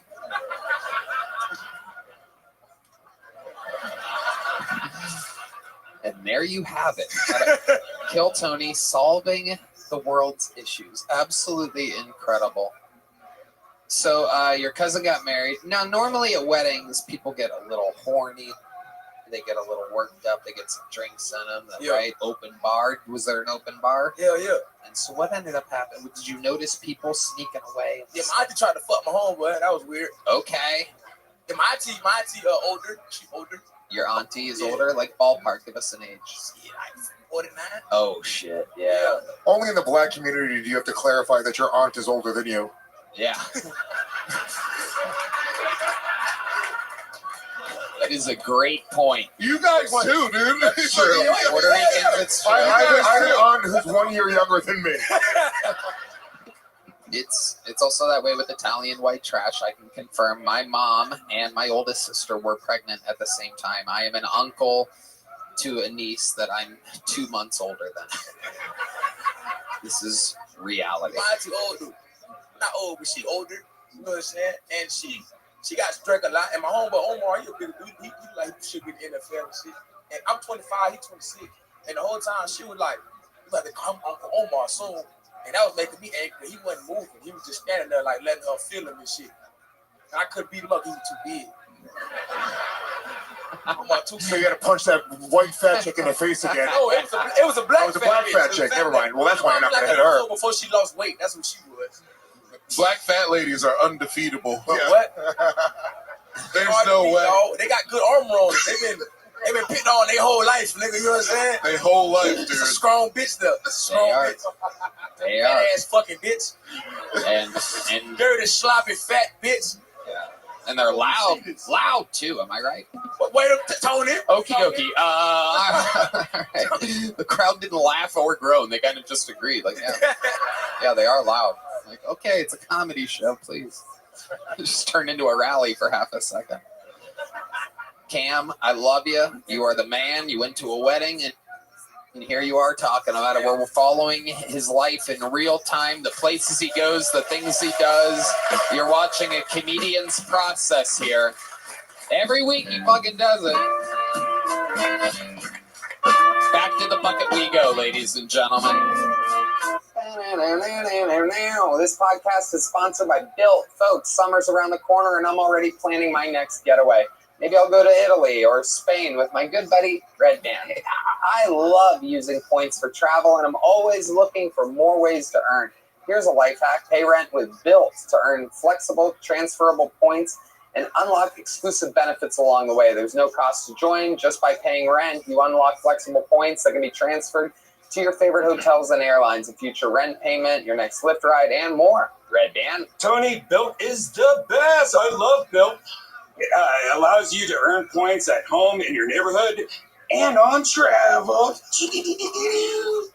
When you pay rent through Built, you unlock two powerful benefits. First, you earn one of the industry's most valuable points on rent every month. No matter where you live or who your landlord is, your rent now works for you. Second, you gain access to exclusive neighborhood benefits in your city. Built's neighborhood benefits are things like extra points on dining out, complimentary post-workout shakes, free mats or towels at your favorite fitness studios, and unique experiences that only Built members can access. And when you're ready to travel, Built points can be converted to your favorite miles and hotel points around the world, meaning your rent can literally take you places. So if you're not earning points on rent, my question is, what are you waiting for? Start paying rent through Built and take advantage of your neighborhood benefits by going to joinbuilt.com/Tony. That's JOINBILT.com/Tony. Make sure to use our URL so they know we sent you. Joinbuilt.com/Tony to sign up for Built today. Hello there. This podcast is sponsored by OpenPhone. You know, if you're running a business, you know that every time you miss a call, you're leaving money on the table. When every customer conversation matters, you need a phone system that keeps up and helps you stay connected. That's why you need OpenPhone. OpenPhone is the #1 business phone system that streamlines and scales your customer communications. It works through an app on your phone or computer, so no more carrying 2 phones or using a landline. Again. Tony, I love OpenPhone. It's the best business phone system, hands down. With OpenPhone, your team can share one number and collaborate on customer calls and texts like a shared inbox. That way, any teammate can pick up right where the last person left off, keeping response times faster than ever. Plus, with AI-powered call transcripts and summaries, you'll be able to automate follow-ups, ensuring you'll never miss a customer interaction again. So whether you're a one-person operation drowning in calls and texts or have a large team that needs better collaboration tools, OpenPhone is a no-brainer. See why over 50,000 businesses trust OpenPhone to manage their businesses' calls and texts. OpenPhone is offering our listeners 20% off of your first 6 months at openphone.com/Kiltony. That's OPENPHONE.com/Kiltony. And if you have existing numbers with another service, OpenPhone will port them over at no extra charge. OpenPhone, no missed calls, no missed customers. Hello, this podcast is sponsored by Shopify. When you think about businesses that are selling through the roof like aloe or Skims, you think about a great product, a cool brand, and brilliant marketing. But an often overlooked secret is actually the businesses behind the business, making selling and for shoppers, buying simple. For millions of businesses, that business is Shopify. Correct, man. Tony, nobody does selling better than Shopify, home of the #1 checkout on the planet. I think it's the best tool around to help your business sell more. You're so right, Rabbi. Wow, you're so right. And the not-so-secret secret with ShopPay that boosts conversions up to 50%, meaning way less carts going abandoned and way more sales going. So if you're into growing your business, your commerce platform better be ready to sell wherever your customers are scrolling or strolling, on the web, in your store, in their feed, and everywhere in between. Because businesses that sell more sell on Shopify. Upgrade your business and get the same checkout that Skims uses. Sign up for your $1 per month trial period at shopify.com/Kiltony. All lowercase. Go to shopify.com/Kiltony to upgrade your selling today. Shopify.com/Kiltony. And tonight we are going to meet Matt Rivas. Make some noise for Matt Rivas, everyone.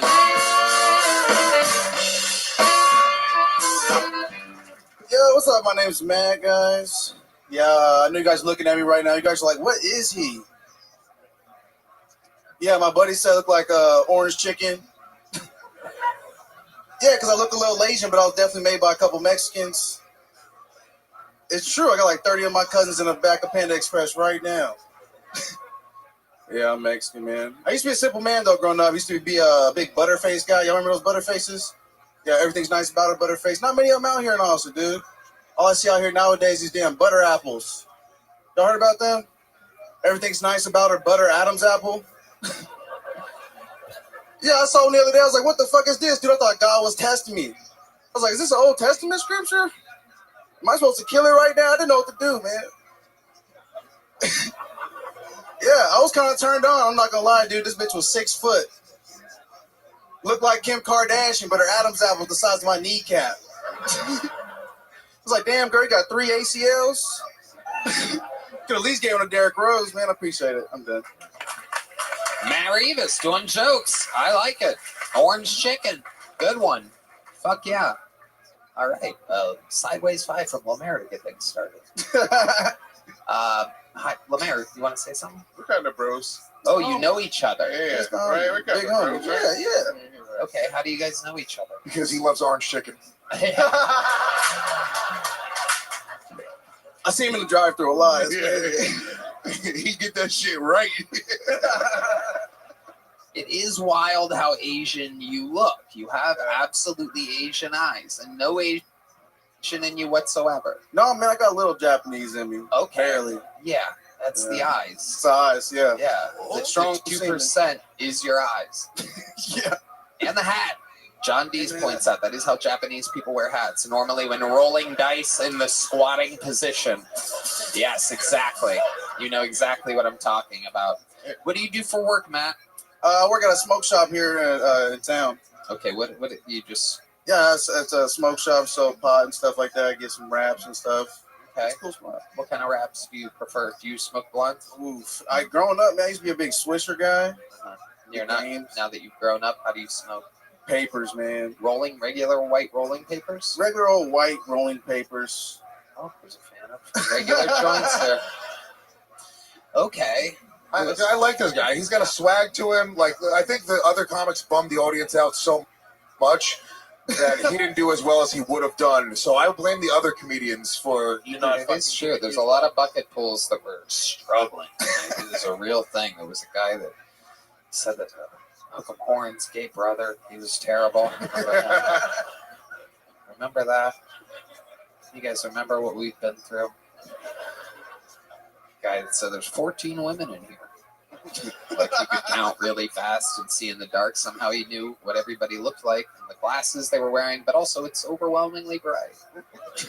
I can't see, but I know what's going on out there. And then there's you. You've been doing jokes. How long have you been on stand-up? 3 years. 3 years. You go hard though, right? You do this a lot at nighttime. Yeah, a lot. Do you do that orange chicken joke differently sometimes? Do you try a different delivery system? Yeah, sometimes, but I've tried it multiple times. It's like the best. I mean, kind of the best way I figured out. Yeah. The way it works. But I try every now and then different. But it's a really, really good joke. I'm not positive that I think there's. I would. Yeah. Yeah. You know what you're doing. Appreciate it. I've tested it out. Yeah. Exactly. What else have you been talking about on stage lately? What are some like premises stuff? Man, the trans women are crazy, man. Have you really run into one? No, I haven't. It's just interesting. Everybody loves talking about trans women. It is very, very compelling subject nature. It's because it's like your best friend could be a trans dude just ASAP. Like you could be a home. You're the homie, right? You're the homie, and next you know you're a chick. You got tits. Holy fuck. Okay, Lemaire. Doesn't Matt look like BEI Short Round from Indiana Jones? Yeah. All right. There he does. There you go. Matt, what do you do for fun? What are some hobbies of yours or whatever? I like to hobbies, dude. Fuck that. Play baseball. She like to play catch. You play baseball? I did growing up. You're an adult. I know. What you playing baseball for? That's what I'm saying. Ask about hobbies. I just do. When's the last time you played a game of baseball?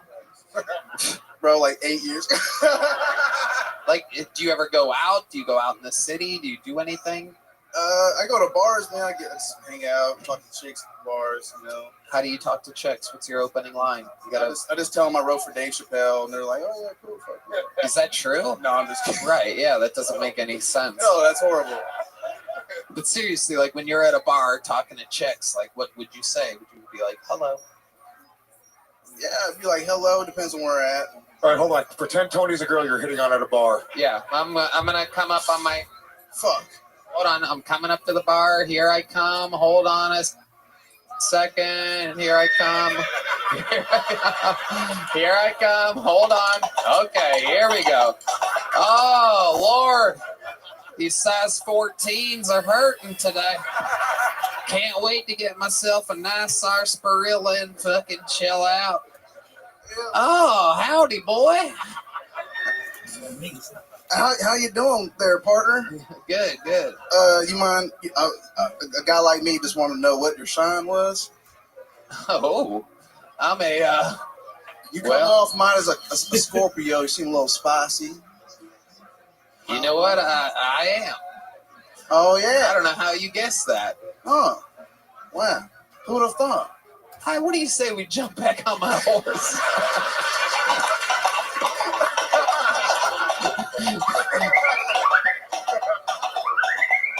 You like it back there? You want to ride in the front, Matt? Matt, come on. Let's switch positions. Whoa. Oh, well, let's go, Matt. Yeah. All right. Matt, what's the gayest thing you've ever done? I think it was that interaction. I'm not gonna lie, that was the gayest shit I ever done. Come on. What's the gayest shit you've ever done? That was beautiful. I think we had like a real connection there. Oh, okay. It was pretty romantic, Tony. I was surprised I had it in me. You're kind of. What's your biggest regret in life, Matt? You have a regret? You ever wish you did That something interaction a little right there. Okay, please let the fucking interview happen. Here we go. Jesus Christ. There's a part sometimes where the guests realize that they can answer the question and get a very light laugh. All right. Biggest regret in your life, Matt Reeves? Man, honestly, I wish I graduated college, man. Okay, why do you wish? I've never heard that one before. It's on me. I'm a proud college dropout. I love the fact that I got the fuck out of there. Yeah, it's because my mom, man. My mom, she just wanted me to graduate. That's the one thing she asked. Right. And I fucked up. Okay, how far into college did you get? I was like 3 years in. Oh, wow, that's pretty fucking deep. Yeah, I was deep. Like a lot, money deep. And how much do you owe still? Fuck, bro. Like probably like $50,000. $50,000. and imagine. There's some victims in here. Working at a smoke shop. Some victims. Like, I've been there. Working at a smoke shop. That's going to take a long time. Absolutely. You didn't take advantage of that Biden shit, like where they just threw it all away. Yeah, Biden totally did that. My fiance just got it. $40,000. I always hear those stories from like white people. That's crazy. You know, I'm just kidding. She's Asian. Oh fuck. Yeah, maybe if you just show them your eyes. Matt, you've been on this show before. What kind of joke book did you get then? I got a small one. You know what, Matt? Just because of fucking a good interview and orange chicken, you're the first big joke book of the night, buddy. Congratulations. Appreciate y'all, man. Orange chicken, Matt Rivas, ladies and gentlemen. And onward we go. You guys having a good time out there? How many of you like it when comedians do good on this show? How many of you like it when comedians do bad on this show? Well, then you must be having a good old time. Ladies and gentlemen, your next bucket pull goes by the name of Tim Stifler, everybody. Tim Stifler. Here comes Tim, everyone. Make some noise for Tim, everybody. Just before I hop into my minute, I got to do a quick ad read. No me gusta mi padre. No me gusta mi trabajo. No me gusta myself. Oh, Dios mío, es BetterHelp.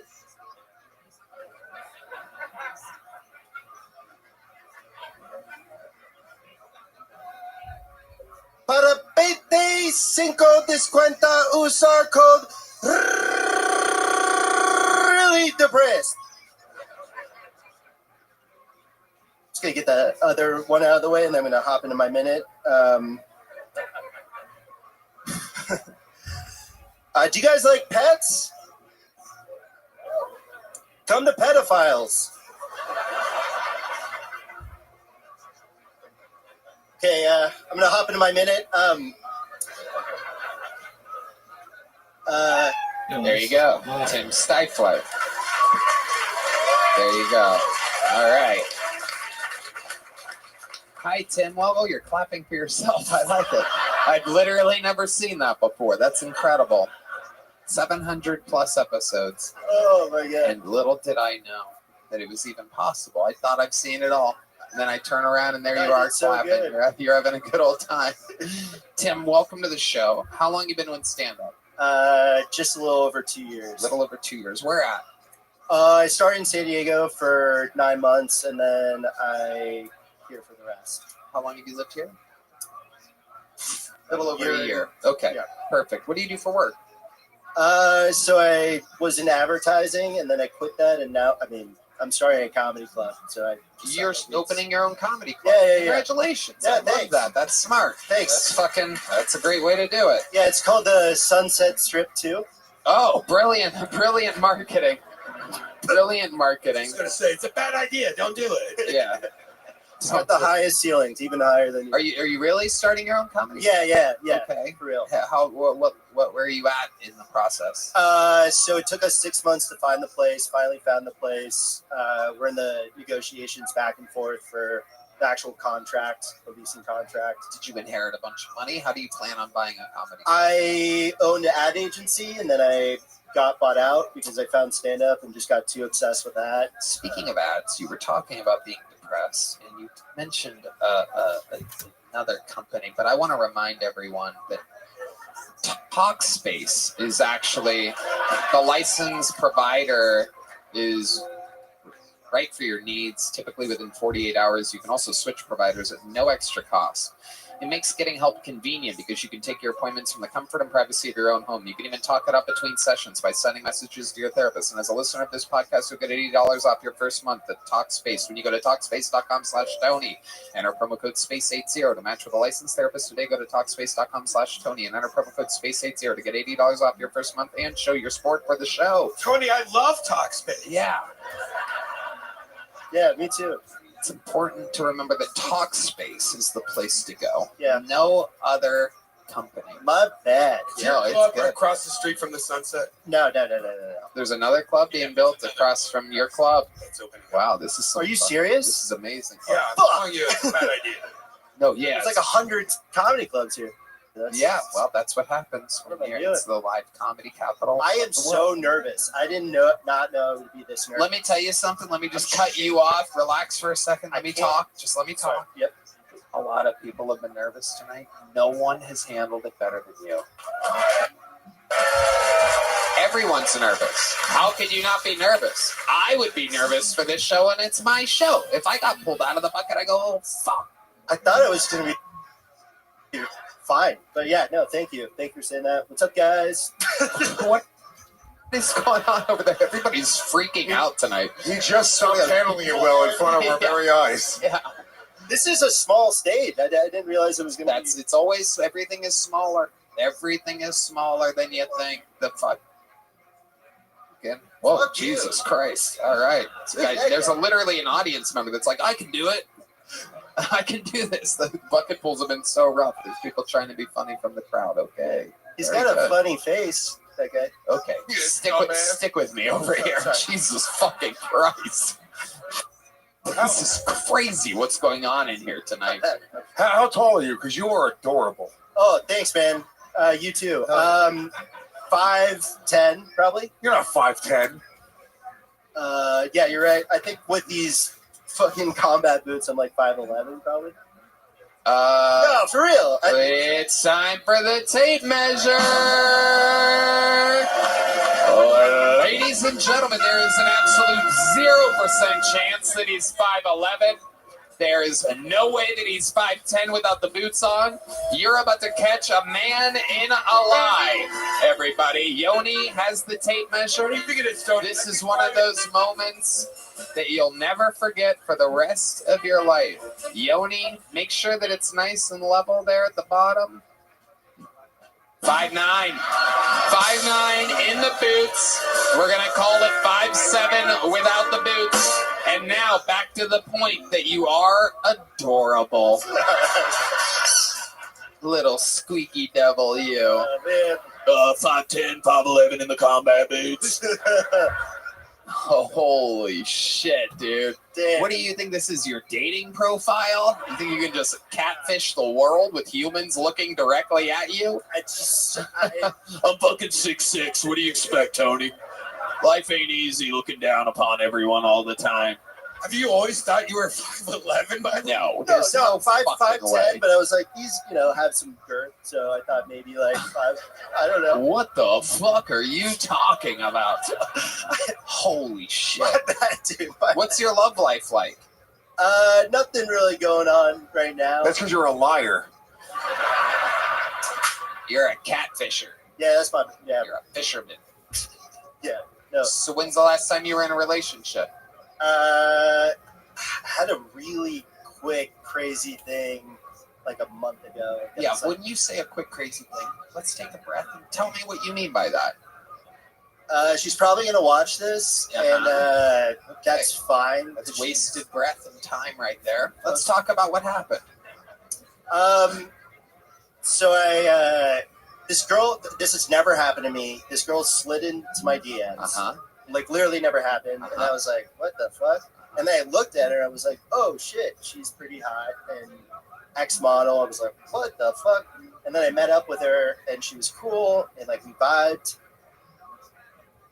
Probably the most passionate, crazy week. And then really irresponsibly, we're just like, yeah, let's get in a relationship. And then immediately after that, she just like was nuts. Like she just... Okay. Here we go. So let's take it one beat at a time here. Passionate week, meaning like she comes over to your place. You hang out every night. Yes, every night you're having all-out unprotected sex. Am I correct? Yeah, yeah. That's right. You're gonna leave me?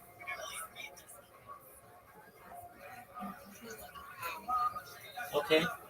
Well, if you can, be back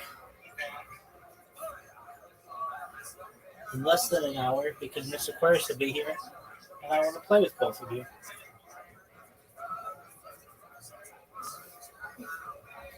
We'll see you when we see you, though. Okay.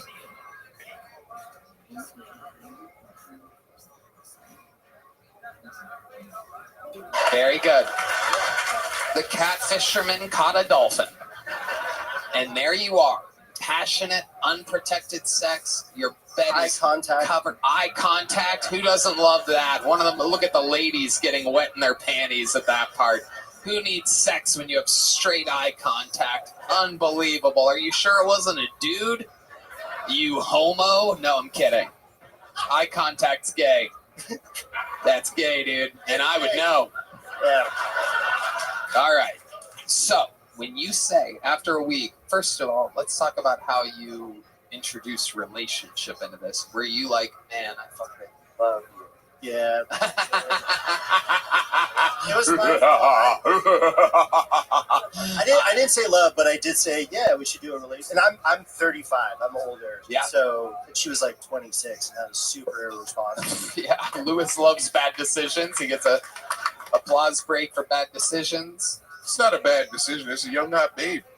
What? It's a young hot babe. What is he supposed to do? Yeah, what could go wrong? Pancreatitis.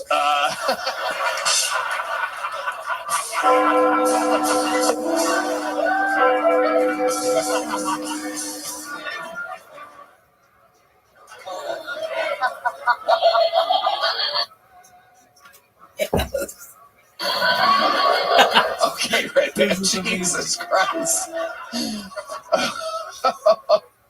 Okay. All right.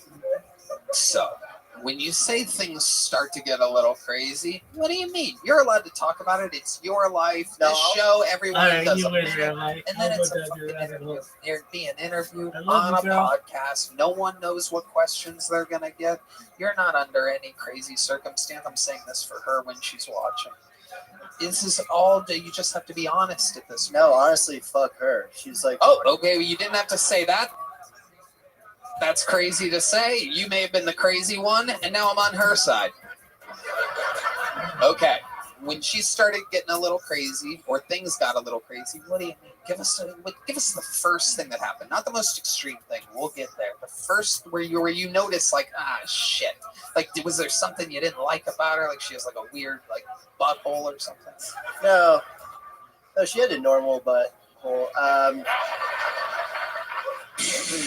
You almost stopped at butt there, and I was gonna repeat that. Yeah. Very specific. Sometimes it's there's things. Yeah, there was a hole for sure.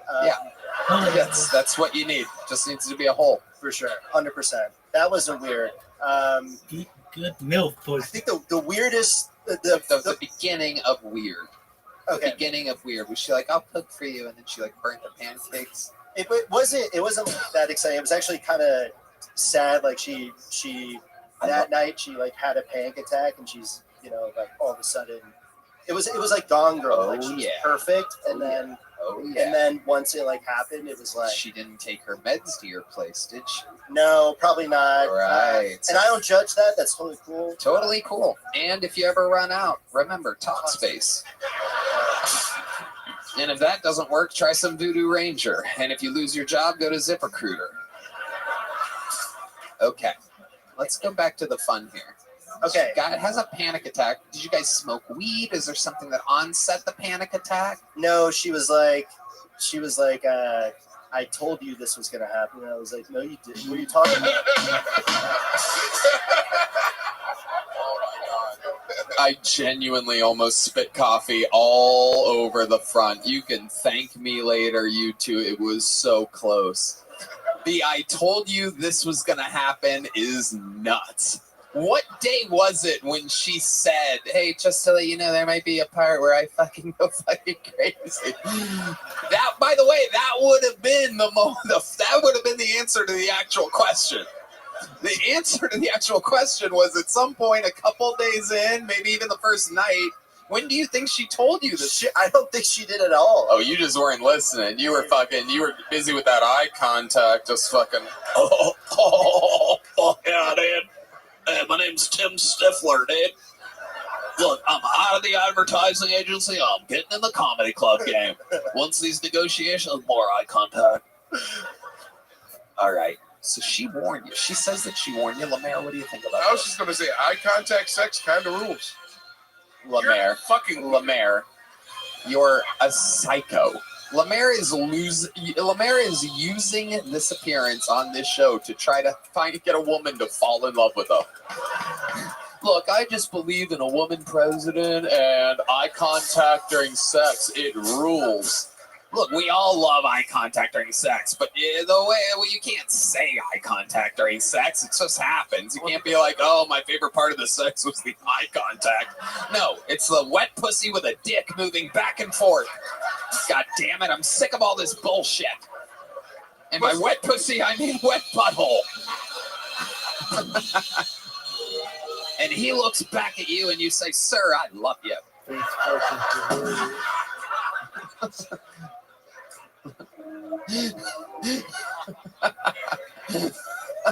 What has this show become?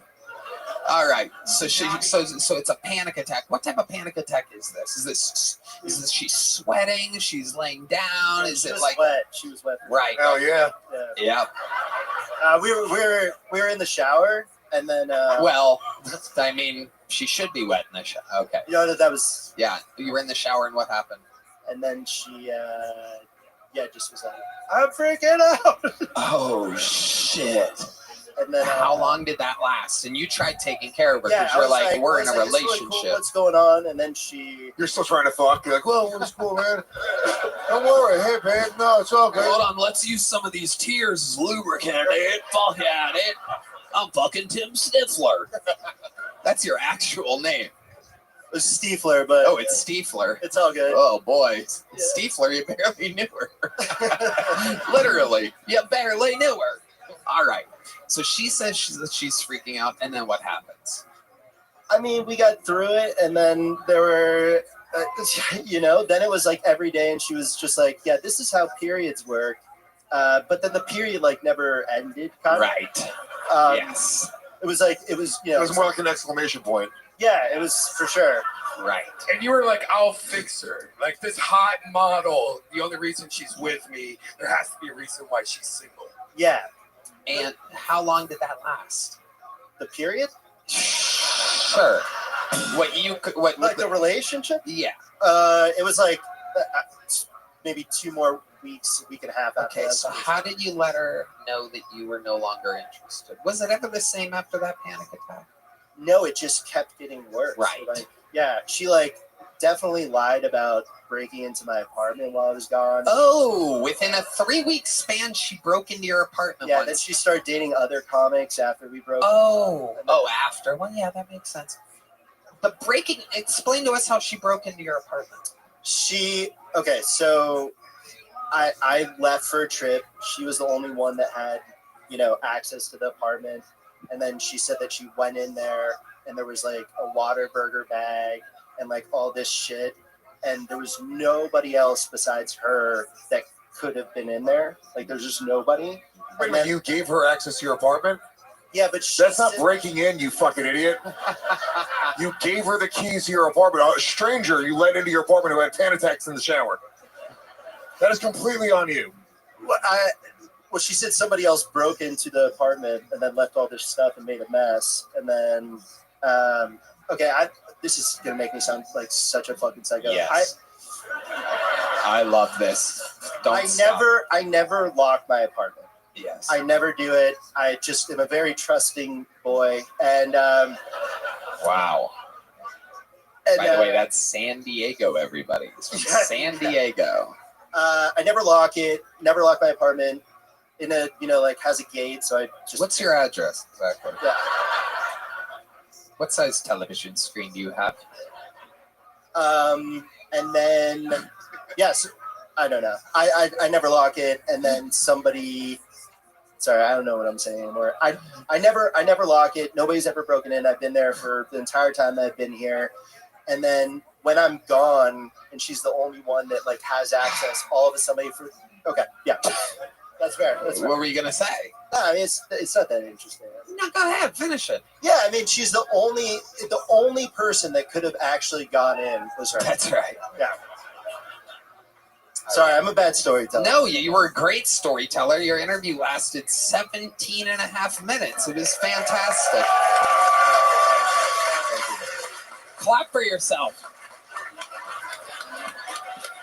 Tim, congratulations. There's a big joke book. What's the name of the comedy club gonna be, Tim? It's gonna be called Dumb Comedy Club. Dumb Comedy Club, everybody. You can't even make it up. It's actually a pretty cool name. Ladies and gentlemen, your next bucket poll goes by the name of Sarah Sloan. Sarah Sloan.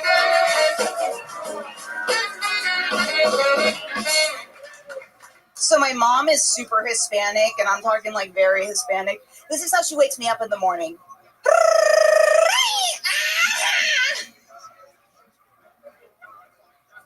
Her accent is so thick, she has trouble pronouncing my name, so she has to call me Sada, she has to call me Sarita. I have some bad news next. My dad is white. Boo, ew. So he likes to call me stupid. He likes to call me ugly. Yeah, no, it's fun. Oh, man. So before I moved out here to Austin, my parents were talking to me, and they were like, Sarah, never in our lives would we have imagined that our 22-year-old daughter would still be living at home with us, leeching off of us. And I was like, whoa, whoa, whoa. I'm going to stop you right there. I'm 27, okay? My parents have always been extremely pro-life until they had me. Now my mother is for after-birth abortions. And I asked her up to what age, and she was like, whatever age you are. Guys, thank you so much. Sarah Sloan, welcome back to the show. You've been on before. Yes, you sir. famously have the legendary horse noise. Would you like to do it for the audience? I would love to. Yes. It's what I do. This is her bread and butter, ladies and gentlemen. And we had her do it in arenas. And this is the greatest horse noise you've ever heard. Here I am riding. Hold on, let's just play along here. Here it's just me coming into work on my horse, and it's unbelievable. Unbelievable. That's right. People are in awe looking at each other like, did you hear that right now? It boggles people's minds. But that's basically the only thing that you're good at. We've tried to figure this out. We've heard a couple minutes. So Sarah, how's life been going? It's been amazing, especially ever since, being on here. Yeah. Like, you change lives. That's what I do. Absolutely. You wouldn't think so by the attitude of some of these fucking bucket pulls earlier, I gotta tell you. These people. Well, if you'd let me tell the story, Tony. A lot of that. A lot of attitude tonight. But you seem to get it, Sarah. You're a good person. Have you ever had a panic attack in the shower? Only when I look in the mirror. Well, I know she can't make eye contact, so. Why? Because she's autistic. She's autistic. Yeah. With a horse noise like that, you'd be surprised. We'd be surprised if you're not autistic. Lemaire is deeply in love right now. No. I was judging a roast battle and Sarah was on it, and I learned she's a racist. Ooh, it turns out I'm in love right now. Hello, Sarah Sloan. Wow. Thank you, Lemaire. I've always kind of wanted to fuck Garth from Wayne's World. So this is very exciting. Party on. I love it. What kind of guys are you into, Sarah Sloan? There was this YouTuber that he does microphone reviews, very nerdy, and just think like a male version of me, and I was really into him. Did you hit him up? Did you? I put in the comments, I was like, hey, you said you were single in your podcast. That's crazy. I've had a baby crush on you for a while. Baby crush. Baby crush. Who was the Asmongold? Like, who was the YouTuber? He Should I listens say it? to microphone reviews. Yeah, say it. His name is Bandrew, and he has the channel Podcastage. Bandrew Podcastage. Yeah, it's a pretty big. Yeah. Nothing was ever going to happen between. Look at me. It was never going to happen. No, anyway. Sarah, you're adorable. And you're so likable. And do the horse noise one more time.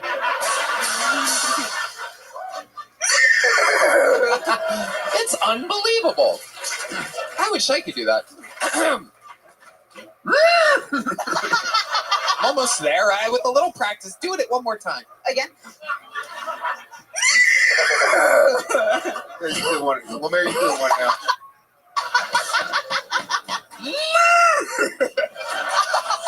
It's fun. Try it. We should all try. Tony, Go. I think you got to stand up. She gets low. It's like from her balls.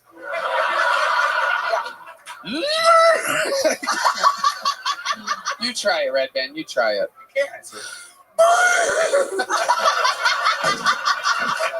Hold on, Luis J. Gomez, give it a little shot here. Really try. All your horses have such deep voices.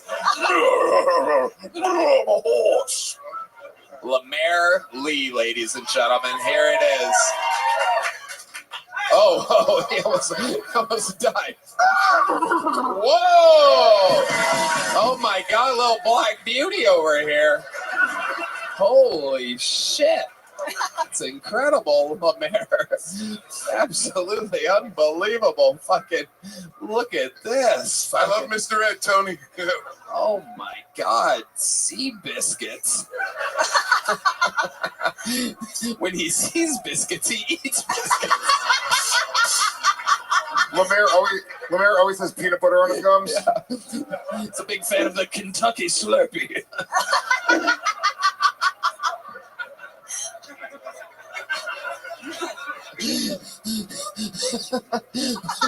He also has to replace his shoes every week.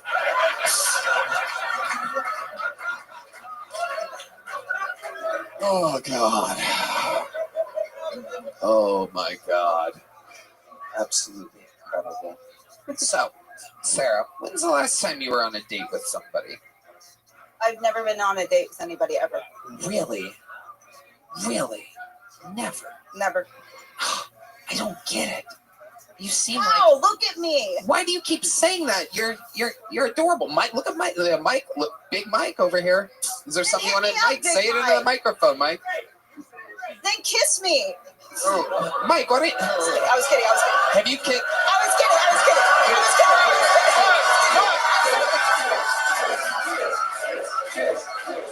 Let's go, Big Mike. He's taking off the hat. Let's fucking go. Let's fucking go.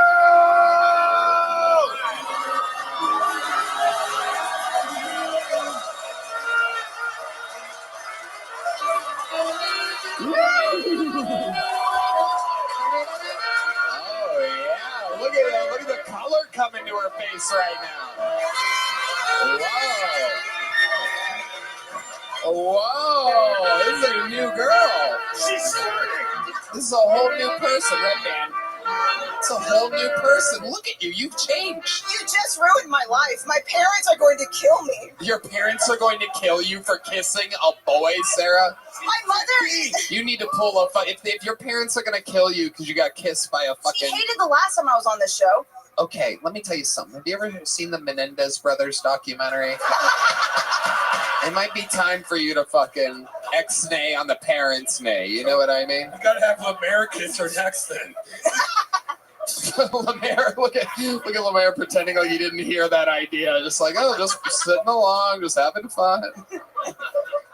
What's your mom's problem with you on the show and your appearances? It was, okay, so it's like... Because it's a raunchy show? A little, a little. God. Well, they were like, let's get lunch together, my parents, and so then I sit down and we ordered this really good food, and then they were just like, we're disappointed in you, and oh, tell me more. I'm being dead serious, Yeah. and they were just like, you laughed at what? It's like, just for those of you listening to the show, if you're wondering why we're laughing, there's a guy that sounds like he's dying of laughter in the audience right now. Because the fans of this show have an unbelievable sense of humor, where someone softly admitting that their parents are disappointed in them. Literally, there's a guy in the back of the room who's like, it's unbelievable, sir. You are pure evil. So they said they're disappointed in you, but why? They given any specifics? Yeah, I you hated my minute, but like my last minute I thought was better than this one. And they said like they didn't say anything acknowledging that it was good. All they did was just talk about how I shouldn't have been laughing at the jokes you were making about me. And they Oh, you shouldn't have gone along with the jokes on a comedy show. They wanted you to stand there like a fucking stiff. You're funny. I can't help but laugh. Well, you're goddamn right. They're the ones in the wrong. They probably had a lot of bad things about me to say about me at the end of October, early November. And look at us now. Look at us now. Your parents don't have shit coming out on. Yeah, thank you. Thank you. How about that? How about that, Mr. and Mrs. Sloan? Ha ha.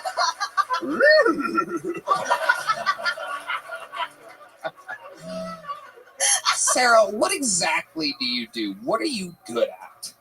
Now that I know your parents are disappointed in you for coming on this show, I want to make your life even better.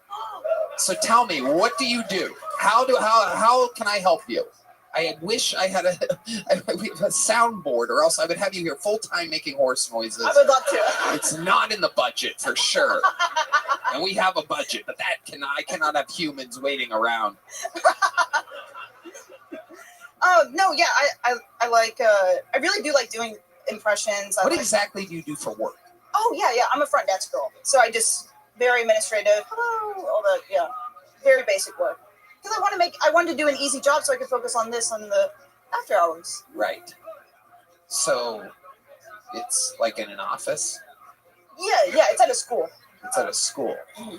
How much do they pay you? Tell me the truth. $53,000 a year. I'm fine with it. I know it's nothing, but I'm fine with it. I gotta be honest, Tony. That's a lot of money to me. Oh, okay. It is a lot of money to you. Oh yeah, supposedly to keep my job, I am speaking as a private citizen. That's right. On behalf of myself. Forgot about that. That's right, sir.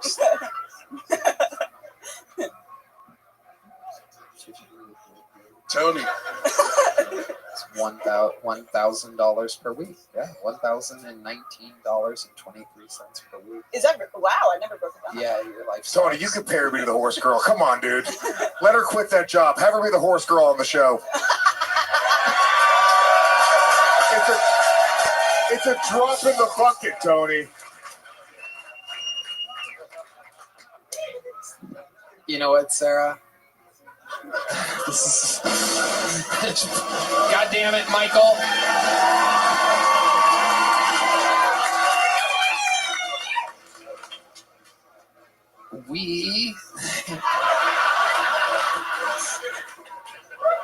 All those horse impressions have my throat fucked up. Do you drive? You have a car? You can like do things? You can show up places and do them properly? Is there anything fucking nuts about you that we don't know? I'm very competent. I really am. I know I don't look it, but I promise. Yeah. I'm about to piss off your parents so bad. Sarah, I don't know exactly how or what, but we are going to match your salary and have you work for us from now on. Sarah Sloan works for me now. Be proud of your daughter next time, you idiots. That's for you, Mr. and Mrs. Sloan. Now she's mine. And you know what? I'm going to give you $100 more than your annual salary.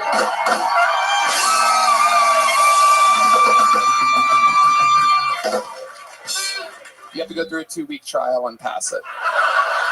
I have to make sure you're like not completely nuts, but I promise I need people to do things, like groceries and stuff.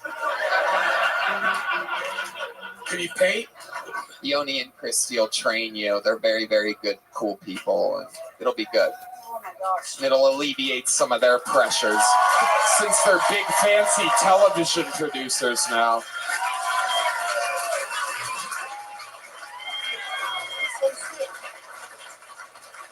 Did your parents ever offer you a full-time job like that?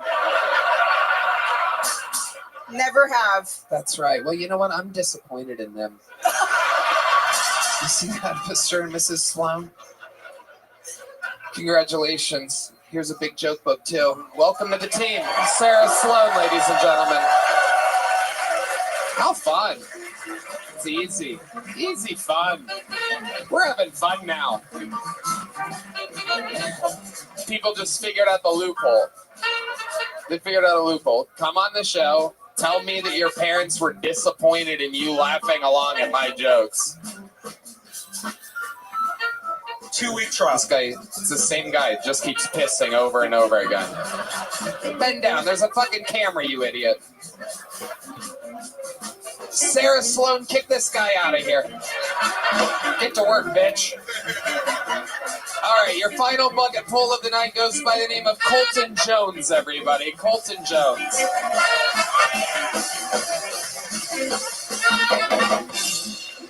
Hey, did anyone get the number on that sexy blonde I just passed in the hallway? Thank you.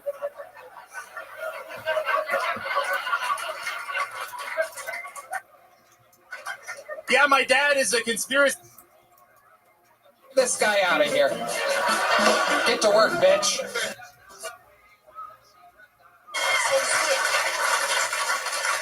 Did your parents ever offer you a full-time job like that? Never have. That's right. Well, you know what? I'm disappointed in them. You see that, Mr. and Mrs. Sloan? Congratulations. Here's a big joke book, too. Welcome to the team. Sarah Sloan, ladies and gentlemen. How fun. It's easy. Easy fun. We're having fun now. People just figured out the loophole. They figured out a loophole. Come on the show. Tell me that your parents were disappointed in you laughing along at my jokes. 2-week trial. This guy, it's the same guy, just keeps pissing over and over again. Bend down. There's a fucking camera, you idiot. Sarah Sloan, kick this guy out of here. Get to work, bitch. All right, your final bucket pull of the night goes by the name of Colton Jones, everybody. Colton Jones.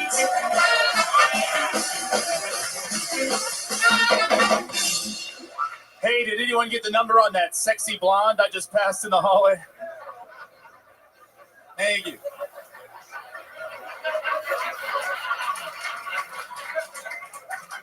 Yeah, my dad is a conspiracy theorist. He's also morbidly obese. That's a rough one, you know. How do you tell a guy, dude, tap water is not the thing that you are getting too much of? I think it might be the Mountain Dew out of the NASCAR Cup, you fucking retard. I come from a redneck family. I think the only reason we even adopt dogs is so we can shoot something 7 years later. No, rednecks shoot our dogs. We talk about that as a society. We also shoot our cats, and you guys don't know that, but that is funny to watch. Obviously, when you old yeller a cat, you have to use a gun that has a laser sight on it.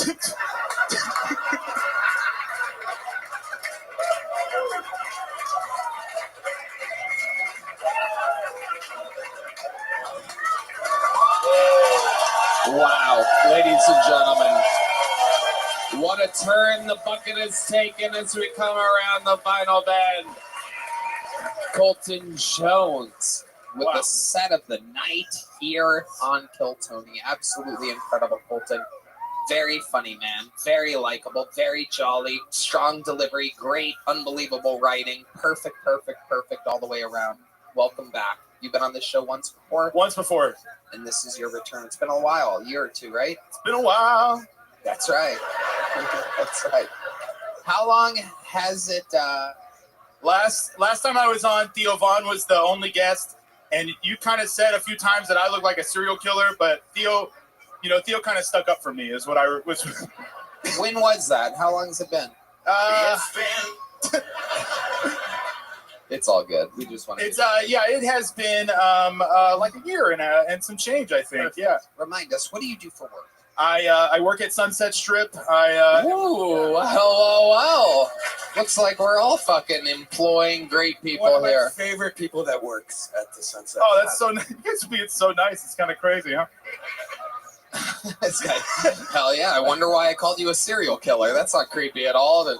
It's just a shock, is all. It's yeah, it's great, and I produce a kind of a night show here in Austin called The Absolute Show. I'm one of the head writers on that, starring Lucas McCrary and Liz Splat. So I love it. Very funny people. Lemaire. Colton's one of the funniest people in the city. Yeah, I think we can all tell. It's absolutely incredible, Colton. Amazing. Yes. Getting the crowd to make even more noise. God, this is great. Yes, it is. It is. It is fun. I absolutely love it. What should we talk about? What should I ask you? Well, I just got back from New Orleans today. I drove in yesterday. I killed a lot of hand grenades. I saw a bunch of homeless people be really good at the trombone. New Orleans is a crazy fucking city. It is diabolical. I was there for the Super Bowl. I did a show the night before the Super Bowl. It was crazy. I've been there before. Every time I've been there, it's crazy. There is a vibe in the city, and I will say that for the first time ever, coming up, let it be known that our friend here, Luis J. Gomez, puts on literally the best comedy festival of the year, and it is happening this year in New Orleans, Louisiana, for the first time.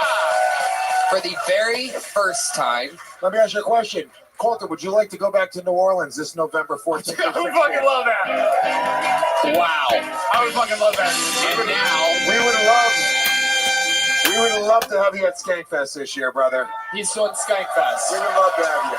You were a fucking killer. It's not only did you do the best set of the night, but it was dark, genuinely funny fucking comedy. My type of shit. I really dig your shit, dude. That's fucking great. Thank you, man. Very confident. You're going to have a blast there. For a man that is so grotesque, you have so much confidence. It's unbelievable. Yeah. Yeah, I'm sorry. Can you say it again? I'm having a stroke right now. It's great. It's great. Lewis, did you have the whole Absolute show at Skankfest? Because it's a really great show.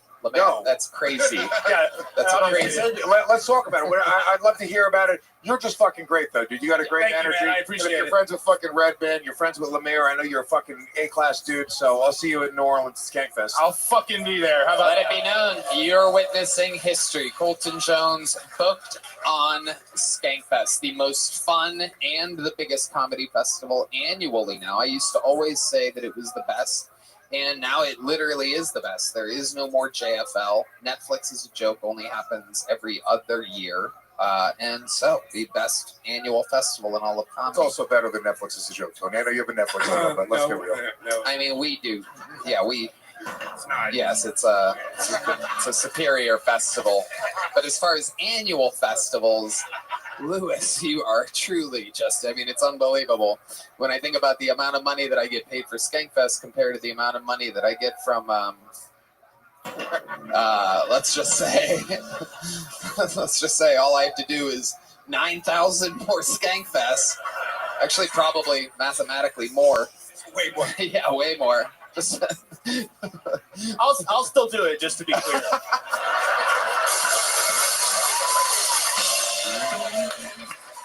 I'll still go. You got it. Secret show. Secret show. I'll be there. And you know what else? I have a sold-out show here on Wednesday at 7 p.m. Why don't you open up that show, too? That sounds great. In the Fat Man of the 7 Mothership, 7 p.m. Boom. You got it all, kid. Sunset, Mothership. Has Adam seen you before? Have you ever seen by the talent coordinator here? I don't really want to get into this too much, but I did bomb on the mic earlier, actually. You did today? I went up and it wasn't it didn't go as well as this. Well, there you go. But that, hey, if you're listening at home, kids, that's how life goes sometimes, and you drink 2 Welchings and you pick yourself back up. Boom. Colton Jones, ladies and gentlemen. Wow.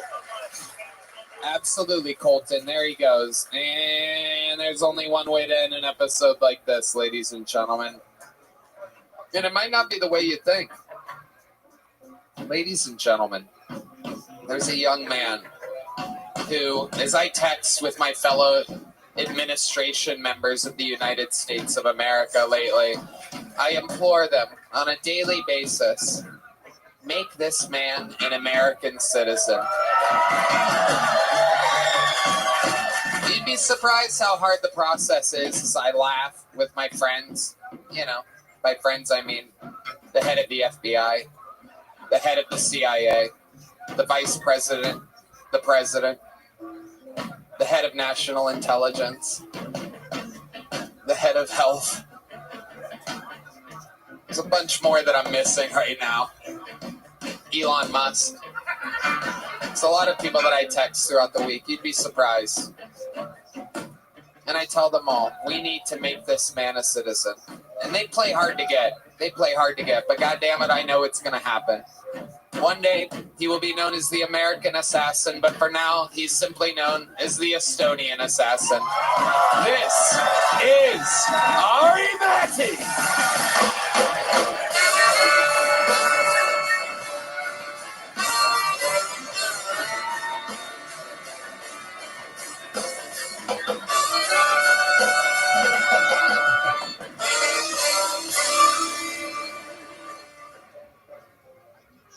What's up? Fuck Southwest Airlines. Give me a fucking seat. Dude, I didn't know it's legal to sell 360 tickets and then just let us baboons figure it out.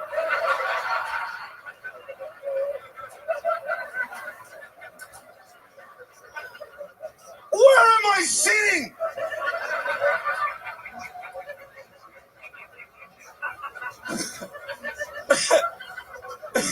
You know when you get like an aisle seat, then another guy's got the window, and you try at all costs to keep that middle seat fucking open. You watch these Group F motherfuckers.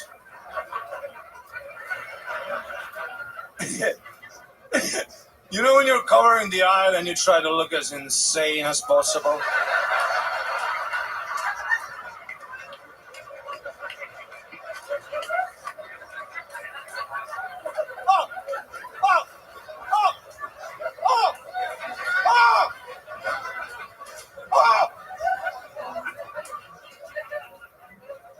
Stay the fuck away from my middle seat. That's why now I carry a Quran.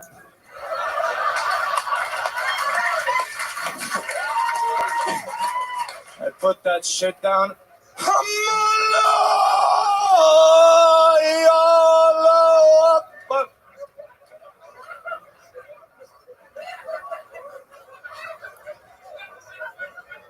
And hey, parents, leave your shitty fucking baby at home. What the fuck's he got going on in Phoenix?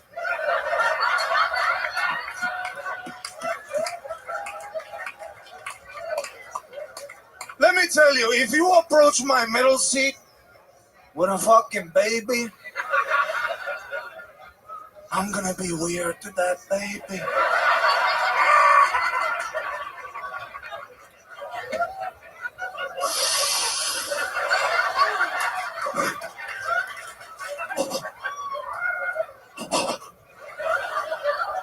How old is it? Single digit. The most delicious. I'll fuck your baby for some legroom. Thank you so much. I mean, what the fuck? In real time, you're watching a fucking absolute monster grow. This is crazy. Dude, before... if there's a person in the fucking world that doesn't find that funny, that means they've never flown Southwest. Yeah, we as comedians, dude, it's a battle out there, dude. It is. And by the way, and the stewardess, you slobo shit fat fuck. Some of the rudest fucking, what is it, waitress? What is it, stewardess? Yeah. Stewardess. I took 100 milligrams before I came out here. I'm fucked up, dude. Dude, I remember last time you were fucked up when I was on this show, dude. I am toasted right now. Thank God this is not on Netflix. I might say the N-word, you know what I'm saying?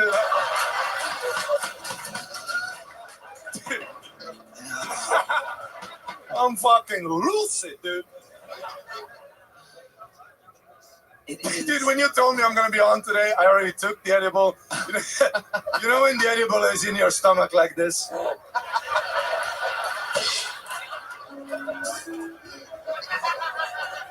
Yo.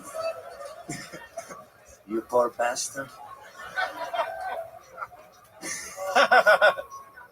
All right, that bit was so fucking funny. I didn't have an ending though. I was like trying to. No, it was fucking. It was literally perfect. I leaned to Tony. I was like, he just fucking wrote that. That's crazy. It's so. You're so talented. Every time I see you on the show, I'm blown the fuck away. Genuinely, I think one of the best comics working today. Genuinely, I really mean that. There's no question about it. So funny. And it's. This is the word. Yeah. That's real. You could do that. People will not sit next to you on Southwest if you just fucking just keep that fucking flailed right towards that middle seat. Let them know. Wow.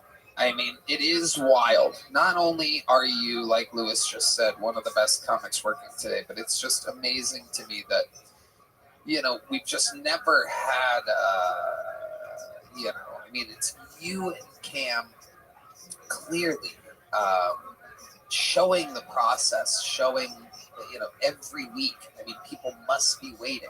And if they're not, then they don't know how hard stand-up comedy is or how... It's also so much fun, dude. Oh, exactly. Just to have that panic attack. Like, literally, I took the walk slow because I have 3 things in my head that are literally just thoughts. Yeah. And you just have this fucking... It's just the energy, dude. Yeah. The fact that you live for that pressure shows what kind of beast you are. And that's what, it was a story of the night, right? It's like, oh, the lights. Oh, I'm nervous. Oh, I'm nervous. Transferring that energy into fucking being present and delivering your bits, being able to take nervous energy. And you should be more nervous than anybody because you have high expectations to follow. Yeah. These people absolutely expect you to be great. And meanwhile, week after week, while competing with yourself, you seem to absolutely be crushing yourself. And it's incredible. It's amazing. And I am so fucking honored to have you be part of this show. You're a perfect fucking It is crazy, fit. like, I'm such a big fan of comedy. I read every fucking book about the Comedy Store, Tonight Show, SNL. I'm such a big fan of comedy. And I remember when I was reading all these books, so you watch a documentary about the gold rush of the 70s, everybody moving to LA, you guys with Rogan coming up at the Comedy Store, and you read that, you're always like, fuck, I wish I was in that time. And little do I know, I'm in the new motherfucking cold rush. No doubt about it. No doubt about it. You gotta learn to love it, baby. This is the era, and that is the Estonian assassin, Ari Maddie. How much fucking fun did we have tonight, huh? The Drive from Ryan J. email is in, and it's a glorious one. That is Lemaire and Louis J. Gomez. Look at that. That's incredible. How about one more time for the great Louis J. Gomez, Legion of Skanks, Story Wars. Guys, check out Story Wars sometimes. This is, I truly believe, one of the other great shows. I mean, I've always talked with you about, doing a live show in front of a live audience that has like a format and a built-in fucking thing, because people like that. Legion of Skanks is one of the best podcasts with fucking dudes talking shit just loosely. And Story Wars is, without a doubt, I mean, I told you, I've only done it once. I'm doing another one this week. But the first time I did it, I told you that's a hit. You have a hit on your hands. Congratulations. One more time for Louis J. Gomez. Check out Story Wars with a Z. Skankfest, I believe, is already sold out.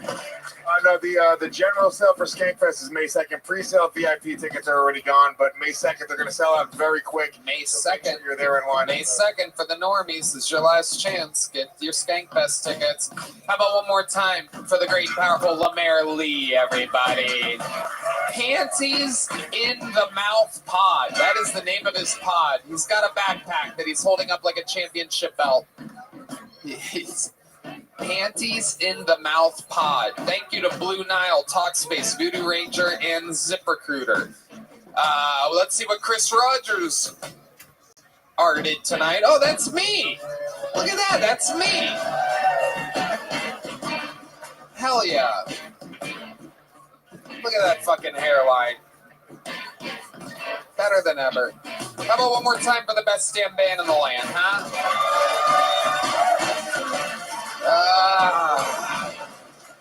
Hey, thanks for your support for at the Sunset Strip every Thursday secret show. SunsetStripATX.com. Love you guys. No doubt about it. Why don't you go rewatch Kill Tony on Netflix? Tell your friends to watch it. Go watch it again. Just put it on. Just put it on and leave it on. And then put it on again.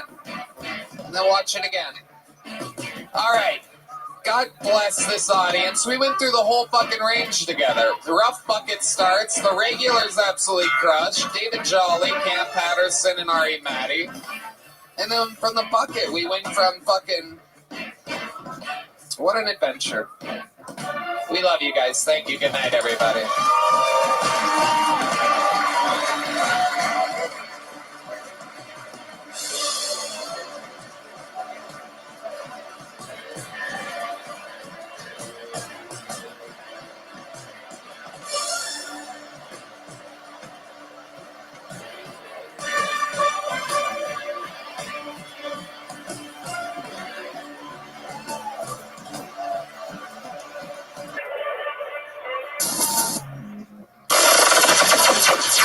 The Sunset Strip Comedy Club in Austin, Texas is now open.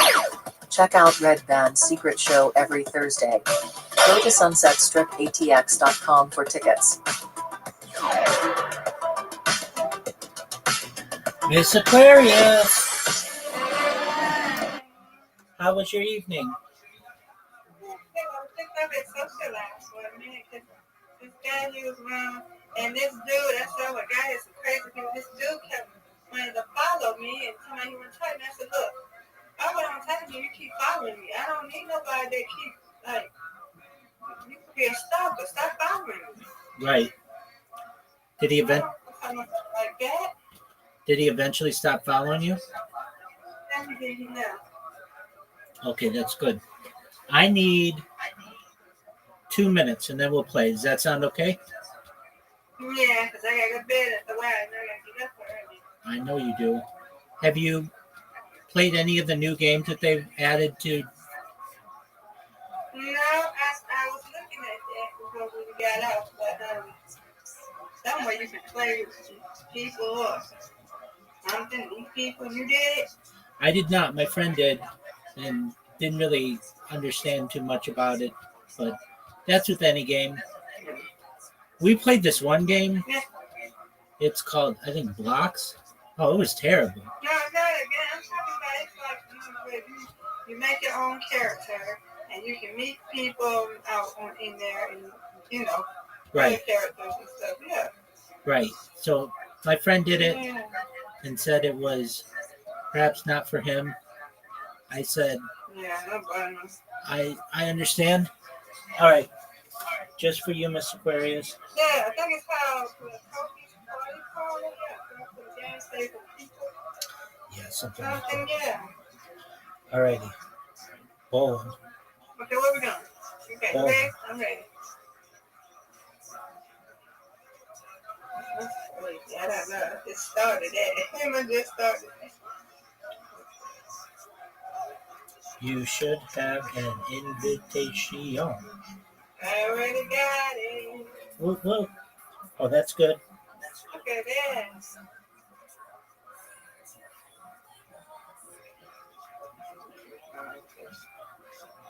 Yeah. That's good. That's better. Yay. All right. That's how you start. All right, here we go. That's what I'm talking about. I knew it. I knew it when I threw it. Knew it when I threw it.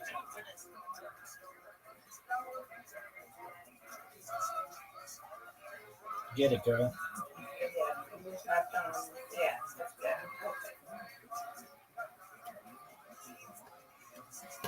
Knew it when I threw it. Oh. Yep. Now, how did you not get the other one? It even backed up. No, Rabbi, get it. Get it. Come on. Now, this is... I don't even know what to do here. Maybe just try to get one. Get one. All right, I'll take it.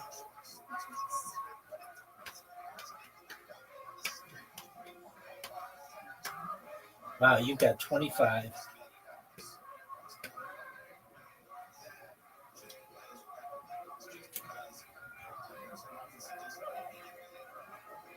Yeah, he thought it's better. I was using my middle finger. I use my index finger. Yeah, that's what I was using, my thumb. Thumb is your index finger. No, right? it's not. No, your thumb is your thumb. Your index finger is your pointer. Oh, well, your index finger, yeah, I was using my middle finger. Your index finger is your pointer finger. Oh, I can't do that. I know I was going to do that. Oh, you got it. Wow, that took a long time. I mean, that was really good. Come on now. I got it. Oh, no, it's a tough split.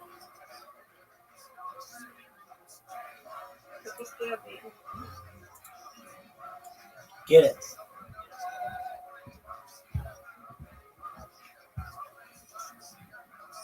All right. Miss Aquarius. Get it, girl. All but 3. You can get these 3 and then get another strike and put it.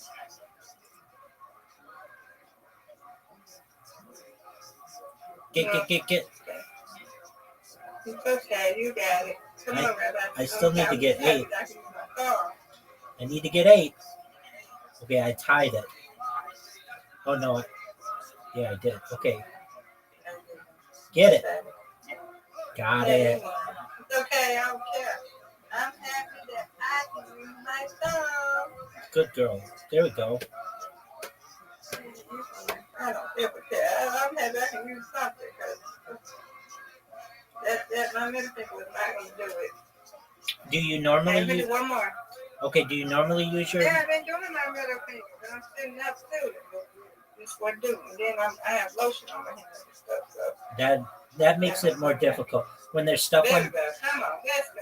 Hey. Oh, look at you. When there's stuff on your screen, it makes it really difficult. I wonder what that was you.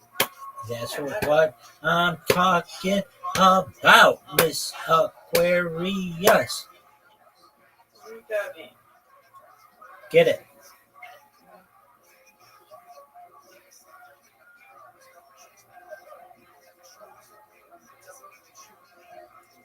All but 1. Nope. It's okay. You got this, though. You're straight. Get it. No. I'm happy I can use my phone. I can't use nothing. Get it.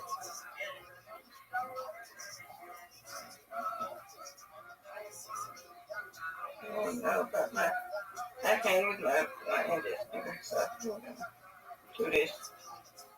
Why can't you use your index finger? Now I can't do it. I try, but I won't do it. I'm going to try. Go. Okay, I did. There you go. I can use it. That was a good one. Yeah, I use my index finger. Get it. Come on. All right, you got... I'm going to get it. Come on. Oh, no. Oh, no.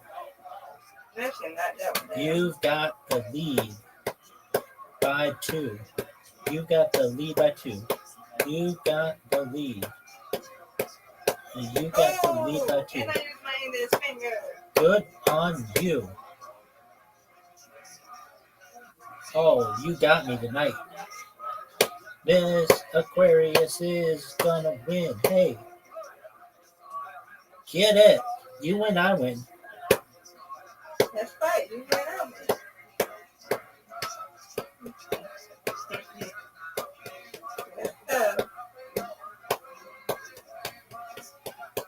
Uh-oh. Wow, you have 68. That's a lot. What the? You gonna win it. Go ahead, Rabbi. I don't think I'm gonna win it. Come on. You got me. Come. Get it. Nope. Nope. I don't think it's possible for me to get it.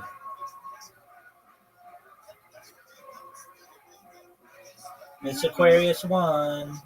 Miss Aquarius won. Good job. Okay, you want that one. Yeah, that's right. I like when we tie like that. I can take this night. I can end this finger and my toe. There you go. Learn something new every day. Sweet dreams, Miss Aquarius. Okay, see you tomorrow. Thank you. You as well. Take care. Right, you too. You too.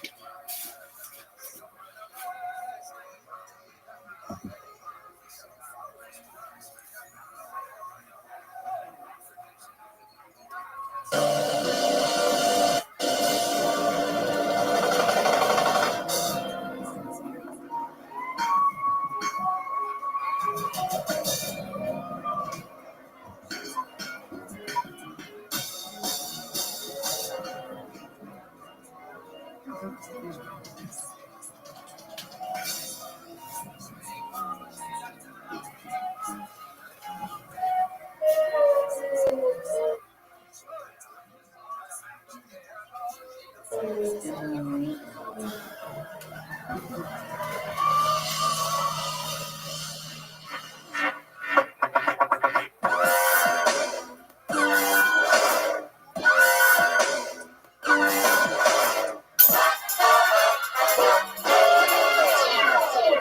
this is Rabbi coming live from Walking Gas Company here in Austin, Texas. For a brand new episode of Kill Town. Get up, I told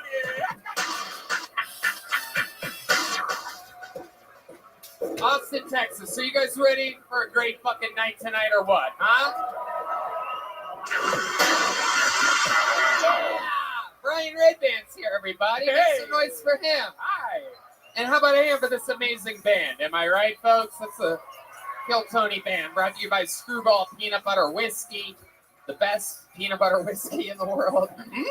That's Michael Gonzalez on the drums, everybody. Matt Muelling on guitar. John D's on the keys.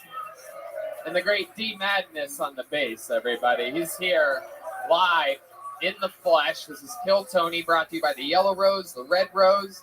Shout outs to the two best strip clubs in the world that happen to be here in Austin, Texas. Also brought to you by White Claw and Red Bull as of right now. And also the W Hotel, everybody, where now you can save 25% off by using the promo code KillTony on a Sunday or Monday night. Stay at the W Hotel in Austin, Texas if you're coming to visit for the show. And also shout out to our favorite barbecue place, CM Smokehouse. Here's a little bit more about the amazing people that made tonight's episode available for you for free on the internet here right now. Hey, y'all. I'll tell you, I hope all of you are having fun, being happy, being healthy. I know I have been. I recently got completely addicted to hot yoga, and it helps jumpstart my day. It clears my head. It gives me energy. I see things clearly. I've just been having a blast, and Liquid IV completely fits into my daily routine of this new regimen. I mean, I am sweating a lot, an incredible amount. It is an extreme workout, and Liquid IV completely replenishes me like 1,000 times better than water is what it feels like. They say it's 2 times faster and more efficient than water, but I mean, it's just unbelievable. And making a hydration a priority helps us all feel better on a day-to-day basis. They have great flavors. You know all about this, right, Red Dan? Oh man, I have at least 2, sometimes 3 a day, and they always have new flavors. So don't forget to always check them out because I heard they have a new cotton candy flavor right now. They're great, and that's the best thing about them. Their taste, how they taste, is better than anything. I switched from being somebody that drank Coca-Cola every day and horrible sports drinks. Now I have a Liquid IV. It is crazy. It's one of the few things that you and I both completely agree on. You love good tasting stuff. I like stuff that makes me feel good afterwards, and Liquid IV has both. Yeah, it has 5 essential vitamins also, all B3, B5, B6, B12, and vitamin C. With 3 times the electrolytes of traditional sports drinks, it's made with premium ingredients, non-GMO, and it's free from gluten, dairy, and soy. So grab Liquid IV in bulk nationwide at Costco, or you can get 25% off when you go to liquidiv.com and use the code Tony at checkout. That's 25% off anything you order when you use promo code Tony at liquidiv.com. Experience better hydration today at liquidiv.com, promo code Tony. Hey y'all, have you heard about Labradoodle coin? My pizza delivery guy said it's the next big thing. But I'll probably be holding off on throwing my millions into it because I've already got access to the newest game in town, a startup already valued at over $1 billion that's totally changing the way people invest. By giving them access to one of the most exclusive assets in history, this asset has been making headlines for decades. And making ballers like Oprah, Bezos, and Jay-Z millions. But thanks to this startup and their revolutionary approach, anyone can now get a piece of the action. Go to masterworks.io and see why I'm excited.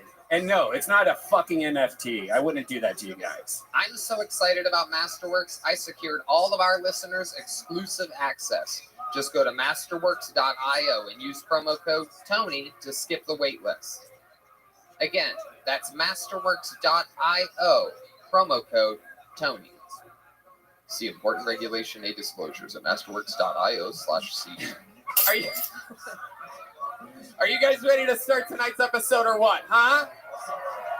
Every single week, we have two of the funniest comedians in the world on this show. And you know, I'm going to be honest with you guys. Since moving to Austin, it's different than where our home was for 8 years in Los Angeles. And my accessibility to guests was absolutely incredible. And we do a pretty fucking good job here, but this is an extra special one. This is a true Comedy Store throwback.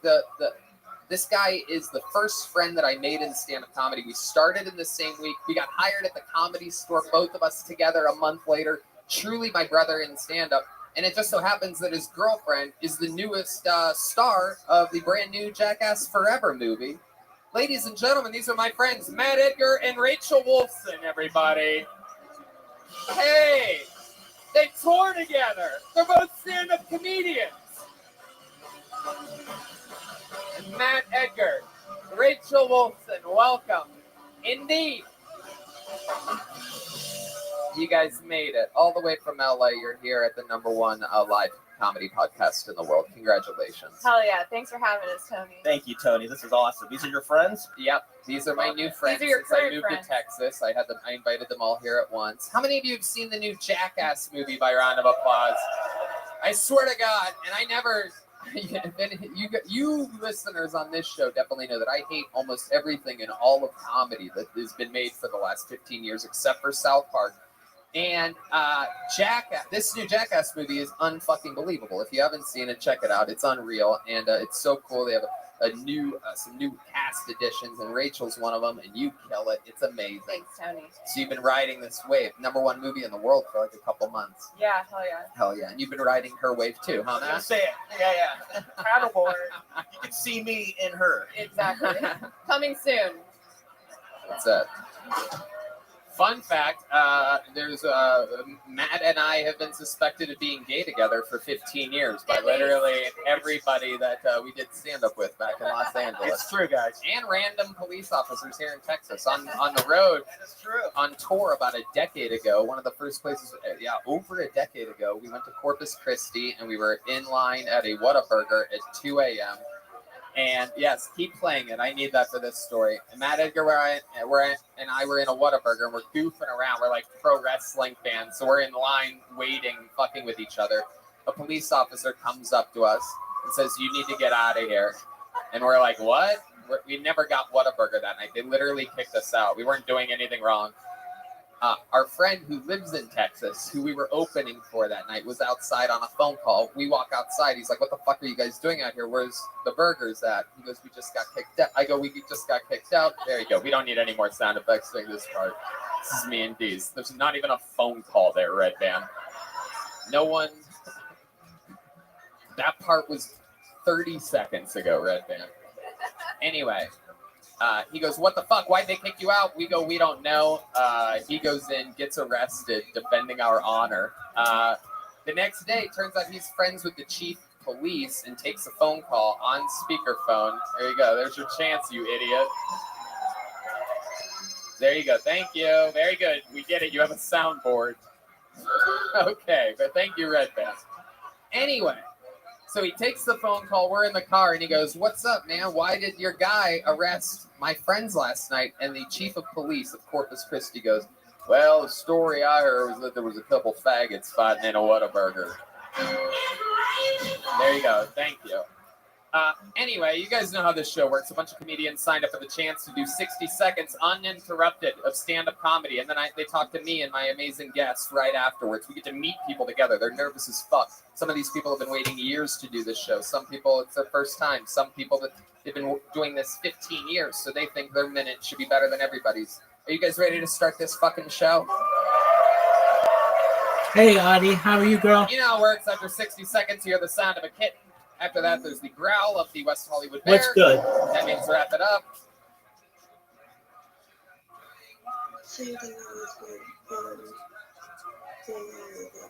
Okay. That's good to hear. Well, you missed Miss Aquarius. She and I split bowling games. I'm sure that you were really interested in that. Would you like to play a game? You want to play Literati?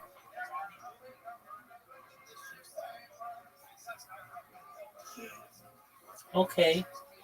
You sound sad. I hope I can cheer you up. Oh, hold on. Before we play, Zoot and I played last night, and normally when I play these games, if it's late, I don't care, and I don't even try. I don't want to say I don't even try, but like I don't try as hard. And he came. I really thought I was going to lose. If he could have placed a V as in Victor, I would have lost, and he couldn't find the place to put it. And so I know that doesn't really amount to anything, but people are getting closer and closer. Oh, I love you too. All right, let's play. And we have a few regulars. We're going to start the show with a regular tonight, everybody. This is super duper exciting. One of the newest regulars on this show. He's been doing it 6 months. His life has completely fucking changed in that time. I just did an arena with this man this weekend in Jacksonville, Florida. Make some noise for him. It is the great Hans Kim, everybody.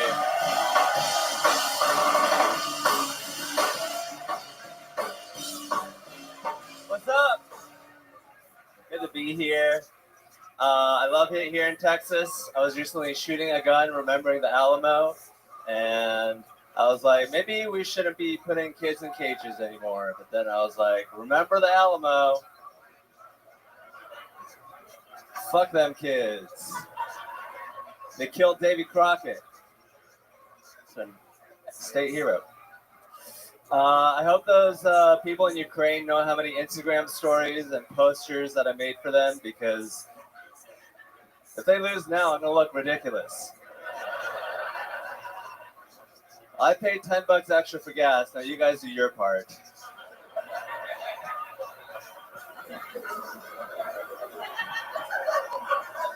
You think there's someone in Ukraine right now that's like, yeah, I don't really pay attention to politics.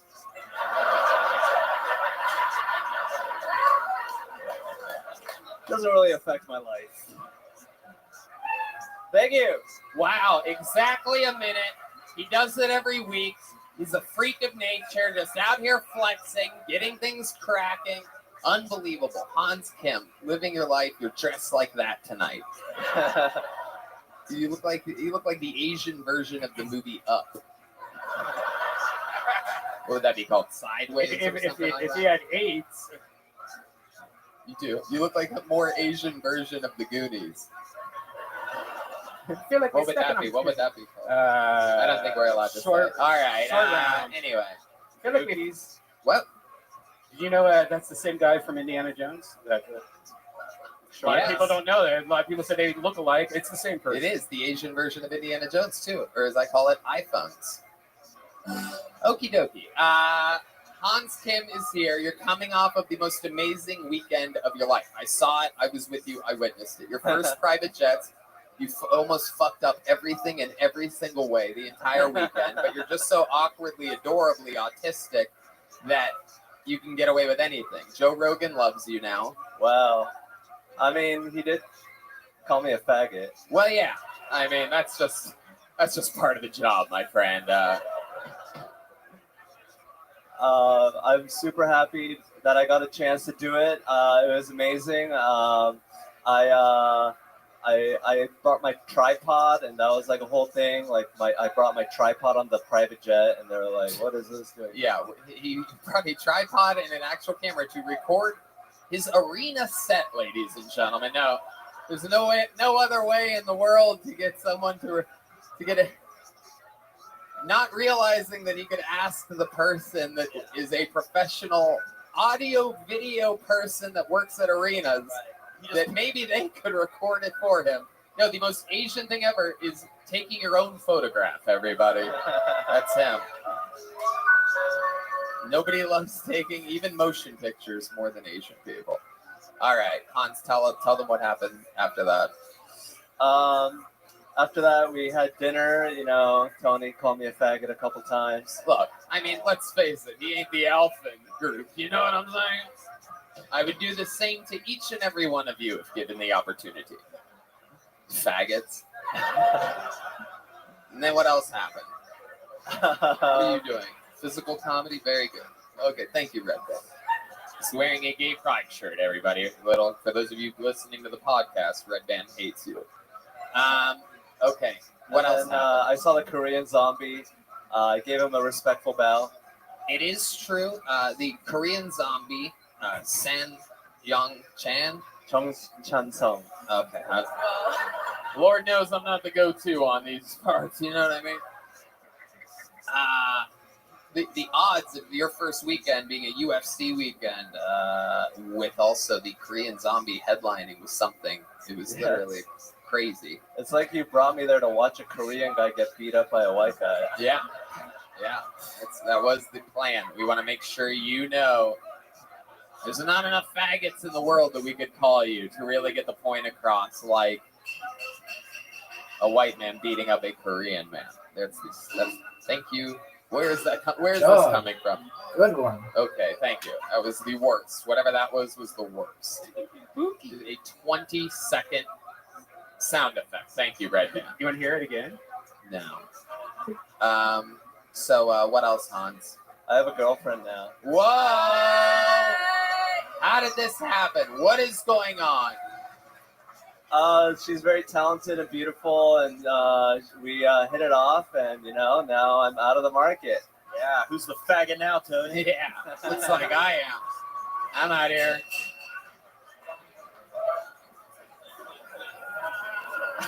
I feel like you got a girlfriend in spite. Yeah. Like it's not about love. She was at Kill Tony, so it's kind of Tony's my matchmaker. Wait, what happened? She came to the show, and then we danced to the Nether Hour. And wait a second. I actually think I heard something about this tonight. Let me ask you something, Hans. I swear to God, I can't believe I haven't brought up to you. Fun fact is that I don't coordinate any of my interviews with any of the regulars. I like to keep things fresh and improvise, believe it or not. Even though I have made fun of the Saudi Arabian cowboy before, that what I talked about during the ad break, I actually do know him. However, I don't coordinate anything with Hans. And so I'm going to ask you about this. This is going to be a first in live podcast history. I'm going to ask you a question. I heard a rumor that someone walked into the green room 2 weeks ago after a Kill Tony taping, and that after party gets pretty fun. People have a lot of drinks. There's a lot of alcohol. People smoking, having fun. Anyway, I heard someone walked into the green room and saw you using a one of those massage things. Massage gun? Is that what it's called? Yeah, Theragun. Theragun. Thank you, Yeah. sir. And on a girl's vagina while she sang, "Our God is an awesome God." Thank you. What the fuck is that? Look it up. You're the sound guy, dude. Play it. Our God is an awesome God. Wow. Hans, now you were drinking that night a lot, right? Yep. Uh-huh. Do you remember any of this whatsoever? Yeah, I have a recollection. It's coming up for me. Yeah? Yeah. What was it like? Tell us about it.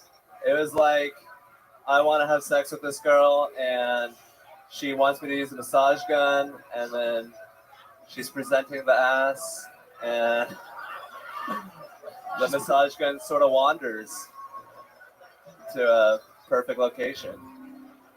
Okay. Do you have any idea why she was singing "Our God is an Awesome God" during that? I think we're doing a bit. We're doing like a riff. Wow, you had a Theragun on her vagina? Yeah. Yeah. I mean, that's not good for the vagina. That's like 15 Hitachis all in one. That's That's not good for the Theragun. yeah. Yeah. It smells really good now. Oh, Hans, you made it weird. Hans. Yeah, but what about the vagina? The vagina is really smelly. No, it's great. I love it. All right. Let's get rid of the. I don't even know what's happening anymore.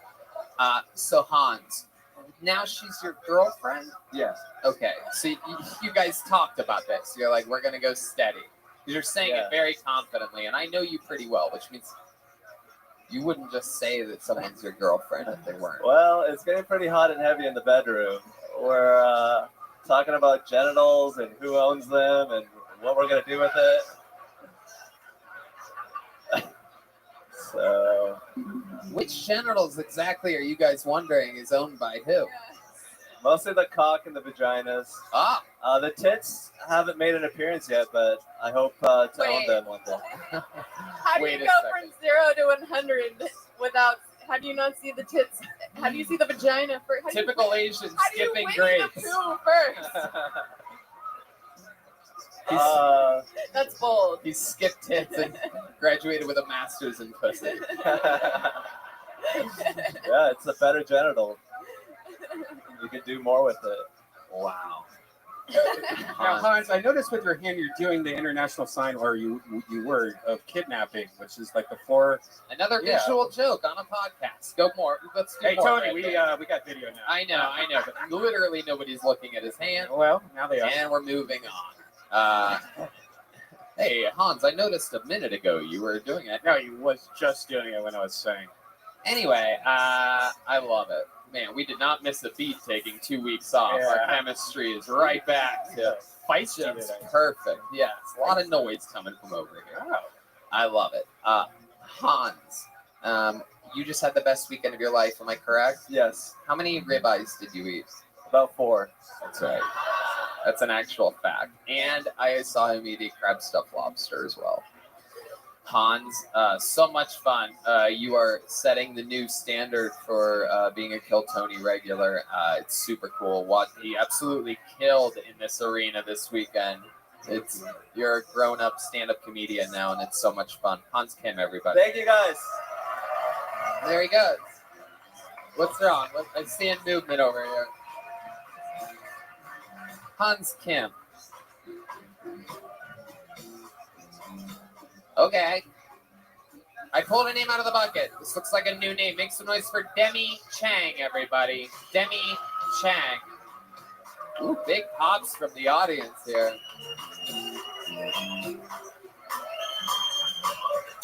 How about one more time for Demi Chang, everyone? Hey guys. It's a really weird time in the world to be Asian or to be Chinese right now. Not just on Kill Tony. But I've been brainstorming what I would say if I actually had a racist encounter. Because in real life, I hate confrontation. But in my mind, I'm like, I wish a motherfucker would. Even though a real racist won't really care what kind of Asian you are. They just see 50 Shades of Yellow. But I just imagine someone coming up to me like, bitch, you got that Kung flu? You from Wuhan? I am from Vietnam. We don't all look alike. That one might backfire though, if they get a little triggered from like the Vietnam War or something. But don't worry, I have plan B. I'd be like, oh, 안녕하세요. Oh, you're welcome to the K-pop and the Hans Kim. Oh, yes. Oh. Demi Chang, everybody. Welcome to the show, Demi. Thank you. How are you? Welcome. Good. How are you? Good. Welcome. How long you been doing stand-up comedy? About 9 months. 9 months. Okay. All of it here in Austin, Texas? I started in DC, actually. DC. What brings you to town? I traveled in RV full time with my husband. Oh, okay. So we lived in Joshua Tree, actually. Wow. Oh, very cool. Yep. Yeah, absolutely. Oh. That's fun. So you do Yeah, a lot of good job. like mushrooms and stuff? I would like to. That's one good thing about comedy. Everyone. Wait, you lived in Joshua Tree sober? I was in the military, so. Oh, okay. Which No drugs. military were you in? I was in the Marine Corps. Wow, very good. Thank you. Thanks. Very good. That's great. What did you do there? I was they call it a manpower officer or an adjutant, so a bunch of admin, legal. Are they still allowed to call it a manpower, or is it a they power now? Yeah, it's a people power. Wow. But So what exactly do you do? Now? Or what did you do in the Marines? Like, what does that mean? The people that were in charge of the unit, I was their bitch. And just did a bunch of paperwork. And So you were like everybody else's Hans Kim.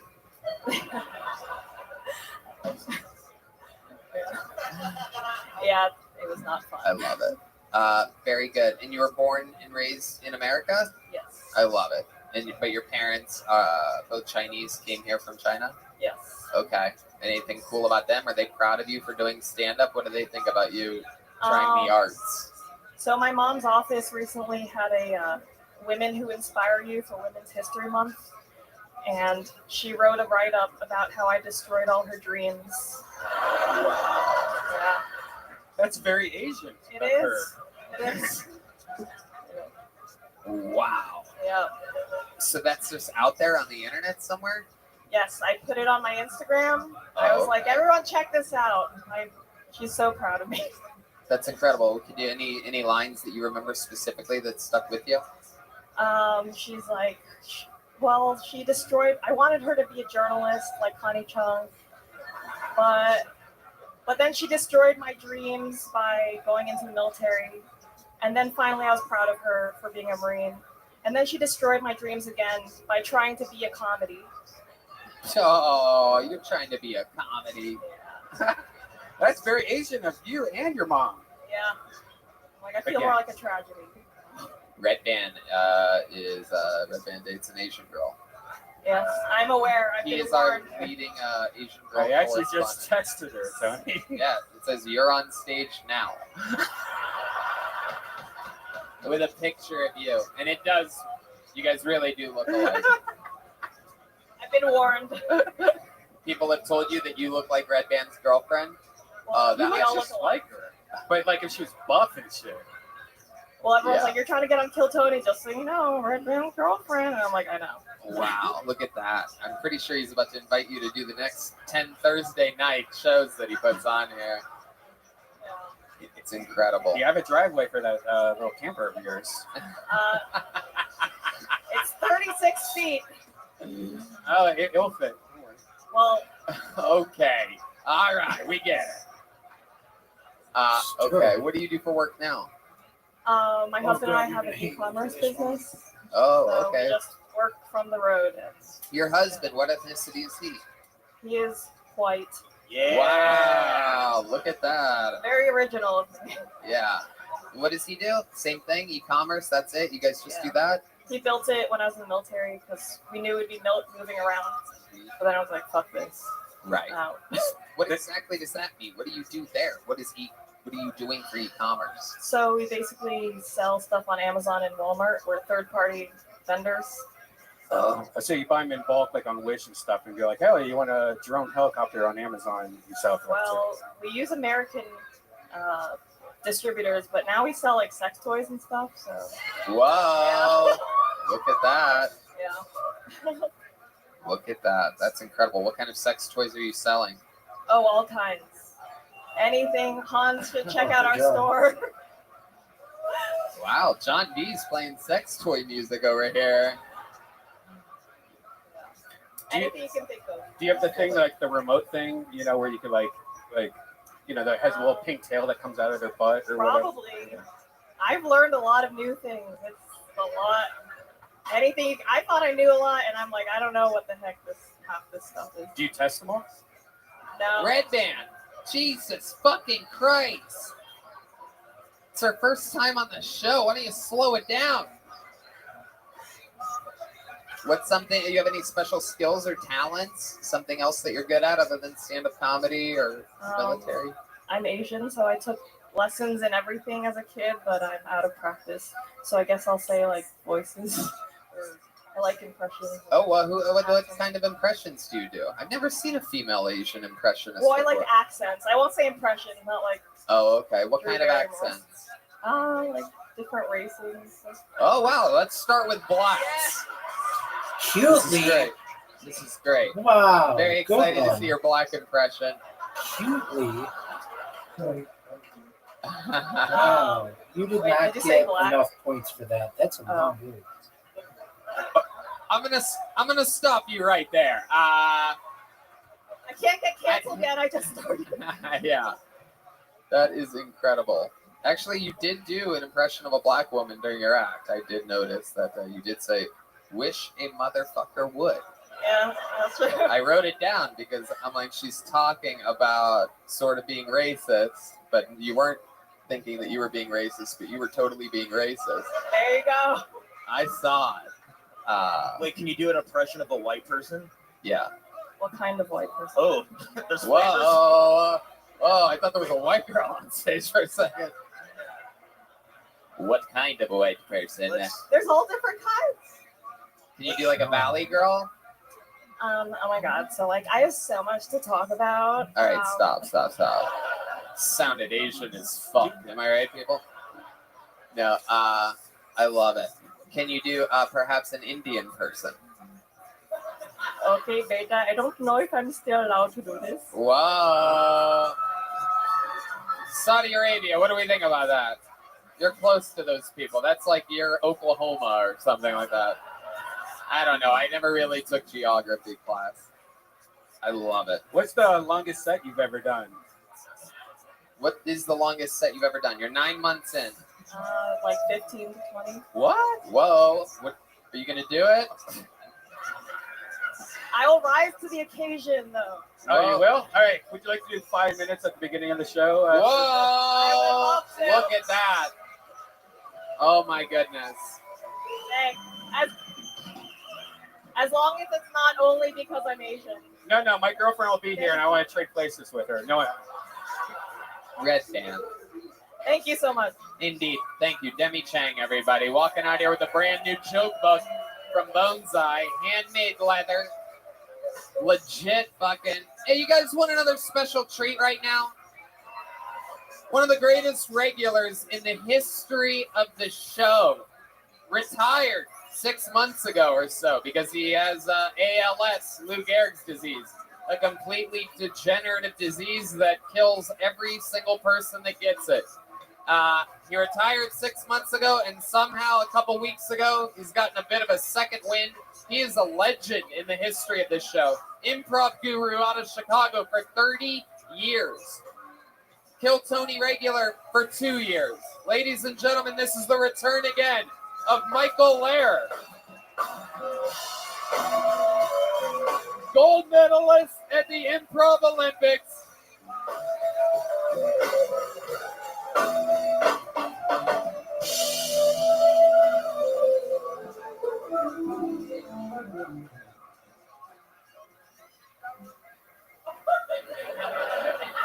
You know, I made audiences sound like that in every dark corner of the experiment we call America.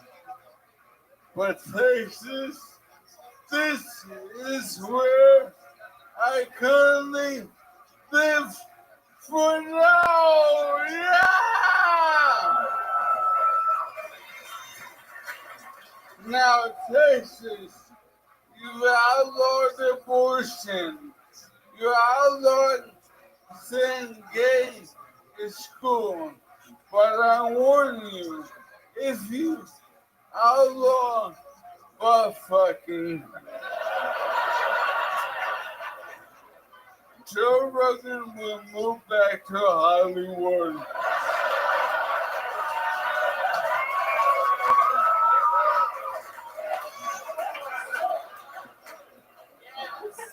Tony, may I improvise? Yes. Yes, you may. A lot of people don't know this, but he is a gold medalist at the Improv Olympics. He's coached by Sharna Halpern, the inventor of improv. Ladies and gentlemen, doing some improv for us, Michael Lair, everybody. Tony, please read the intro. Yes. If you've ever wondered, he handed me this special Michael Lair intro piece of paper earlier for the first time ever. So I'm going to read what I'm supposed to read. If you've ever wondered what it is like to have sex with Michael Lair, you're about to find out. I'm going to ask our live audience for suggestions of non-sexual, common household items, persons, places, things, brand names, celebrities, you name it, and Michael will improvise how sex with him is like your suggestion. To get us started, can I have a suggestion of a household object?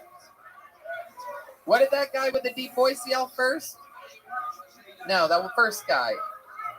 Broom. Sex with me is like a broom. After we're done, I'm gonna need to sweep it under the rug. All right. 1 for 1. He is indeed a gold medalist at the Improv Olympics, defending his throne. Anybody else have anything? What? Toaster.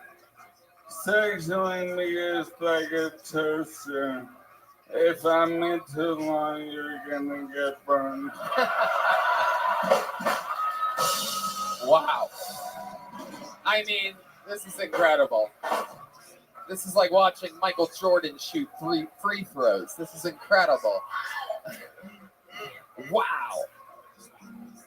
That's not Michael Jordan, by the way. That's Michael Jackson, Red Band. Okay. So you also said persons, places, things, brand names, celebrities, you name it, is literally what's written in the intro that you handed to me. So you guys can name any of those things. Person, places, things. Anything else. Stephen Hawking. Stephen Hawking? I like it. Stephen Hawking? Sex with me is like Stephen Hawking.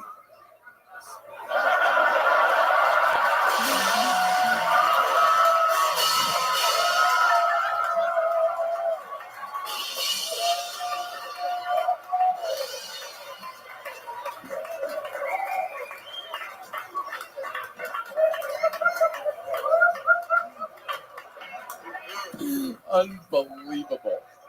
Holy shit. Wait, who said that? John Dees wants you to do O.J. Simpson. Sex with me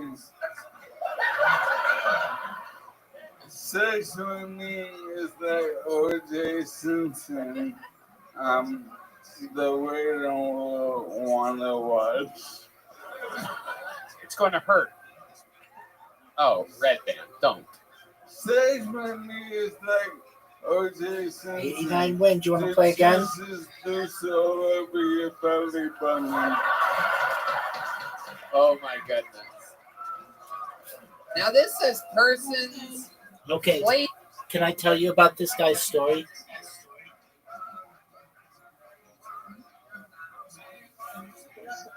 Okay. It's not very happy though. So I'm warning you in advance. His name's Michael Lair.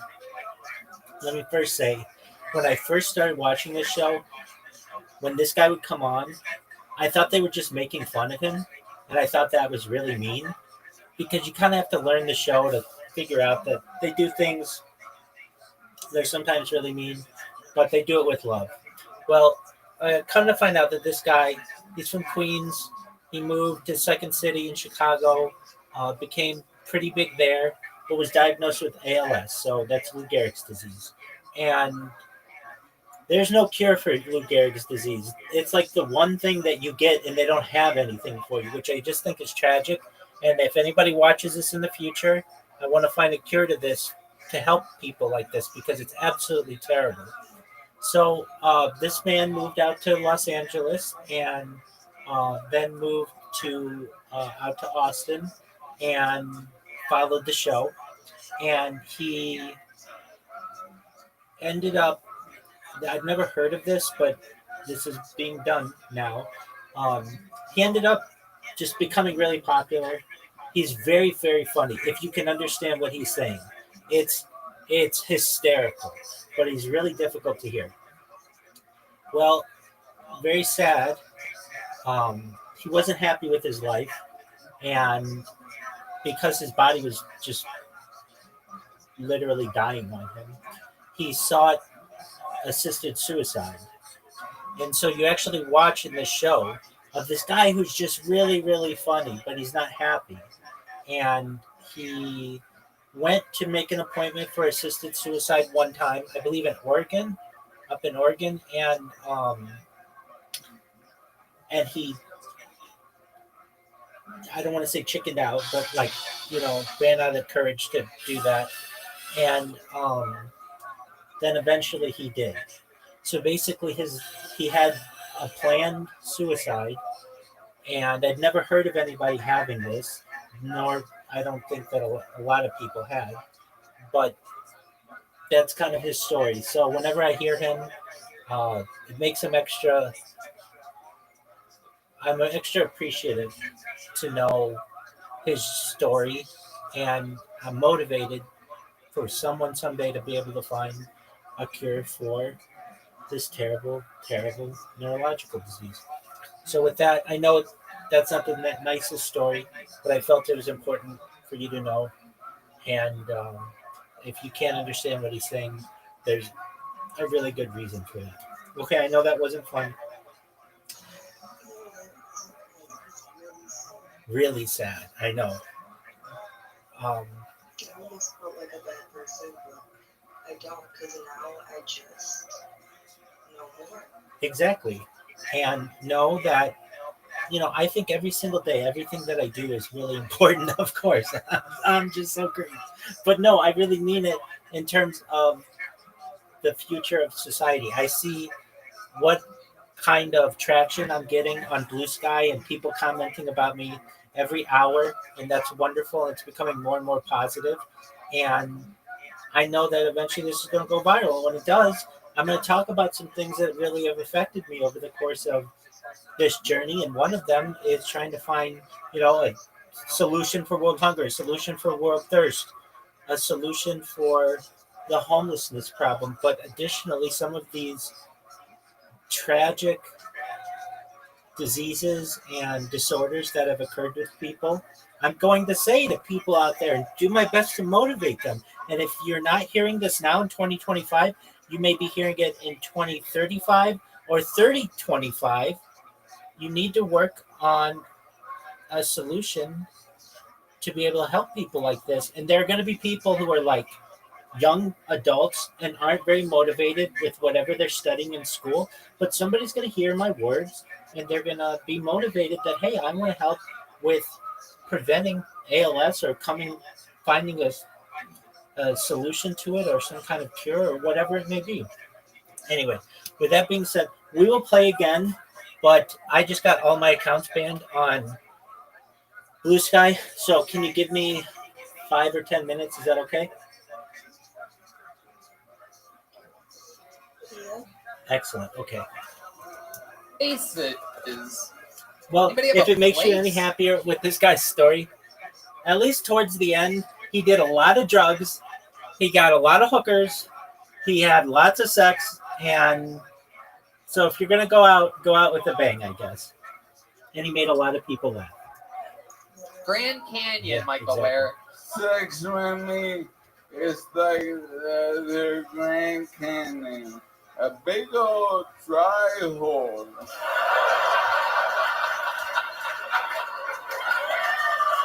This is amazing. Okay, persons, places, things. Can someone just name a random thing that's not a household object? You guys just named household objects. What? Huh? Huh? Sand. Oh, isn't that fitting? My Saudi Arabian friend wants to know how sex with you is like sand. By the way, he said it, not me. Sex with me is like sand. Weeks later, you'll find some in your butt crack. This is incredible.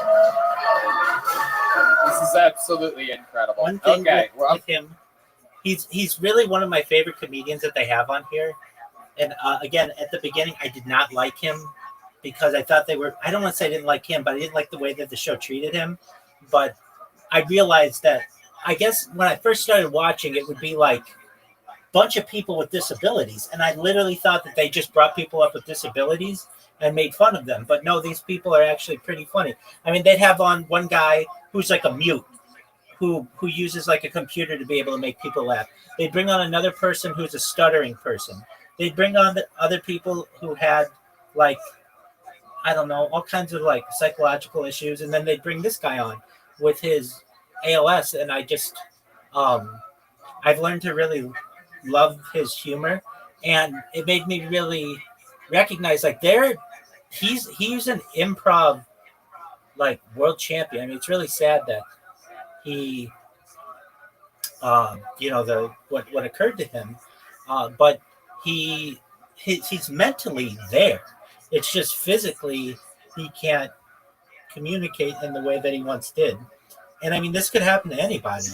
Physically painful? So I don't think, at least he wasn't in that much pain, but I know the element that he discusses a lot is being unable to have the same movements that he once did. So he's constrained to a chair. He needed he had a girlfriend who was his nurse, and like he talks very openly about like, sex with her is difficult, or sex with him is difficult for her, and all the different ways that they have to do it. I mean, he's very open about it. But you hear, I don't think he's in pain physically from this, like some people may be, but he just, you lose, I think, functions of your body. And the thing that makes his story really, really interesting to me, he's the first person I've ever heard of in the United States who was like a somewhat, not a celebrity by any means, but like somewhat famous, and voluntarily took his own life. And I talk about this other element of my project, and whether it's true or not, I don't know, but I really think if given enough time, humans will be able to make breakthroughs with a type of technology known as revivification technology, where we basically bring people back from the dead. And if that's possible, there are people on here who I want to bring back from the dead and allow them to live their normal life. Oh, and when you see this guy, it's in the older episodes, but he talks before he got ALS. He is like any other stand-up comedian. He is just like totally normal. And so in answer to your question, no, I don't think he's in pain. And on top of that, he becomes like a very really into alcohol and drugs, but not in a way that like ever gets him. He never got in any trouble for it. But he's just a fascinating person who they had this thing called it's still a thing, Kill Tony Hall of Fame. And he was the first person put in the Kill Tony Hall of Fame. And but you really see how this disease affected him. Like he would normally come on and close out the show. And here you see this guy, they didn't have a ramp for him. That's another thing of which I'm a huge advocate, is the Americans with Disabilities Act, and basically making ramps much more available to people. I personally, fortunately, don't need a wheelchair, but if I ever had a child who did or something like that, and they weren't able to, perhaps not even a child, but just a friend or anybody, and they weren't able to travel in the same areas, I just think that's really sad. So anyway, they would have to carry his wheelchair up on the stage, but he was so good. You always have the best person in stand-up generally close out for you, and he was always so good if you could make out what he was saying. And The other thing is, which is amazing, he would do these sets every single week, and he wouldn't ever need any cue cards or any notes, and that takes a lot of memorization. And his timing was really good. He is he when he would come on, though, you would see, like, when he first started, he was, still slow, but there's this one episode that they get to where he's like, I just can't do this anymore. And so he basically retired at that point. And then these are the episodes where he comes back, and basically when he's feeling better, he would do these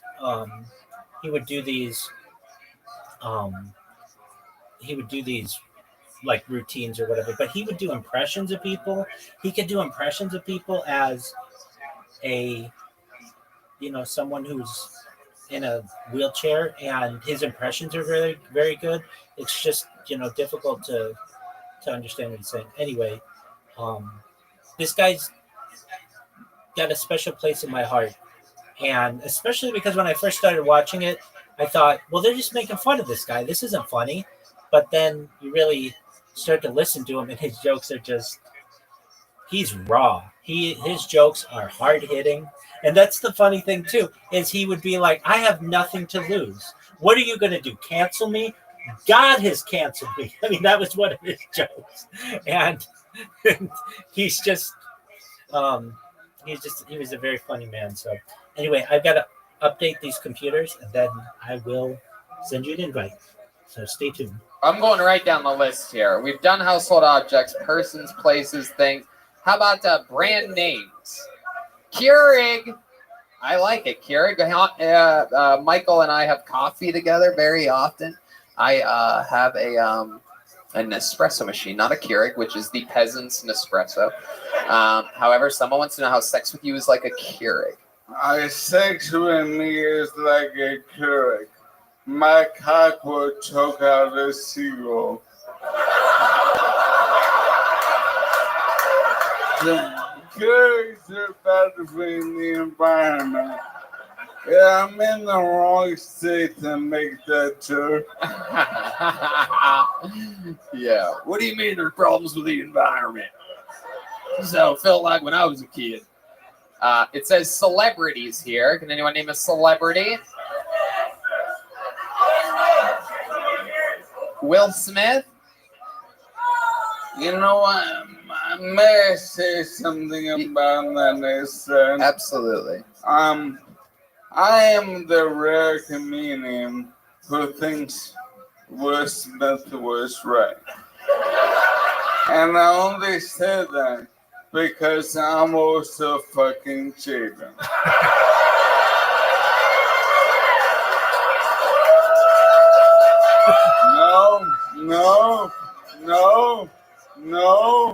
No.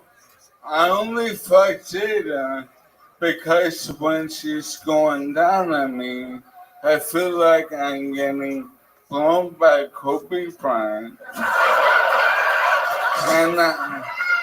And Mamba forever.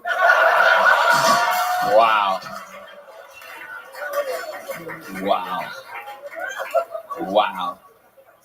Incredible. Tony, yes. I got a magic trick. Oh, you do? All right. In a few months, he's going to disappear, everybody. That's the magic trick. Said that last year. All right. Now, so I'm going to see if I can make my headband. This will be my final act of the evening. This guy opens with his closer? That's incredible. World's greatest magician. This will be my final act of the evening.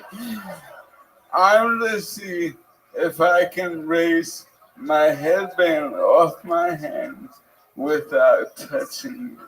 Wow, he's going to try to raise his headband off his head. Magic music. Anybody have magic music? Here's some magic music. You want? Anything? Anything? Wait a second. What is happening here? Oh shit! This is very interesting. Wow. This is. Hold on. Stop.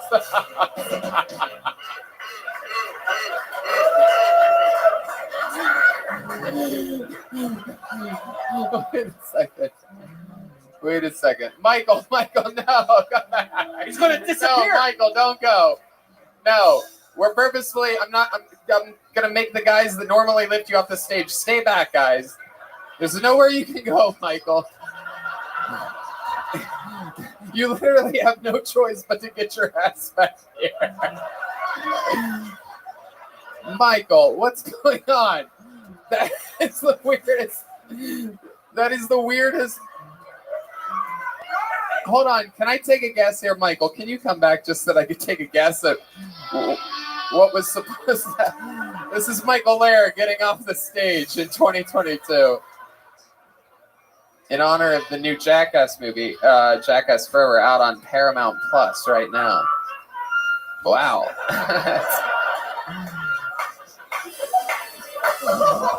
Oh my goodness gracious. This is the weirdest Harlem Globetrotter Make-A-Wish I've ever seen. This is incredible. Hey, this is what you get with reverse discrimination. Reverse discrimination? Am I hearing that right? I can't win everyone.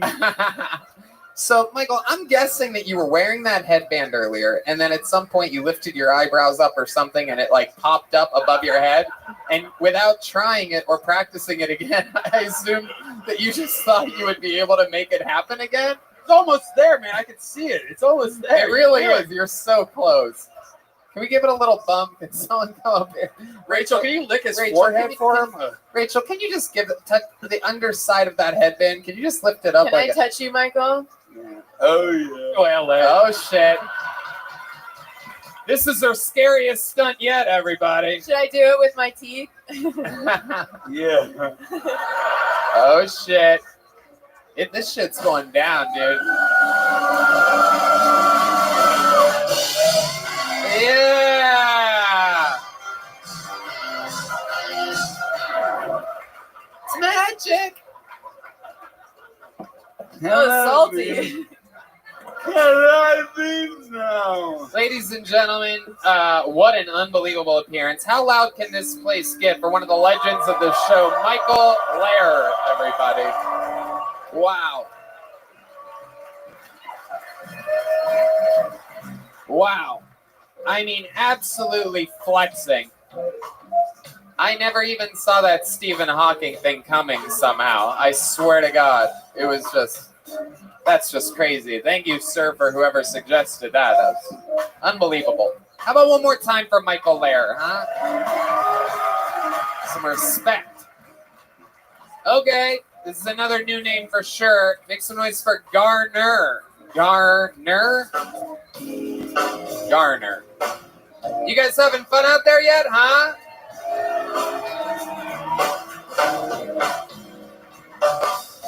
All right, I'm not seeing any movement. Oh, here he comes. Garner, everybody. Come on, make some noise for Garner, everyone.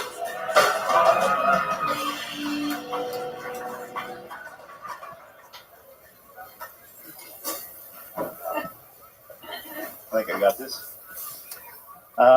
So I do go by just Garner because, do you know anybody named Garner? No. Okay. If you do, by the way, meet somebody, introduce us. I've been so lonely. Yeah. I feel this need to explain my name because, well, I don't know. Anyway, I feel the need to explain myself because, I forget.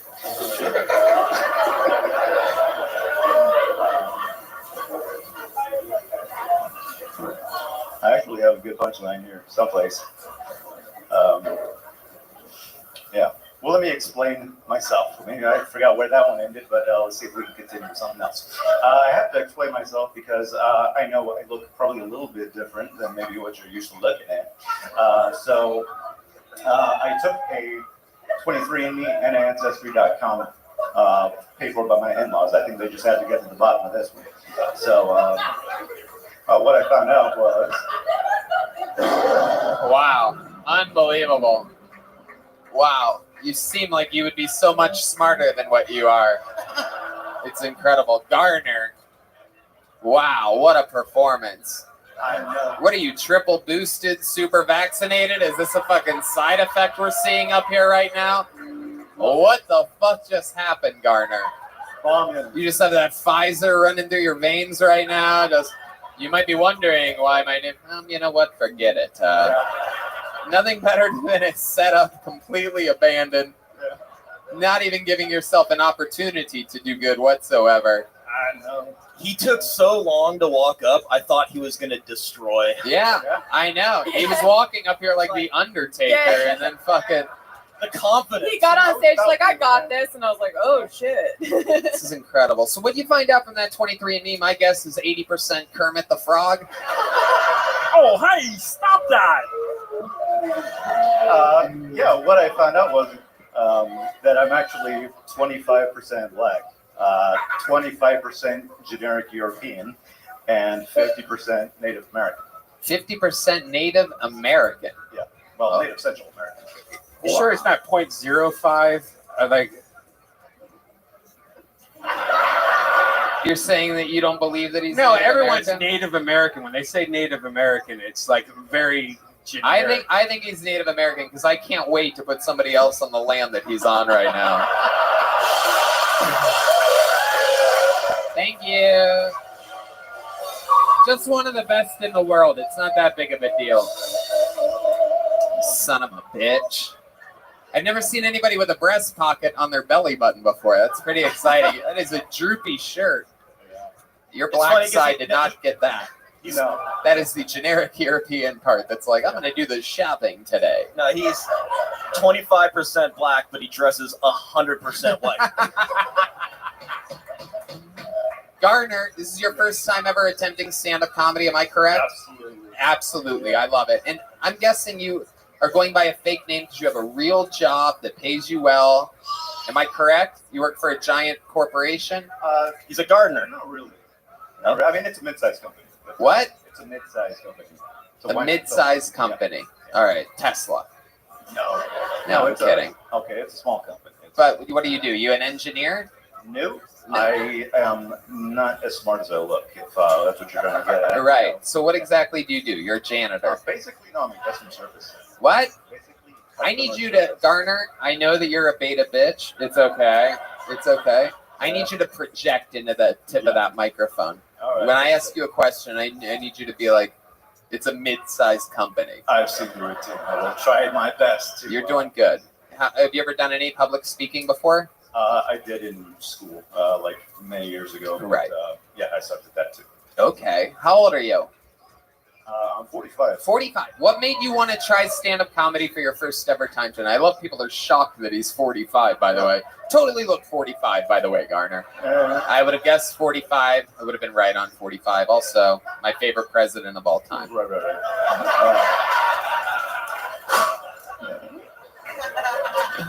Okay, 45. What's up? What was the question? God, you suck. Especially since I don't remember what the question was, and you put me on the spot here. What made you want to do stand-up now at 45? Because I've been avoiding it my whole life. It's like I just getting up and doing this type of shit in front of anybody. So are you just knocking things off? Are you gonna murder someone too? Like what else? Are you just doing things that you haven't done in your life that you shouldn't do? Yeah, pretty much. I guess not the murder. Right.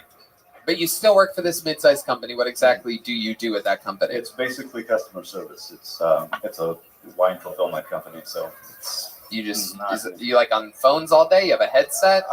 Not on phones, but I'm on the computer all day. I take phone calls occasionally. Huh. Okay. All right. What do you do for fun, Gardner? You seem like the kind of guy that's on like that Girl's Foot Wikipedia or whatever. Wiki feet. Yeah. Rachel's on it. Yeah. What the Give me fuck? give me a high rating. I need it for my self-esteem. I'm like, this is wild. But, You do look like feet this is is about your to get- favorite part of the body. Are you a feet guy? No. Or your face says differently. Does it? Yeah. Yeah. I would guess this guy loves toes. I feel like you look like you love toes. I don't know. You were about to tell I us was wrong something, about you. Gardner. What is it that you're into? No, I was just going to say I'm not usually like this degree of me when I'm just out on a regular night, but I just like going out. I like, just eating good food, drinking good drinks pretty much. And Who do you yeah, Who do you do this with? You have friends? yeah, I've got a buddy coming into town tomorrow night. I'm in my town tonight alone, but yes. Yeah. You don't live in Austin? No, I came here from California. Okay. Where do you from California? Yeah. What part? Bay Area, Napa. Bay Area. Okay, that makes sense. I'm starting to see it now. Now it's starting to make sense. You have a girlfriend, boyfriend? What are you into? I have a wife of 15 years. Wow, a wife of 15 years. So that's who owns your soul. I've been wondering where exactly your soul is, and it turns out it's in the Bay in some fucking. You have an expensive place. It's hard to afford living up there, right? No, I rent. It's we got a good place years ago. What does she do? This wife of 15 years. She also works in the wine industry and sells marketing. God, what a boring couple you guys are. Do you guys have good sex? Nope. Wow. When you say no, what exactly do you mean? Is it I mean, rare? It's a rare I treat? mean, it's rare. We've been married 15 years. I mean, if you're You have kids? No kids. No. Why is that? That's a much sadder story. Okay, forget it. We're gonna no, babe. We cannot go any sadder than what we're already at, Garner. If you're saying it's sad, I'm just gonna start crying right now because I can't even fucking imagine. You had your testicles ripped off by a German Shepherd in 1989. I wasn't that sad, but No, I'm kidding. Okay. Oh. Okay. Do you know what an upside down pineapple is? That's all you do. All right. Interesting What is it? stuff. You don't know? Put it on your front porch and find out. It's fun. Okay. Again. I guess that's all right. You gonna finish the joke or No, there's no joke to it. Just do it. Try it out. It's fun. Okay. Red Band also does his own solo podcast where you can catch him doing jokes like that, just little, more like riddles and puzzles with nowhere to go and just confusing. Really, I love it. I love it. So Garner, what are you doing in Austin, Texas? Did you come here for this? I came here for Kill Tony. Are you fucking serious? So like you listen to these episodes, you watch, and you're like, holy shit, I could do this. No. Right. You're like, I'm like, holy shit, I love comedians and comedy, and I respect what you guys do so much, but I'm like, it takes so much balls. So I'm like, I got to muster it one time. do you really respect it?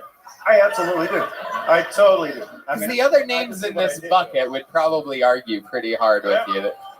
No, I'm kidding. What? Matt Edgar. Yeah. What would have happened if you didn't get picked? You would have just came all the way to Austin to watch Kill Tony? Well, I'm still going to go out and eat. And, okay. It would have been a way better Where are trip. you eating? Where are you excited to eat? I don't know. I got a buddy that's taking me all around town that's, he's giving me the tour. I've never been here. Is he here tonight? No, he's coming in tomorrow. All right, just tell him you killed. Yeah. Garner, very, very interesting. I love that you gave it a try. You're a shy guy, 15 years. How much longer do you think you're going to stay in this marriage? What makes you stay with a woman that you don't have a sexual relationship with? Well, I'm not saying that. I mean, it's just not like, I'm not getting into this. We're fine. Yeah. He came all the way to Austin for a therapy session. Yeah. I think we got a little fucking Will Smith on our hands right now. He seems pretty scared to talk about this wife. She's Tony, gonna watch keep, this, keep but my I'd be wife's sitting keep there my wife's name out your fucking mouth, Tony. Keep my wife's name out your fucking mouth. Keep your Is there wife's- someone up here you want to slap? Okay. Hell no. Keep dreaming, buddy. I love it, Garner. We do have people of all shapes and sizes on this show all the time, and you are proof that this show is completely unproduced and unprepared, and anything can happen. Literally anybody can sign up. If this doesn't prove it, I don't know what the fuck does. How about one more time for Garner, everybody? Garner, have a small joke book. Hand him that. That's a joke book from the great Boneseye. A real leather-made joke book. You don't know what an upside-down pineapple is? No. The fact that you're still mentioning without explaining it is a Of course deeper he- hole. yeah, Oh, okay. he One knows. other person knows. That's He great. definitely knows. That is great. Great for comedy when the minimal amount of people know what you're talking about. Everyone knows. A lot of people say that's the best comedy, is the shit that 2 people out of 350 understand. Make some noise for your next comedian pulled out of the bucket. Goes by the name of Kat Swantner, everyone. Kat Swantner.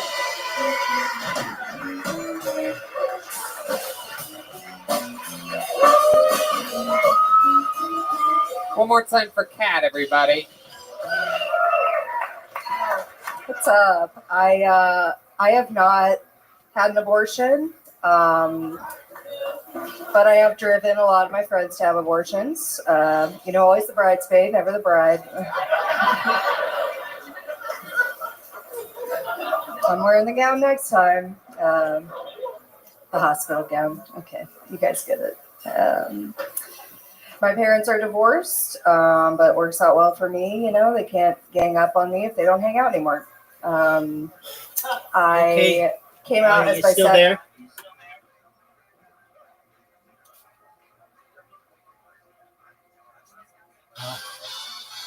Are you still there?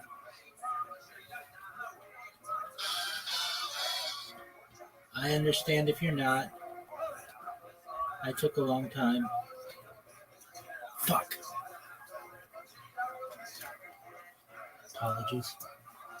Sexual to my dad last year, and he was great about it. He's like, I love you. I'm proud of you. All I want is for you to be happy, and don't tell your mom. But of course I told her, and all she said to me was, Oh, what'd you say? "Oh, okay." Can you repeat that, please? I'm here. Please take it forever. Oh, no problem at all. It's my issue. I took too long. They keep banning my accounts on Blue Sky, and I keep having to come up with more creative ways to get around their policies. All right, you have an invitation. Okay, so what do you want for lunch tomorrow? I was like, pussy, mom, dude. Take your time. Kat Swantner. Am I saying that correctly? Yep. Welcome to the show, Kat. Have you been on here before? Yeah, once before. Yeah, Mhm. a while ago. Yeah, Yeah. a few months ago. Welcome back. Thanks. How's life changed for you since the first time we saw you? I don't think it's changed that much. Okay, perfect. Very good. Way to ride that Kill Tony bump all the way to the moon. Yep, I think I got 1 new follower. Wow. So that's All right. I don't remember your performance. Must Thank not have you. been that Yeah. great. No, I'm kidding. Welcome back, Kat. Appreciate Very it. cool. Remind us how long you've been doing stand-up comedy. I can wait for you all night. Take your time. Just let me know when you're ready.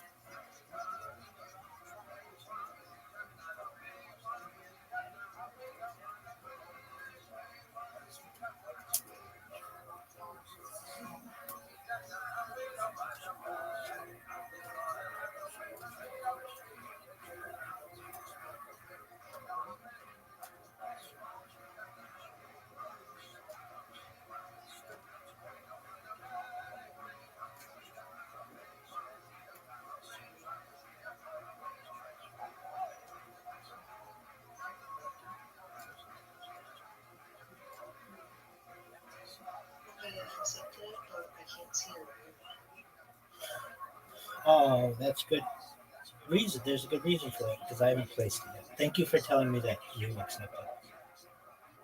Now you should be able to see it.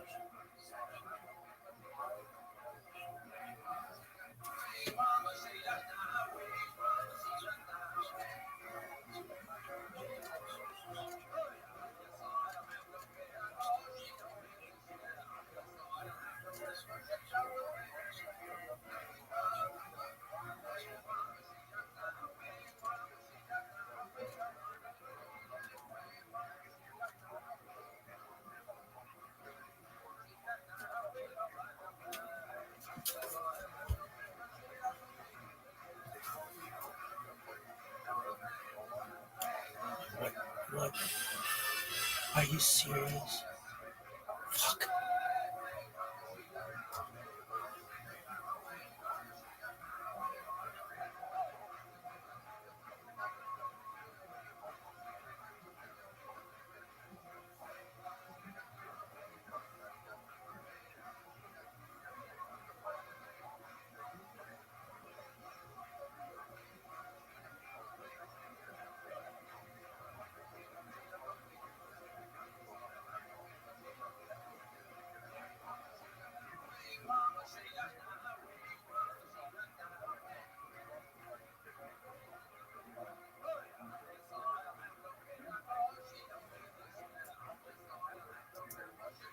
About a year. And what do you do for work?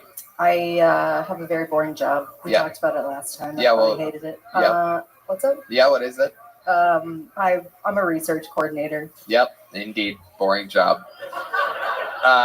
So, is that true what you said about being bisexual to your parents? Yeah. And what did they say about this? Like, how did they actually feel? Like, That's actually how they felt. Really? Yeah, that Huh. was.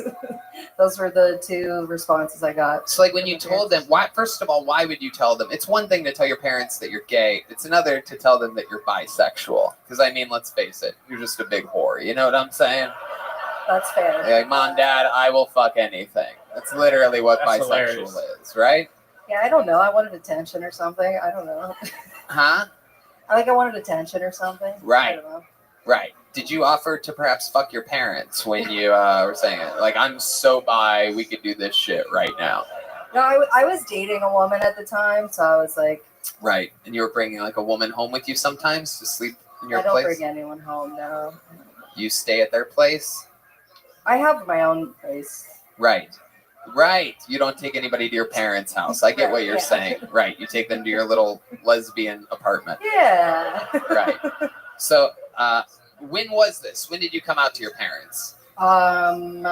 Like 2 years ago. 2 years ago. And then no relationship with any two women has ever lasted for 2 years.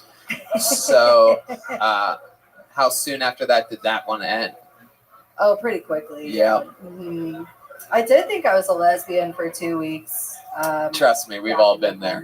Yeah. Did you ever have any regrets coming out to your parents? Oh yeah, yeah. My mom.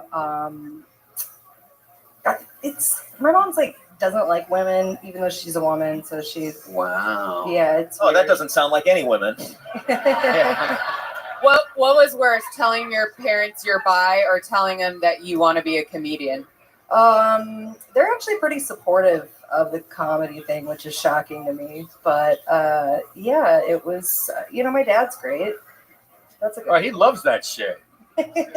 Gross. What did Dad say? What exactly was Dad's take on it? Mom's rough. Dad loves the ladies. Correct. He just wants me to be happy. Right. He's real sweet. Aw, Yeah. that's great. Yeah. Did you do any like lesbian-ish things as a kid? Were you a softball player, or perhaps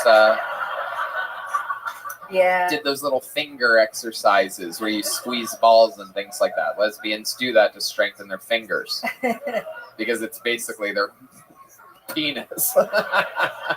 Sorry, it cracks me up every time I think about lesbians. It's like the funniest thing to me. Yeah. What do we do? I played softball. Yeah. Right. Okay. There were signs, but what? Yeah. What is a bi softball player? What were you, like, the designated hitter? You didn't really play the field. Just got called in every once in a while. Sometimes she'll play baseball. Bounce back and forth. She played both softball and baseball. Completely bisexual. Yeah, I wasn't good at it. No. Right. Okay. And Do you still have? Can you show us like how you used to throw a ball? Like, no, it's okay. You I don't have wasn't to a do that. pitcher. I was like, I don't even know what I did. I say you're a bottom. You don't even know what you did. Very good. All right. Kat, so you're a research coordinator. What else about your life is fun? The current you. Have you done anything new lately? Any new hobbies or things that you're into? What exactly about your life? Doesn't have to be funny. Just anything. Yeah. Right. I mean, it's more fun for me. I recently got sober, so that's. Oh. I don't Wow. know. Yeah, that's great. It's actually the whole audience is sober after your act, so that's Yeah. we all have that. We all have that in common. Thanks. What made you want to get sober? What was your bottom? Telling her parents she's bi. Yeah. Just I was blacking out like every weekend, doing a bunch of blow. That's it. Wow, look at that. The gateway to bisexuality. That's the best kind of bisexual girl that I know, right? You sure? What? Nothing. Is that even a sentence? Okay, Red Band. I love it. So what else, Kat? Anything else interesting about you? Do you have animals? Do you have a cat? I have a dog. Yeah. Oh, okay. We talked about him last time. He's very cute. Okay. He I mean, you think everything's cute, so it doesn't really mean much coming from you. How often do you fuck this dog, Kat? Tell the truth. There it is. We actually have sound. Red Band was able to get into your. This is the audio of her bedroom right now. Actually, not right. All right, forget it. I fucked up that one. I love it. Kat, so much fun. Congratulations. You got pulled out of the bucket again. Yeah, fun stuff. Stand-up's going good for you here in Austin. What do you think about the scene? You have friends here? Everybody happy? Sure, yeah. A lot of friends. Everyone's pretty cool. Have your parents seen you perform? No. Why is that? Where do they live? They live in Beaumont. Beaumont. Yeah. Okay. It's What do they do? Your dad is a rancher and your mom is a teacher. my dad, what does he do? He sells stuff and Wow. plays in a band. It's kinda cool. What's he play? Drums. Wow. Okay. There you go. All right. Your That's dad. We found out. Coolest thing about Kat is that her dad plays the drums. Everybody. How about one more time for Kat Swantner, everybody? Here, Kat, take a joke book. There you go. All right. Yeah. All right, make some noise for your next comedian, everybody. Eric Gilman, everyone. I actually know this guy. Eric Gilman has been bicycling.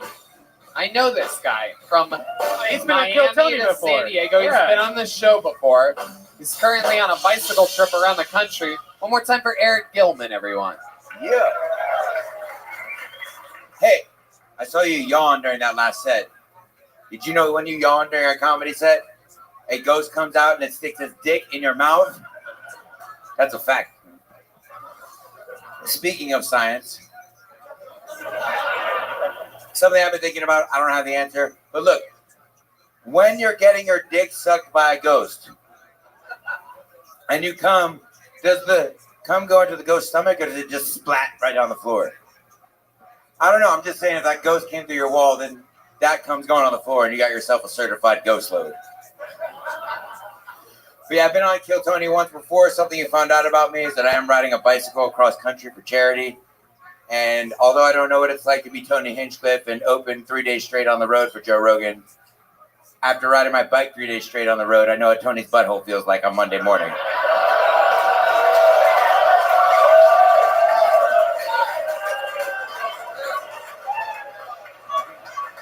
Jesus I Christ. had to take a shot of the champ, man. Thanks for having me, dude. Indeed. Absolutely. How about one more time for Harvey Dent, everybody? He's here. Live in the flesh. Really is two-faced after all. You really stabbed me in the butt there at the end. Exactly. It is incredible. A lot of Joe Rogan gay jokes. I mean, how tough of a man does one have to be to not be gay? But I guess any two guys that hang out and are super successful, they must be fucking, right? I'm just glad my ass isn't taking it anymore, right? I mean, yeah. Red Band, yes. Yes. Red Band is implying that Joe Rogan used to fuck him, everybody. Yes. That's how gay Joe Rogan is that he will fuck Red Band, everybody. Joe Rogan be so gay that he will fuck Red Band's. Anything. Oh my God. I love it. It's great to be here, man. Hey, welcome. I forgot you were here. Sitting in the back over there. I love You it. know, it's cool. Eric Gilman. Now, I actually know you. You've been on the show before, and we hung out. We met at really chilled, like hung out at Skankfest. Yeah. Yes, we made love to one another. Very good. Can we get a Skanks in the house. Can we get a few more gay I jokes was on here- this I was tonight's here on episode? I was on a quarantine episode. Yeah. Back in the city of Los Angeles. Yeah, that's right. Yeah, I remember. I performed at the Comedy Store. Indeed. To a crowd of zero fucking And you got people. the same amount of laughter tonight. That's so cool. In front of 350, you got the same amount of laughter. Yeah. How does that feel? But it feels great. Have you been doing stand-up? On and off, yeah. I Right. started right up before the pandemic, and so it was like Right. literally when I was doing an open mic, and I showed up, and they're like, And now "Yeah, you're we're currently closed." raising money for what exactly? So I'm riding a bike. I rode my bike here, Right. from Miami. From Miami, and you're going to San Diego, is that right? It's From crazy Miami? that he called you gay. Yeah, it's crazy. My ass is taking a pounding. Yeah. But But yeah, I built a hospital in Haiti after the earthquake with friends, and Angel Wings International is the nonprofit. And so riding a bicycle from Miami to San Diego. Your cycle, much like the last comedian, both by. Yeah, exactly. Yeah, who's gay now? You homos. All right, let's talk about it, Eric. Are you having any fun while on this bike ride? Are you just sore all the time? Like, what's going on? Any drama?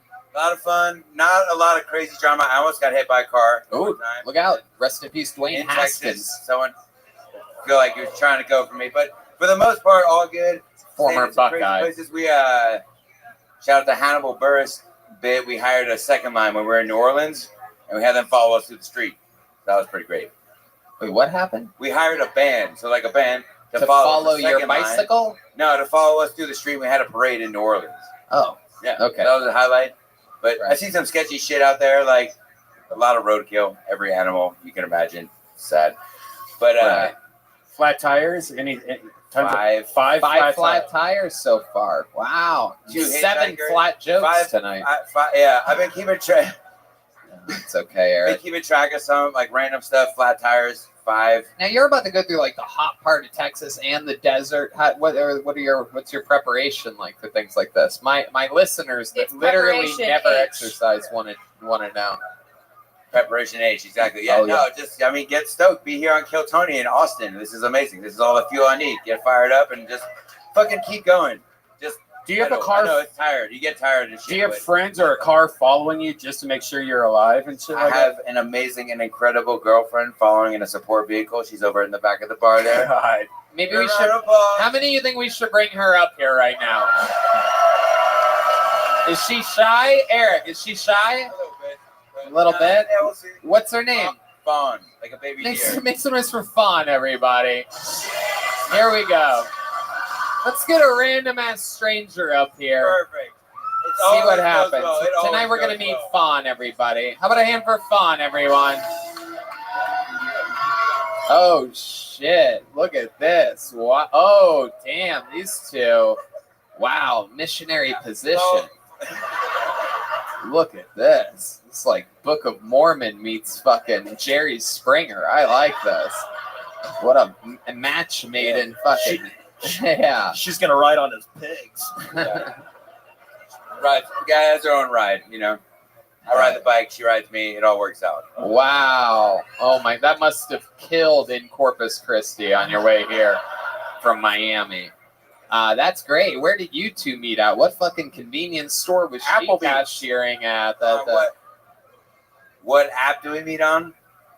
Oh, whoa. Tinder. Oh, I can see okay. it. Fawn, what do you do for work? I am an environmentalist. I work with removing and preventing litter and marine debris. Wow. Yes. Get it. Come on, everybody. Give it up for Fawn. She's out here picking up your trash. Come on. Let her pick up those $1 bills.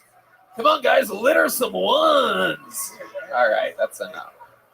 Benny Hill She music. loves talking trash. So that must be the most boring job ever, though. By the way, following your boyfriend riding a fucking bike. Like, dude, are you just like? Do you hate him so much right now? Yeah. What are you driving during this? I'm guessing a Kia Ooh. Sorento. No, the opposite. We got a lovely 16-foot moving truck donated to us by his friend John Ruff of Rough and Ready Moving. So I am bouncing along beside him in a giant 16-foot truck. Wow. That is incredible. And it's just you in there. Wow. We'll start the day and then I'll ride for a while and then we'll meet up and refuel and then go to the next spot. Let me ask you something, Fawn. You're an environmentalist. How do you feel about Greta Thunberg? Because she is 9 years old and she's doing more for the environment than everybody. So are you sort of fuck this bitch? It's like it's like how yodelers felt when that Walmart boy made it big. It's like, God damn it, I've been doing this shit for decades. No, Greta's cool. We need everybody. So Tony, she's driving around in a fucking semi for no reason, burning all this extra fuel and killing the environment. Yeah, So this exactly. guy can just ride his bicycle. Nothing better for the environment than a 16-foot truck from Miami It averages out. It averages out. I bicycle, she rides the truck, 2 people. And gas is like $100 a It's gallon. fucking brutal. It's brutal. Maybe a Prius Wow. C. We're looking for sponsors too. Can I plug the nonprofit? You already plugged fucking everything. Go plug your ass, dude. That's your job, man. Come on. Oh, you son of a bitch. Tried to turn it into yet another gay joke. Eric Gilman. No, plug it. Go ahead. It's Eric Rides for Hope. Instagram, Facebook. When you get out of here, unlock your phones. All the money goes directly back to the nonprofit. So just appreciate all the support. And we're doing this thing here. And I want to say, hey, a huge thank you to Kill Tony and the whole crew, man. Yeah. When I was on here last time, Oh shit. I just posted a picture of me doing comedy at the comedy store, which was fucking me to a crowd of nobody. Right.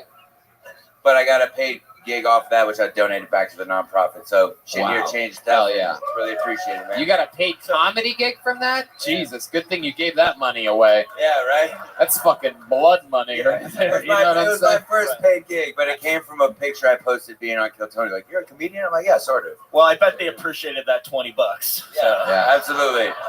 It goes a long way. Eric, I love it. You're doing something, I guess, that's good for people. Eric Rides for Hope. Right? There you go. Yeah, Eric Rides for Hope. And there he goes. Eric Gilman, everybody. We're going to keep it moving along. And how about one more time for Fawn, everyone? She didn't have to be here, but she was. There you go. There goes Eric Gilman. Coming in for handshakes, everybody. Here, Eric, take one of these. There he goes, Eric Gilman, You everybody. can use it to patch your tires. If you guys like the flavor of water, you'll love Eric Gilman's comedy. Absolutely. Just as mediocre as it gets, huh? The opposite. Whoa, this is wild. Oh, fuck yeah. This is a really big deal, everybody. This young man is one of our favorite local comedians. He's never been on this show before. He's completely overqualified for this. Let's see how it goes. Make some noise for Austin's own Casey Rocket, everybody.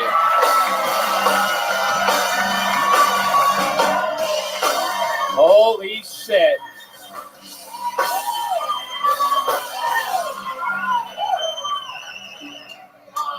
Whoa! Heaven, let your light shine down. Sirius XM radio. Real trap shit. Hell yeah. Goddamn, boys. Turns out Adderall works even better when you put it in your dick hole. Who's with me, huh? The old Pez dispenser trick. Where my 90s kids at? Huh? I'm sorry, too grunge for you? My mistake. Oh, yeah. So young, so grunge. So grunge, bro. I used to fucking cut myself to kids' cuisines commercials. Who's with me, boys, huh? Where my fucking 90s kids at? Oh, fuck, the penguins snowboarding on a big pile of mashed potatoes. So young. So young. Slap a diaper on my ass. Send me to daycare, daddy. Here's a fun story. You guys are going to love this. My dad actually tried to make me wear diapers till I was 24 years old. Fucked up part is, I don't have a dad. Who was that man?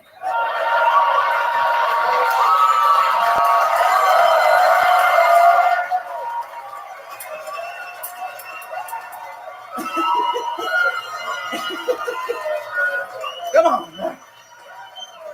The great Casey Rocket, everybody. I've been watching this guy do exactly that for like a year now. It's all he does is smash. I know this is your Kill Tony debut, but he is famous amongst us local Austin comedians. Hello. Absolutely crushing all the time. Long sets, short sets. He's got the fucking harmonica out of nowhere, everybody. This is incredible. He's completely overqualified for this. Casey can literally do anything. He's a monster. Casey, you're a real human being, huh? Real? Yeah. What? Girl? Yeah, the Real? song from Drive. Oh, Remember? come on. Real human being. Fuck a bomb. Real? I should have kept doing the crab He's a stuff. professional. All anybody wants is to see the crab. Artie, your last name must be Mary Oh, I wanted to Webster. give you something. Oh, I'm excited Oh, about man. this. Here we go. It looks like. Oh, Wow! You show it to the crowd. Well, there it is. It's a picture of Grimace in the White House. Wow. That is a rare treat. Is this what you masturbate to? It's hand drawn. Yeah, I went to the School of Hard Knocks with Grimace. It's a funny story. No, I just keep that on me at all times. Just in case. You never know when shit's gonna hit the fan. You might need a picture of Grimace in the White House to get you out of a tough bind. When your back's against the wall and the bullets start flying. You never know when a sneaky little picture, baby little Grimace, get you out. I'm done with that voice. Okay. Did get a little too. You never know. I did it again. Oh, rocket. Thickest nipples in the room. Some things never change.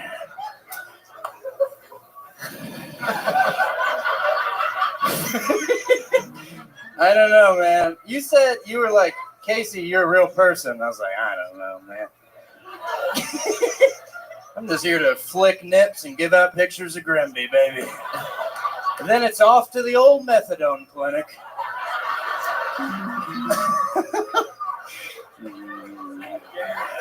This is all he does all the time, by the way. He could literally do it for like hours continuously. Yep, raw riff energy. It's all riffs all the time. That's absolutely right. And you've gotten good at riding this wave. It's actually your whole thing, and it's incredible, and it smashes all the time in front of all different audiences, shapes, and sizes all the time, 100% of the time. Thank you so much. It turns out projecting into the microphone while being constantly entertaining while mixing in well-written material works in this art form. For those of you that signed up for the bucket tonight that got up earlier, this is how you do it. Jokes. Thank you, guys. There was one guy earlier, I don't know if you saw him, Casey, but he came up here and he's like, well, you might be wondering why I go by the name Garner. Well, actually... Was your first set like this, or did you have like a normal process, like the beginning of it? I sung Chandelier by Sia for like 4 minutes at a talent show with no music, and there was like 150 people. It was at a talent show at Georgia Southern University, and yep, oh, all right, there he is. Yep, don't know what that was. Yep, you know the old Georgia Southern saying. Yep.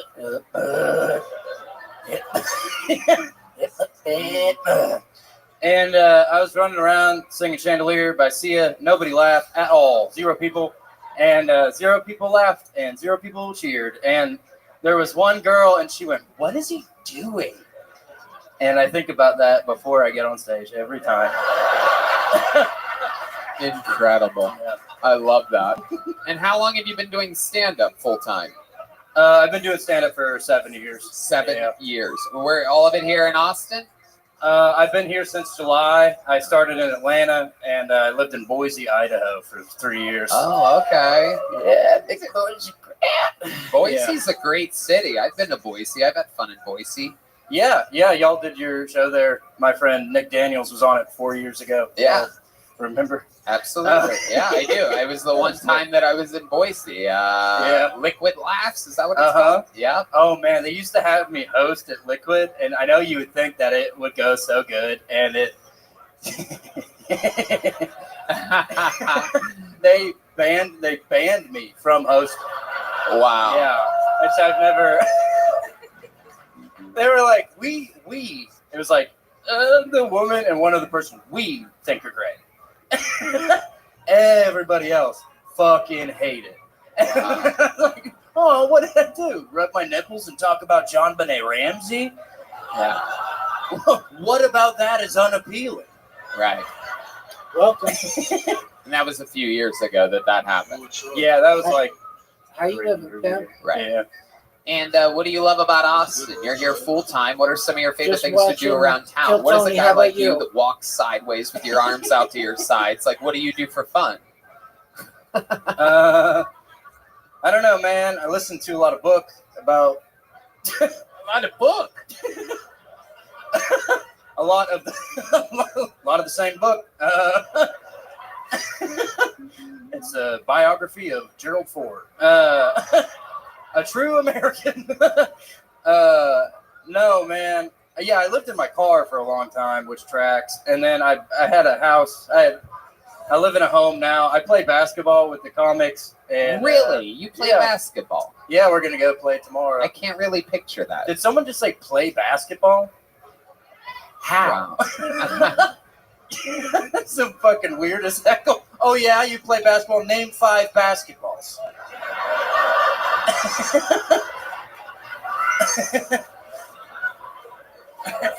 Casey Rocket, you're absolutely a machine. What are you looking forward to? Like, what made you pick Austin, Texas?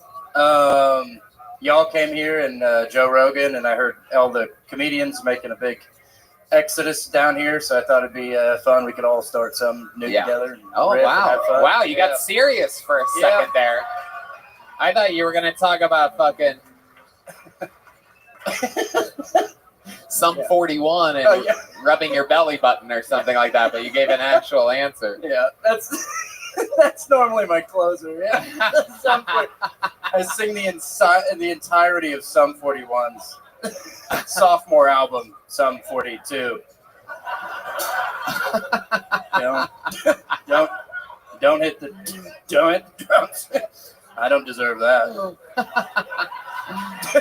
Casey, what do you think the worst joke you've ever done on stage is? Singing Sia is more of an experimental. But can I tell you what the best joke he did is? Yeah. When he busts out the harmonica for less than a second. Yeah, that is incredible. I didn't even see it. I heard it. It's true. Yeah, keep them guessing. Keep them on the toes, baby. Do you use it more when you have more time, or is this just you just play the one note? Pretends like he's listening hard. I had it in my car. I keep it on me, man. I keep the Grimace stuff on me. Keep the harmonica on me. You never know when you're gonna need to riff, man. What else do you have in your pockets? Oh, okay. Good question. What else is in those pockets? Uh-oh. You've got to be kidding me. Oh, my God. We wouldn't even have found out about this. We would not have even found out a picture of Grimace and Charlie Sheen. Just in case you get in real trouble. Oh, my goodness. Down the shirt it goes. Somehow it didn't fall out of the bottom. Okay, there you go. Very sly. Literally a better magician than Michael Lair could ever be. Absolutely incredible. This is unbelievable. Do you have anything else that we should know about in your pockets, Casey? Oh, man, what other Grimace merch you got on you? Yeah. No, yeah, it's funny. If you wouldn't have brought that up, I would have just kept it in my pocket and then got in my car and oh, man. I almost forgot to show the picture of Grimace and Charlie Sheen. Fucking loser. You deserve to live in your car, you big-nippled freak. How big are these nipples? Can we see the nipples? There's no chance we could be that lucky, right? Oh my goodness. They're so big you can pull them out of the top. They're not that big. They're just regular. They're just regular nipples. I think I got scared. And they got smaller. You like check to see if you still have them. Oh, these old things?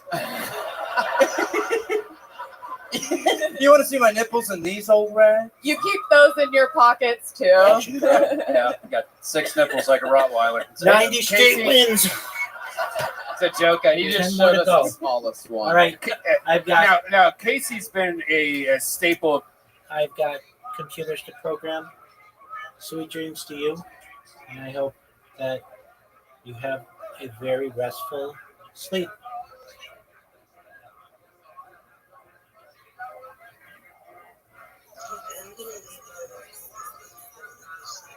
All right, sounds like a plan. Of the secret show that I do every Thursday for a while. But Casey, I've been putting together a tour right now. I would love for you to come on the road with me. Oh, look at that. Wow. Oh my goodness. Cool. It's a tour of Italy at the Olive Garden. It's Secret Show Thursday. Awesome. I'll be there. Yeah, that'd be I love awesome, it. man. Thank you so much. Thank you, guys. Hey, Indeed. very cool. Casey Rocket, yeah, I truly believe that you are, without a doubt, not only one of the future stars of comedy, but I think you're one of the present stars of comedy. I absolutely love it when true murders sign up for this show and bless us with a real performance and show everybody how it should be done in their own special way. That's the real you, and you do it your way, and it's fucking amazing. Come on, guys, make some noise for Casey Rocket, everybody. Casey, take one of those. That's a real fucking leather joke book. This is a real badass here, folks. You're going to be seeing him for the rest of your life. God help us when TV executives are allowed to give straight white males something again. That boy's going to be everywhere. When young white guys are allowed to make it again, I swear to God, he's going to be one of the biggest stars. If this was the 80s, all right. What do you guys think? One more time? We gone too long? Is that really how long we've been going? All right. We can't go to the bucket anymore. To close this show, there's only one way to do it. Ladies and gentlemen, there is a regular that is the longest standing regular in the history of the show. He went from he went from all the way, started in Los Angeles with us, moved out here immediately, has been opening for me and Joe Rogan and everybody on the road. He's an absolute beast. Make some noise for the Big Red Machine, William Montgomery.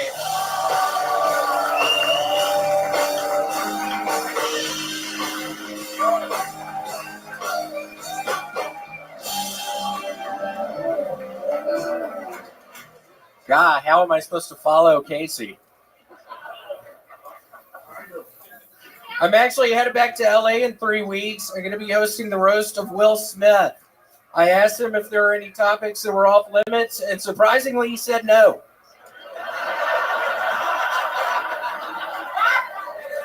I want my tombstone to say R.I.P., rest in privilege.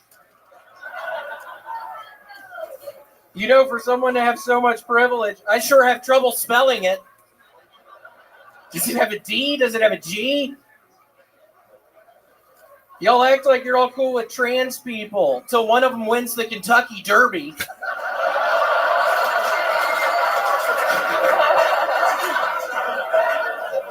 They're winning everything these days. That's why that one's funny. In case y'all were.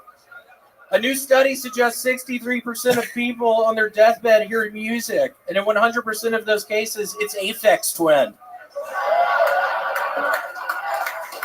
Okay, that's it. All right, another Aphex Twin joke. Been sneaking those in for a month now. I've been trying to. Do you still hate them? I mean, I still don't know what they are. Aphex Twin. He's just a wonderful recording artist. Okay. Yeah, it's not a fucking joke. I don't know who just fucking yelled, yeah, it's not a fucking joke. Hi, William. How are you? How are you? It is true. It seems like following Casey Rocket is your kryptonite right now. I've never seen you so tightened up and nervous like this. I am pretty tightened up. I'm pretty nervous. I was smoking weed in the fucking thing back there. But yeah, doing good. Wow. Would you Would you like to introduce Casey as your new replacement, as the new regular on Full-Time? Yeah, I'm thinking I will. Good. We've been like working on the paperwork for. Shut the fuck up, Red Band! We're joking around! Just bring Casey in like Aunt Vivian, Yeah. you know? Can we get Casey? See if anyone notices that it's not William. Just start calling him William. It was a fucking joke, Red Band. I get it. You're yelling at me. You do this every week. We get this. Shut the fuck up. All right. So William, I haven't seen you in 2 weeks. So exactly what did you do since the last time I've seen you? It's been a while. I've been going to the mall. I've been doing the stairs at the mall. I'm going up like 100 flights every other day. I just keep going up and down the stairs at the Barton Creek Mall. There's only 2 stories to the Barton Creek Mall. And those stairs that you've been taking are escalators. They might be. I'm walking up them very quickly. Yeah. It's really easy. Yeah, just 100 fucking flights. It's really easy. That's why you're not seeing results. It's been doing the escalator. Yeah, ask him a question. So, William, are you sober now? Yeah, I'm still smoking weed, but it's been almost a year since I've been drinking. So, you guys know he was a pretty big drunk. Yeah. You guys know about that? Well, you know, he's not the most known comedian, but this is how much of a alcoholic he was. What the fuck are you about to say? The fuck kind of trap is that? What's fucking going on here? I'm not stupid. I'm just saying that it's so it was so such a big deal you getting sober that word got all the way to Los Angeles. I don't even know you, and I found out that you're sober. I was like, fuck, that is a problem. Oh, it was like a topic over breakfast. You know, William Montgomery got sober. Like the world stopped for a second for us. Yeah. So congratulations, Cool, bro. good to hear that. Yeah, you look great. I didn't know what the fuck you were about to say. That's what I was going to say. I didn't know what the fuck you were about to say. Was it worse than you thought? I didn't know what you were about to say. Are you cool with what I said? I didn't know what you were about to say. All right. He does this sometimes. Yes. Bring back that other guy with the harmonica. Casey Rocket, yeah. You guys think we should see one more minute from Casey Rocket? Yeah. No, I'm kidding. I'm joking, William. Oh my god. Oh my god. It's a fucking joke! Holy shit! We're joking! Shut the fuck up! William? Who was that? Seriously, who the fuck did that?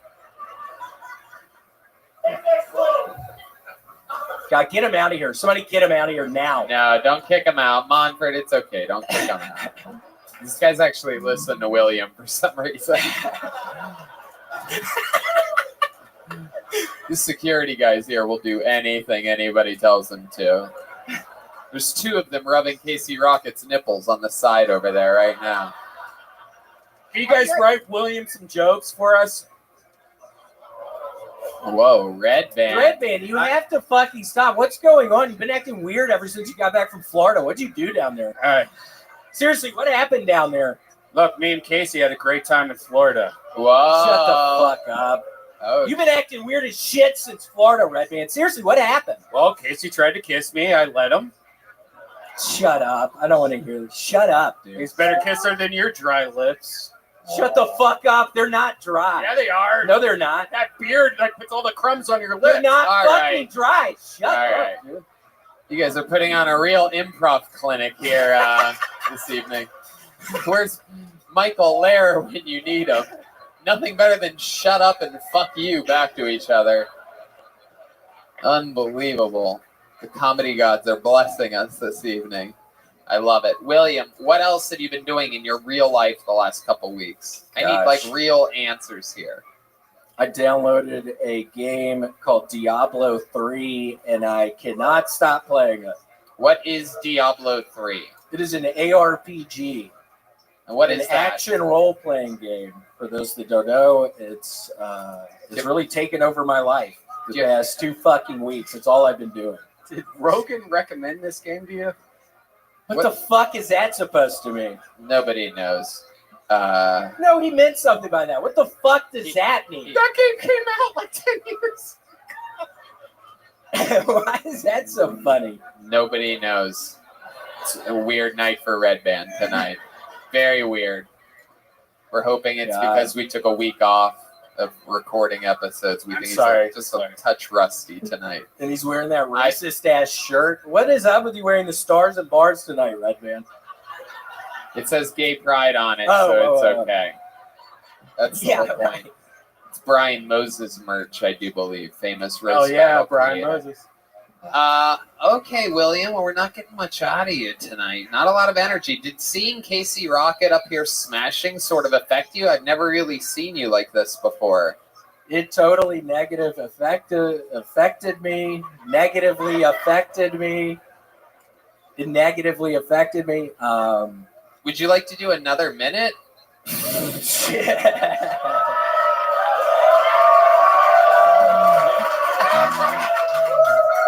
don't have one.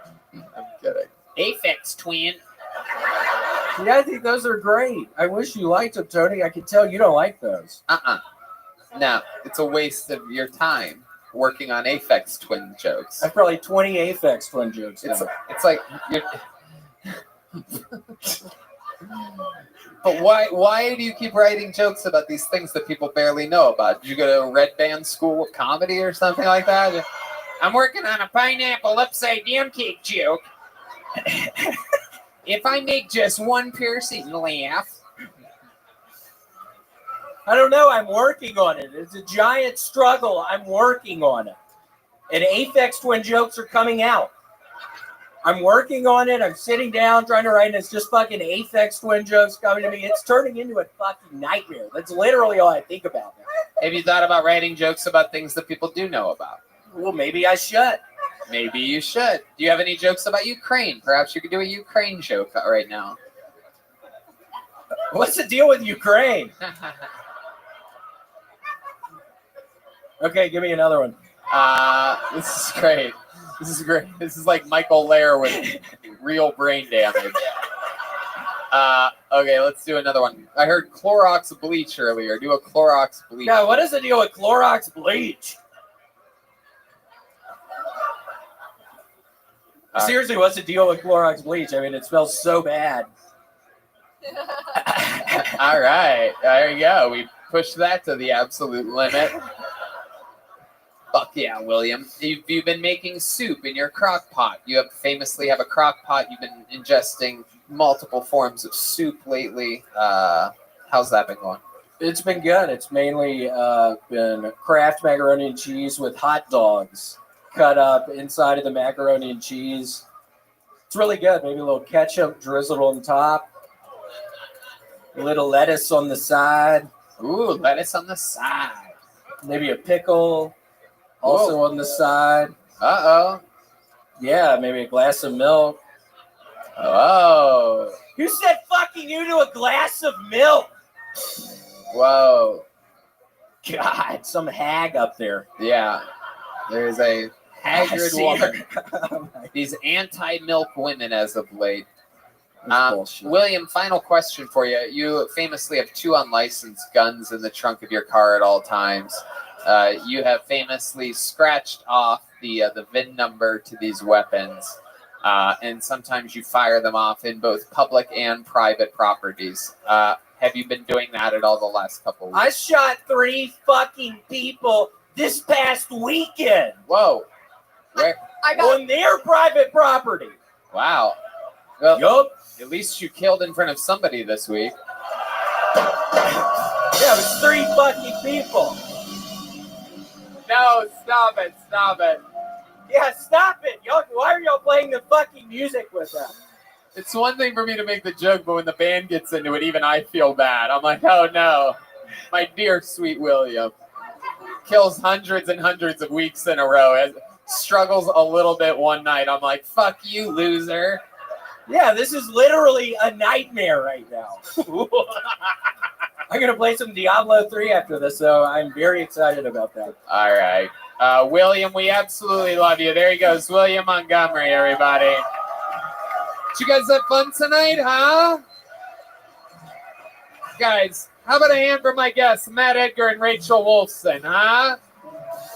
Catch them at the Elysian Theater May 8th in Los Angeles, California. They are doing the Netflix is a Joke Festival. They have their own big show at a theater in LA, May 8th. Go see it. And make sure, and I swear to you from the bottom of my heart, you will love Jackass Forever with the great Rachel Wolfson, out now on Paramount Plus. The drawing from Ryan J. Ebelt is in. While you guys were all here, he was in LA drawing Matt and Rachel. It is super fucking cool. And how about one more time for the band, everybody? Matt Bueling on guitar, Michael Gonzalez on the drums, John Dees on the keys, and D Madness on the bass guitar. A lot of fun. The official Kill Tony after party starts now at the venue that you're at. Thank you guys so much for coming out. Love you. Good night, everybody. Thank you.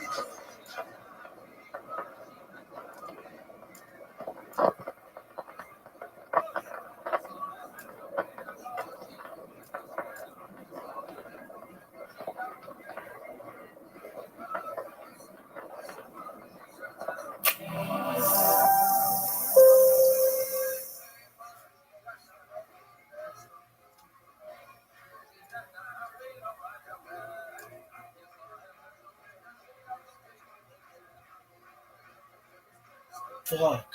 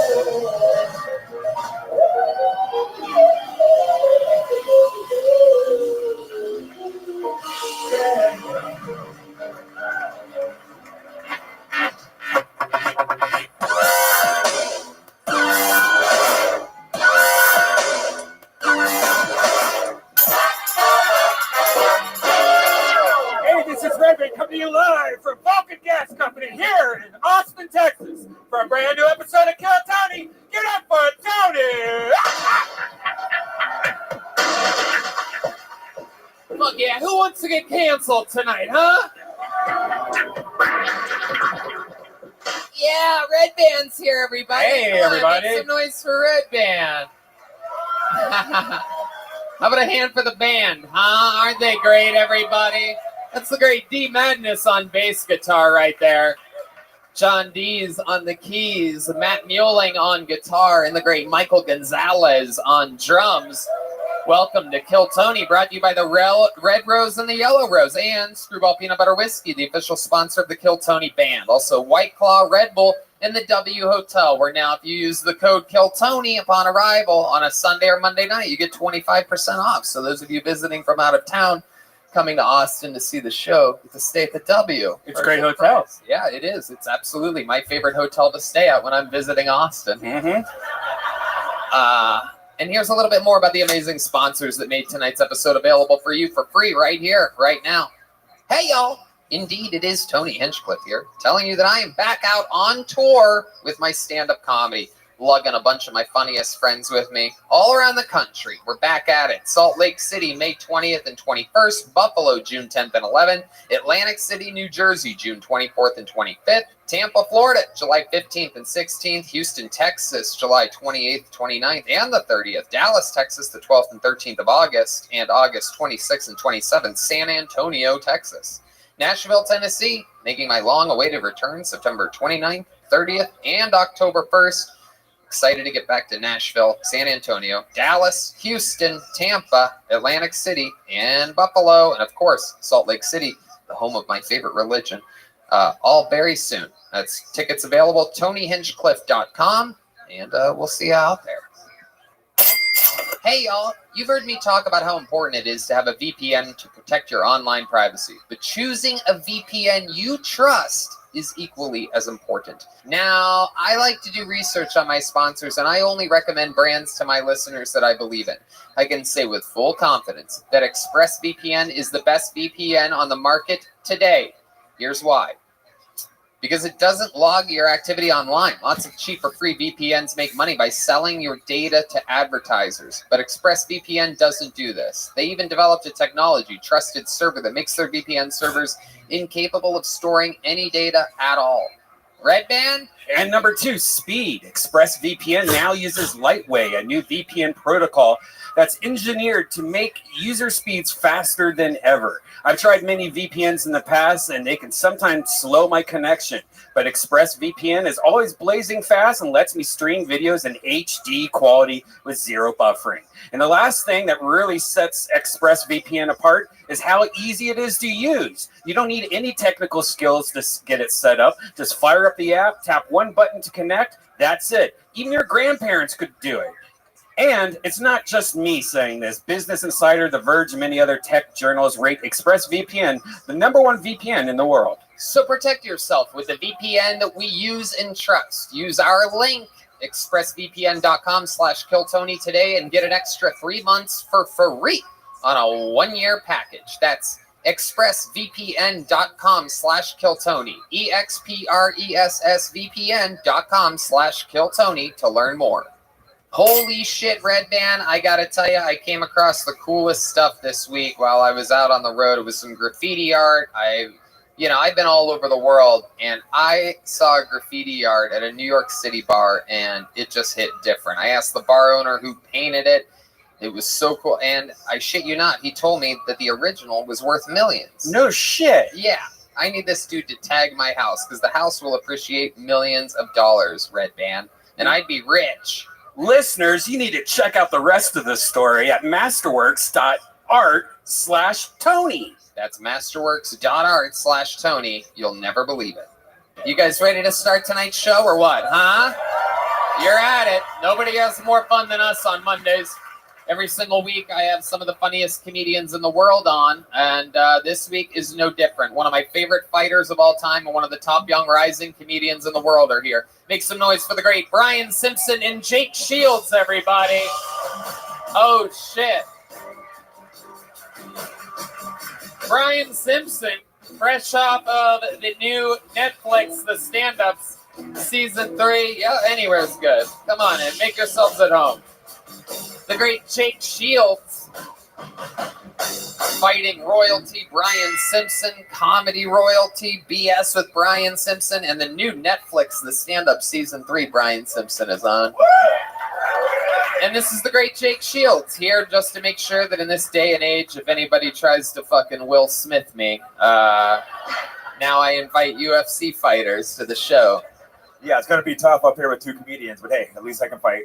Goddamn right. You talk shit to this guy, he's going to beat the shit out of you, everybody. So just laugh at his jokes and play along, everyone. Pretend I'm funny. Bunch of people signed up for the chance to do 60 seconds here tonight. If I pull one of their names out of this bucket, that means they get 60 seconds. You know their time's up and you hear the sound of a kitten. That means they have to wrap it up then, or else they're going to bring out the angry West Hollywood bear, which is just really loud and annoying. And then I talk to them and ask them questions about their life, and we find out more about them. Everything is completely improvised and wild. You guys ready to do this shit, huh? All right, to start tonight's show, we have a few regulars on this show. It's been a part of the show since the beginning, where some people, a very, very chosen few, have the hard job of writing and performing a brand new minute every single week. Pretty much impossible in the stand-up comedy world. But these guys managed to do it. And this first guy, ladies and gentlemen, I mean, just one of the best out there, fresh off of doing arenas with Joe Rogan. This is a new minute from the great Hans Kim. Yes, it has begun. Hans Kim.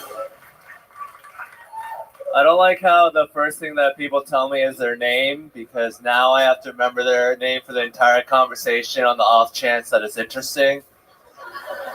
Why don't you tell me your name at the end so I know who to blame for this shitty chit-chat I had? I like how Christians, some traditional Christians, have the Footprints poem in their house, because that poem is about Jesus carrying a dude on a beach.